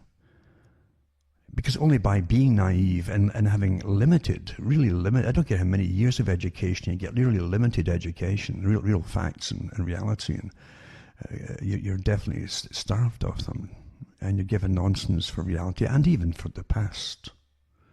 The past is always getting remade by new history books all the time. And Orwell touched on that too in 1984, as you all know. So yeah, you're in a real war, a war of terror upon you, and this is the new year. Eh? We'll just come into the real meaning of Silent Night, the movie. Not the movie, you might call it the movie, really is, but from the Christmas Carol and the hymn Silent Night, because you had a lockdown over Christmas, pretty well all over the planet, not all of the planet, but in some of the countries anyway, and not always still, wasn't even still, because nothing could move, or you get arrested. If Mary and Joseph were looking for a place to live, they'd have been arrested for breaking a curfew and been on the streets after a particular time at night. The wise men would never have got there, So, this is the new normal here, and you're just accepting it as though it's all quite natural, because you're afraid. No wonder you're afraid. I over the Christmas period, I just watched some clips that someone had put up from mainstream, from the television, from newsreels, and I was sent some little clips. And if I stay up in the middle of the night, sometimes I can actually watch them, because my internet provider and of course the military with the psyops and so on, and the cyber warfare guys that were in the paper recently, when they were actually allowed and given the orders to start attacking people like me and slowing down my speed, which is incredible what they're doing. But by using my tax money to attack me and using the provider too that's in on it, obviously, they have to agree to attack certain people and allow you to be slowed right down until it takes 10 minutes to get up a newspaper page, just written page during the day. How's that, folks, How is that? That's your freedom. You're in an amazing tyranny. We all are. But as I say, if I watched it, over the Christmas period, in the middle of the night, I get a little bit of clip here. I couldn't believe the hyped terror and the voices that are really hyped and accelerated, exaggerated terror from the newscasters, and these little clips they show you to terrify the public, right out of the SAGE organization in Britain too. And of course the same in the US and Canada, where they actually gave out to the media the premises of how to really create more anxiety and to hype it all up for the public, to make us comply. Now that's that's beyond sadism, folks. That's torture, That's deliberate torturing of the public to get a preordained event through, which is your compliance and obedience to something that perhaps you shouldn't be so compliant about, as Aldous Huxley would have said. So we're living through an amazing time. Yeah, silent night indeed. And again, Canada too, and other countries as well. Churches, Christian churches are the main attacks of all this. Other faiths, they don't dare go near some of them because they've been elevated up into special status. But just basic Christianity are the easy to, and the cops are quite happy to go and arrest them, etc. Isn't that disgusting? I hope people are taking names of these cops and all the rest of them, because you should blacklist them in your communities, in your areas, and so on. You really should. They're supposed to be there to serve the people, not persecute them. This is Stasi time. This is the true Stasi system that you had in the East German Republic of communism.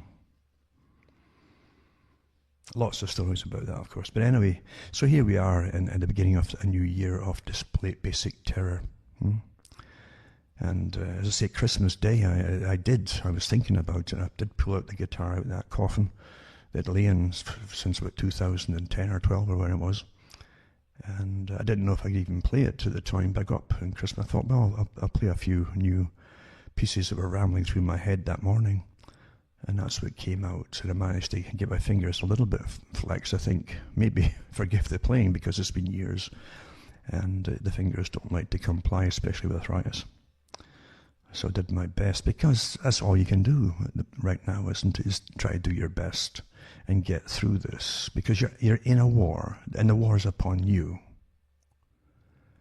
Your whole culture and way of living is getting moved into the next phase to suit the masters. It's the same. It's not a revolution of below. This is a revolution of the ones above you going into the next part of their revolution. They already owned us, basically, since at least before World War II, and definitely after World War II, and now it's rather prevalent now. that you're really owned by organisations that are way above you, way above Parliament.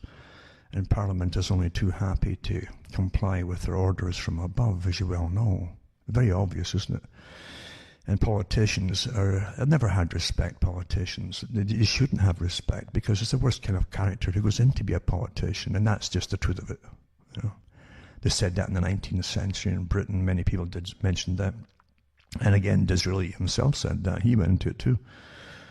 But yeah, it's the worst characters have all become politicians. They're climbers. They don't want to work hard. They want to get the glory and the fame and all that. And they're basically psychopathic, because a politician that can lie to the public is not a decent person. He's definitely not serving the public.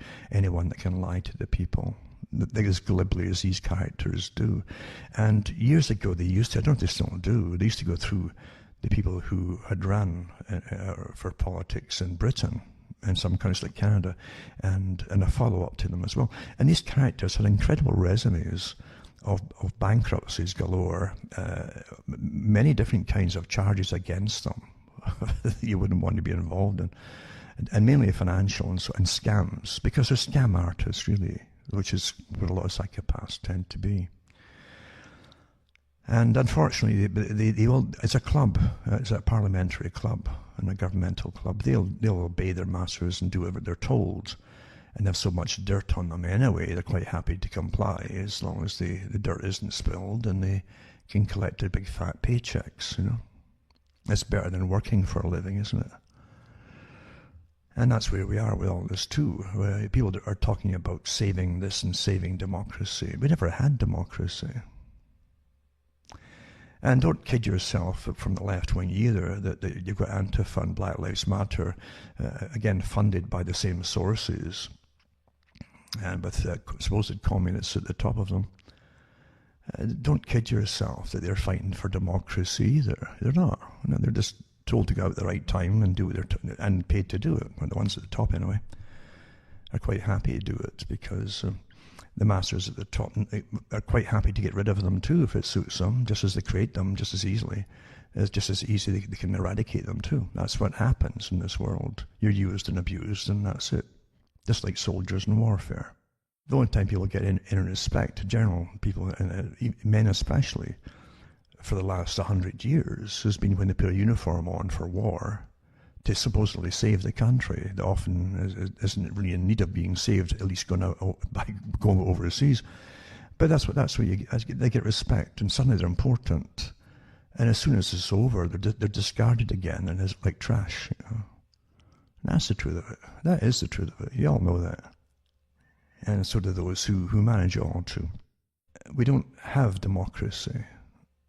We don't have fairness in anything. And nowadays, they've made sure you can never get the people all coming together of all ethnic groups and so on, and religions, because they've divided them all very, very carefully too, and funded different ones to make sure they stay divided and keep attacking each other. And that's a great way, divide and conquer, because it is true. Years ago, I gave the same talk about when the gasoline went up, years ago. At one time, people would bitch and complain if the gasoline went up 5 cents, you know, a gallon, or in Canada, it's about in the litre system. And then 10 cents, then 20 cents, then 40 and 50 cents, and so on. But eventually it got to the stage where suddenly no one complained anymore. Isn't that odd? No one was complaining, just accepted it. And the reason being was because the government allowed the banking systems to relax more, and the new kind of banking systems under the NAFTA deal, North American Free Trade Agreement, which allowed credit card companies to act as bankers in a sense. And I think it was Mulroney that allowed American Express to get a foothold in Canada, and it works almost like a bank, even though there's no outlets for tellers or anything like that. And that because of the sudden ability to take cash from cards without having to put up collateral, then they could increase things, and people stopped complaining, because they could make ends meet just by borrowing and borrowing. And of course, at that time, people were juggling credit cards to pay other credit cards and so on. And somehow they managed to get through it all. That's the only reason they managed all that. That was a big way to get over the inflation, the big inflationary times before the 2007, 2008 financial crisis or reset. That was a reset then, back then too, folks. And those who knew it was coming, the reset, the big banks, of course, the big banking companies, were buying up thousands of mortgages per day, some of them, and flipping them off to other banks. It's all made a killing off like the sharks in a frenzy. Until, of course, they ran out of basically people you sell them to, and that was the end of it. They all knew it was coming, but they were making a big killing in the process. And then we bailed out we bailed out the psychopathic crooks that did it all. And I was starting it. Then before a year was out, they're giving themselves pay raises and publishing it just to slap you in the face.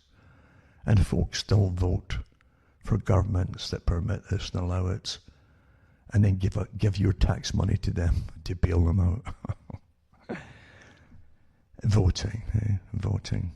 As I've said before, if voting worked for the people, it would be made illegal. Because it's not meant that you ever win, you see. And yet, the talks I gave years and years ago are still as valid today, because nothing's happening, really, today that I didn't talk about years ago, including the vaccinations and basically the immunity passport or vaccine passport. All of these things I talked about way back, even as far back as the 90s, late 90s. And it's all coming out, you see. Because they keep telling you what they're going to do. It's just that you don't want to believe them. You can't, it's, oh, come on, that's science fiction. Well, here you are. You're in science fiction. You're in it.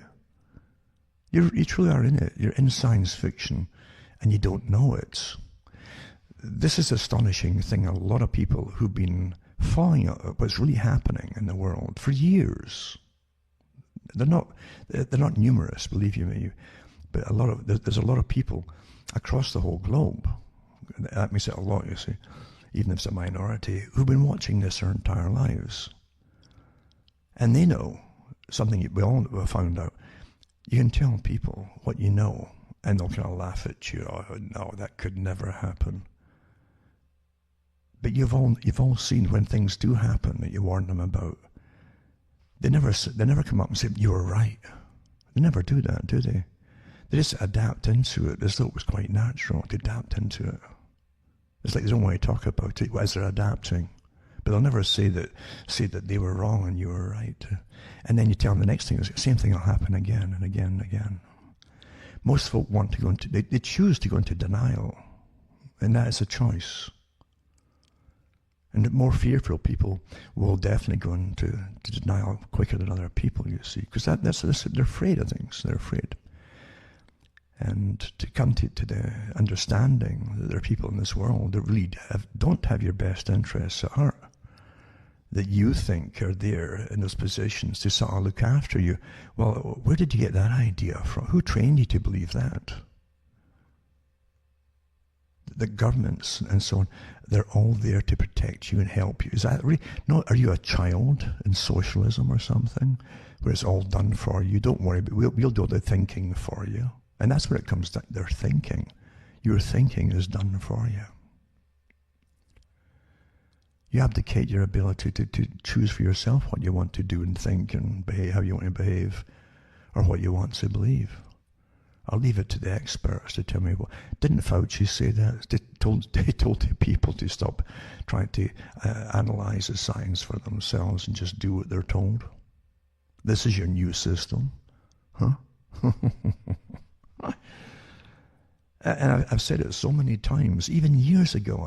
I've said stuff that comes out into the newspapers even now as they expose things, but it's stuff I talked about years and years ago. And a lot of folk definitely use the archives. A lot of folk churn books out from my archives. Because all the information is there, you see, and the talks and the links and everything else. But they never mention really where they get, except the fact that I can tell by the wording where they get it from. It's my talks and so on. But you're living in astonishing times, really. And it's supposed to be the end of the old type of human, the old man, you might say. The old man that he's born into a world that is taught is pretty unpredictable, but predictable to some extent. Where you somehow manage to find your niche in it somewhere. Even if you don't like where you are, you get some kind of niche for some kind of income. Right? It's precarious at times and all of that, absolutely. Because you don't have control of the external world. And your governments make sure that you don't. They want you always off balance. Because it's harder to get folk to comply to your wishes and desires and orders if they're happy and content. Contentment mustn't happen. That's a real taboo. Because you don't want to move. You're too happy chewing the cud in your own field. You don't want to move to the next field according to the wishes of the farmer. Eh? So you've always got to be on edge. And then you're ready to move. You see, and do what you're told. And what I'm telling you is taught in behaviorist courses of how we are managed. They get taught this and they get trained in it. And the higher up the ladder they go, they get into higher schools of learning, because university is a lower level. That's the third level, the bottom. The levels above them. There's always 3 levels of everything, even medicine. And all sciences too, 3 levels of it. And that goes way back into the so-called old Rosicrucian days, from France and elsewhere, where they spread rather quickly into the underground stream. But they used to talk about this because they always talk about alchemy, but alchemy really was a front for much of what the scientists of their day were up to. And they would use the magic, and the little terminology, turning base metals into gold, which is humans, the human body, is you, the person, the complete you, into gold, the peasant from the street into gold, and by transforming you and enlightening you, etc., up through the mysteries. But behind all of that was also the real physical sciences of the day. And most of the scientists at the time, they had some, like medicine. Medicine is often an offshoot with its pharmacology from basically just mistakes or just bumbling along as time goes on. And this might work for something, might not. It might kill you, this medicine. And that's really how it really developed for a long time. But also the scientists of the day too were right into explosives, because they could always get tremendous money from governments for improving firearms and cannon and things like that. And eventually World War I, they came out with their poison gases and everything too, and they expanded it all. And they had tremendous explosives back then as well. And you find way back, again in the 17th century, some of these alchemists talked about that, in the underground stream, as I say, where knowledge was never to be passed on to Joe Blow in the street, or to anybody above that, the nobility even. It was to be maybe hinted at to nobility or kings and queens, so they could bring you in and to employ you. You give them always the possibility to make them give them more powerful weaponry, which is a big thing if you want to control your knowledge, only your own nation, but other nations too. And some of the alchemists talked about it. They said they talked about that in initiations and so on. They have been found over the 20th century, some of them, these old writings and manuscripts, where they talked about keeping the secrets of, it wasn't turning humans into gold, it was turning various chemicals into high explosives, some of them at least, because power always wants weaponry.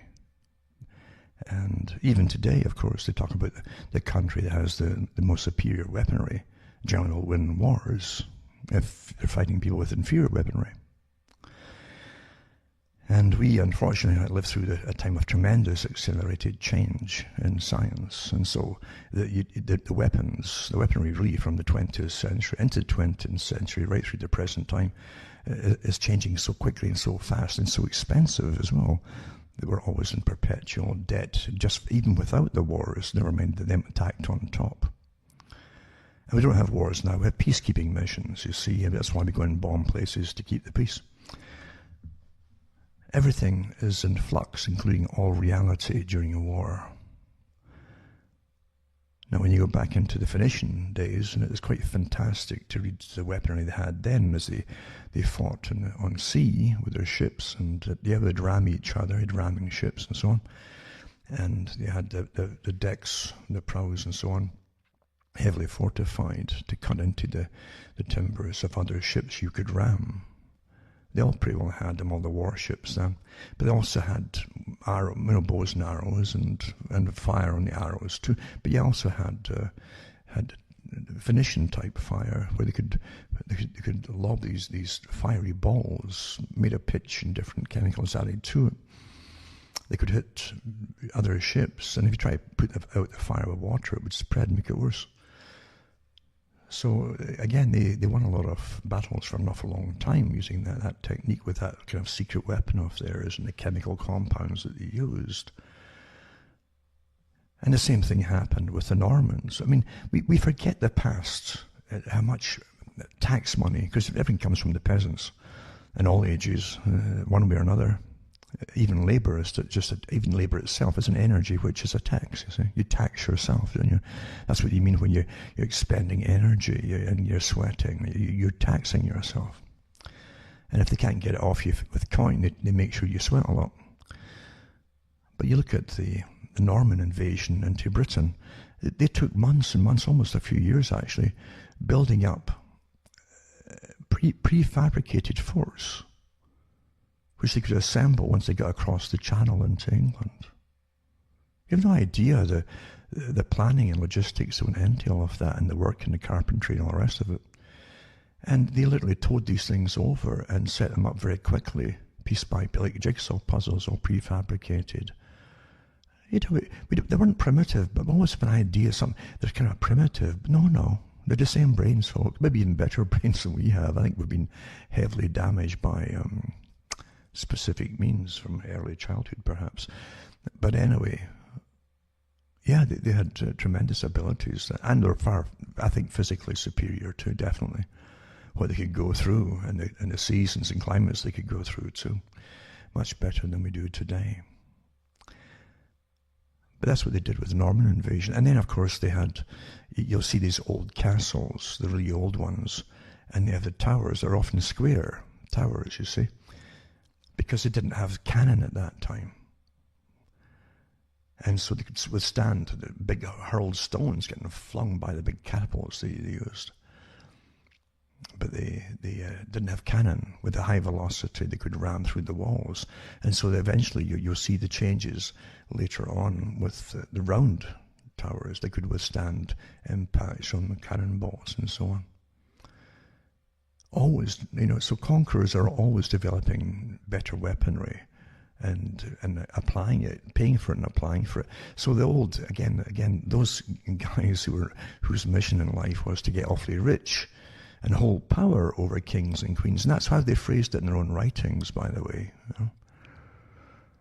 was that eventually the kings and queens would see them as equals, basically, with maybe even more so, because they could keep whole countries afloat with superior weaponry, regardless of how much or how little kings and queens had financial-wise. That the real power would lay in science in the future, and that's where we are today. And that's why Bertrand Russell and others, of course, talked about the impact of science on society. And he went through it too, and that's where he said as well that he wrote a couple of books on science, but he did say that there will be a tyranny, and he said he would much prefer it, and he'd be all for it if it was a scientific tyranny. He said it would be terrible for the people.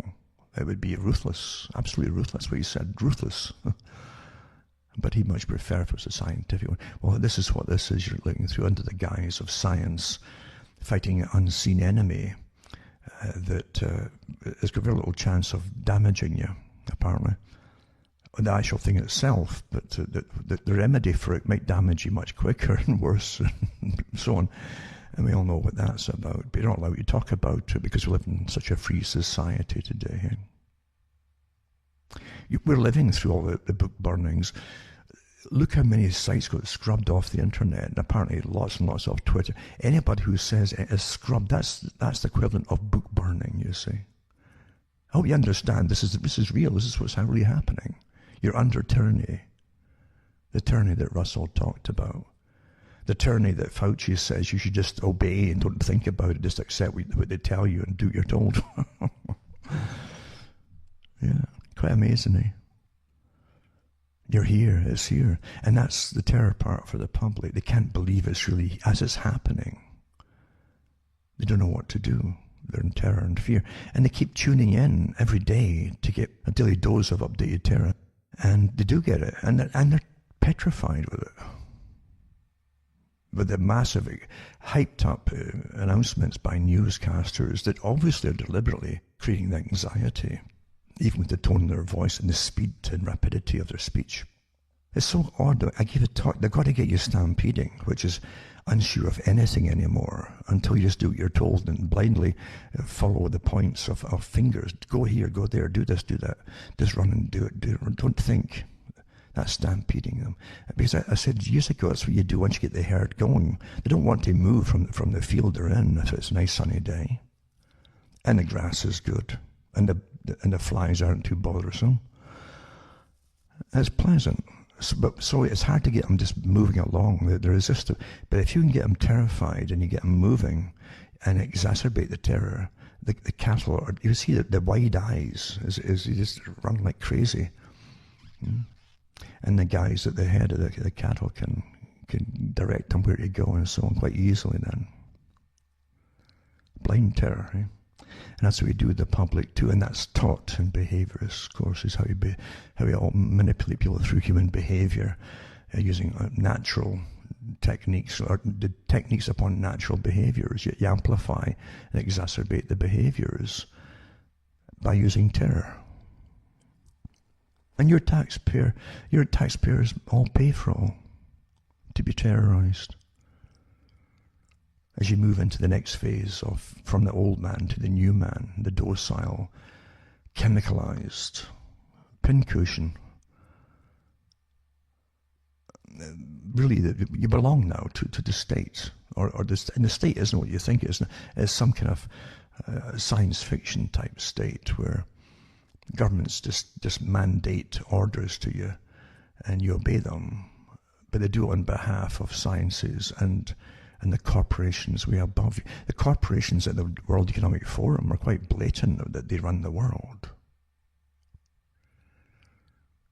And they do, to an extent. At least most of them do. They're all part of it.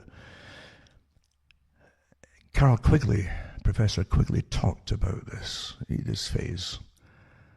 And he says the new world order, which they would bring in,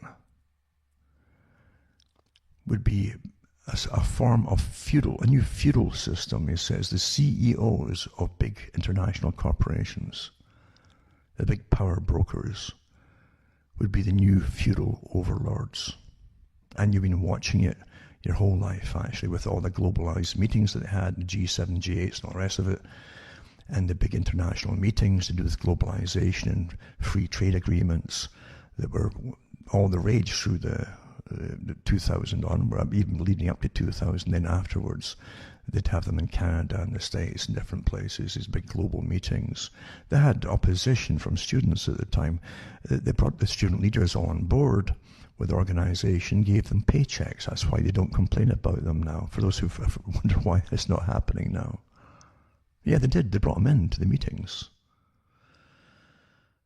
and gave them paychecks for the leaders.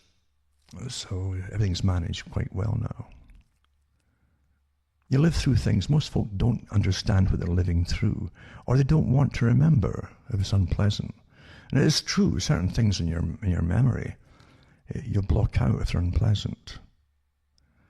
Again, behaviorists know it, psychologists know it, psychiatry, they all know it, the same kind of this kind of thing. That you can try to blot out bad times, even in your own life, you blot them out. If something's happened to you or even you to others, you find out with troops now, the soldiers, they have the same kind of thing with the different stress disorders they come out with, post-traumatic stress disorders and so on, because they themselves did tremendous horrible things, especially in the Gulf War. the first one, and then it never really ended, the Gulf War. You went straight, you had 10 years of flyovers then to the next phase. And 2001 came along, and you just resumed at full force then. But yeah, you can't go around the world blowing folk up and killing them all. I think you can't just put it back into civvy street. They know this too. And they've all kinds of medications to try and blot out and flatten emotional responses. And that's what it does, it flattens your responses to things. So that you don't sit and dwell on it. But for quite a few years, we had troops even in Canada driving their coming out of the military and then driving their vehicles into office buildings and things like that, especially army recruiting buildings. And because they didn't know how to even express what was pent up inside of them. And how could you, eh? How could you express what was pent up inside you? You're sent to countries that you're invading. They're not invading you. And then you're ramming through folks' homes where they live. Their homes in their country, where they live. And you're putting down doors and all the rest of it. And you're maybe killing a few here and there too. And how are you going to eventually bring yourself, when the trappings of the military, because the military is a state of mind when you're in it. And it is a state of mind when you're in it. If you're a male, you'll fall into it very quickly. The state of mind is made for you already. A one size fits all. And you'll fall into it quite easily. And you'll have your camaraderie and all the rest of it, and your banter and so on. But eventually you have to, once the trapping wears off and you leave, it's gone. It's like a shell around you that's suddenly gone. And then you're on your own. And now you're alone with all your memories of things that happened, and perhaps things that you participated in. You know? Yeah. So here's all these drugs, etc., etc. Never mind the fact your governments came out back in the 90s, in fact, with the articles. I used to read them, and then later in the late 90s, I read some of them on some of the talks I was on. Because the US especially, they were afraid of the amount of people in the military coming back. They found it from Vietnam era too. They were well trained. They were hardened, meaning they knew how to kill, and they had killed. And the government, with all of its agendas and plans in the 90s, that's why the militias formed inside the US at the time. Something stank, and they all knew it. Everybody knew that something was wrong. Something was coming. And it wasn't, and that they knew that the system wanted to keep changing their way of life inside the US. And these weren't rich people. These were pretty ordinary people, guys from the military. But they weren't going to take any nonsense, as if their lifestyle was going to get wiped out by people way above them that they didn't even vote for. And that's what it was really all about. That's what all these things formed in the 90s, to try to maintain their rights, you see, their rights. Because they knew that the governments wanted to strip away the system of having rights, to bring in a new system. It was evident back in the 90s. And they were afraid that folk coming back from the military's campaigns, you know, just like they did in Vietnam era, these guys wouldn't stand nonsense from anybody, a lot of them. And that's why they had to slow it down a bit, all the big changes that were to happen inside them in the US. But since 2001, they've got on a roll, and they heavily medicate the troops while they're in the military now. There's lots of articles in the press and the science magazines over the years about the chemical soldier, and how they could literally chemicalize, make him part of the pharmacological soldier. All drugs to give him extra strength, drugs to keep him awake for days and nights at a time, drugs to wake him up, drugs to give him this, that, the other, and drugs even to stop him feeling pain if he was hit and so on. and to keep him moving. Not so he could relax and get better, but he could keep going to his target and at least accomplish a mission. That's old stuff, of course. And then, of course, the cyber warrior and part cyborg, etc., was to be part of it down the road. But during that whole phase, it was drugs mainly. And they got troops addicted to all kinds of drugs you'd never imagine. Only a few months ago, I read some articles about the US military bases, and Canada's the same, where the drugs on them are phenomenal. You just don't take these guys. In fact, it was getting permitted, and the doctors were prescribing all kinds of drugs on the bases, kind of with impunity, basically, as to how it affected the people. You're a disposable item in the military. As long as they can use you and do whatever they want you to do for a while, that's your purpose, and that's it. The after effects, really, and the destruction of your mind or body, that's just tough cheese. But there you go. So we're living in amazing times, as I say, and people think that it all just happens by itself, because that's how the media presents it. Things just happen. The coincidence theory, that's the coincidence theory of existence. It's all coincidence. It's always coincidence, you see. It's like it's coincidence about Bonaparte at one time invading other countries and trying to take over Europe. It's not just coincidence, just one of these things. Till you dig into the history books and you find out about his financing, who he was getting it from, and the countries that he invaded, and even raided their vaults for gold and all that too. Or that he left most of his troops, actually, brought him into Egypt, and he escaped and left most of them there to get slaughtered. A good psychopath, Because to be a psychopath, you're very successful, because you don't reflect on it. They wouldn't need drugs to make them forget things. They just it doesn't bother them at all. That's the difference with psychopaths, you see. They don't need pills to make them sleep or to make them forget anything. So yeah, your biggest problem now, I'd say, is like I said back in 2001, on the night I think the towers going down, so the hardest thing now will be hold on to your sanity, because I knew all the changes that were to get rammed through. I'd been reading them for years, what they planned and so on. And they needed the big Pearl Harbor event to just bring it all to fruition as an excuse and implement it all. And under martial law, which of course you had initially with 2001, everybody lost their rights, not just in the US, but just coincidentally, again, a coincidence theory, across a good part of the world. Britain and all the British Commonwealth countries in unison all lost their rights for privacy at the same time because of something that happened in New York City. All predetermined, of course, pre-planned. And so you could never have rights again of privacy. For safety's sake, you understand. They used to think you had more safety by being private and having privacy, but not now, no. Your government can have that because you might be a terrorist. You just don't know it. You haven't woken up one morning and said that you're a terrorist. It's something that happens to you, like a religious conversion, apparently. And you'll be the last to know it. You might just say one day, I'm not going to go along with this anymore. And that's what it takes. You're an Islamer. That'd be Fauci's answer to that little statement. When he says, just do what you're told.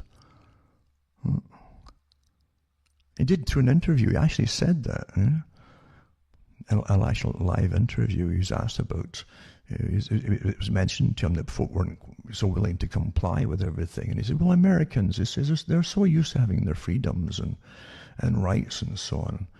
And he says, maybe it's time that they just stop thinking about that and did what they were told. That's what he said.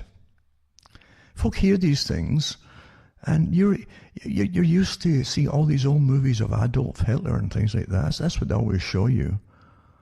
They always show you. They think people wear uniforms or Stalin, But no, these are people in suits and ties with fancy titles, and they speak quite candidly. And it's just you don't believe what they're telling you, Because you wouldn't say that to the public, but you listen to, he didn't really mean what he said. We make excuses for them, eh? The greatest tyrants in history don't wear, and never did wear, uniforms. The worst tyrants in history always wore the establishment of government, their robes and toga and all the rest of it. That's what they wear, suits and ties, business suits. And they're well versed, at least some of them are well versed. The people who put forward are sometimes better speakers. Mind you, they have good script writers. I don't think any of them speak off the cuff anymore. For years, they've had speech writers that write everything for them. They're really puppets, well-paid puppets, front people. All parties are the same. I can remember giving a talk about this whole idea of politics again in the late 90s. And I talked about the Tower of Babel. The Tower of Babel, the analogy of all was the system. That's what it is, you see. It's the system. Based on money. Everything it must go to the holders of money who get the claim to make it magically. And from government, so it doesn't matter who you elect. You see, they always have to go cap in hand. Same in Canada, to the Bank of Canada. There's really an office where they agree to borrow money from other international lenders. That's what it is today, the Bank of Canada.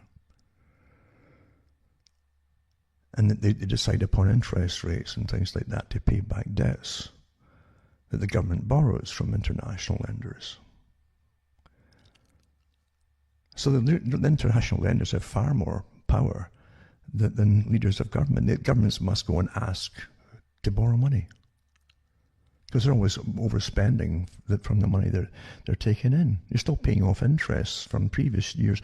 When they say you've got a balanced budget, it means that you've worked out, which is never fulfilled, by the way, but they've worked out a plan to pay off the interest on the loans. Not the loans themselves, principal, but the actual interest on them. That's what they mean by that. What a racket now. And you think this is all real. And you vote in governments, they're quite happy with that agreement, eh? Because they're in on the nod and the wink, and you're not. Quite amazing, really. Or again, as Charles Galton Darwin said, there's always been slavery in some form or another. And I don't see why it should ever not be, basically.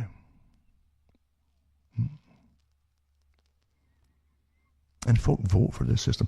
So the Tower of Babel, I said, even years ago, back in the 90s, I says this tower is held together through crisis after crisis with super glue and duct tape and Band-Aids and Scotch tapes and all kinds of things, try to hold it together. It's been broken so many times from catastrophes and bank collapses and rip-offs and wars and all the cons that come down the pike, and inflation and hyperinflation.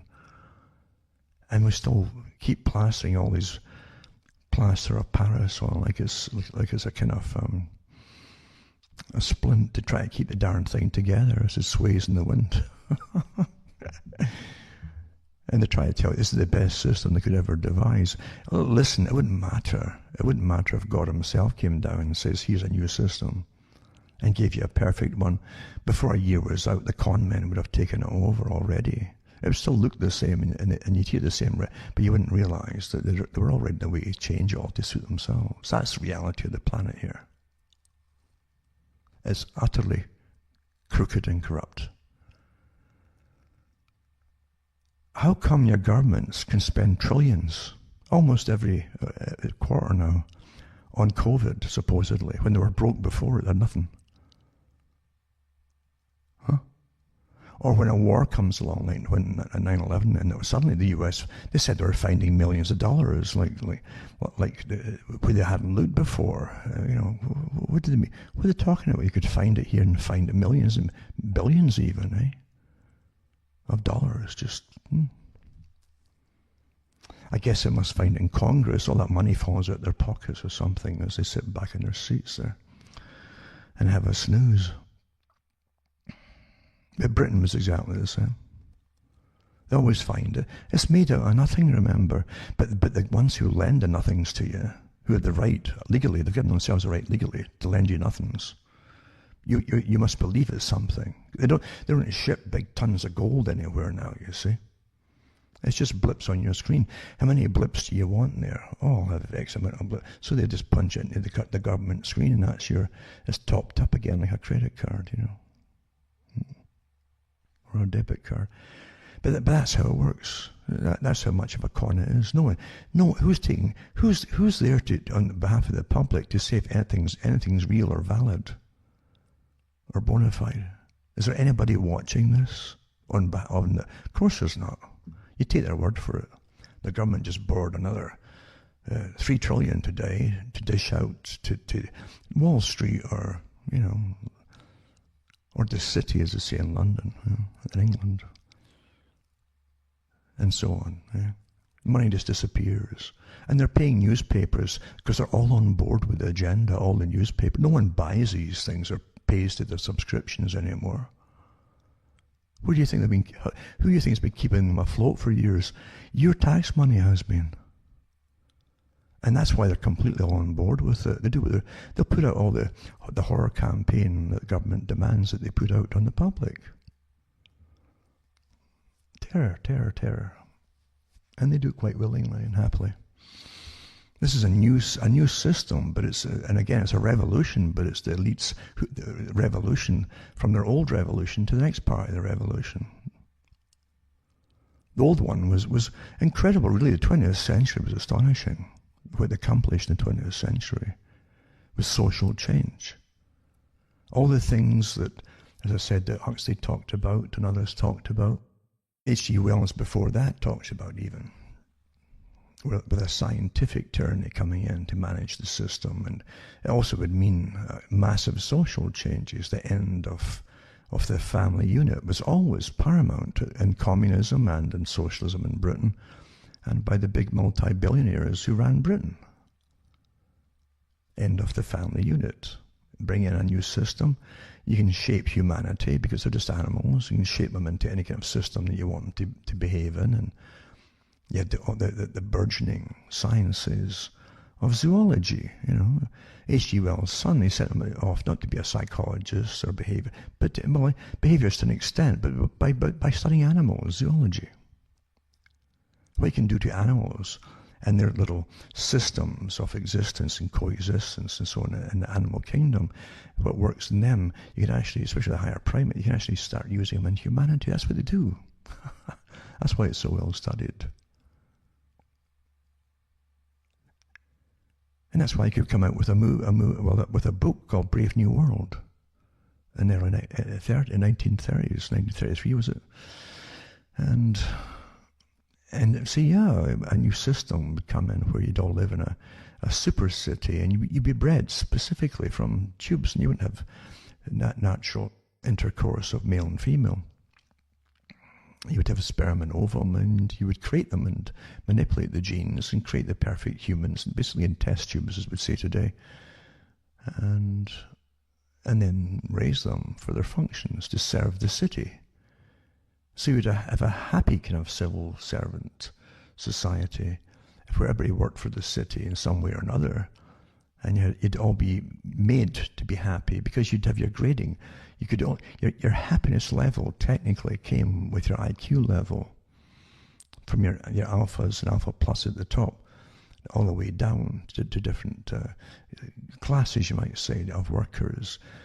And you might have some problems with the ones at the bottom who did the manual labor, with repetitive, boring manual labor. Occasion will break down with them, but you could deal with them all from the top to the bottom with soma, the drug that would just make them all kind of content or stoned or happy, you see. And everyone must have sex with different partners every other night. It was taboo to have it with the same partner more than once a week, I think it was. And everybody was spied upon for that reason, to make sure that relationships wouldn't really form from a sexual bond into a more mating type bond, you see, like a permanent bond. So you have to do the old idea of separating the sexual urge from a bond, an actual cohesive bond that would bring up a family, had to be destroyed. And the behaviorists of the early 20th century knew that it was going to be their agenda too. See, it's to do with systems. You don't realize you're living in a system. And the system still has a lot of familiarity. The remnants of it in the mid-20th century was still stronger than it is now, before they gave you the sexual revolution, where they promoted promiscuity. But up until, say, World War II, you still had this idea of man, woman, and child, you see? And that kept the population going. Well, number one, they wanted to reduce the population. They said that there weren't enough people killed by World War I and II. At the meeting that they had in England, in London, during World War II, they said they hadn't killed enough people yet. I'm not kidding about that. They're always Malthusians at heart, the royalty of Britain. And so they came up with ideas to reduce the population. But up until then, you still had the same kind of system that the man and the woman, eventually the woman get them both into the workplace, and you could double the tax base and take the taxes from them. Then eventually you could promote child support or assistance by daycare, etc., from the mothers, so she can get out to university or work or whatever. And then you could bring in a system completely where you wouldn't need the man, the husband, because you'd support the women financially through university and into the workplace by placing them in the workplace. So they'd eventually do away with the family altogether. That was all the rage again. They also had the same thing. And parts of even the ones they brought out of the Soviet Union and to other parts of the world, where you had them reared in by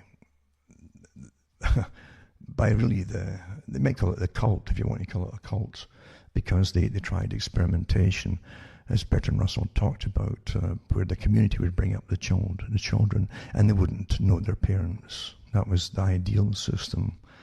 But eventually, as he said himself, we now find with intensive scientific indoctrination of the child at school, then the parents can continue to support and pay for the child economically at home. So the state wouldn't have to do it, but the state would be able, with the scientific techniques that they knew worked back then, so the parents' input to the child couldn't contaminate the thinking of the child.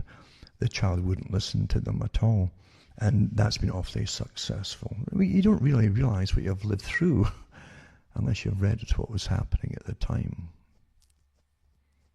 All managed. Most folk don't even know. Most of their life has been managed in one way or another. The fads that you jump onto are all created for you. The sexual revolution was. It was a must-be revolution to try to end this idea of bonding, the bonding that comes from having a different partner, from a same partner. If you have the same partner in a system where there's very little promiscuity, then bonding occurs, and then the pair then raise children. They want to eliminate that and separate the sexual side of it from the actual bonding side of it. Very successful eventually, until you have chaos in society. But it doesn't matter. They have psychiatrists and psychologists to deal with the chaos, and abortion clinics too, and STD clinics. And now they call them social diseases. It's nothing social about it. But yeah, it's just astonishing how it's all catered to and planned in advance, and each generation falls into whatever is designed for them without thinking. They don't really think too deeply from the age of maybe 15 up until, I don't know, sometimes 25 to 30. Really don't. Because your hormones are going to be jumping, and when they give you an outlet, you're going to jump for it and go for it. And you can create the chaos in your life along the way, of course, but a lot of folks certainly did. but it achieved its goal until very few folk can stay together for very long at all now. The more, and H.G. Wells said this too, the more partners we could have, this is about 1910 he said this, he said the more partners that a woman, he said, get them into the workplace, he says they'll have more time with other men at work than they are with their husbands at night when they come home, which is true. They might only see their husband about 2 hours that night when they come home from work. But during the day, they're meeting, and he says affairs will happen, and that'll be the end of marriage. He talked about this.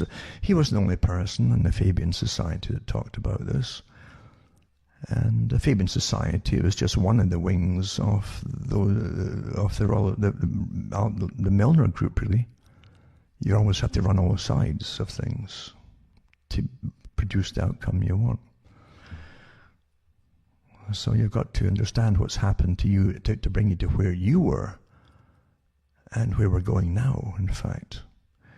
And I've said this too, that in every generation there's a small number, small is the word, across the world, in all cultures, who instinctively know that so much is just wrong. Just wrong, basically wrong. And they do question very early on, how come this system you're in was created? Who created it? And how did it evolve to where it is now? Because it had to be helped along the way. The rulers never let anything happen in a society, and Plato talked about this, unless they authorized it from the top and planned it. Or you'd lose control of your system if it started to change at the bottom without your permission or guidance. And some people always, in every generation, understand this, and they can't communicate to others who think it's, again, because most folk think it's all quite normal, regardless of how it is.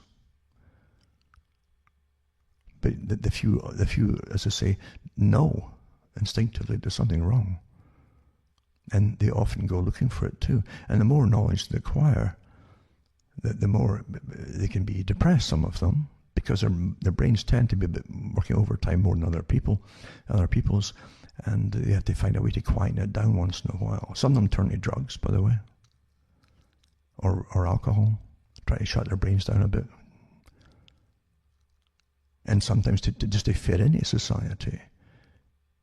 Because the average chat of the people, they can't really fit into it unless they pretend. You learn to act very early. Because you don't want to talk about sports all the time like that's important. It's nonsense.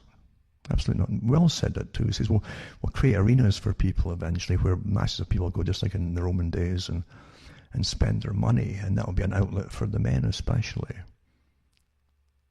They could vicariously have big battles in a field through other members of a team. That's what it's a vicarious sport, you see. All planned that way by others long before you were born. And then the TV came along, and it was used as a weapon from right early on. Things were much cleaner back then, mind you, but it's still used as a weapon to even as a babysitter for the children. And of course, who's sitting watching what the children are watching is turned on as a babysitter, and the mum or whoever walks away and does something else where the child gets indoctrination. And then when you get into the facile stories that you get for little dramas or even cowboy stuff, and silly, childish little stories, but sometimes with little moral lessons of a type of forgiveness where they shouldn't perhaps have the types of forgiveness that try to forgive. You're always getting downloaded and updated with your PC, with your political correctness, bit by bit through fiction, which is the main way to do it, of course. That's the main way to do it. I remember watching years ago, it was in Canada, it was a Phil Donahue show. So slickly done. Later on, the ones took over were Oprah's ones took over, and Dr. Phil and things like that. But I used to watch the end of the show where you had about 5 minutes of scroll down of people involved in the making of that 1 hour, which was really about 40 minutes, 45 minutes at most, if you do away the ads from it.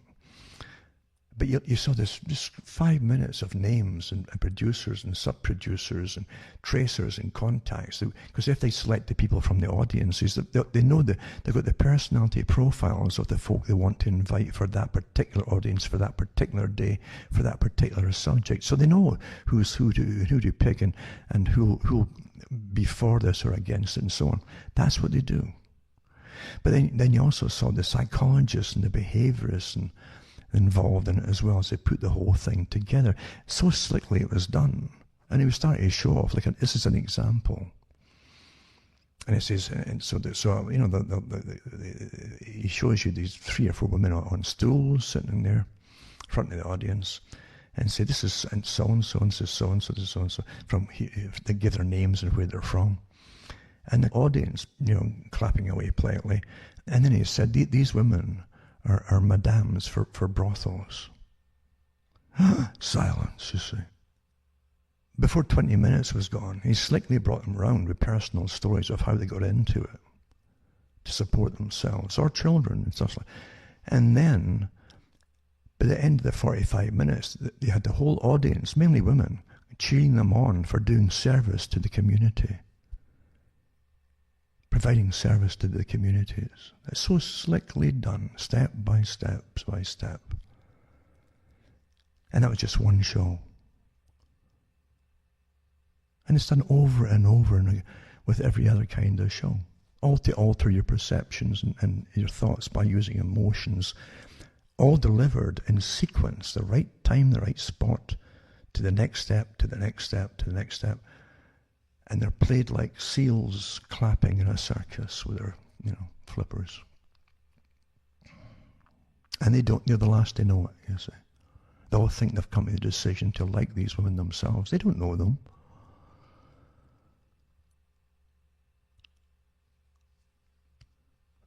And that's how it is. But at the time that happened, I remembered one old episode of Gunsmoke. It was similar, you know.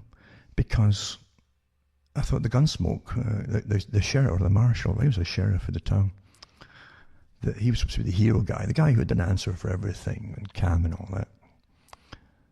But from all his sheriffing and lawmaking, the woman the only woman he was ever with was the madame who owned the local hotel, and it was a whorehouse. But because he was a mature kind of guy, then obviously she had to be something similar to him, and so she was okay too. And that's how you alter culture. And of course, you say, well, you know, you don't want to dislike or hate them or anything like that. But the fact is, that's how easy it is to create your opinions without you experiencing the realities of any of this stuff yourself. Oh, well, you know. And it happens with all the things, all your updates that you've been conditioned with without you even knowing it, folks. And right down to the voting. I've never seen such hysteria for years over voting.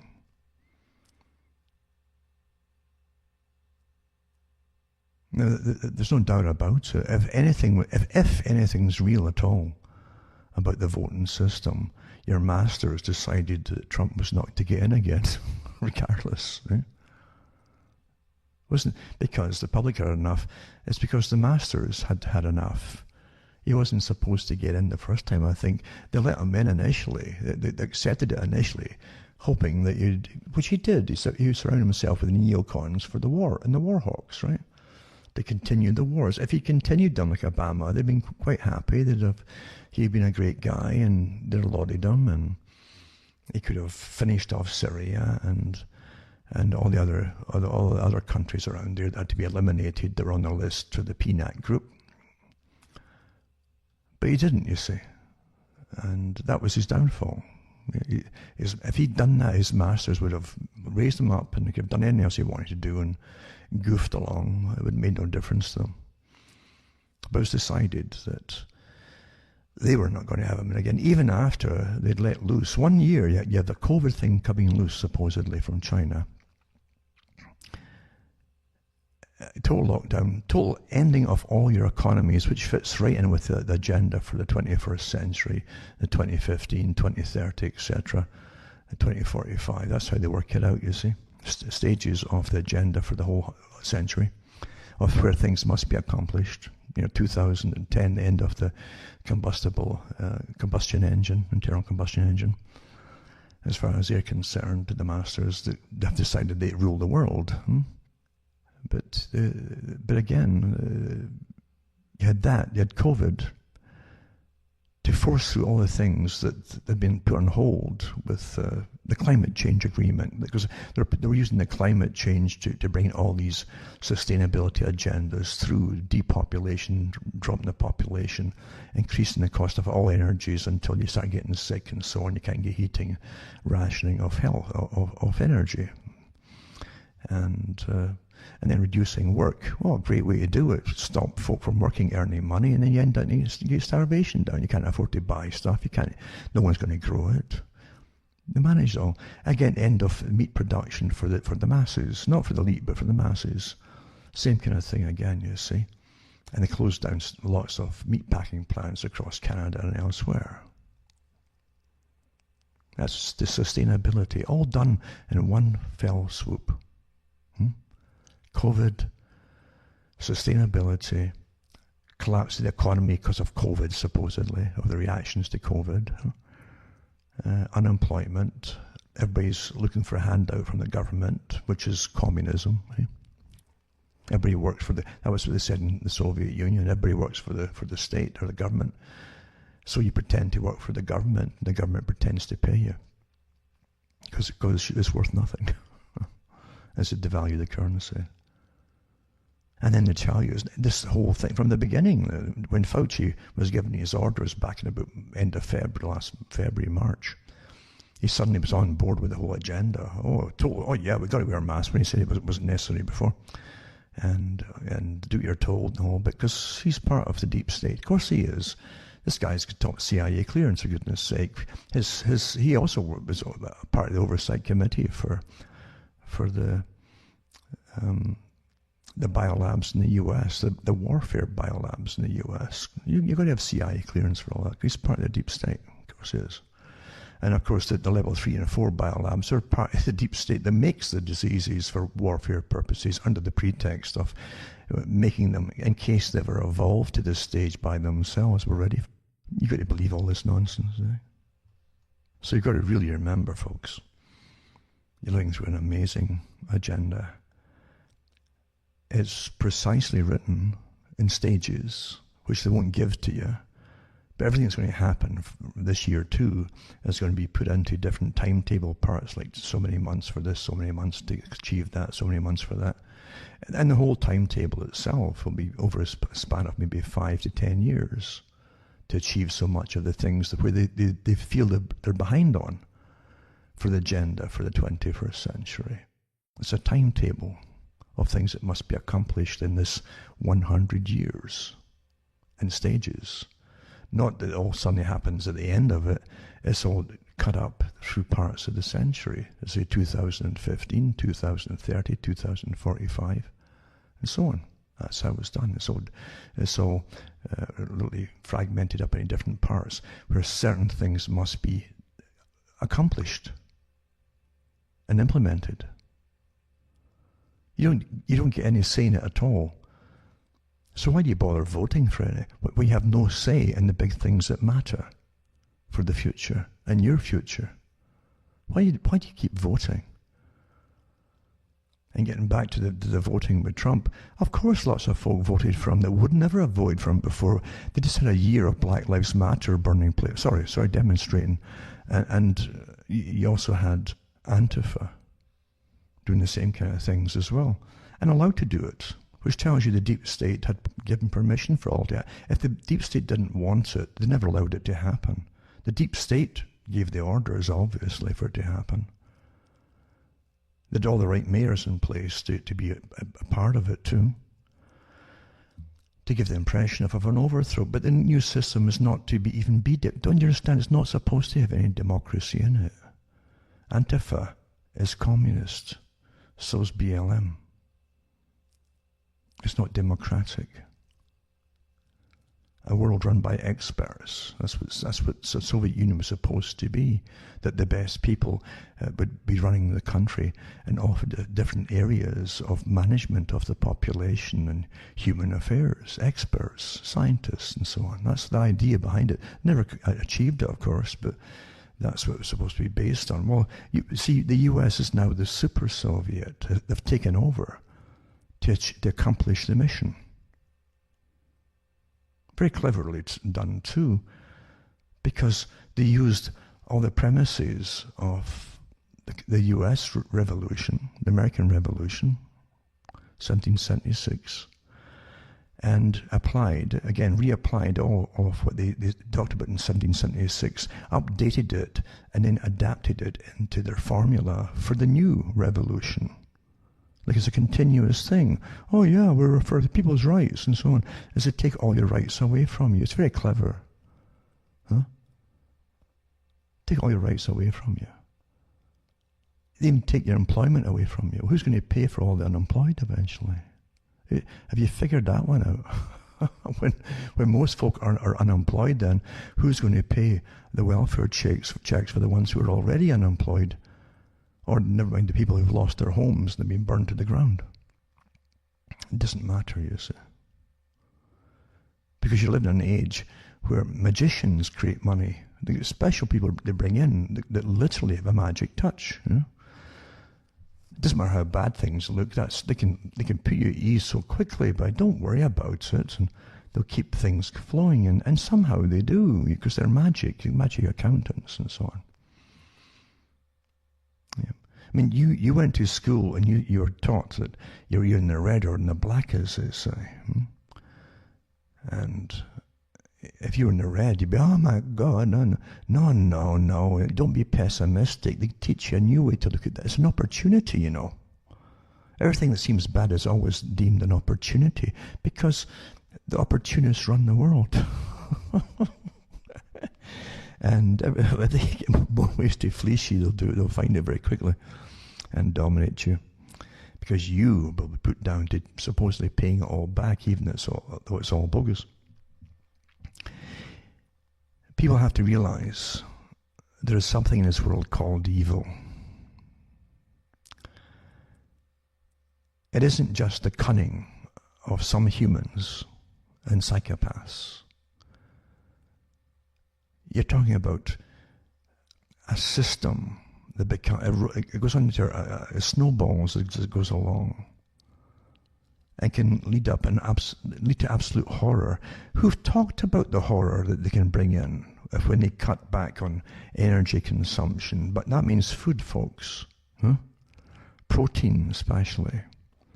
They even have it worked out how long you can go without the proteins as general society in times of hardship, and how long before you start getting a higher mortality rate in children. The old childhood diseases would reappear, regardless of vaccines. It's nourishment and hygiene and all the rest of it. Once you start cutting those, they've talked about this with glee for years and years and years, the things they would have to do to reduce the population. Well, when you're not working, when most folk are not working, where most folk can't get an income, where the factories and plants are all gone in China anyway, by your politicians that you vote for, and you can make nothing for yourselves. Most folk don't even know how to plant anything and grow their own food. It's not difficult to bring in a horrific, evil system rather quickly. And they even have the media, the electronic media, the same ones that got a reign of terror on you with their hype, a deliberate reign of terror, and they're getting paid to do it. The same media will be telling you as you're dying off and you're starving that somehow the hope's just round the corner, and food will come in from so-and-so eventually, blah, blah, we're working these things out. They don't, oh my God, no, we didn't realize there was going to be a famine over there, or a flood came in, or the weather, whatever it was. And they can play you the same way if they bring in all the chaos. They've had war games over this years ago. The tabletop exercises. There's nothing happens in society where they haven't done it multiple times in select groups. How to manage the population as they take you down. Look at all the ones just for the COVID exercises, long before they happened. Huh? Over and over again, right down to how will the public react here. What about certain bloggers, and what about certain people who won't go along? Well, you can start off by slowing them down. Well, they get the cyber war guys, and the ones they used on enemies across the world, in countries that you were taken down to dominate and destroy. Now use them on your own people. The US is doing it. Canada, it's in the papers here in Canada, are using the cyber warfare guys on guys like me. And I really mean it. I can hardly get a web page up because of it. And my so-called web provider, my server provider, they're in on it too, because they know they're slowing me down. And I'm paying to get slowed down. That's beyond harassment.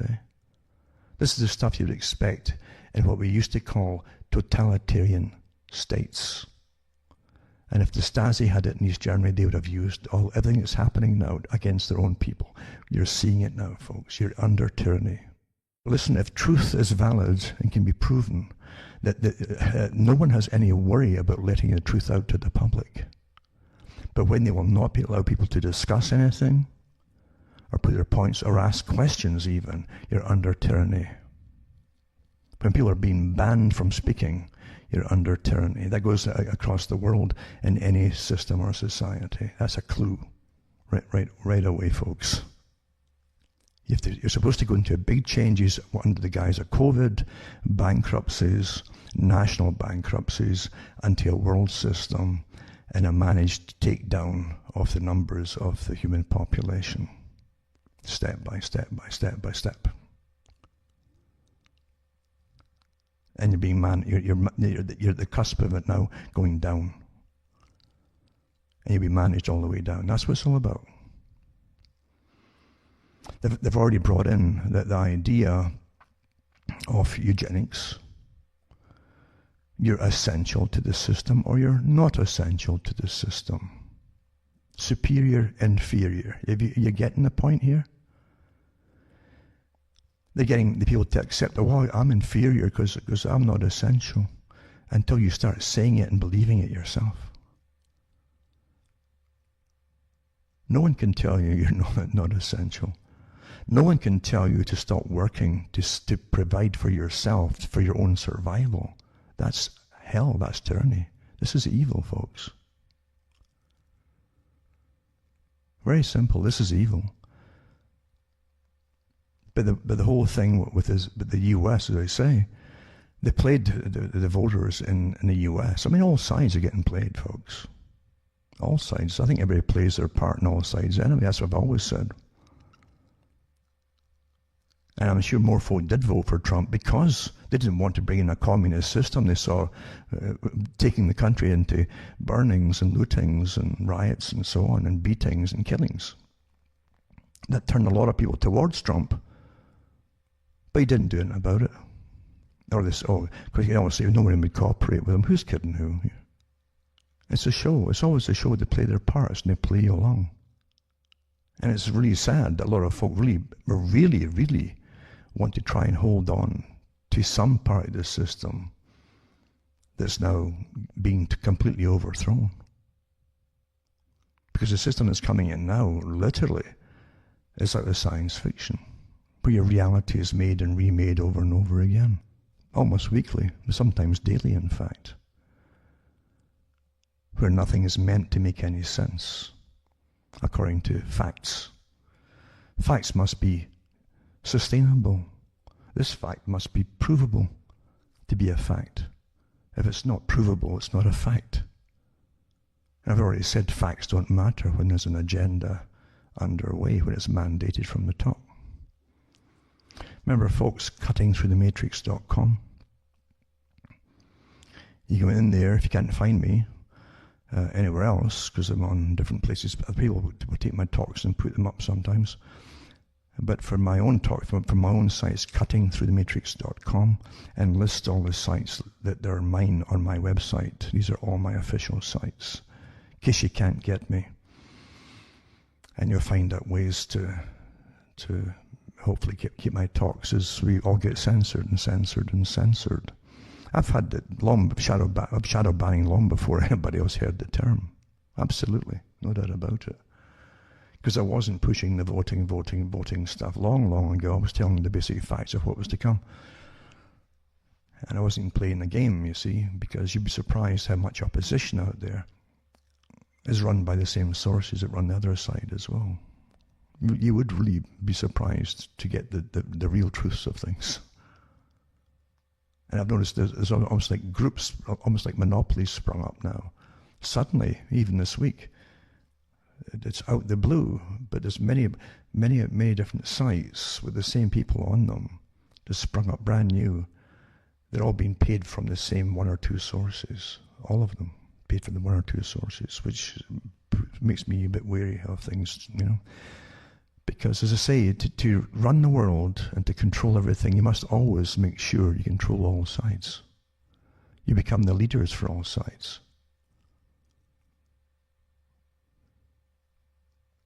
They used to supply what appeared to be the communist leaders in Britain for some of the trade unions. And these communist leaders attended the world meetings for the old Empire Club group, you know, the British Empire Club. They attended the meetings. They were part of that too.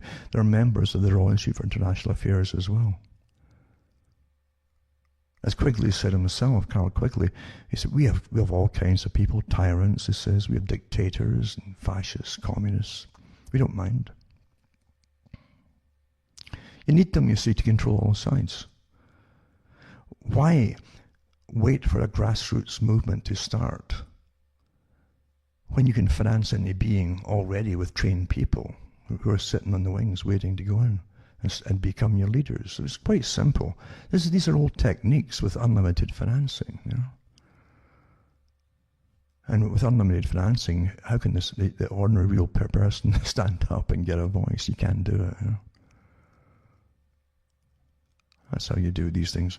So cuttingthroughthematrix.com, remember you can donate to me, hopefully, and send a few bucks my way.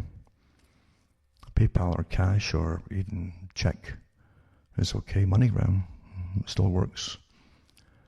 And cash is fine as well.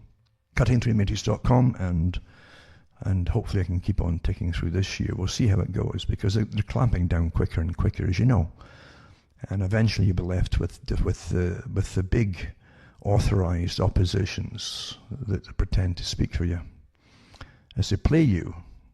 Do you realize when you're sitting waiting for someone to be your champion, how much time has passed and it ends up going nowhere? I've said for years, you are your own champion. You are, each one of you, you're your own champions. You can't just sit back and wait for someone else to do everything for you. Or I was astonished at how many people put complete faith in just one person like Donald Trump, in a system that was already corrupt. Completely corrupt. But to the bitter end, waiting for this one person to create a miracle. Rather than doing all the kind of things in preparation for what was to come, regardless of what happened. Look at the time it was wasted and gone completely. Think about it. Now remember, I gave the talks way back. I can remember when Bill Clinton and Hillary got into the White House. The first thing they did, and this was in the newspapers at the time, I kept the hard copies of newspapers by then, of important things which would be come and gone. You know, the memory hole does exist. And so it's a good idea to cut them out, and I and other people. That's what intelligence services do across the world as well. Or they used to. Probably still do. But because, there's no point down the road to say, well, so-and-so did this back then. Well, where's the proof? Well, you'd show them the hard copy. That's all you had, you see. With the internet, it's much easier to lose it all. The memory hole scrubs things all the time, as it's intended to do. And it can constantly change reality and the past. Very Orwellian indeed. But when Bill and Hillary got in, they ordered the FBI, the head of the FBI, to bring in the files of all their main political opponents after they got elected and Bill got in. Now, I don't understand the laws in the US, but isn't there something that would stop them getting the personal files that are kept on all their opponents? Didn't you understand the blackmailable ability if you're getting all that kind of data? Huh? Never mind the fact that, what kind of system is it when everybody's got a file on them in the first place? That was then too, you see. But it also showed you the complicity of the FBI with Bill Clinton and that so-called side of things, eh? And Bill Clinton did his duty too of firing cruise missiles across the Middle East into Iraq for years before anything else was going on at that time. They were exploding all parts of the desert. We used to wonder what on earth he was hitting with them and stuff like that. Long before the Iraqi war was on the go. But then when you find too, when you had Bush Senior come in and he talked about I said New World Order coming into view and all that kind of stuff, and they're talking about the same things you're getting now from the WEF, a world of equality. Now that you're talking about redistribution of wealth, understand in the elite's point of view, they're at the top. There's 3 tiers of the elite.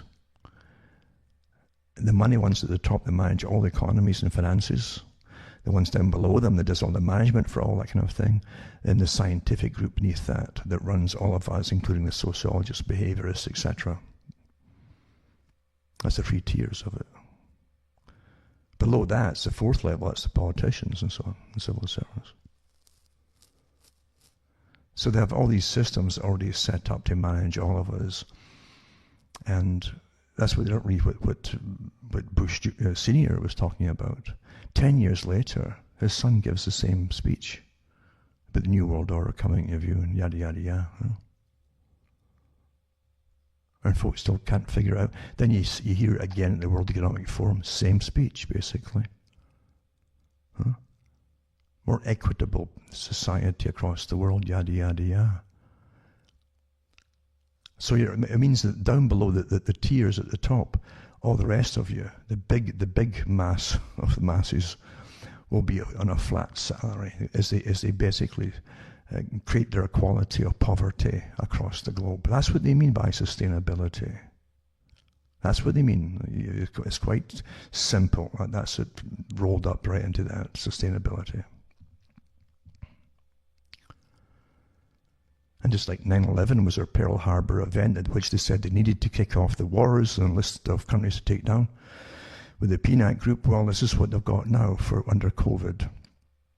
Sustainability program that all has to be accomplished using COVID.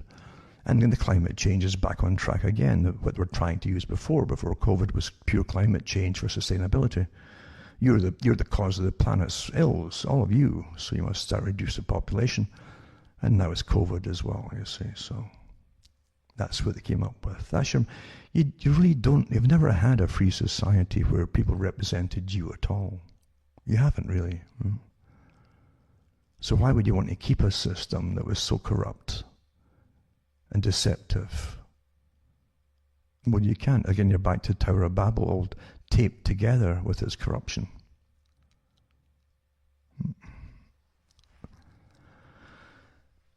Most folk can't handle the truth. It's very, very true. You can't. And that's what I've often said. Those who have to know the truth, and there's some people have to know it. When it's in you, it comes upon you, and you can't stop it. You got to know.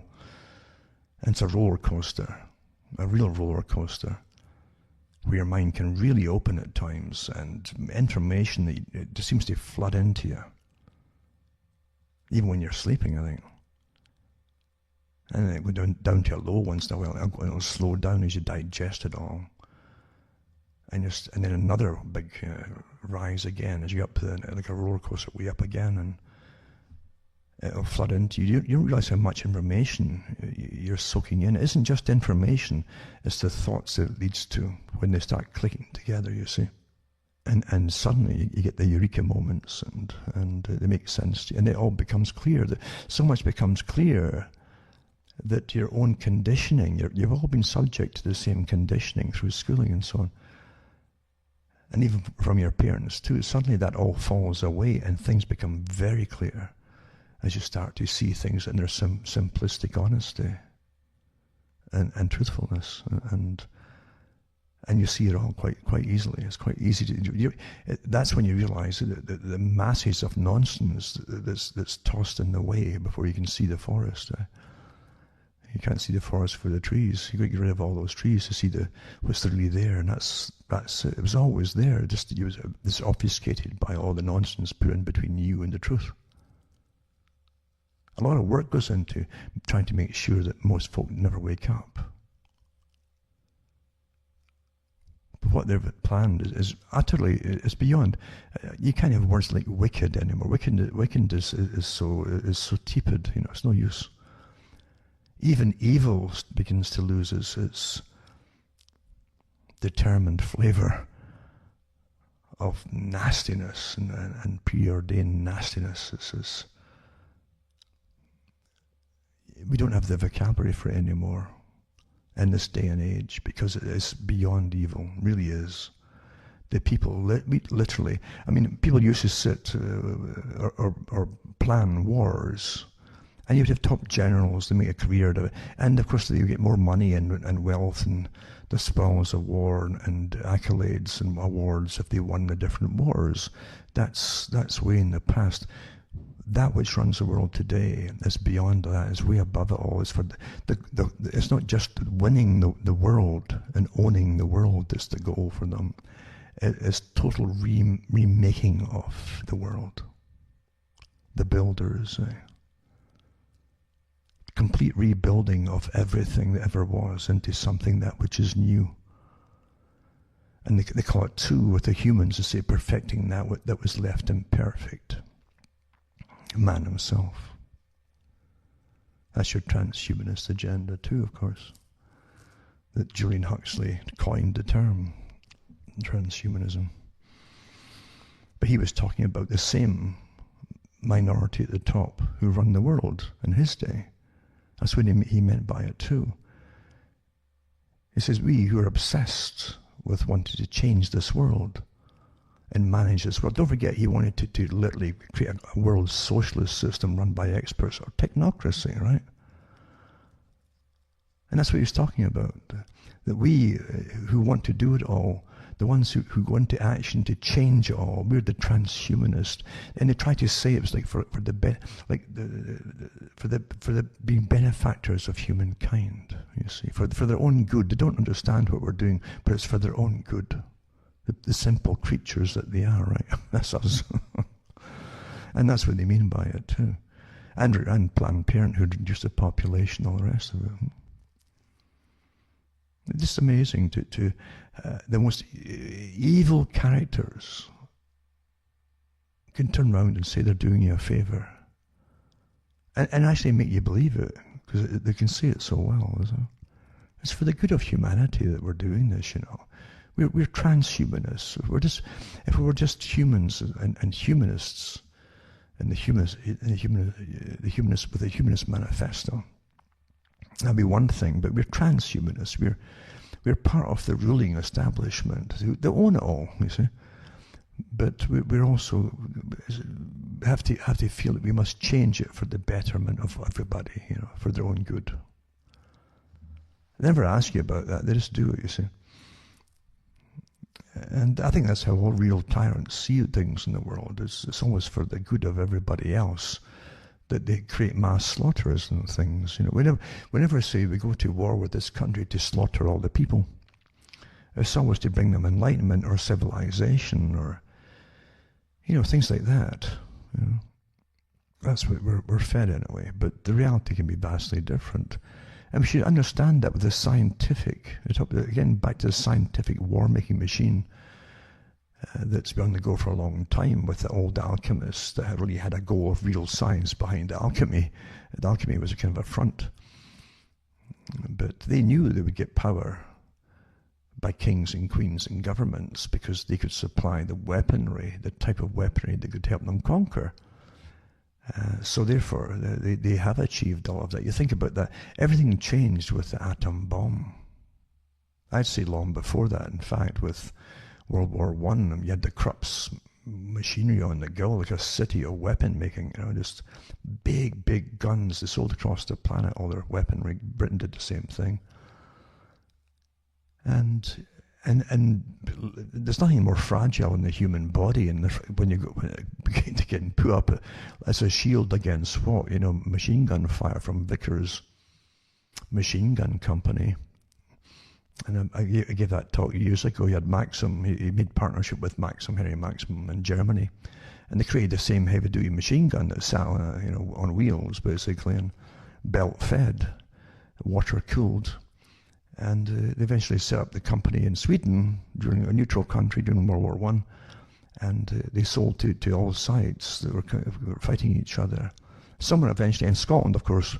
Went through my archives, a couple of guys at university, and picked up my talks on it, because no one had mentioned it up until then, and put a book out on it. But anyway, yeah, they made a fortune, and of course, Vickers became Lord Vickers, and got lots of, as they always do, get lots of money piled upon them, too, and awards for being a very clever character to profit off such a conflict, which they helped to bring into being. So that's really, but when it came to the mass slaughter, and as I say, when you have billions of rounds fired, billions literally, in the whole of World War I, and all the different fronts that they had, and the artillery barrages that they would have, sometimes night and day barrages, thousands of shells sometimes in a particular bombing campaign, artillery campaign, over and over and over again through the whole, all to kill what? Flesh and blood. That's so easy to smash into pieces with that kind of weaponry. It boggles the mind, It really boggles the mind. And then, of course, World War II, and then out comes the atomic bomb at the end of it. Never mind the firebombing from the air too, over Dresden and other places as well, where the oxygen was sucked out of the air to feed the fires, and people died of suffocation as well as getting roasted alive. And this is what we call civilization. And what you have to understand with each step in that direction, from the build-up to World War I, where regiments were mowed down to the man, and sometimes in the matter of minutes, with the machine guns alone and the heavy artillery, and send another one, and another one, and another one, and another one, until you ran out of them almost at the end, And they were taking, the British Office of Statistics and births and deaths was taking tallies of births throughout Britain. Because they were wondering, if this is a long-term event, can we keep supplying the troops to get mown down and slaughtered? That's how precise they are, all these pen pushers. But now they're computers they work it out on, That's all you were. So then they wanted them to have children, I'm telling you. Folk have no idea what goes on, I know you're used and abused for purposes you never ever figure out, because they won't tell you. And each step is worse than the last step. It's a World War II atomic bomb at the end of it all, and after the firebombing and all the rest of it, and whole sections across, whole cities across Germany flattened. Way worse than London. With the might of British, power, air power, and American air power, Canadian air power, and everybody else was involved in it. Until it's like the surface of the moon. When you look at all these old newsreels of the aftermath of it. Campaigns to destroy whole populations. That's what it was. And don't think that the people who were behind all this suddenly disappeared. And every generation, they're growing up and taking up power and getting positions of authority and civil service and military organization. And those who control the military, they don't even have to serve in it.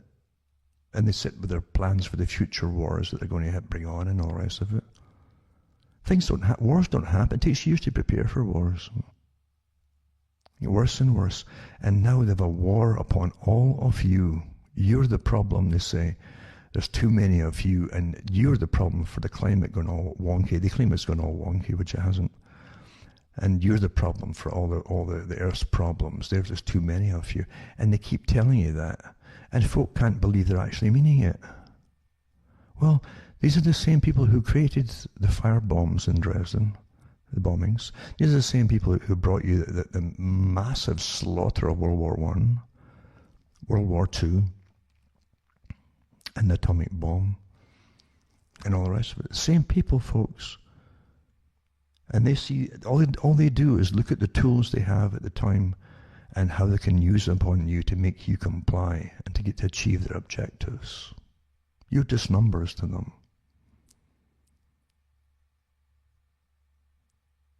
With the same cons that are going on now with the testing for COVID, the testing, where the tests themselves written by the guy who created the test, it's not to be, you can't get accurate readings from it. So they picked that one deliberately. That's why they picked a COVID thing. And then they try to find out if they even have the actual COVID virus. You can't find it anywhere in their writings.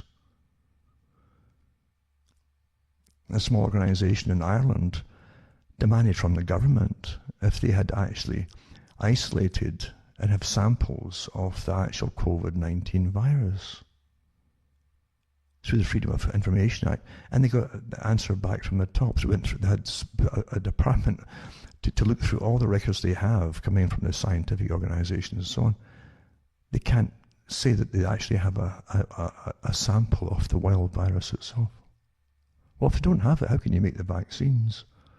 But then they tell you the vaccines don't use the actual COVID. So some of them tell you that, and then they'll contradict themselves and say that they do use the. Well, you either have it or you don't have it. Which one is it? You can't get a straight answer on anything here. You really can't. So facts don't really matter anymore when there's a huge agenda here. An agenda that was rehearsed in tabletop exercises with the real players all involved over a 10-year period.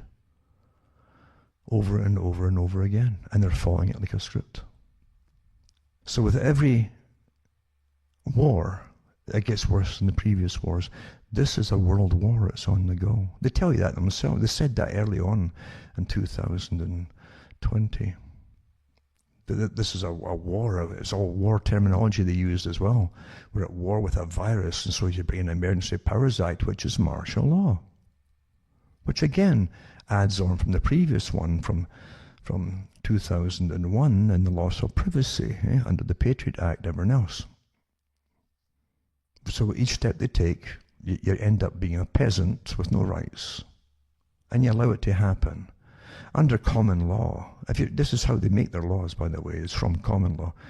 They'll put something forward, and if you don't complain and try to overthrow whatever it is you try to overthrow, and it becomes law, because you accept it by not opposing it. It's that simple. It becomes law because you didn't object and oppose it, really strongly.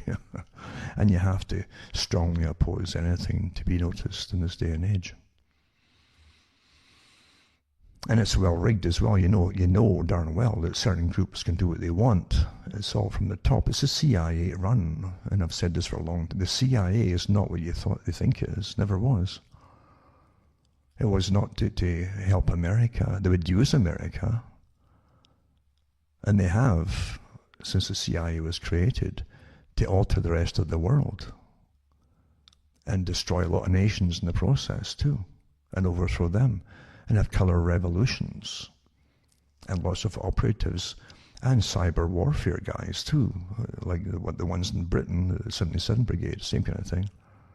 Same as Canada is using against their own people. They've used them in other countries. Now they actually said in the newspapers they're using the same characters who helped destroy other nations against your own citizens in Canada and Britain and the States. Oh, thank you, government. Thank you very much. You want me to vote for you? I don't think so. I hope you understand what's happening.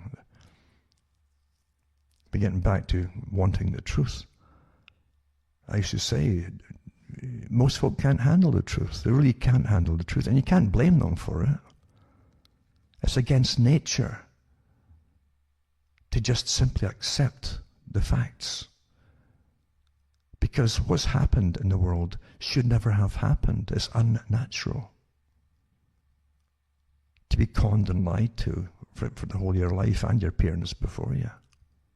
With the use of sciences to try to make it all appear, even the most abnormal things appear normal. You're trained to accept absurdities. You're trained to give up your personal responsibility for yourself and leave it to others to do what they never have. That's why you're always in a mess, waiting for the champion to ride in and do it all for you. The lone rider, Doesn't happen. But most folk do give up their own responsibilities to be so that it's done by someone else. And it never happens for them. Never does. The world is watching the U.S. and they can't believe what they've been witnessing for the last year at least. Even longer, but at least for the last year it's very obvious. And a democratic party that would have done well under Stalin's regime and would have blended right in with it, with the things that are coming out the mouths of the politicians. Never mind the mayors that have been elected, or apparently elected to different places in the U.S. as well. Complete communism. But that's what the elite want. The world of communism is more efficient for them. Rights get in the way, this idea of having a right. This is what during the Cold War, it's a different thing it's a hard thing for a lot of folk to comprehend. This is what they said was the ideology behind promoting, I'm not kidding you, promoting promiscuity in the West. This is the lie they gave to the Westerners. And this is official stuff. When the Soviets, that were so straight-laced and solemn, see how much fun we're having in the West with the rock pop and sexual promiscuity and the miniskirts and so on.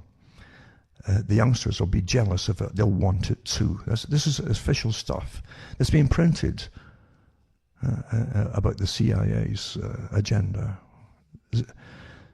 So in order to make them jealous and to get the young people to riot and disobey over in the Soviet countries, they would push all that stuff in the West. This is the lie they told the West. No, they wanted to destroy the West, believe you me, because there was no real conflict between the CIA and the system that ran the Soviet Union at all. They used it as an excuse to get an agenda through to destroy the West. Bezmenov said the same thing too. It could never have happened with the complicity of the CIA, the changes in the culture in the West. You had to have them in on it, along with the communists. They all work together at the very, very top. All of them do. Modern China. I gave the talks years ago on how the West and the politicians created the free trade agreements through the Royal Institute for International Affairs CFR.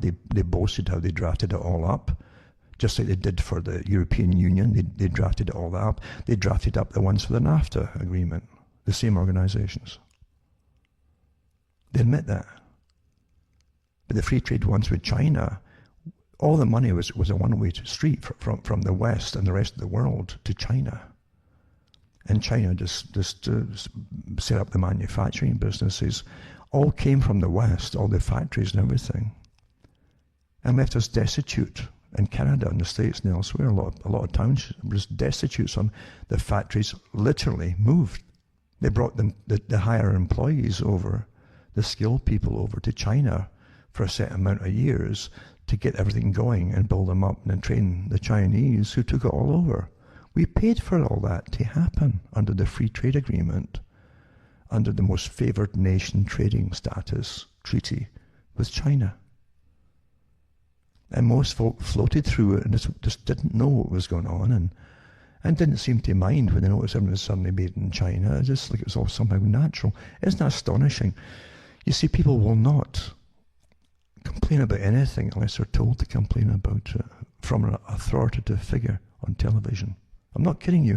That's what Brzezinski was getting at a long time ago. They knew it all then. They're told what to worry about. Brzezinski has said they expect the media to do their reasoning for them. It's almost like their parent. The media would warn you if you should worry about something. If they don't tell you to worry, then you won't. It's that simple, isn't it? Isn't that scary in itself? You abdicate your own ability and responsibility to yourself or your family. And you give all the authority to governments that are doing all the problem, all the damage for agendas that you don't even care about to understand. So getting back to the truth, most folk can't handle it. They've been trained not to want it. They've been trained not to even associate with people who they see are negative. These are all war tactics that were put out there for years under the New Age guys, so that millions of people I don't want to hear bad news, I want to be positive. And that way all the nasty things were allowed to happen and build up the settings for the future waves of oppression, which are now under. You never start an early revolution. You get to prepare it all for the final push. And they did it. A whole generation. How many folk have heard, I don't want to hear that, that's negative. They were made to be defenseless. That's also what Bezmenov could have got into, but he didn't. Because it was all psychological warfare techniques that were used. Not just by the Soviets, but by your own governments on you.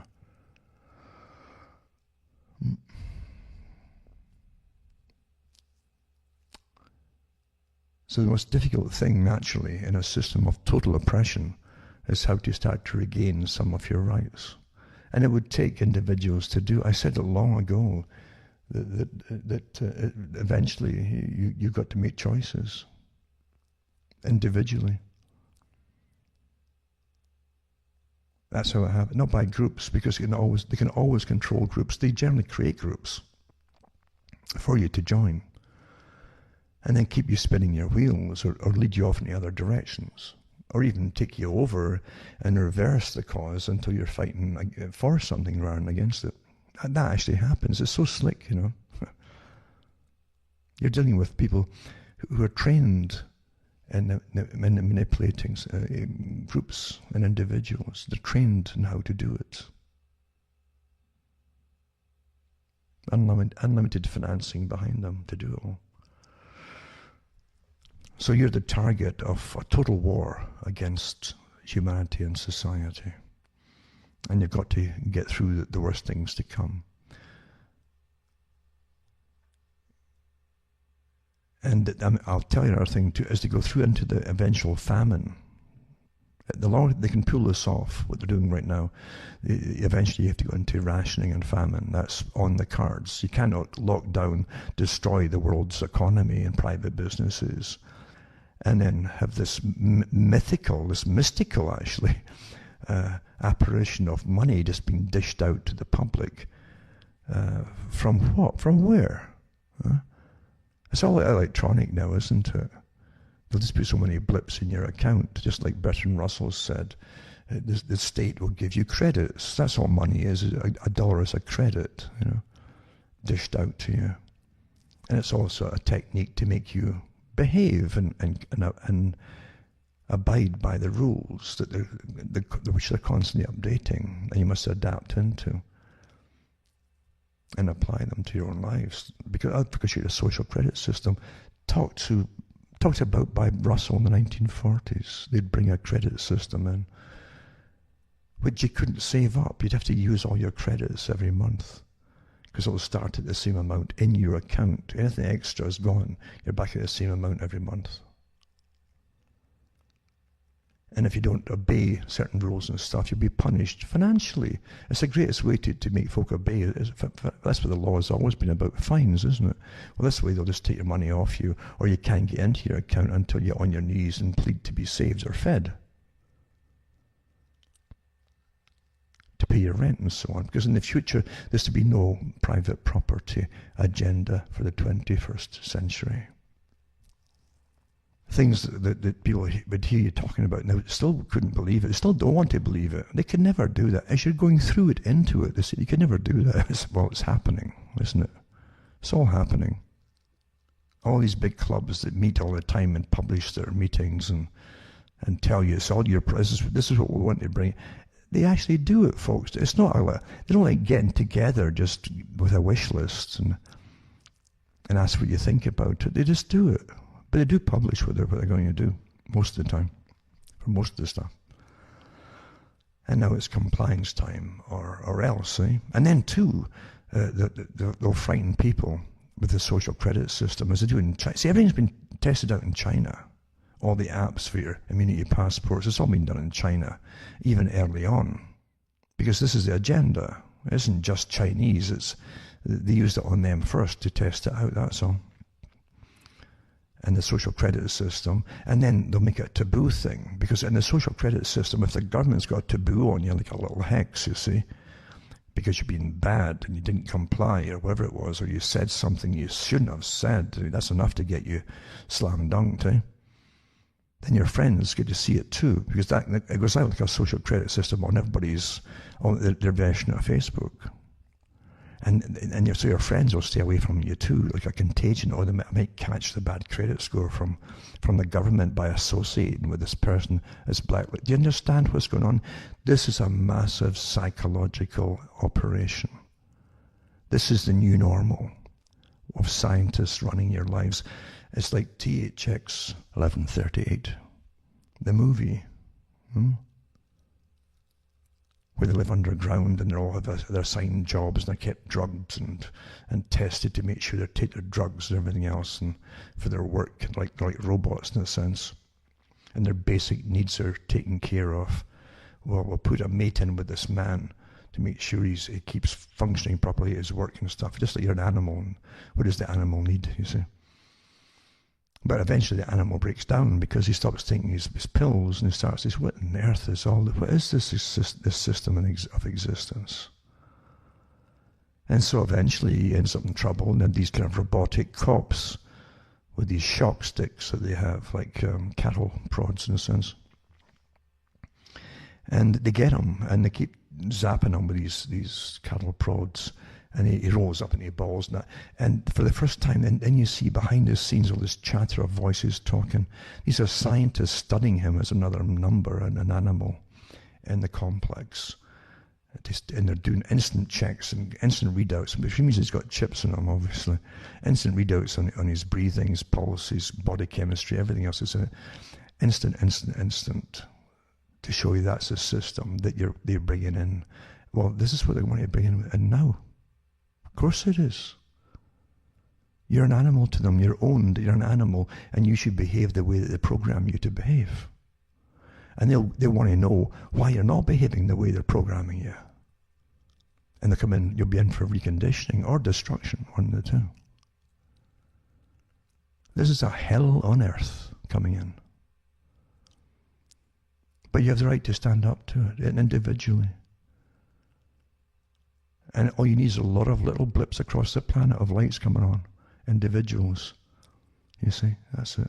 As I say, groups are taken over right off the bat, or they're created for you to join before it even happens. Why wait for grassroots to spring up when you can create it first for them? Then they join it. You always give them the leaders. That's what they do. See, what we're living in now is unreality, which posits as reality. And you know it's working when the public start to parrot the unreality as though it is truth and reality. Now, if you bear with me, I'll explain what I'm talking about here. All wars begin with the build-up to the war from those who own your country. I use the terms own your country. I don't play this game of democracy. And it's like Major Barbara. It was an old movie came out of a book by Bernard Shaw. It's a stage play as well. And the whole idea, a kind of silly thing in a sense, but it's all to show you the new morality of humanism, you see, and behaviorism on society. And the idea of that Major Barbara was a Salvation Army worker who came from a very wealthy elite family, whose father, who didn't live with them, owns a kind of Krupp's manufacturing plant. That's where they basically modelled it on, the Krupp's family, at least on the manufacturing of the war products, but also on a family that was prominent in England at the time as well, run by a woman who would be the mother of Major Barbara. But anyway, the father in the movie version of the play, Robert Morley, plays Andrew Undershaft, who is the father of the family. He's never really living with them. He supports them all financially from his massive industrial complex of military equipment and armaments that his town or city actually manufactures. And he hears that his son wants to go into politics, so Morley goes and sees, or Undershaft goes to see his son, and says, okay, I'll make you a politician, no problem. He says, I'll get you in the Times the whole bit, because he owned them all the papers, you see. And he says, I'll make you the politician or prime minister if you want to be. And he says, oh no, I'd rather work my way up and learn the ropes. He says, nothing to learn. He says, we are the government. He says, I am the government. And people like me, we are the government. He's talking about a deep state that exists, it's always existed, of the big financiers, the big industrial owners, the military industrial complex, way back.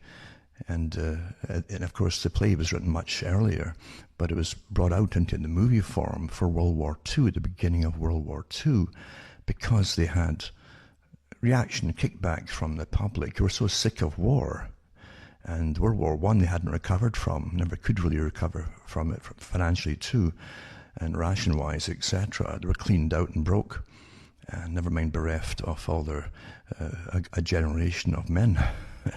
Uncles, dads, sons, and the whole lot, just wiped out often. And so there was definitely a kickback against this build-up for another war. And so they brought the movie out then with a few tweaks on it to try and say, well, you know, you can be peaceful in the whole thing, and you can want peace, and the Salvation Army could want peace, and you could have your religion and so on, but there are times when you've got to just stand up and compromise and swallow your pride and accept money and all the rest of it by those who have it all, the military industrial complex characters, and you have to go to war. And in the movie version, that's what happens. The whole family that were really anti-war and peaceful, especially the daughter, Barbara, compromises, and her husband too. And in fact, they go to work inside the big complex, the industrial city or town owned by their father, involved in the making of armaments and so on, all to get them on board with the war. But it's quite interesting, the quotes that come out of it too, that are widely used even today, because the same arguments go on and on and on. She would take money from the big industrial giants, who are rather evil characters, a lot of them, no doubt about it. You don't get rich to that extent without committing lots of crimes on the way. But yeah, you can take money off them for charities and so on, and pretend you're doing a good cause, and it's clean money once it comes into your coffers. And what isn't quite the case. It's a moral judgment, of course, and these things are, as I say, irrelevant to this day. There's some good quips in it too. The whole idea was that the father comes back to the family to see if he could basically take over all their lives again. Although he paid for their lavish lifestyle, but he wanted to take over their souls in a sense, and get them to any wayward thing that you saw in them, to bring them over to the manufacturing of weaponry and the big business plan that he owned, the big business corporation that he owned and ran. And he tried to bribe his daughter from the Salvation Army over by giving big, massive donations to the Salvation Army. Again, it's this giving you a premise, an idea of something. So that's terrible. So it's blood money. We're accepting blood money from massive armaments and wars. But he says, but this money is then used to help the poor and the needy, etc. And so they blur your concept of right and wrong, and that's the idea behind it, you see. Because George Bernard Shaw, remember, belonged to the Fabian Society, a co-founding member, and he was in touch with Trotsky and other ones for years, in fact, directly, you know. So the whole idea is to obscure and muddy your ability to think clearly and logically between right and wrong, and until you're not quite sure what's right and wrong anymore. That's the idea. But it's the whole idea, can any good come out of evil? You see, that's been an old thing in the Old Testament dialogues for a long, long time. So Shaw plays the game in his play, as he did in all his plays, in fact. They can actually buy them all over until at the end he has a daughter and her husband completely all for his factory, and they're all on board with it because it was made during the war, actually. And it was almost like a propaganda piece as well, that put all your moral quibbles to the side and get on board with it. It's profitable. You'll all profit from being involved in it, and it's for the greater good, you see. So all the things that opposed it, you can actually eventually buy them over and alter or muddy their convictions until they didn't have the convictions anymore. They were destroyed, in a sense. So that's really what we're living through today. You're living through a system of constant manipulation of thoughts, feelings, and emotions, and basic instincts even, with right and wrong. I don't care. You don't need a Bible to tell you what's right and wrong. I think we all know what's right and wrong. We do. We know when we've done something wrong. Even if everybody else is doing it, you're still wrong. You'll know. And that's the truth of it too. But if you understand, you've been through that your whole life long, this mudding of ideas, mudding of impressions, mudding of right and wrong, until you have no conviction, or your convictions have been turned 180 degrees. Someone's got to you and overturned your basic natural instincts. So you have that as an example, what they've done there, and it's so true. So all the big charitable organizations have their hands out to help the poor, etc., and they take it from any source that they can get it from. And don't forget, there's generally tax write-offs. That's why the big one elites do it anyway. It says I'm paying such high taxes as they give it to charity, certain amounts to charity and so on.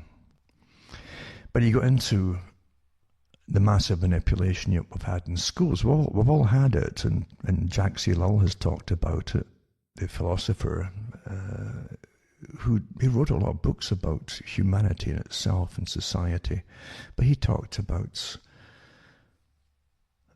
our education, how our education is necessary. The primal education you get at the age of 4 or 5 or 6 is very important. That initial indoctrination for the first few years is so important. If you don't get that by the state, that's what they all want you to be getting taught by the state, then subsequent indoctrination won't take properly on you. You need that early one to make it happen. But then you go and you jump from that and to say Karl Rove. Now, he was an aide to the U.S. government, worked at the White House and so on and so on. And a heavy-duty player, a manipulator for reality, the reality-based community. And that's what they said too. And it comes from an article that was put out by journalists who hang around. They get access to the White House and so on, what's going on, all the rest of what's doing, etc. And it's from an article, I think it was Susskind, Ron Susskind, and they talked about this guy Karl Rove, and they believe it's Karl Rove that made the statement, because it falls in with the kind of statements he made, lots of quotes from Karl Rove. But it says, the aide said that guys like me, meaning a journalist, were in what we called the reality-based community, which he defined as people who believe that solutions emerge from your judicious study of discernible reality. Okay, so that's basically the general population. I'll say that again. He defined as people who believe that solutions emerge from your judicious study of discernible reality. I nodded and murmured something about Enlightenment principles and empiricism. He cut me off. That's not the way the world really works anymore, he continued. We're an empire now, and when we act, we create our own reality. And while you're studying that reality judiciously as you will, we'll act again, creating other new realities which you can study too. And that's how things will sort out. We're history's actors, and you, all of you, will be left to just study what we do. So that's how the system works, you see. It all comes from the top. You've seen it from president after president after president for years now. And the groups around them, the neocons and all the rest of them, as they go through what reality is. When you're shaking your head and scratching about wars, and what's this nonsense they're telling us? We have to go and kill this guy because of what? And it's the same mantras you hear all the time. It makes no sense. But they give you this muddled nonsense, and the media jumps on board. As this guy says, you'll study it, just as you will, and we'll act again, creating other new realities. Well, that's exactly what you're getting constantly from the media. New realities all the time from those above them, right? They're told what to write, basically, and they write it. They're constantly giving you new realities. You will have to just study what we do.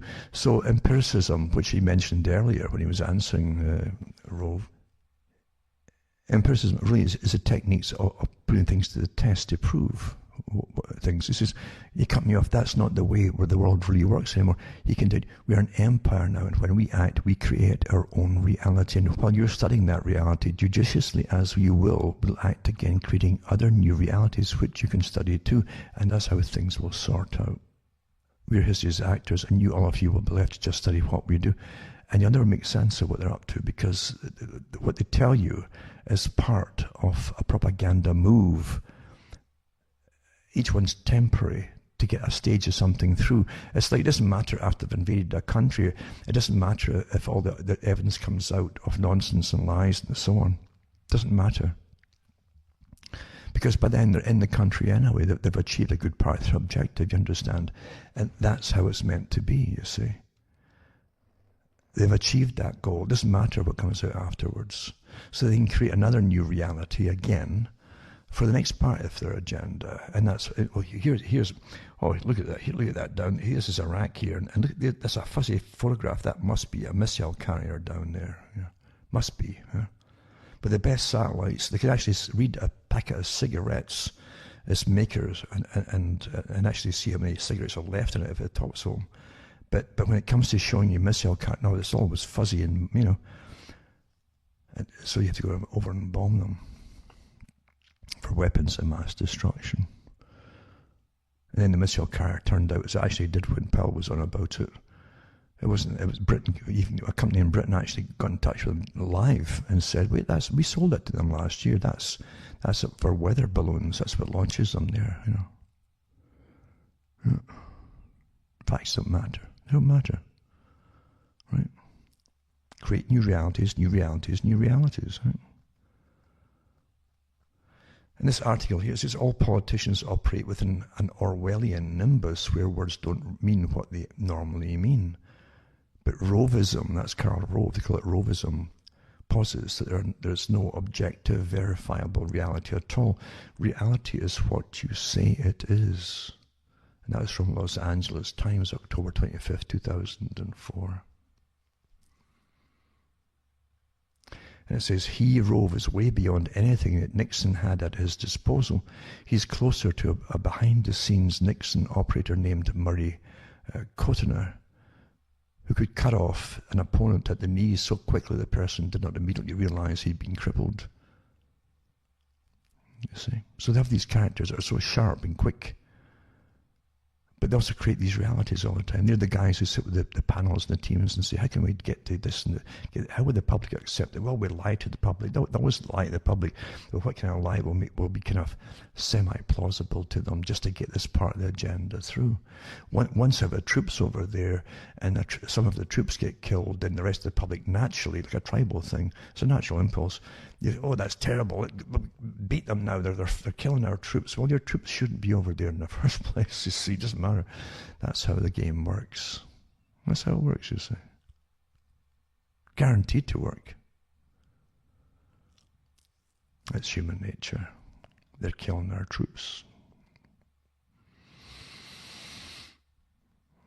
It's very much like, I think it was Greenspan, who was the head of the US Federal Reserve at one point, on Greenspan, and he used to come out on stage and they get build up to him like royalty. Greenspan's going to talk tonight. And everybody would know that the economy was supposed to be wonky and shaky and so on. We'd always know that from the newspapers. And Greenspan would walk down like a red carpet thing. You see him coming down as like royalty. And he'd stare at the audience quiet, knowing they're all sitting, biting their finger. And what's he going to say? The whole stock market hinges on the words of this man. And he'd just say, eventually, cool it. He'd say, that's all, and turn around and walk away. And then immediately, oh, he said, cool it. What I mean, cooling the hyper investments and hold back so much instead of all the junk bonds and everything. Just cool it, you see. It was too hot. So that's why it is, cool it. This is like somebody from some sci-fi movie, walking down the aisle, and millions of people across the planet who are all got investments. What was he going to say? Cool it, he says. And then immediately goes into action. He said, cool it, like God had spoken, eh? And when you got an interview once, I think before they made him the head of the Federal Reserve, he had an interview.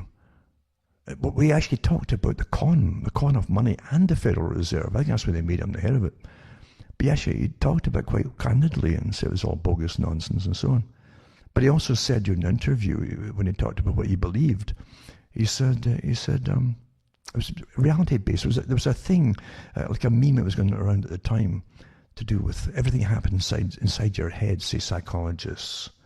People might not even be there. It's just everything's transmitted through your senses, reinterpreted in parts of the brain, stored there, and then put back together again when you try to recall them.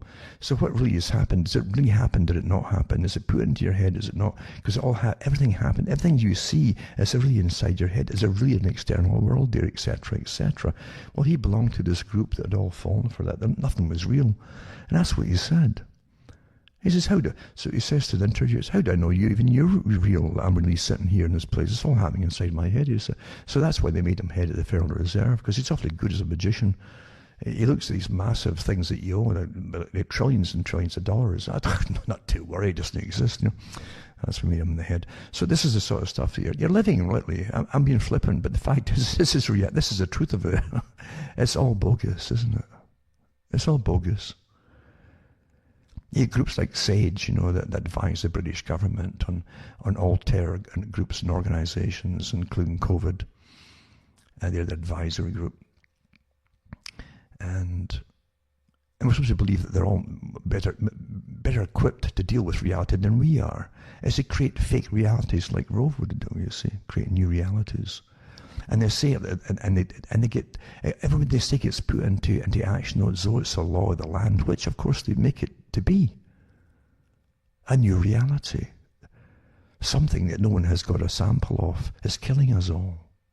And then they tell you, it's not really killing you, it's only a tiny, tiny % of folk who are dying of other things. And who are dying anyway. And the PCR tests are chosen because they give lots of false positives. Especially at over 30, 35 cycles of what they do with it. Pretty well guaranteed to be useless. That's your conjured reality, you see. And the papers don't even bother telling you, because they're not supposed to tell you any truth. They're supposed to keep you in terror. Oh, there's 10,000 new cases today. Well, that's because you went and tested another 50,000 overnight. I mean, that's why.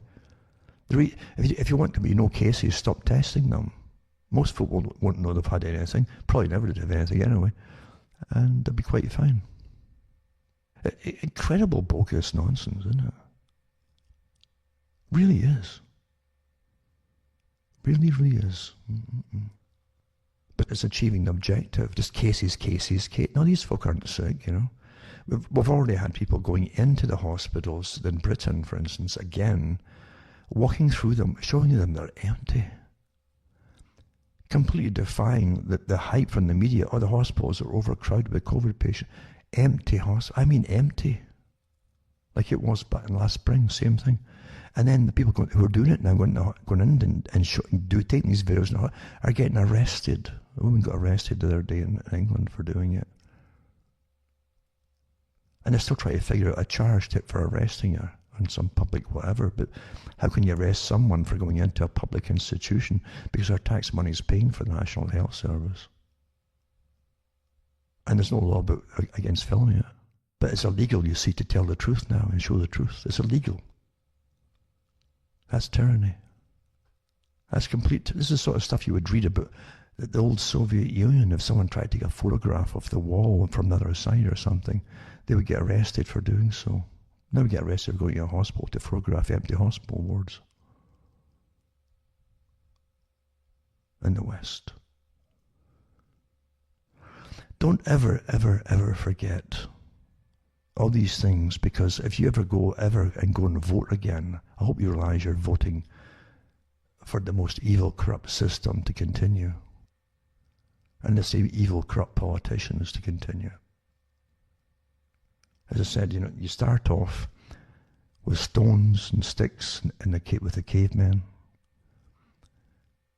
You progress down through the ages into weaponry, bows and arrows, slingshots and bows and arrows and crossbows, and then into the arbalest, etc. Up to modern firearms and heavy artillery, and then to poison gases and biowarfare, and then atomic warfare, or up to present still with heavy weaponry and all kinds of, including microwaves and even stuff they can do laser pinpointing from satellites and give people little hemorrhagic strokes way down yonder. This is admitted to now. I mentioned it years ago. Why not? That's what they would do, obviously. And now we can. No, we won't. Not that we're doing it, but we could if we wanted to. That's how it works. And then thermal weaponry, which is microwave again too, and laser. So yeah, we live in amazing times where all reality has to be managed by teams. This is the thing.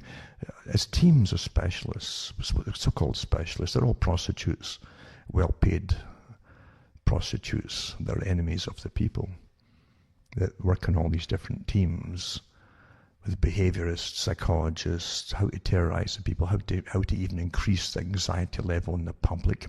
That's what the Sage put out. The group that advises the British government, they're paid to advise the British government. And they put out a subcontractor to find ways to intensify the anxiety to get folk to comply with what the government wants. No, that's just a milder form of torture that you saw in Abu Ghraib, where they stripped the prisoners naked, put hoods on their heads, and then forced them to commit unspeakable acts on each other. That was our civilized military doing that. But you're doing the same thing. You're getting specialists to do the same thing with the people to increase anxiety here. Terror campaign. That's what you call it. A terror campaign, folks. And the journalists were all given copies of the fact they should exaggerate the stories to create higher tension in the people, anxiety in the people. I put these articles up. These are actually published articles put out by the mainstream themselves. And you want to vote. Shame on you, shame on you.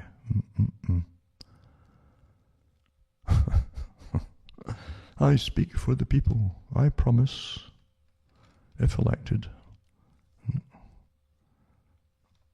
Now, let's go into some of these articles. For those who can handle it, again, for those who can't handle it, you should just don't sit and listen to this every day, for goodness sake, from the television especially. Because I've said before, they deliberately hype up the anxiety level. They're told to do it to get to obey and comply to whatever your government's demanding at the time. But I'm also going to put up another article. We've already heard of the different Event 201 and the one from Lockstep from the Rockefellers 2010 to do with all these gaming plans that they did already. They sort of game the pandemics with Johns Hopkins University and the Gates Foundation involvement and so on. And they also had one, it was called SPARS, believe it or not. I think it's called SPARS. And I'll put that up too tonight. It's quite interesting how they're talking about it. It's called the SPARS Pandemic Scenario. And again, it's done with Johns Hopkins University. And they go through a future scenario. This is before it all broke out, of course, with a possible coronavirus outbreak in the year 2025. It would start, you see. And they go through it step by step. And they're playing out today the real thing, supposedly the real thing, right in accordance with their gaming plan that they came out with, preparedness for a SPARS pandemic 2025, right down to a president being the US, who would then step down because of age or possible illness, and then the deputy or the second command would take over. It sounds almost like Biden and Kamala Harris, isn't it? Just coincidence, of course, but that's how things generally work out, isn't it? We're taught that coincidence theories are normal. But anyway, I'll put this one up too. It's interesting to go through the whole scenario. It's about 80-odd pages and a PDF I'll put up for those who want to go through it, and how they manage the public. It's all to do with managing the public, right down to having sorted out the different groups of society that don't fall under their influence because of social media, their own social media, or their favourite sites, and how to counter them, etc. It's all game planned out in advance. Quite something. So I'll put the SPARS one up for those that want to go through it. SPARS Pandemic Scenario, Johns Hopkins, and see what you think of it. It's up to yourselves. But there's so many different game plans they've come out with over the years along the same roads, and right down to how to counter any opposition by the public, how to ridicule them, smear them, even use, again, which they're using now as cyber warrior.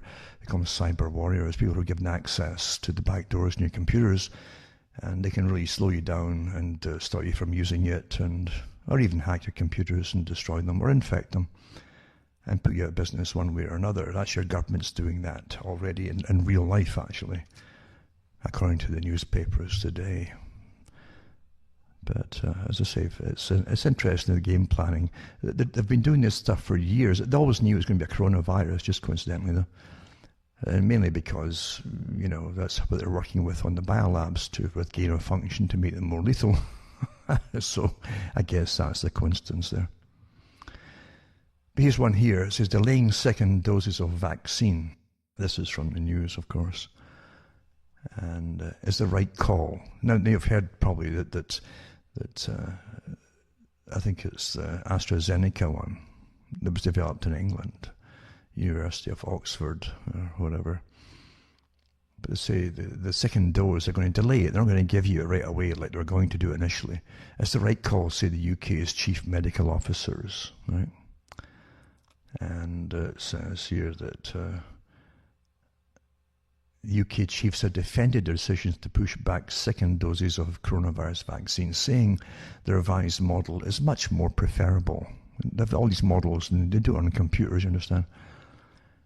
And the UK's chief medical officers have backed the change in guidance, they call it, which the links are all here for it too on this particular article. The change of guidance from the Sky News. That's what it says, which the booster jab should be given up to 12 weeks after initial dose to maximise the number of people being vaccinated. The announcement on Wednesday prompted Pfizer to issue a warning over what called alternative dosing.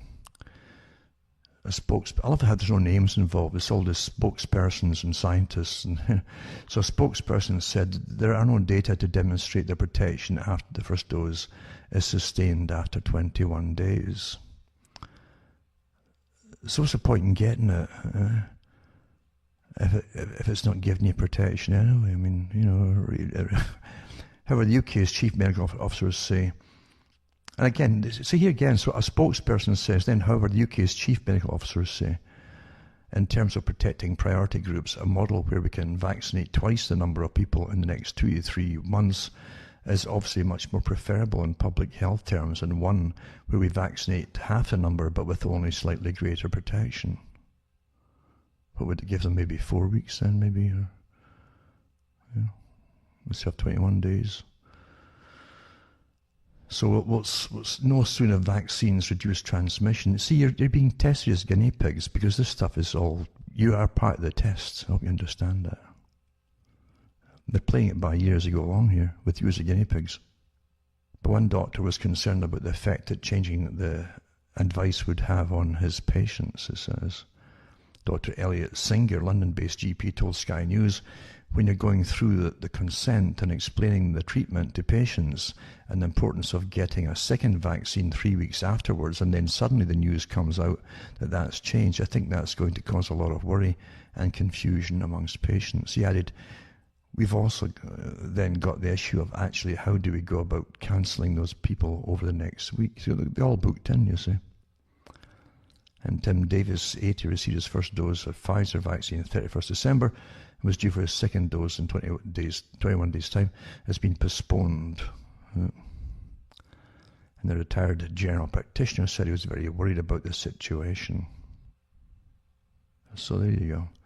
That's one article, one of many articles, as you well know, that as they play the game here on days and weeks between it and so on. The thing is too, and this is another side of it as well, the official policy information that was put out for giving the vaccines pulled back again, where first responders or even healthcare workers and so on, is they actually say that don't give everybody the shots right away, the people who are most likely to come in contact with the patients, in case too many of them get sick from the shots all at once. So the hospitals might close down. This is official stuff, eh? This is a different article, of course, and I put that out a couple of weeks ago.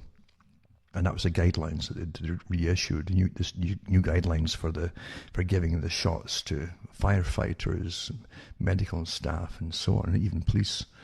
Don't give them all to all the people all at once in case they all get sick at the same time from the vaccines. Okay, right. And the WHO, World Health Organization, lists Pfizer COVID-19 vaccine for emergency use, it says here. And they listed the Pfizer BioNTech's COVID-19 vaccine for emergency use. Why it matters, approval. The WHO's first for a coronavirus vaccine may allow some countries to expedite their own regulatory approvals process so they can import and administer the vaccine quicker, the WHO said. And so it's an emergency use validation. So they want to achieve enough vaccine supply to meet the needs of priority populations everywhere, they said. It also enables UNICEF and the Pan American Health Organization to obtain and distribute the vaccine to countries in need. The great thing too, they've tried this before. Everything's happening now has been beta tested before in previous flus and epidemics and so on, or pandemics. Where I can remember 2009 with the H1N1 and so on. Oh, everybody's going to get H1N1. Oh my God, don't even bother testing them because if they're sick with the symptoms, that's what they've got, and put them down as having it. And that was all the official guidelines back then, put out in Canada and other countries. But they showed you lines of people, elderly people again, who are always the targets to be frightened. And that there might not be enough vaccine to go around, and you saw them standing in lines, and then fights breaking out with elderly people trying to get in front of the other ones to get the vaccine in case they ran out. This has been done before. So you hype the same kind of, oh, it might not be enough, oh my God. And folk are panicking, because during the day they're living on the news getting terrified. And so they're being led step by step, just like sheep, into demanding, wow, I really want this thing. It's the only thing that's going to save my life, even though they're not sick. But there you go. It's been done before, as I say. That's how it's done. Also, this article, this one here too. Oh yeah, it was the WHO, the chief. This is put out by Mr. Bigtree. I think it's called Bigtree. This video is up on BitChute. And it shows you the chief scientist of the WHO with a panel of doctors from the WHO talking amongst themselves after giving an ad that she put out herself, saying, "Oh, people are just, you can trust the vaccines, they're put out so safely." Well, but then in private they're talking about the fact that they've no real data to back up their claims and how to counter bad effects and so on, and try and get people to accept the vaccine. This is before COVID came out, of course. But it just shows you that everything on television is a show. I mean, everything's a show, folks. From the stories they give you on celebrities, which are merely fictional stories. And the celebrities get paid money, just have their names mentioned in the fictional stories that keep you enthralled in nonsense, absolute rubbish, just nonsense, it's made up nonsense. I mean, do you really care about Alec Baldwin's wife? This nonsense about, she claimed to be, or she pretended to be do you really think this is all true? Do you really think this is world news, during this time? No, it's all made up fiction. This is the rubbish they're feeding you. Just total multiple distractions of trivial nonsense, just fabricated rubbish. But you understand something, you've had this most of your life, this rubbish. Total fiction. But most stuff is fiction. Everything on TV is a show. Everything. Even the news are shows. News shows.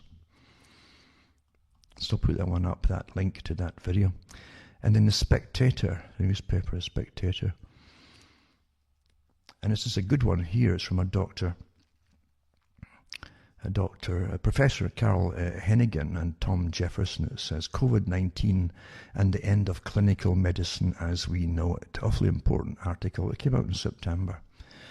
And it says, when we trained at medical school, we were taught to approach each patient on his or her own merits.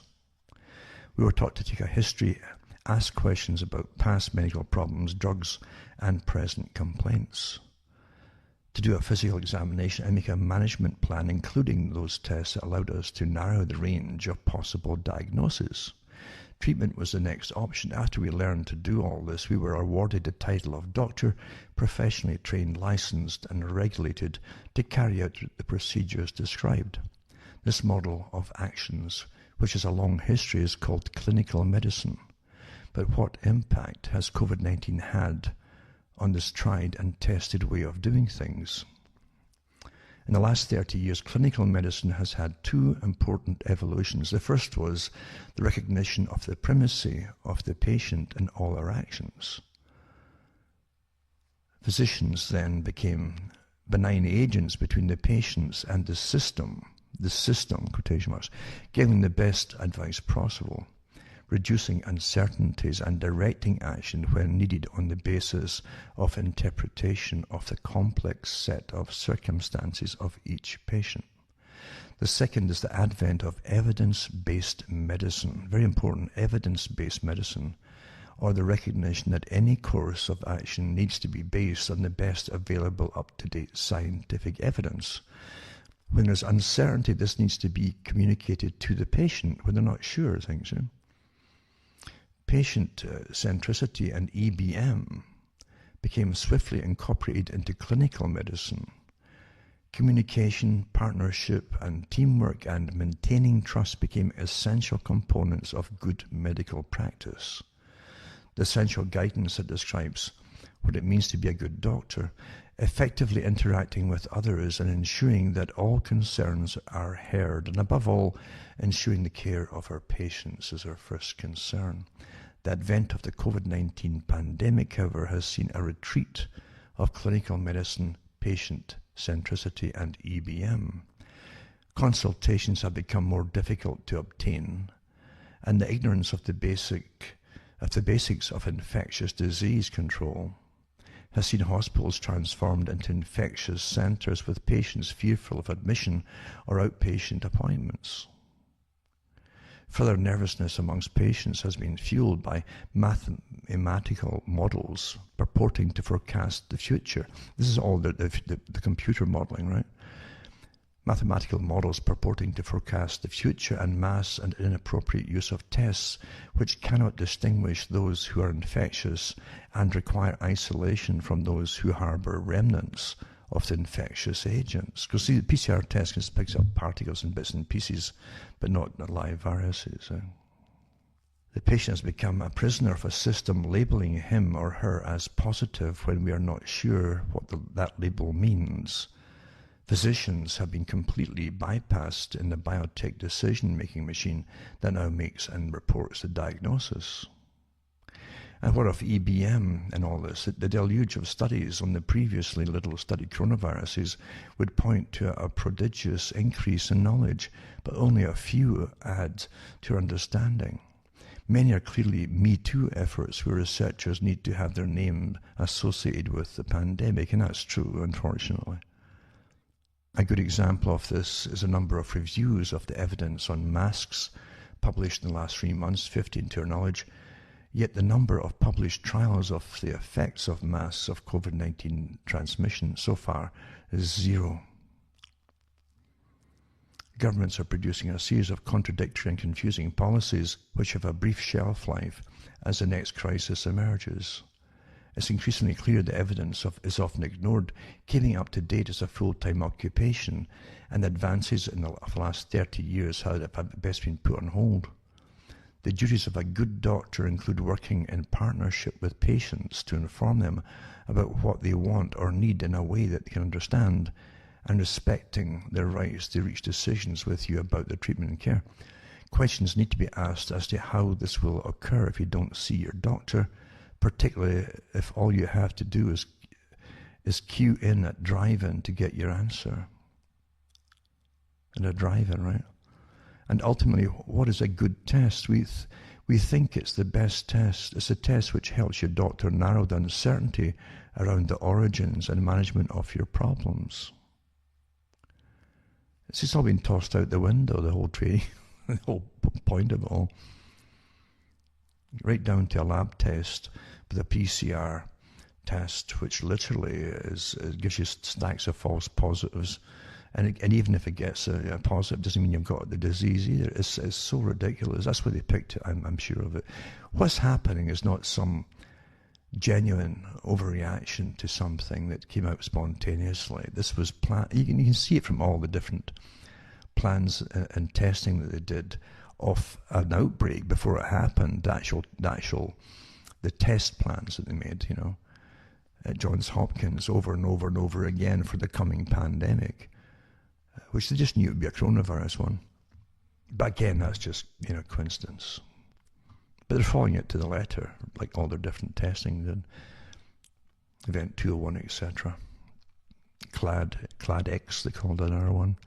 Then Johns Hopkins one about the future and the part of it which was called Lockstep, to do with a pandemic. You can't make this stuff up. You really can't do it, do you? Can't do it. And this other one too is the new COVID vaccines will make billions of dollars for the big pharmaceutical companies, but here's what they won't do. It says the vaccines will not cure COVID, right? The vaccines will not prevent people from contracting COVID.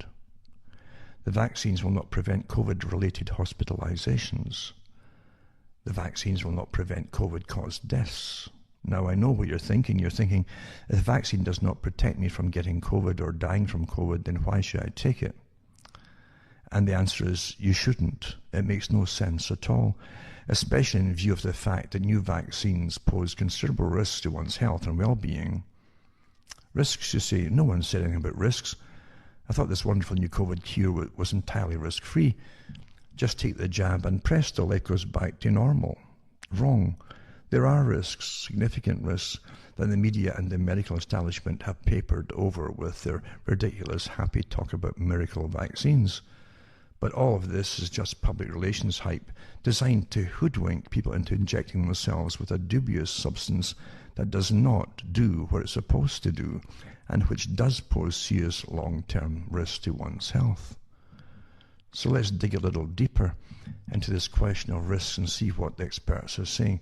Check out this expert from an open letter from the UK Medical Freedom Alliance to the Joint Committee on Vaccination and Immunisation for COVID-19 in the UK. All right? This is an open letter.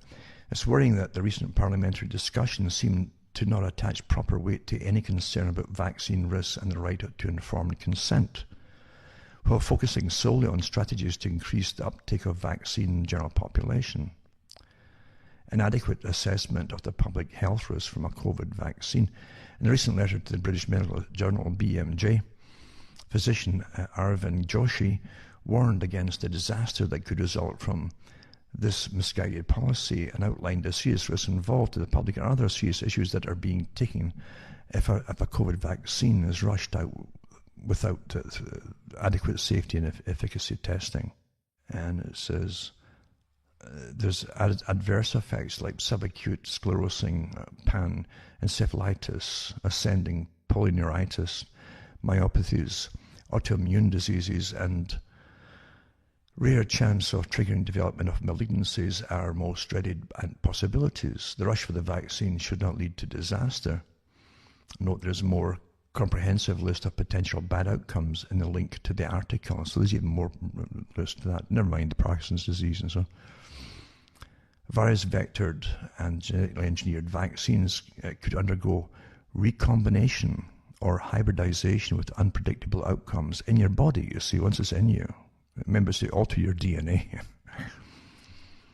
Previous attempts to develop coronavirus and other vaccines, e.g. RSV and dengue, have been hampered by the problem of antibody-dependent enhanced immunity. This is important. Antibody-dependent enhanced immunity, ADEI, which has led to severe illness and deaths in the animals and human subjects involved in the trials. This phenomenon only becomes apparent after vaccination. Now, this is an important part too. When the subject, I mentioned this a couple of weeks ago, is exposed to wild virus at some point in the future. So it's after you've had the shot, you see, and you hit some wild virus in the future. It doesn't even have to be the one that you vaccinated against. It could be one similar or in the same family or whatever. And it's interesting that Fauci and Gates, the rest of them, had stopped the volunteers for the different COVID vaccination trials, remember, from going through what's called the challenge tests. Well, this is the challenge test when they hit you with a wild virus after, you maybe a couple of weeks or after getting the shot, you see. Because they know darn well they could go into complete shock with it, with a cytokine storm, as your immune system goes into overdrive, way overdrive, and delivers itself to the site of infection, generally the lungs, and you die. The congestion is so massive that you actually die from it. It blocks off the airways, everything swells up, you see, and you can't get transfer of gases, oxygen, through the lungs, through the alveolar tissue, and you're in trouble, you see. You possibly die very quickly. And you get what's called a cytokine storm, where your body overreacts to the real thing when it meets it, the real virus, after the shot. And so they cancelled all these trials, these which you have. It's so ridiculous. Fauci said it wasn't really worth the risk of some people getting sick, you know, and the test subjects, the volunteers. Well, isn't it better they get sick by testing out them with a real virus, rather than the whole population getting tested out with the real virus? Some stinks here, you know. These are the experts at the top managing all this. And so this article goes on and says, so they had this problem again with the one for RSV for dengue and so on, and that's what happened. Once you get the antibody-dependent enhanced immunity, right, which led to severe illness and deaths in animals and human subjects involved in the trials, this phenomenon only becomes apparent after vaccination when the subject is exposed to wild virus at some point in the future. Worryingly, the COVID vaccine trials have not been conducted in a way to exclude the possibility of this serious sequelae occurring months or years after vaccination. Late onset adverse vaccine effects such as subacute sclerosing panencephalitis and ascending polyneuritis, myopathies, autoimmune diseases, infertility and cancers cannot be ruled out with short duration trials. That was an open letter from UK Medical Freedom Alliance to the Joint Committee on Vaccination Immunisation for COVID-19 in the UK. It's all very technical, but the truth is plain to see. There are serious risks associated with taking the COVID-19 vaccine. Most vaccine recipients will experience only minor aches and pains. That's initially, right? But some will definitely get quite ill and permanently damage their health. No one really knows for sure because there have been no long-term trials. The COVID vaccine has been fast-tracked from day one, so the question is, do the benefits outweigh the risks? And in this case, they clearly don't. The chances of getting violently sick or dying from COVID are very slight. This is IFR is 1 in 400, while the potential adverse effects from the vaccine are spelled out above. Why would anyone roll the dice on a vaccine that does not prevent one from contracting COVID, does not prevent one from hospitalization, and will not prevent one from dying? That's just not a good trade-off. Here's more from the article at Forbes magazine. It says prevention of infection must be a critical endpoint, but prevention of infection is not a criterion for success for any of these vaccines. You understand? For the harder thinking, I'll say that again, right? This is official from Forbes, from the different vaccine companies. Prevention of infection is not a criterion for success for any of these vaccines. In fact, their endpoints all require confirmed infections, and all those they will include in the analysis for success, the only difference being the severity of symptoms between the vaccinated and unvaccinated. Measuring difference amongst only those affected by SARS-CoV-2 underscores the implicit conclusion that vaccines are not expected to prevent infection, only modify symptoms of those infected. So in other words, if you don't get a runny nose, if you get a less runny nose from someone who didn't get the vaccination, then they call that a success. Understand, that's literally the criteria here. Says we all expect an effective vaccine to prevent serious illness of infected. 3 of the vaccine protocols do not require that their vaccine prevent serious disease, only that they prevent moderate symptoms, which may be as much as a cough or a headache. So, yeah, it might be preventing a cough or a headache. Maybe. See, there's no guarantee of anything here. And the link is here too. It's from Forbes magazine. It says the COVID-19 vaccine protocols reveal that trials are designed to succeed. So in other words, they can't fail when it says it might just get rid of a sniffle. That would be a success. So they're guaranteed to succeed. Can you see where it's going? Prevention is not even the primary objective. The standard for success in these trials is whether the vaccine mitigates COVID's symptoms, or any of the symptoms, and people who test positive.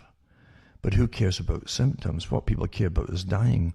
That's why people are so eager to get vaccinated, because they think it will eliminate the threat of dying. This is a critical point, and one that's well worth mulling over. This is because it helps illustrate how the vaccine campaign is built on a foundation of lies and deception. For example, when the drug companies boast that their product is 95% effective, it does not mean that if you get vaccinated, you'll be immune to COVID. It doesn't even mean that you won't get violently ill and die. All it means is that the vaccine reduces symptoms of some of the people in the trials who tested positive. Some, you see. He says, did you know that? Of course you didn't. You thought that if you took the vaccine, you'd be protected from COVID, because that's a logical assumption that anyone would make. Most people equate vaccines with immunity. The drug companies know that, which is why they're exploiting people's ignorance and deliberately obfuscating the truth. They want people to continue to believe that vaccination is a protective shield that will save them from sickness and death. But it's not. It's a bunch of baloney. Then goes on to explain what they mean by effectiveness is not measured in terms of preventing infections. It relates to the vaccine's impact on symptoms. And it says, here's more from Forbes. One of the more immediate questions a trial needs to answer is whether a vaccine prevents infection. If someone takes a vaccine, are they far less likely to become infected with the virus? These trials all clearly focus on eliminating symptoms of COVID-19, not the infections themselves. It appears that all the pharmaceutical companies assume that the vaccine will never prevent infection. The criteria for approval is a difference in symptoms between an infected control group and an infected vaccine group. It goes on and on. And really, this you could go on with this forever. There's so much scamology on the go here and conology, deliberately created, including the cases nonsense. I mean, that was the reason they said, I think it's thousands of testing every day for the PCR tests. And, well, the more they do, the more they're going to, because it does not detect live. It doesn't mean you got an infection, even if it comes up positive. It's the most ridiculous test for this purpose that you could ever have used. That's why they're using it. It gives them all the false positives they want. Most of these folk are sick, you understand? Cases doesn't equate sickness or even hospitalization. It's meant to terrify you with the numbers. 10,000 more. Oh my God, 10. That's because they've done about 40,000 overnight for tests, you see. They never tell you that all the testing up to this present time from last January or February, you've been in the millions. Well, what happened to all those millions? Well, they got over it themselves with immunity. That's why they're better now. They're not millions of folks stayed sick with it, or got sick with it, or stayed sick with it. They developed their own immunity to antibodies to it. Or they would be sick, you see. Do you understand that? They won't tell you that, because they don't want you to figure that one out. I tell you, scam. Another one too was December the 19th, 2020. CDC website. This is anaphylaxis in UK following COVID-19 vaccination. And with the Pfizer-BioNTech COVID-19 vaccine, UK authorities confirmed 2 cases of anaphylaxis, that's anaphylactic shock after vaccination. Prescribing information for both Pfizer, BioNTech and Moderna COVID-19 vaccines contains information on anaphylaxis, severe allergic reaction, and goes on and on. And this is a PDF too, it's 8-page, I think, from the CDC, because they're getting these problems with all these things. They're supposed to be quite safe and all the rest of it, right? And they've even mentioned it in the States too, that they've got these particular mobile units that can go around the streets if need be, if they're given vaccines, and they've got all the resuscitation equipment in them that they would get in a emergency department at a hospital. They have mobile units there that will do it, going around the streets. And if folk come down and go into shock, or their heart stops or whatever, they can give them the paddle, and after giving them the adrenaline, which is what you give them to when they go into shock like that. Epinephrine is just adrenaline, really, for the safe stuff, And the new virus strains transmissibility to cause more deaths. I knew this would come up, the next day, because they've been it back in February or March. They said, we found at least maybe 8 different strains of it and I thought they'll use that down the road to keep this. This is to be forever lockdown. You understand? I hope you understand this. Out of it is to come a whole new system of existing on the planet for all of us. That's the purpose of it. Sustainability, right? In a not just industrial world, but post-consumer society. You won't be living just to buy and shop, buying stuff that's not even meant to last. So the mutated coronavirus strain has been spreading in the UK, appears to be more contagious and will likely lead to higher levels of hospitalisation. Likely, again, says the models. They've got their models, and they're using the same models at London School of Hygiene, Tropical Medicine, and so on. And the computer says, the computer says 56% more transmissible than other strains. I wonder how they can tell it's a different strain. I mean, have they actually got a sample of any of them? Do they? It's a good question to ask them. Do you actually have actual samples of these different strains, or even the first strain? So measures like England's national lockdown in November, it was last November, just past there, are unlikely to reduce the reproduction number. The new infection estimates to stem from a single case to less than one, unless schools and universities are also closed. The report says, it's all computer reports, one person will infect 50, maybe 100, it depends on the city and so on. And they work it all out that way, yeah? All chronology. And of course, even Ontario implemented a province-wide lockdown Christmas Eve, just to get you. They really hate Christmas, don't they? They hate the idea of the word Christmas. And they really do. Well, we understand that. It's not coincidence at all. 10 facts from the UK government Pfizer vaccine guidance that promote vaccine hesitancy. Okay? Official government guidance has been released in the UK to assist healthcare professionals administering the Pfizer-BioNTech vaccine BNT162b2.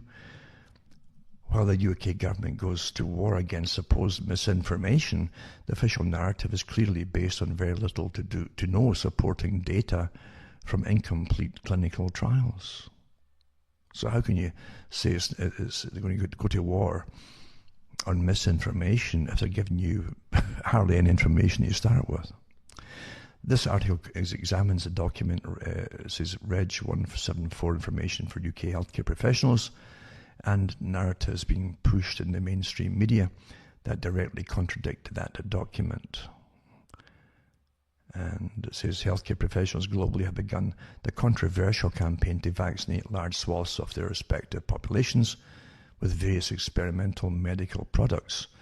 The vanguard of the mainstream pro-vax extremists, like the term there, pro-vax extremists, have been busy enacting mass censorship tactics and committing blatant acts of digital book burning on a scale never before seen in the internet era. So-called trusted sources have become indistinguishable from the state-run media apparatus of your blog standard dictatorship, with the usual MSM outlets working non-stop to skew any information that threatens their high-progressive official narrative.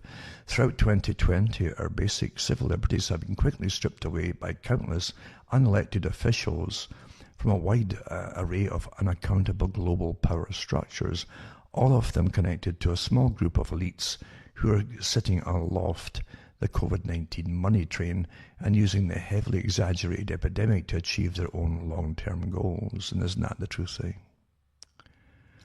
But this goes on into the data and so on, and what we're given as data. It says too many uncomfortable yet ultimately necessary questions for vaccine companies such as Moderna, AstraZeneca, Pfizer, and their many collaborators are being heavily censored by those pushing their own various COVID-related agendas. The promised war on truth is in full swing throughout all nations globally by the respective state media machines, and they're nearly all towing their official government lines. Mainstream talk shows and podcasts worldwide are also in lockstep and have often been caught publicly guilt-tripping their easily swayed audiences to help push them deeper into queues for mass medical trials for vaccines and other products that lack research studies on their long-term effects. There are no long-term effects so far, yes, sir.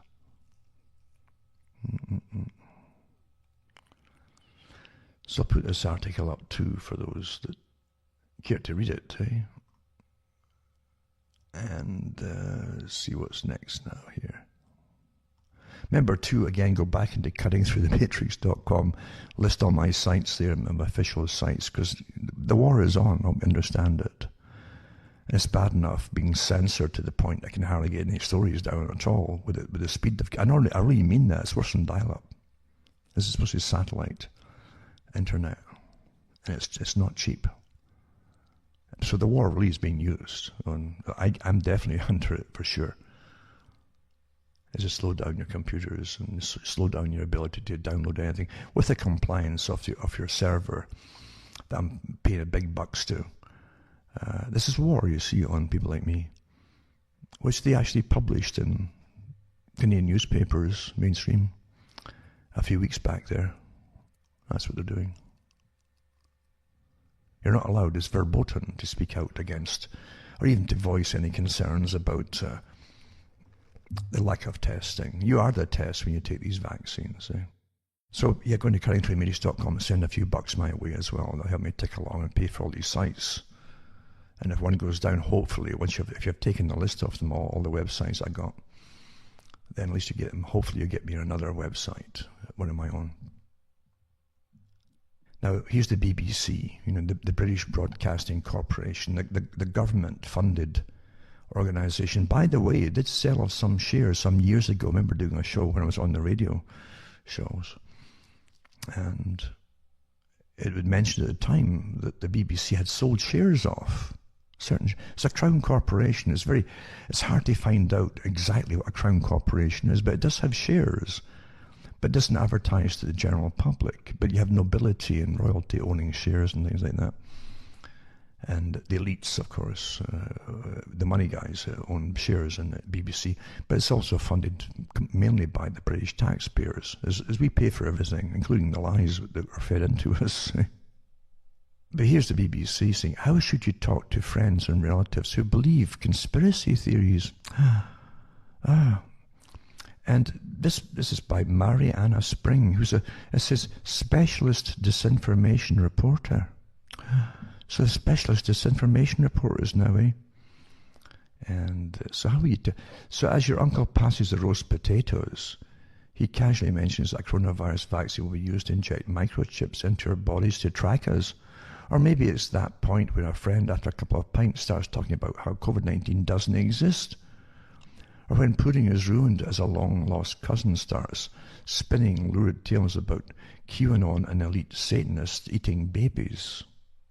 This is your BBC propaganda, The recent rules changes have upended holiday plans for many of us, but you still may find yourself grappling with such situations over the next few days. Most folk, let's listen to you folk in the BBC, most folk can't afford darned holidays. They've lost all their jobs. But the BBC's not laying them off, are they? They need the propaganda units to keep it all going. So the tripe, even in this article, drools with hypocrisy of folk who are completely out of touch with ordinary people. So they tell them how to keep calm. It's important to confront falsehoods. It's never useful if things end up in a flaming row. Right? So psychologist Jovan Byford, lecturer at Open University, notes that conspiracy theories often have a strong emotional dimension. Right? Conspiracy theories, eh? There you go. The BBC, remember, was set up initially as a propaganda outfit for the British government and radio. That's what it did. Its main purpose was propaganda. It hasn't changed. So I'll put this piece of nonsense up here. How we tell folk, but explain how it's all conspiracy theories are out there. Yeah, okay. Okay. And this is an interesting one too.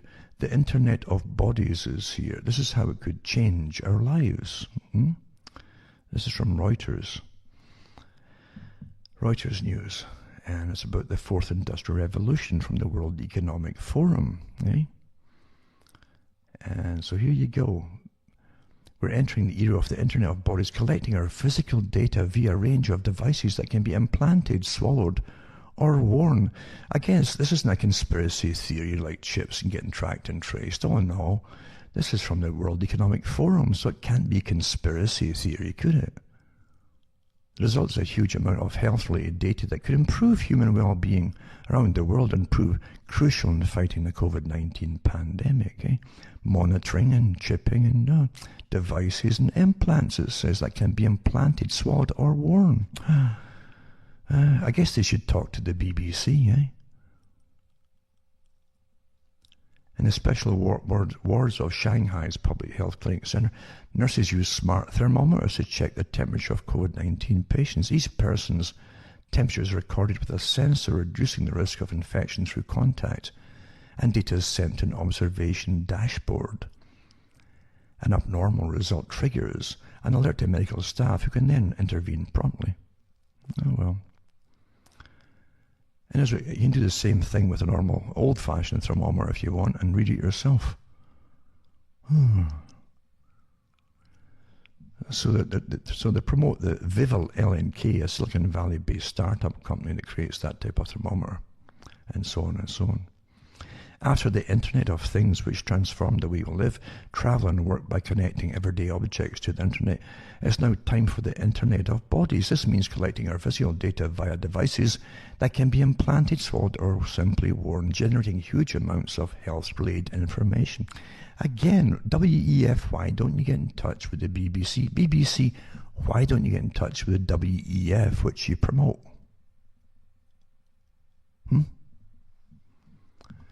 And that's enough of this article. You read it yourselves, though. It's out in the open, you know, where it's all going. Stuff that they promoted years ago and said they would bring in, called the Internet of Things, right? Tracked and traced. All they had to do is find ways to make you all do it. Well, a good, terrible, deadly disease is the best way to do it, isn't it? Oh, it's deadly. Remember back in 2008, 9, and 10, with the H1N1 and all the different hype at the time about biowarfare. They had, and actually had that too after 9/11, the biowarfare and the anthrax thing that eventually traced back to Fort Detrick, I believe, with the anthrax spores that they supposedly had sent to different people. Everything stinks with corruption everywhere you look, setups and false flags.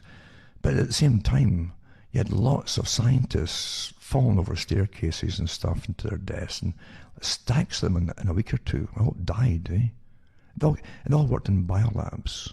I can remember that happening. And it happened again with the H1N1 as well at the time too. All just suddenly died, and all spate them in a week or two. Here's another one. Russian scientist working on COVID-19 vaccine falls to his death from a 14th floor window in his underwear after being stabbed in latest mysterious violent death linked to coronavirus. So the biologist Alexander Sasha Kigansky was found dead in St. Petersburg. Death comes as 6 Russians plunged to their deaths from hospital windows earlier this year in COVID-related. It does that. It's one of the symptoms of it. You just jump out windows. The 74-year-old Nadezhda Salkova fell from a 4th floor hospital window in June. 10 days earlier, a 68-year-old man plunged to his death from a Yaroslavl hospital, it says. It's a symptom of COVID, you see. And again, the BBC could explain it to people, or the relatives maybe, that it's a common thing that folk just fall out of windows and stuff, It says he also had a stab wound in his body, according to Moskovsky Komsomolets, it says. It says 5 of the victims were being treated for coronavirus, while one victim was a doctor who complained about PPE shortages. Don't complain, folks. Personal protection equipment. Another doctor fell from a hospital window, but he survived and remains in the hospital with head injuries. So there's been 6 of them so far, I'd say, apparently. So it's just rising, isn't it? So this biologist, Alexander Sasha Kigansky, best known for his work on fighting cancer, was reported to have fallen in his underwear, right? From the 14th floor window. I guess it was hot, maybe very hot. He had to open the window and maybe he was eating an apple when he was opening the window in his underwear. And so he opened the window to get cooled off, and stumbled and stabbed himself with the knife he was peeling his apple. I can fill in the little blank spots for him. I could help him with the story, you know. So the Russian investigative committee has opened a murder probe into the deaths of Dr. Kigansky, and a 45-year-old male suspect has been detained. And this says what I just said. The suspect, who's reportedly a friend of Dr. Kigansky, I shouldn't laugh at this, but I can't help it, has claimed the biologist was in a mentally unstable state before his death and injured himself with a knife. He claimed that Dr. Kigansky jumped from the balcony when he tried to take the weapon from him. Oh, dear, dear, dear. Kigansky had been assistant professor in Vladivostok And I've been working in Edinburgh in Scotland for 13 years until at least 2017.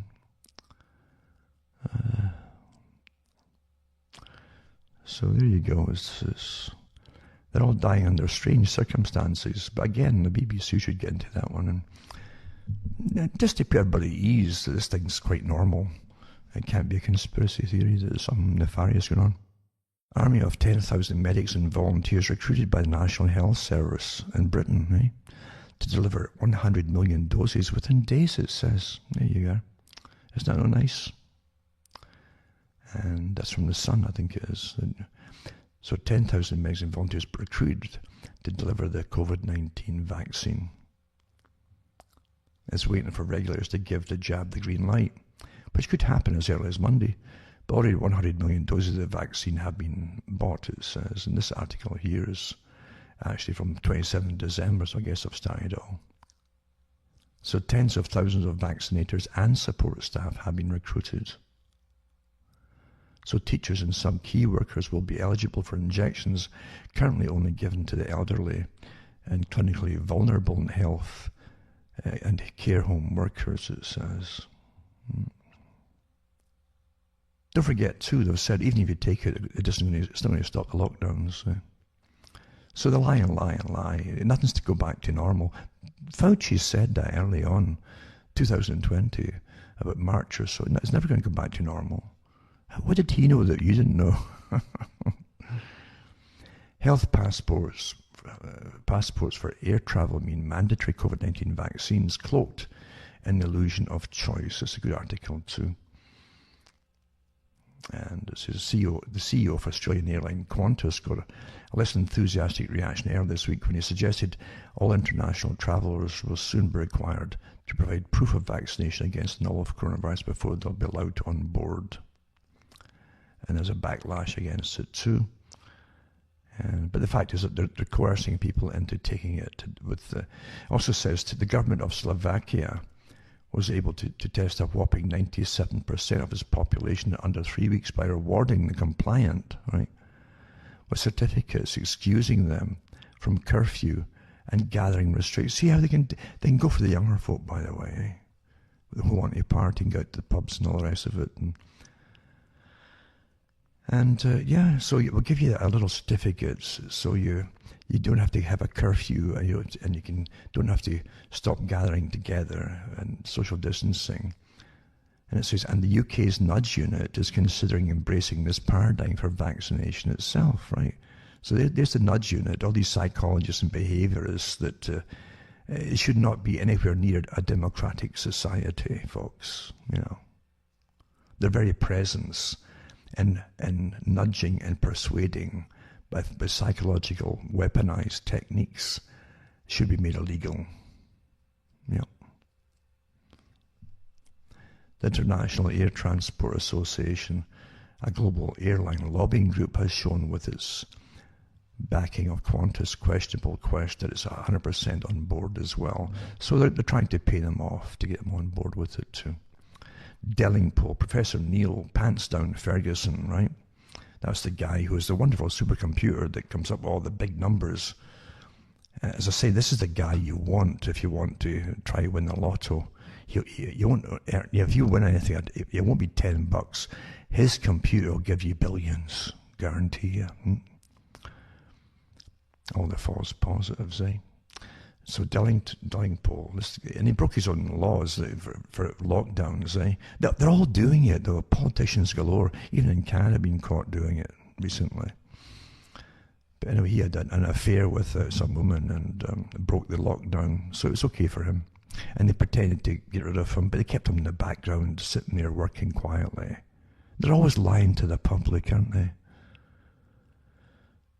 Anyway, Ferguson admits lockdowns were inspired by China. Remember I said that too? How they're all drooling over China's ability to get things done by ordering the folk to obey, because it's a communist dictatorial system, you see. And they admired China, but they couldn't do the same thing. And they thought that initially they couldn't do the same. Fauci said it too. They thought that they couldn't do the same thing as China because it's this idea of democracy of the West. And they were shocked when they had people complying and obeying them so quickly. That's what they said. Remember the articles that are out there?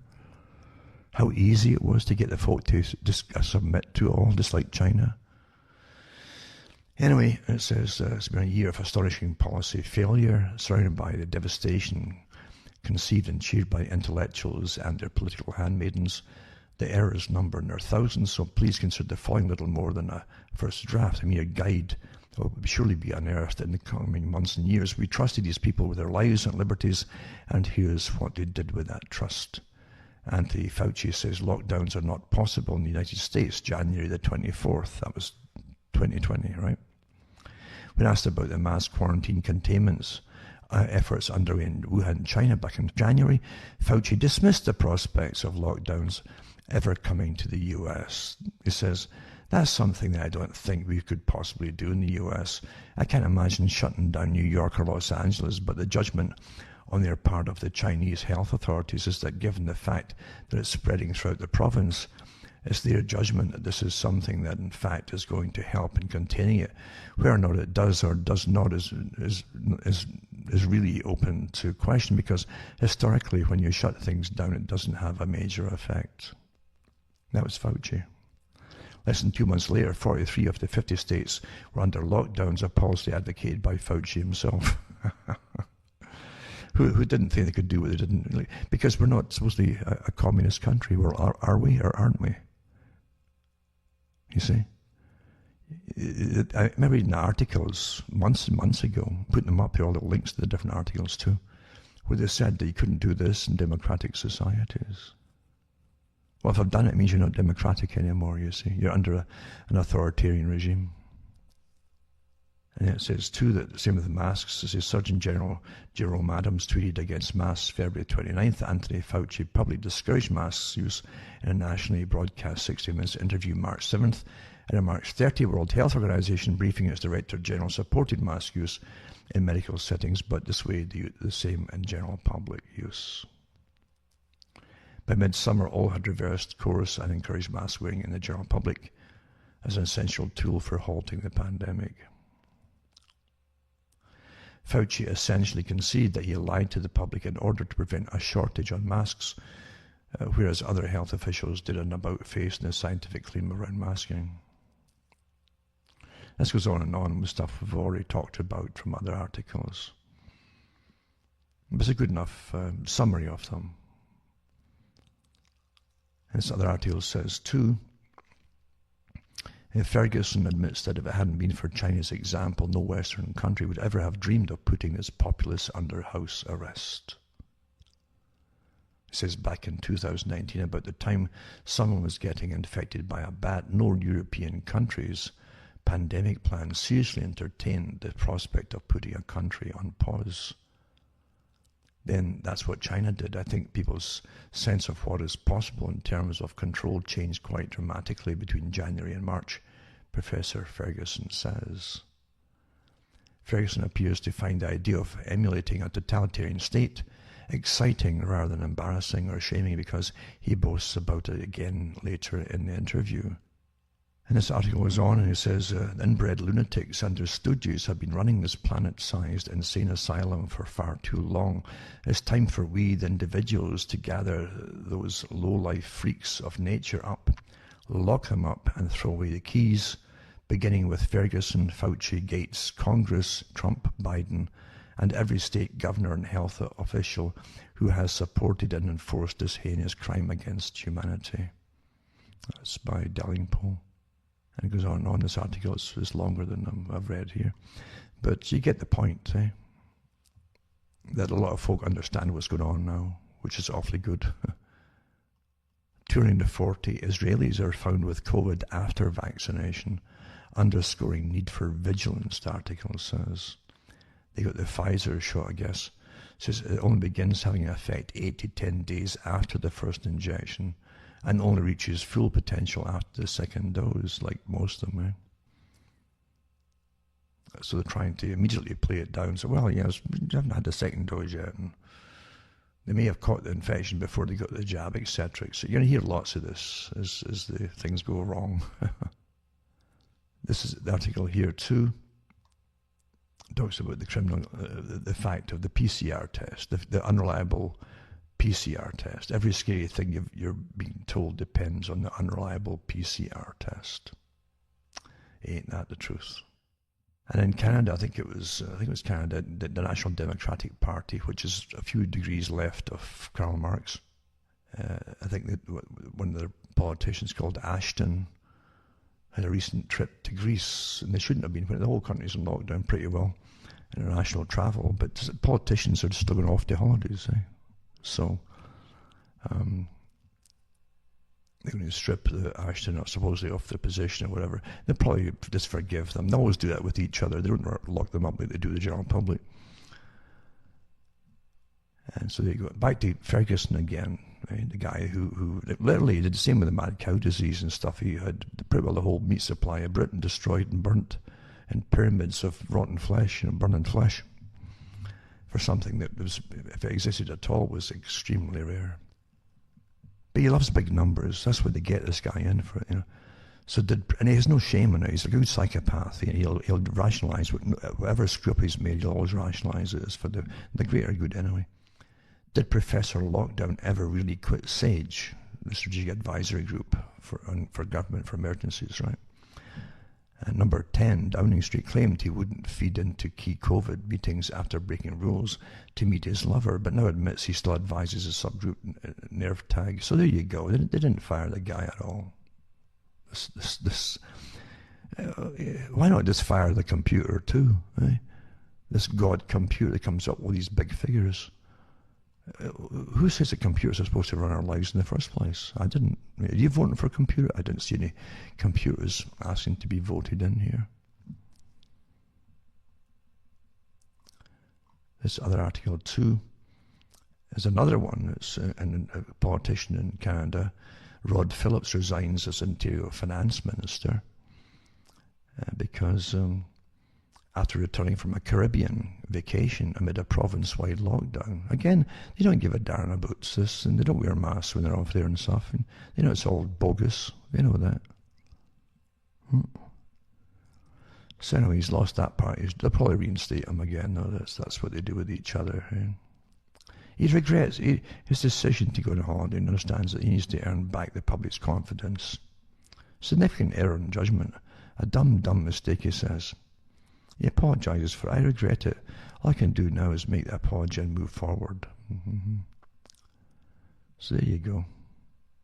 So there you are. Eh? Then you got, 2021 finally be the year we finally get the male pill. Well, it's all coming into vogue now, isn't it? That, eugenics, sterilisation, and male pills for men, male contraception set to be transformed by a range of preventative products. Well, we already have them. You have basically the different xenoestrogens and phytoestrogens and phthalates, of course, from the plastics and so on that you all drink from. And that's redestroying male fertility. You know that already, don't you? But you got a pill on top of it now, just in case, saying, this is the Daily Mail, this one here. And it goes into the problems that they've had with it up to date, because there's problems too when you start producing testosterone, as an example, Governments like it, though, because it makes you feel placid and content. You want to just rub up against people because you're cute and cuddly and all that, and you put the weight on like you won't believe. And you become estrogen dominant and too. I don't know. So they're going about all the other scientific ways they can try to keep you working. And right down to even giving you female hormones as well. It's all for the greater good, you understand, And they have a few products now to give you if you want them, Governments might start giving you little certificates, just like the COVID certificates. They give you little privileges. You might get that too if you start taking the male pill. So it's like your bonus points at the stores. Everybody's got these cards, and so the government, all the agencies know exactly what you're buying from all the stores. Yada yada yada. And why you're buying it, even how much you eat every week or buy every week and stuff. They know all that stuff, and get little bonus points for sharing your information, you see. Letting them into your life, and throwing away your privacy. And now they're still going on with the schools in Britain and elsewhere. Should they open the schools or keep them closed? Yeah. And the teachers don't care as long as they just get paid, They're quite happy to stay home and get paid to stay home, Most hospitals worldwide remain empty during the last 10 months. And I'll put the video up too of the woman. I think she got arrested, as I said before, after she put up the video. What can you say? It's all out in the open. It's just that it's forbidden to mention what you see. The Communist Democratic Party in the US has got, I think it's, who's it now? Was it Pelosi that brought it? Yeah, Nancy Pelosi from California brought forward the next rule for, before we had this years ago, to raise gender terms, right? Like he and she and so on, and pronouns. But now they want to erase terms such as father, mother, son and daughter, you see, just get rid of them all together. Make it law. Everything goes into the absurdities are made law nowadays. Have you noticed that? By the people who claim that we've never been democratic enough, but they call themselves Democrats. And they're completely intolerant of any other way of looking at things. They're progressive Democrats to eradicate all that was, to bring in the new, you see. And Pelosi herself, naturally, she get well paid to do what she does. They all do. They're all fronts, that. They're complete prostitutes. They have no moral convictions of any kind except for themselves, the income that they earn. So, as I say, there's a PDF included in it too. I'll put it up too. And it's to do with the proposed rules, include father, mother, son, daughter, brother, sister, uncle, aunt, first cousin, nephew, niece, husband, wife, father-in-law, mother-in-law, son-in-law, daughter-in-law, brother-in-law. Remember, the whole thing was always to destroy the family unit. Do you remember that, Karl Marx? Hasn't changed, has it? Hasn't changed. Let me mail online again. Our hospital is really creaking under the strain of COVID before Christmas. This is just before Christmas, December 18th it was, in Britain. The National Health Service data shows that the trusts are still quieter than last December. There were 7 times fewer wards close to being full. 7 times fewer wards being close to being full than last year. Than the year before, yeah. So there you go. Average intensive care wards occupancy was down to 75% from 84% from the same time last year. So 85% up to 90% is still coping, understand that. That's what they're meant for. They're not meant to be empty or even half empty. They're built to accommodate as many as possible, almost to full capacity, but they never reach it.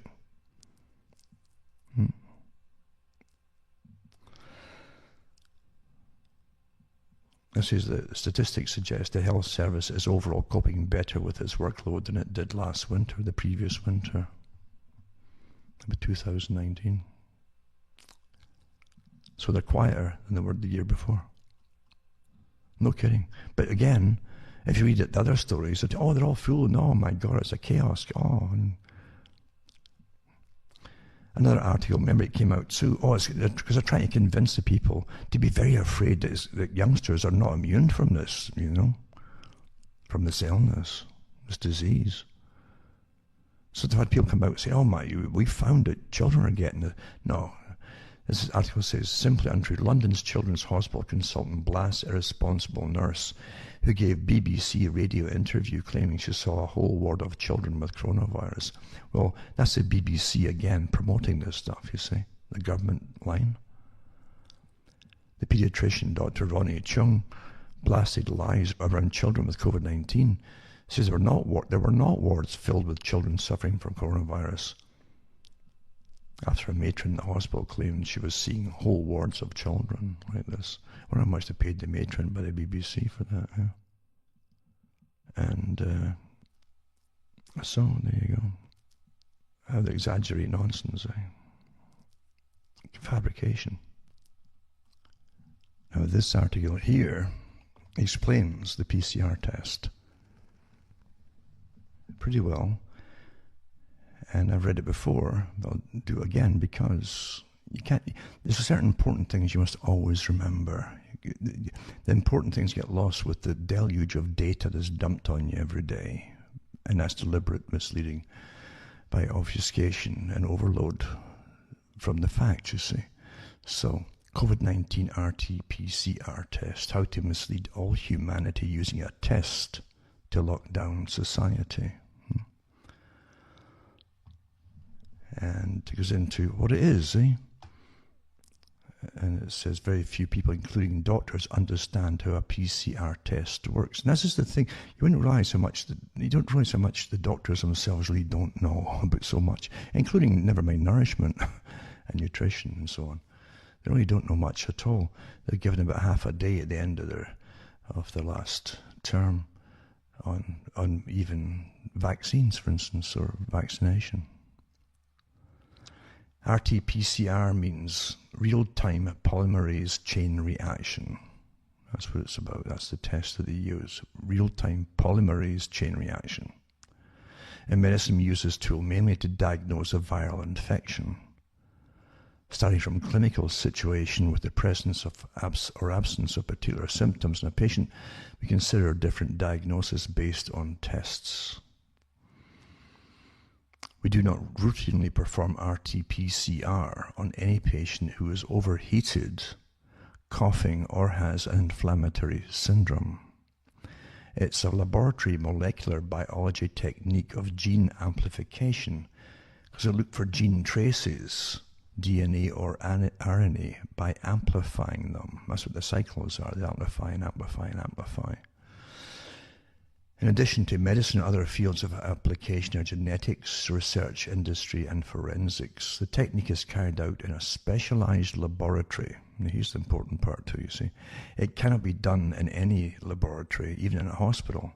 This entails a certain cost and a delay sometimes of several days between the sample and the results.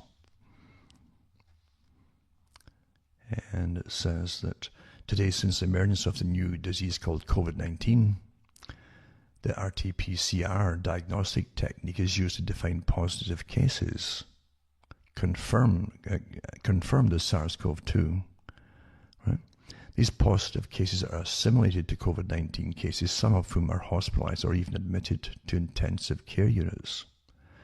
This is the starting postulate, the premise of all official propaganda, which justifies all restrictive government measures such as isolation, confinement, quarantine, mandatory masks, color codes by country and travel bans, tracking social distancing in companies, stores, and even more importantly in schools.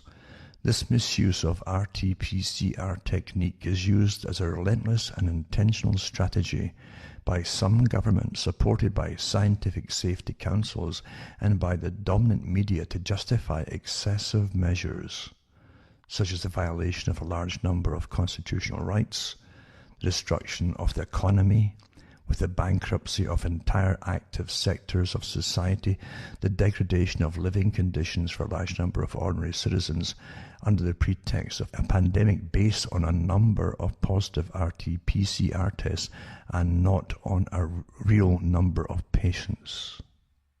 You see? Technical aspects. It's totally destroyed the economy. This is intentional. This is war. The PCR technique was developed by chemist Carey, K-A-R-Y-B Mullis, M-U-L-L-I-S. In 1986, Carey Mullis was awarded Nobel Prize in Chemistry in 1993. Although this is disputed, Carey Mullis himself is said to have criticized the interest of PCR as a diagnostic tool for an infection, especially a viral one. Actually, although they can say this disputed, there's actually video of him talking about that and saying pretty well that, you know. He stated that if PCR was a good tool for research, it was a very bad tool in medicine in the clinic. He was referring to the AIDS virus, HIV retrovirus, or HIV, before the COVID-19 pandemic, but this opinion on the limitation of the technique in viral infections by its creator cannot be dismissed out of hand. It must be taken into account. PCR was perfected in 1992. As analysis can be performed in real time continuously, it becomes RT, real time. PCR even more efficient. It can be done from any molecule, including those of the living nucleic acids that make up the genes. And it says viruses are not considered as living beings. They're packets of information, DNA or RNA, forming a genome. It's by amplification technique, multiplication, that's the cycles, that the molecule sought is highlighted at this point is very important. It's an amplification technique. If there is DNA or RNA of the desired element in a sample, it is not identifiable as such. This DNA or RNA must be amplified a certain number of times. This is the important part too. Sometimes a very large number of times before it can be detected. They actually said that up to about 30 times cycles, that multiplies these particle numbers, so many times, up to about 30. And then they take the reading, you see what they've got, and then they'll decide if it's positive or negative. And different currencies using different levels of the test, by the way. So you can be positive in one currency and negative in another, and even in a state to state inside the US, in fact. But after over 30, it becomes completely unreliable, 30 cycles. And some of them in the States now, they're over 40 cycles are used. They're guaranteed to get false positives. So this it comes initially from a minute trace, and it cycles and cycles and cycles. Up to billions of copies of a specific sample can be obtained, but that doesn't mean that there is all that amount in the organism being tested. Or it doesn't mean you've got your, even if they say you're positive, it doesn't mean you've got the infection, by the way. So there are other DNA viruses such as herpes and varicella viruses. And the most well-known RNA viruses, in addition to coronaviruses, are influenza, measles, Ebola, Zika viruses. In the case of SARS-CoV-2 RNA virus, an additional specific step is required to do a transcription of RNA into DNA by means of enzyme reverse transcriptase. This step precedes the amplification phase. It's not the whole virus that's identified, but sequences of its viral genome, it's bits and pieces of virus. It doesn't mean that the gene sequence, the fragment of the virus, is not specific to the virus being sought, but it's an important nuance nonetheless. It doesn't reveal any virus, but only parts and specific gene sequences of the virus. This article goes into it in quite some depth anyway, but they go into the different tests, the cycles that they can use on it too, and how the cycles work. And the cycle one targets two copies, target times 4 copies, then targets 8 by copies, and up and up and up. You see, this is exponentially up to 40 to 60 cycles. And this is what underlies the sensitivity of the RT-PCR assay. This is the oversensitivity of the RT-PCR test is deleterious and misleading, because it detracts from the basic fact that from one of the first articles I read too about clinical medicine and diagnosing. It says it detaches from the medical reality, which must remain based on the real clinical state of the person. Is the person ill? Does he or she have the symptoms of this virus? That's the most important thing of all, not the PCR test. Now, all these cases generally are not sick. It's just numbers to make it appear like it's a terrible thing flooding society through society. And they're not getting sick with it. This is the thing too. You've never seen such an incredible psychological warfare operation as we've got right now. It's never happened in history to this extent. I hope you understand. Even with the reasons to get into previous world wars and things, it was never even like this. The preparations that went into creating the system to give the overall hype and terror and fear were set up. That takes hundreds and hundreds and hundreds of organizations working together in lockstep. and training for getting all the social media platforms on board. Even in one of the articles I mentioned, to the SPARS one, they mentioned that they have to get all the media on board with them again before the events even happen. And all the tests that they do, the tabletop exercises, they must already have it really actually all ready to go, as though it was going to happen tomorrow, because it might happen tomorrow. So therefore, everybody's on board with them. Even how to attack people who don't agree with it on social media platforms. It's all been put out in tabletop exercises. And that's what they're following. But yes, they should not be. They should be looking at the clinical symptoms of each patient. Are you sad? How do you feel? Oh, fine. That's your diagnostic facts right there. How do you? No temperature, no cough, no. Feeling fine, yeah, feeling fine. What wouldn't matter? The swab says so and so. The test from the swab says so and so. It says that about 35 times it's cycled, it becomes impossible to isolate, and it says it becomes above 35. It says at the 35 count, it says it starts to become very unreliable altogether. It says with one copy of a sample, count 35, without cough, without symptoms, one can understand why all these doctors and scientists say that a positive RT-PCR test means nothing. Nothing at all in terms of medicine and clinic. There you go. It also says in the New York Times, it says experts compiled 3 data sets with officials from the states of Massachusetts, New York, and Nevada that mention these particular counts and so on. They call them counts, PCR counts and so on.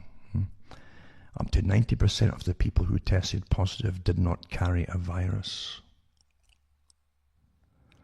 The Wadsworth Center, a New York State laboratory, analyzed the results of its July tests at the request of the New York Times. 794 positive tests with a count of 40. With a count threshold of 35, approximately half of these PCR tests would no longer be considered positive, said the NYT. About 70% would no longer be considered positive with a count of 30. In Massachusetts, between 85 and 90% of people who tested positive in July with a count of 40 would have been considered negative with a count of 30, adds the New York Times. And yet all these people had to isolate themselves with all the dramatic psychological and economic consequences while they were not sick and probably not contagious at all. See, facts don't matter anymore, eh? It's a long article, so I'll put it up regardless, though. But it's quite good, and it's pretty well precise, you know. It is time for everyone to come out of this negative trance, this collective hysteria, because famine, poverty, massive unemployment will kill, mow down many more people than SARS-CoV-2, and isn't that the truth, folks? And I think that's what it's intended to do myself. I can see them now, the continuation of this wartime scenario we're going through now. With, the food is diminishing, and we're about rationing now, you've got to tighten your belts and be good citizens, yada yada. This is the play of the whole thing. It's all going to get played out. Obviously, this is the way that they want it to go. Nothing's going to stop it unless we stop it. And you all have to speak out against it and let it be known until they can't contain the nonsense anymore. That's what has to happen. Not pleasant, but this is the way it's all been designed to go, obviously. Because they want their way. They want this worldwide war scenario of rationing and emergency powers over everything, and your obedience, as in you would have in a complete wartime type of situation. A post-consumer society, you obey, you do what you're told, and that's exactly what they want. That's what the member of the Green Party in Britain said a few years ago, remember? When she looked back to World War II and the books, read the books and the history books and the articles, and how compliant the people in London were and obedient, and they all suffered mightily and rationed and almost starved and the whole thing. And they would go down into the subways during the bombing raids and just all lay together with blankets and that with each, and slept there and put up with it all because it's a wartime. So she really thought that was fantastic, this rationing and compliance of the societies trying to survive through war. So that she could get that back in, she says, they could bring a sustainable future in. Well, there you go, folks. There's nothing to guess at here. There really is nothing. We've had all the countless articles from the big players in the Sierra Club and all the big players through David Attenborough for years, talking about too many of you, and many of the other players too saying exactly the same thing. It's always the same mantra, too many of you. And you can't have sustainability. You can't have the people living in the same lap of luxury. You know, even if you're lower class, they say that you're in the lap of luxury, folks. Oh, you understand they're talking about you. And so they want you to do with you can't all have the same standard of living with your big TVs and all the rest of it and cell phones, yada yada. No. They want you to come down, down, down. As you're financing the other countries to come up under the free trade deals, because you're paying for them. You're paying for their hospitals when you join these free trade deals, even in China.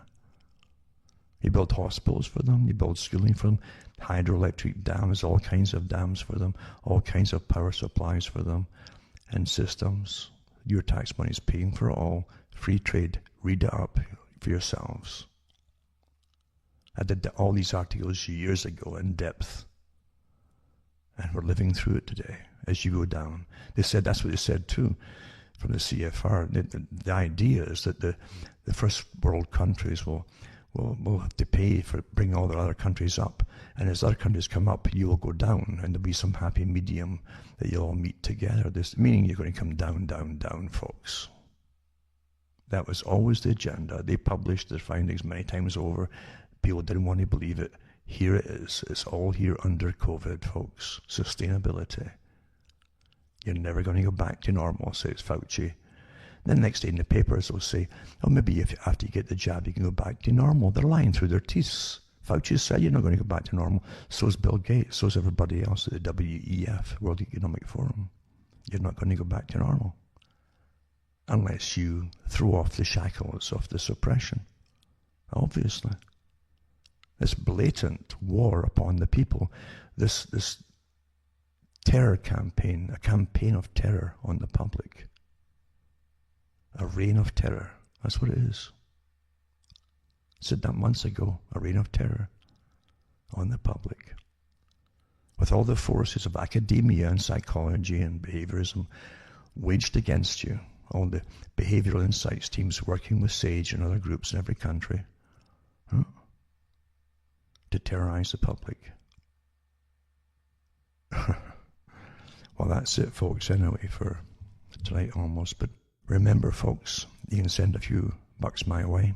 Keep me ticking along. Alan Watt, cuttingthroughthematrix.com. And remember, personal checks are okay. PayPal's fine. You can send cash as well. MoneyGram still works. And you'll find other ways, I'm sure, to getting cash to me. But that's how to do it. And I'm in the process now of trying to find other ways of bringing it in. As the regular systems will be drying up with the lockdowns and all the rest of it. Eventually that will definitely come down the road. But in the meantime, send a few bucks my way, as I say, and hopefully I can keep ticking along and keeping the sites up as we go through all this together. And I do read all the email that comes in. There's stacks of it, so much of it. So I can't get back to all of it, but I read it for sure. I know who's who and what people are going through as well. It really sticks with you, what folk are going through and experiencing. And the effects of the terror upon different people, not just the elderly, but other people to different age groups as well. And I tell them, don't crack up on this. Don't crack up. It's very much, it's true, that saying that I think was FDR supposedly said that the worst thing they have to fear is fear itself. And the circumstance with COVID, I guess that's true, because that's what you have to worry about, is the fear itself that they're creating, not the virus itself. That's my personal opinion. It's such a hyped up piece of deliberate strategy of warfare.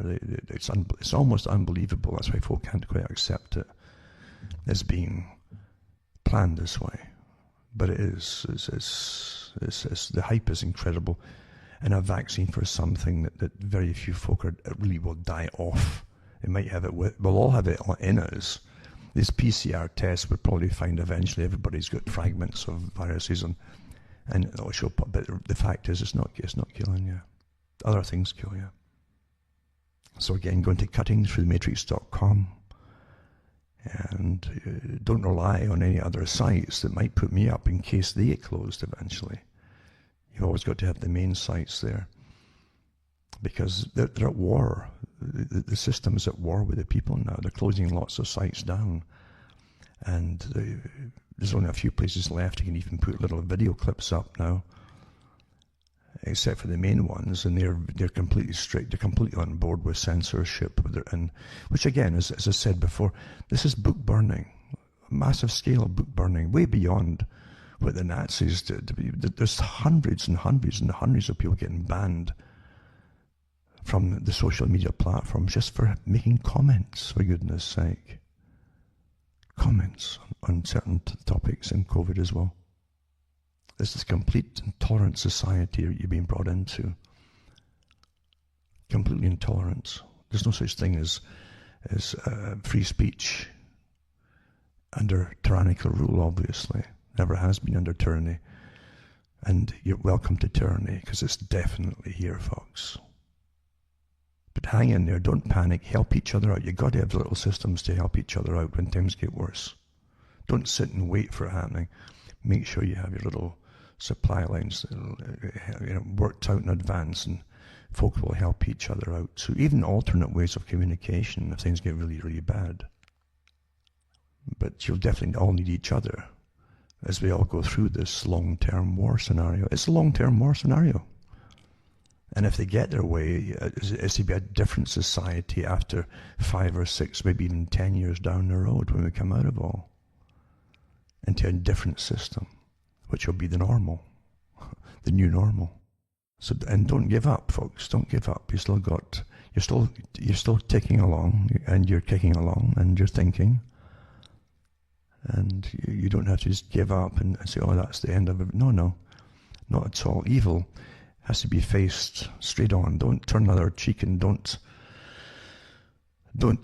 ignore it and say, well, it's too negative to me survive. I've got to look at the positive all the time. Well, the positive has to look at the negative, or you won't have positive to look out for eventually. The positive only is positive when you start fighting the negative, folks, and accepting it, then fight it. That's how you get to the positive.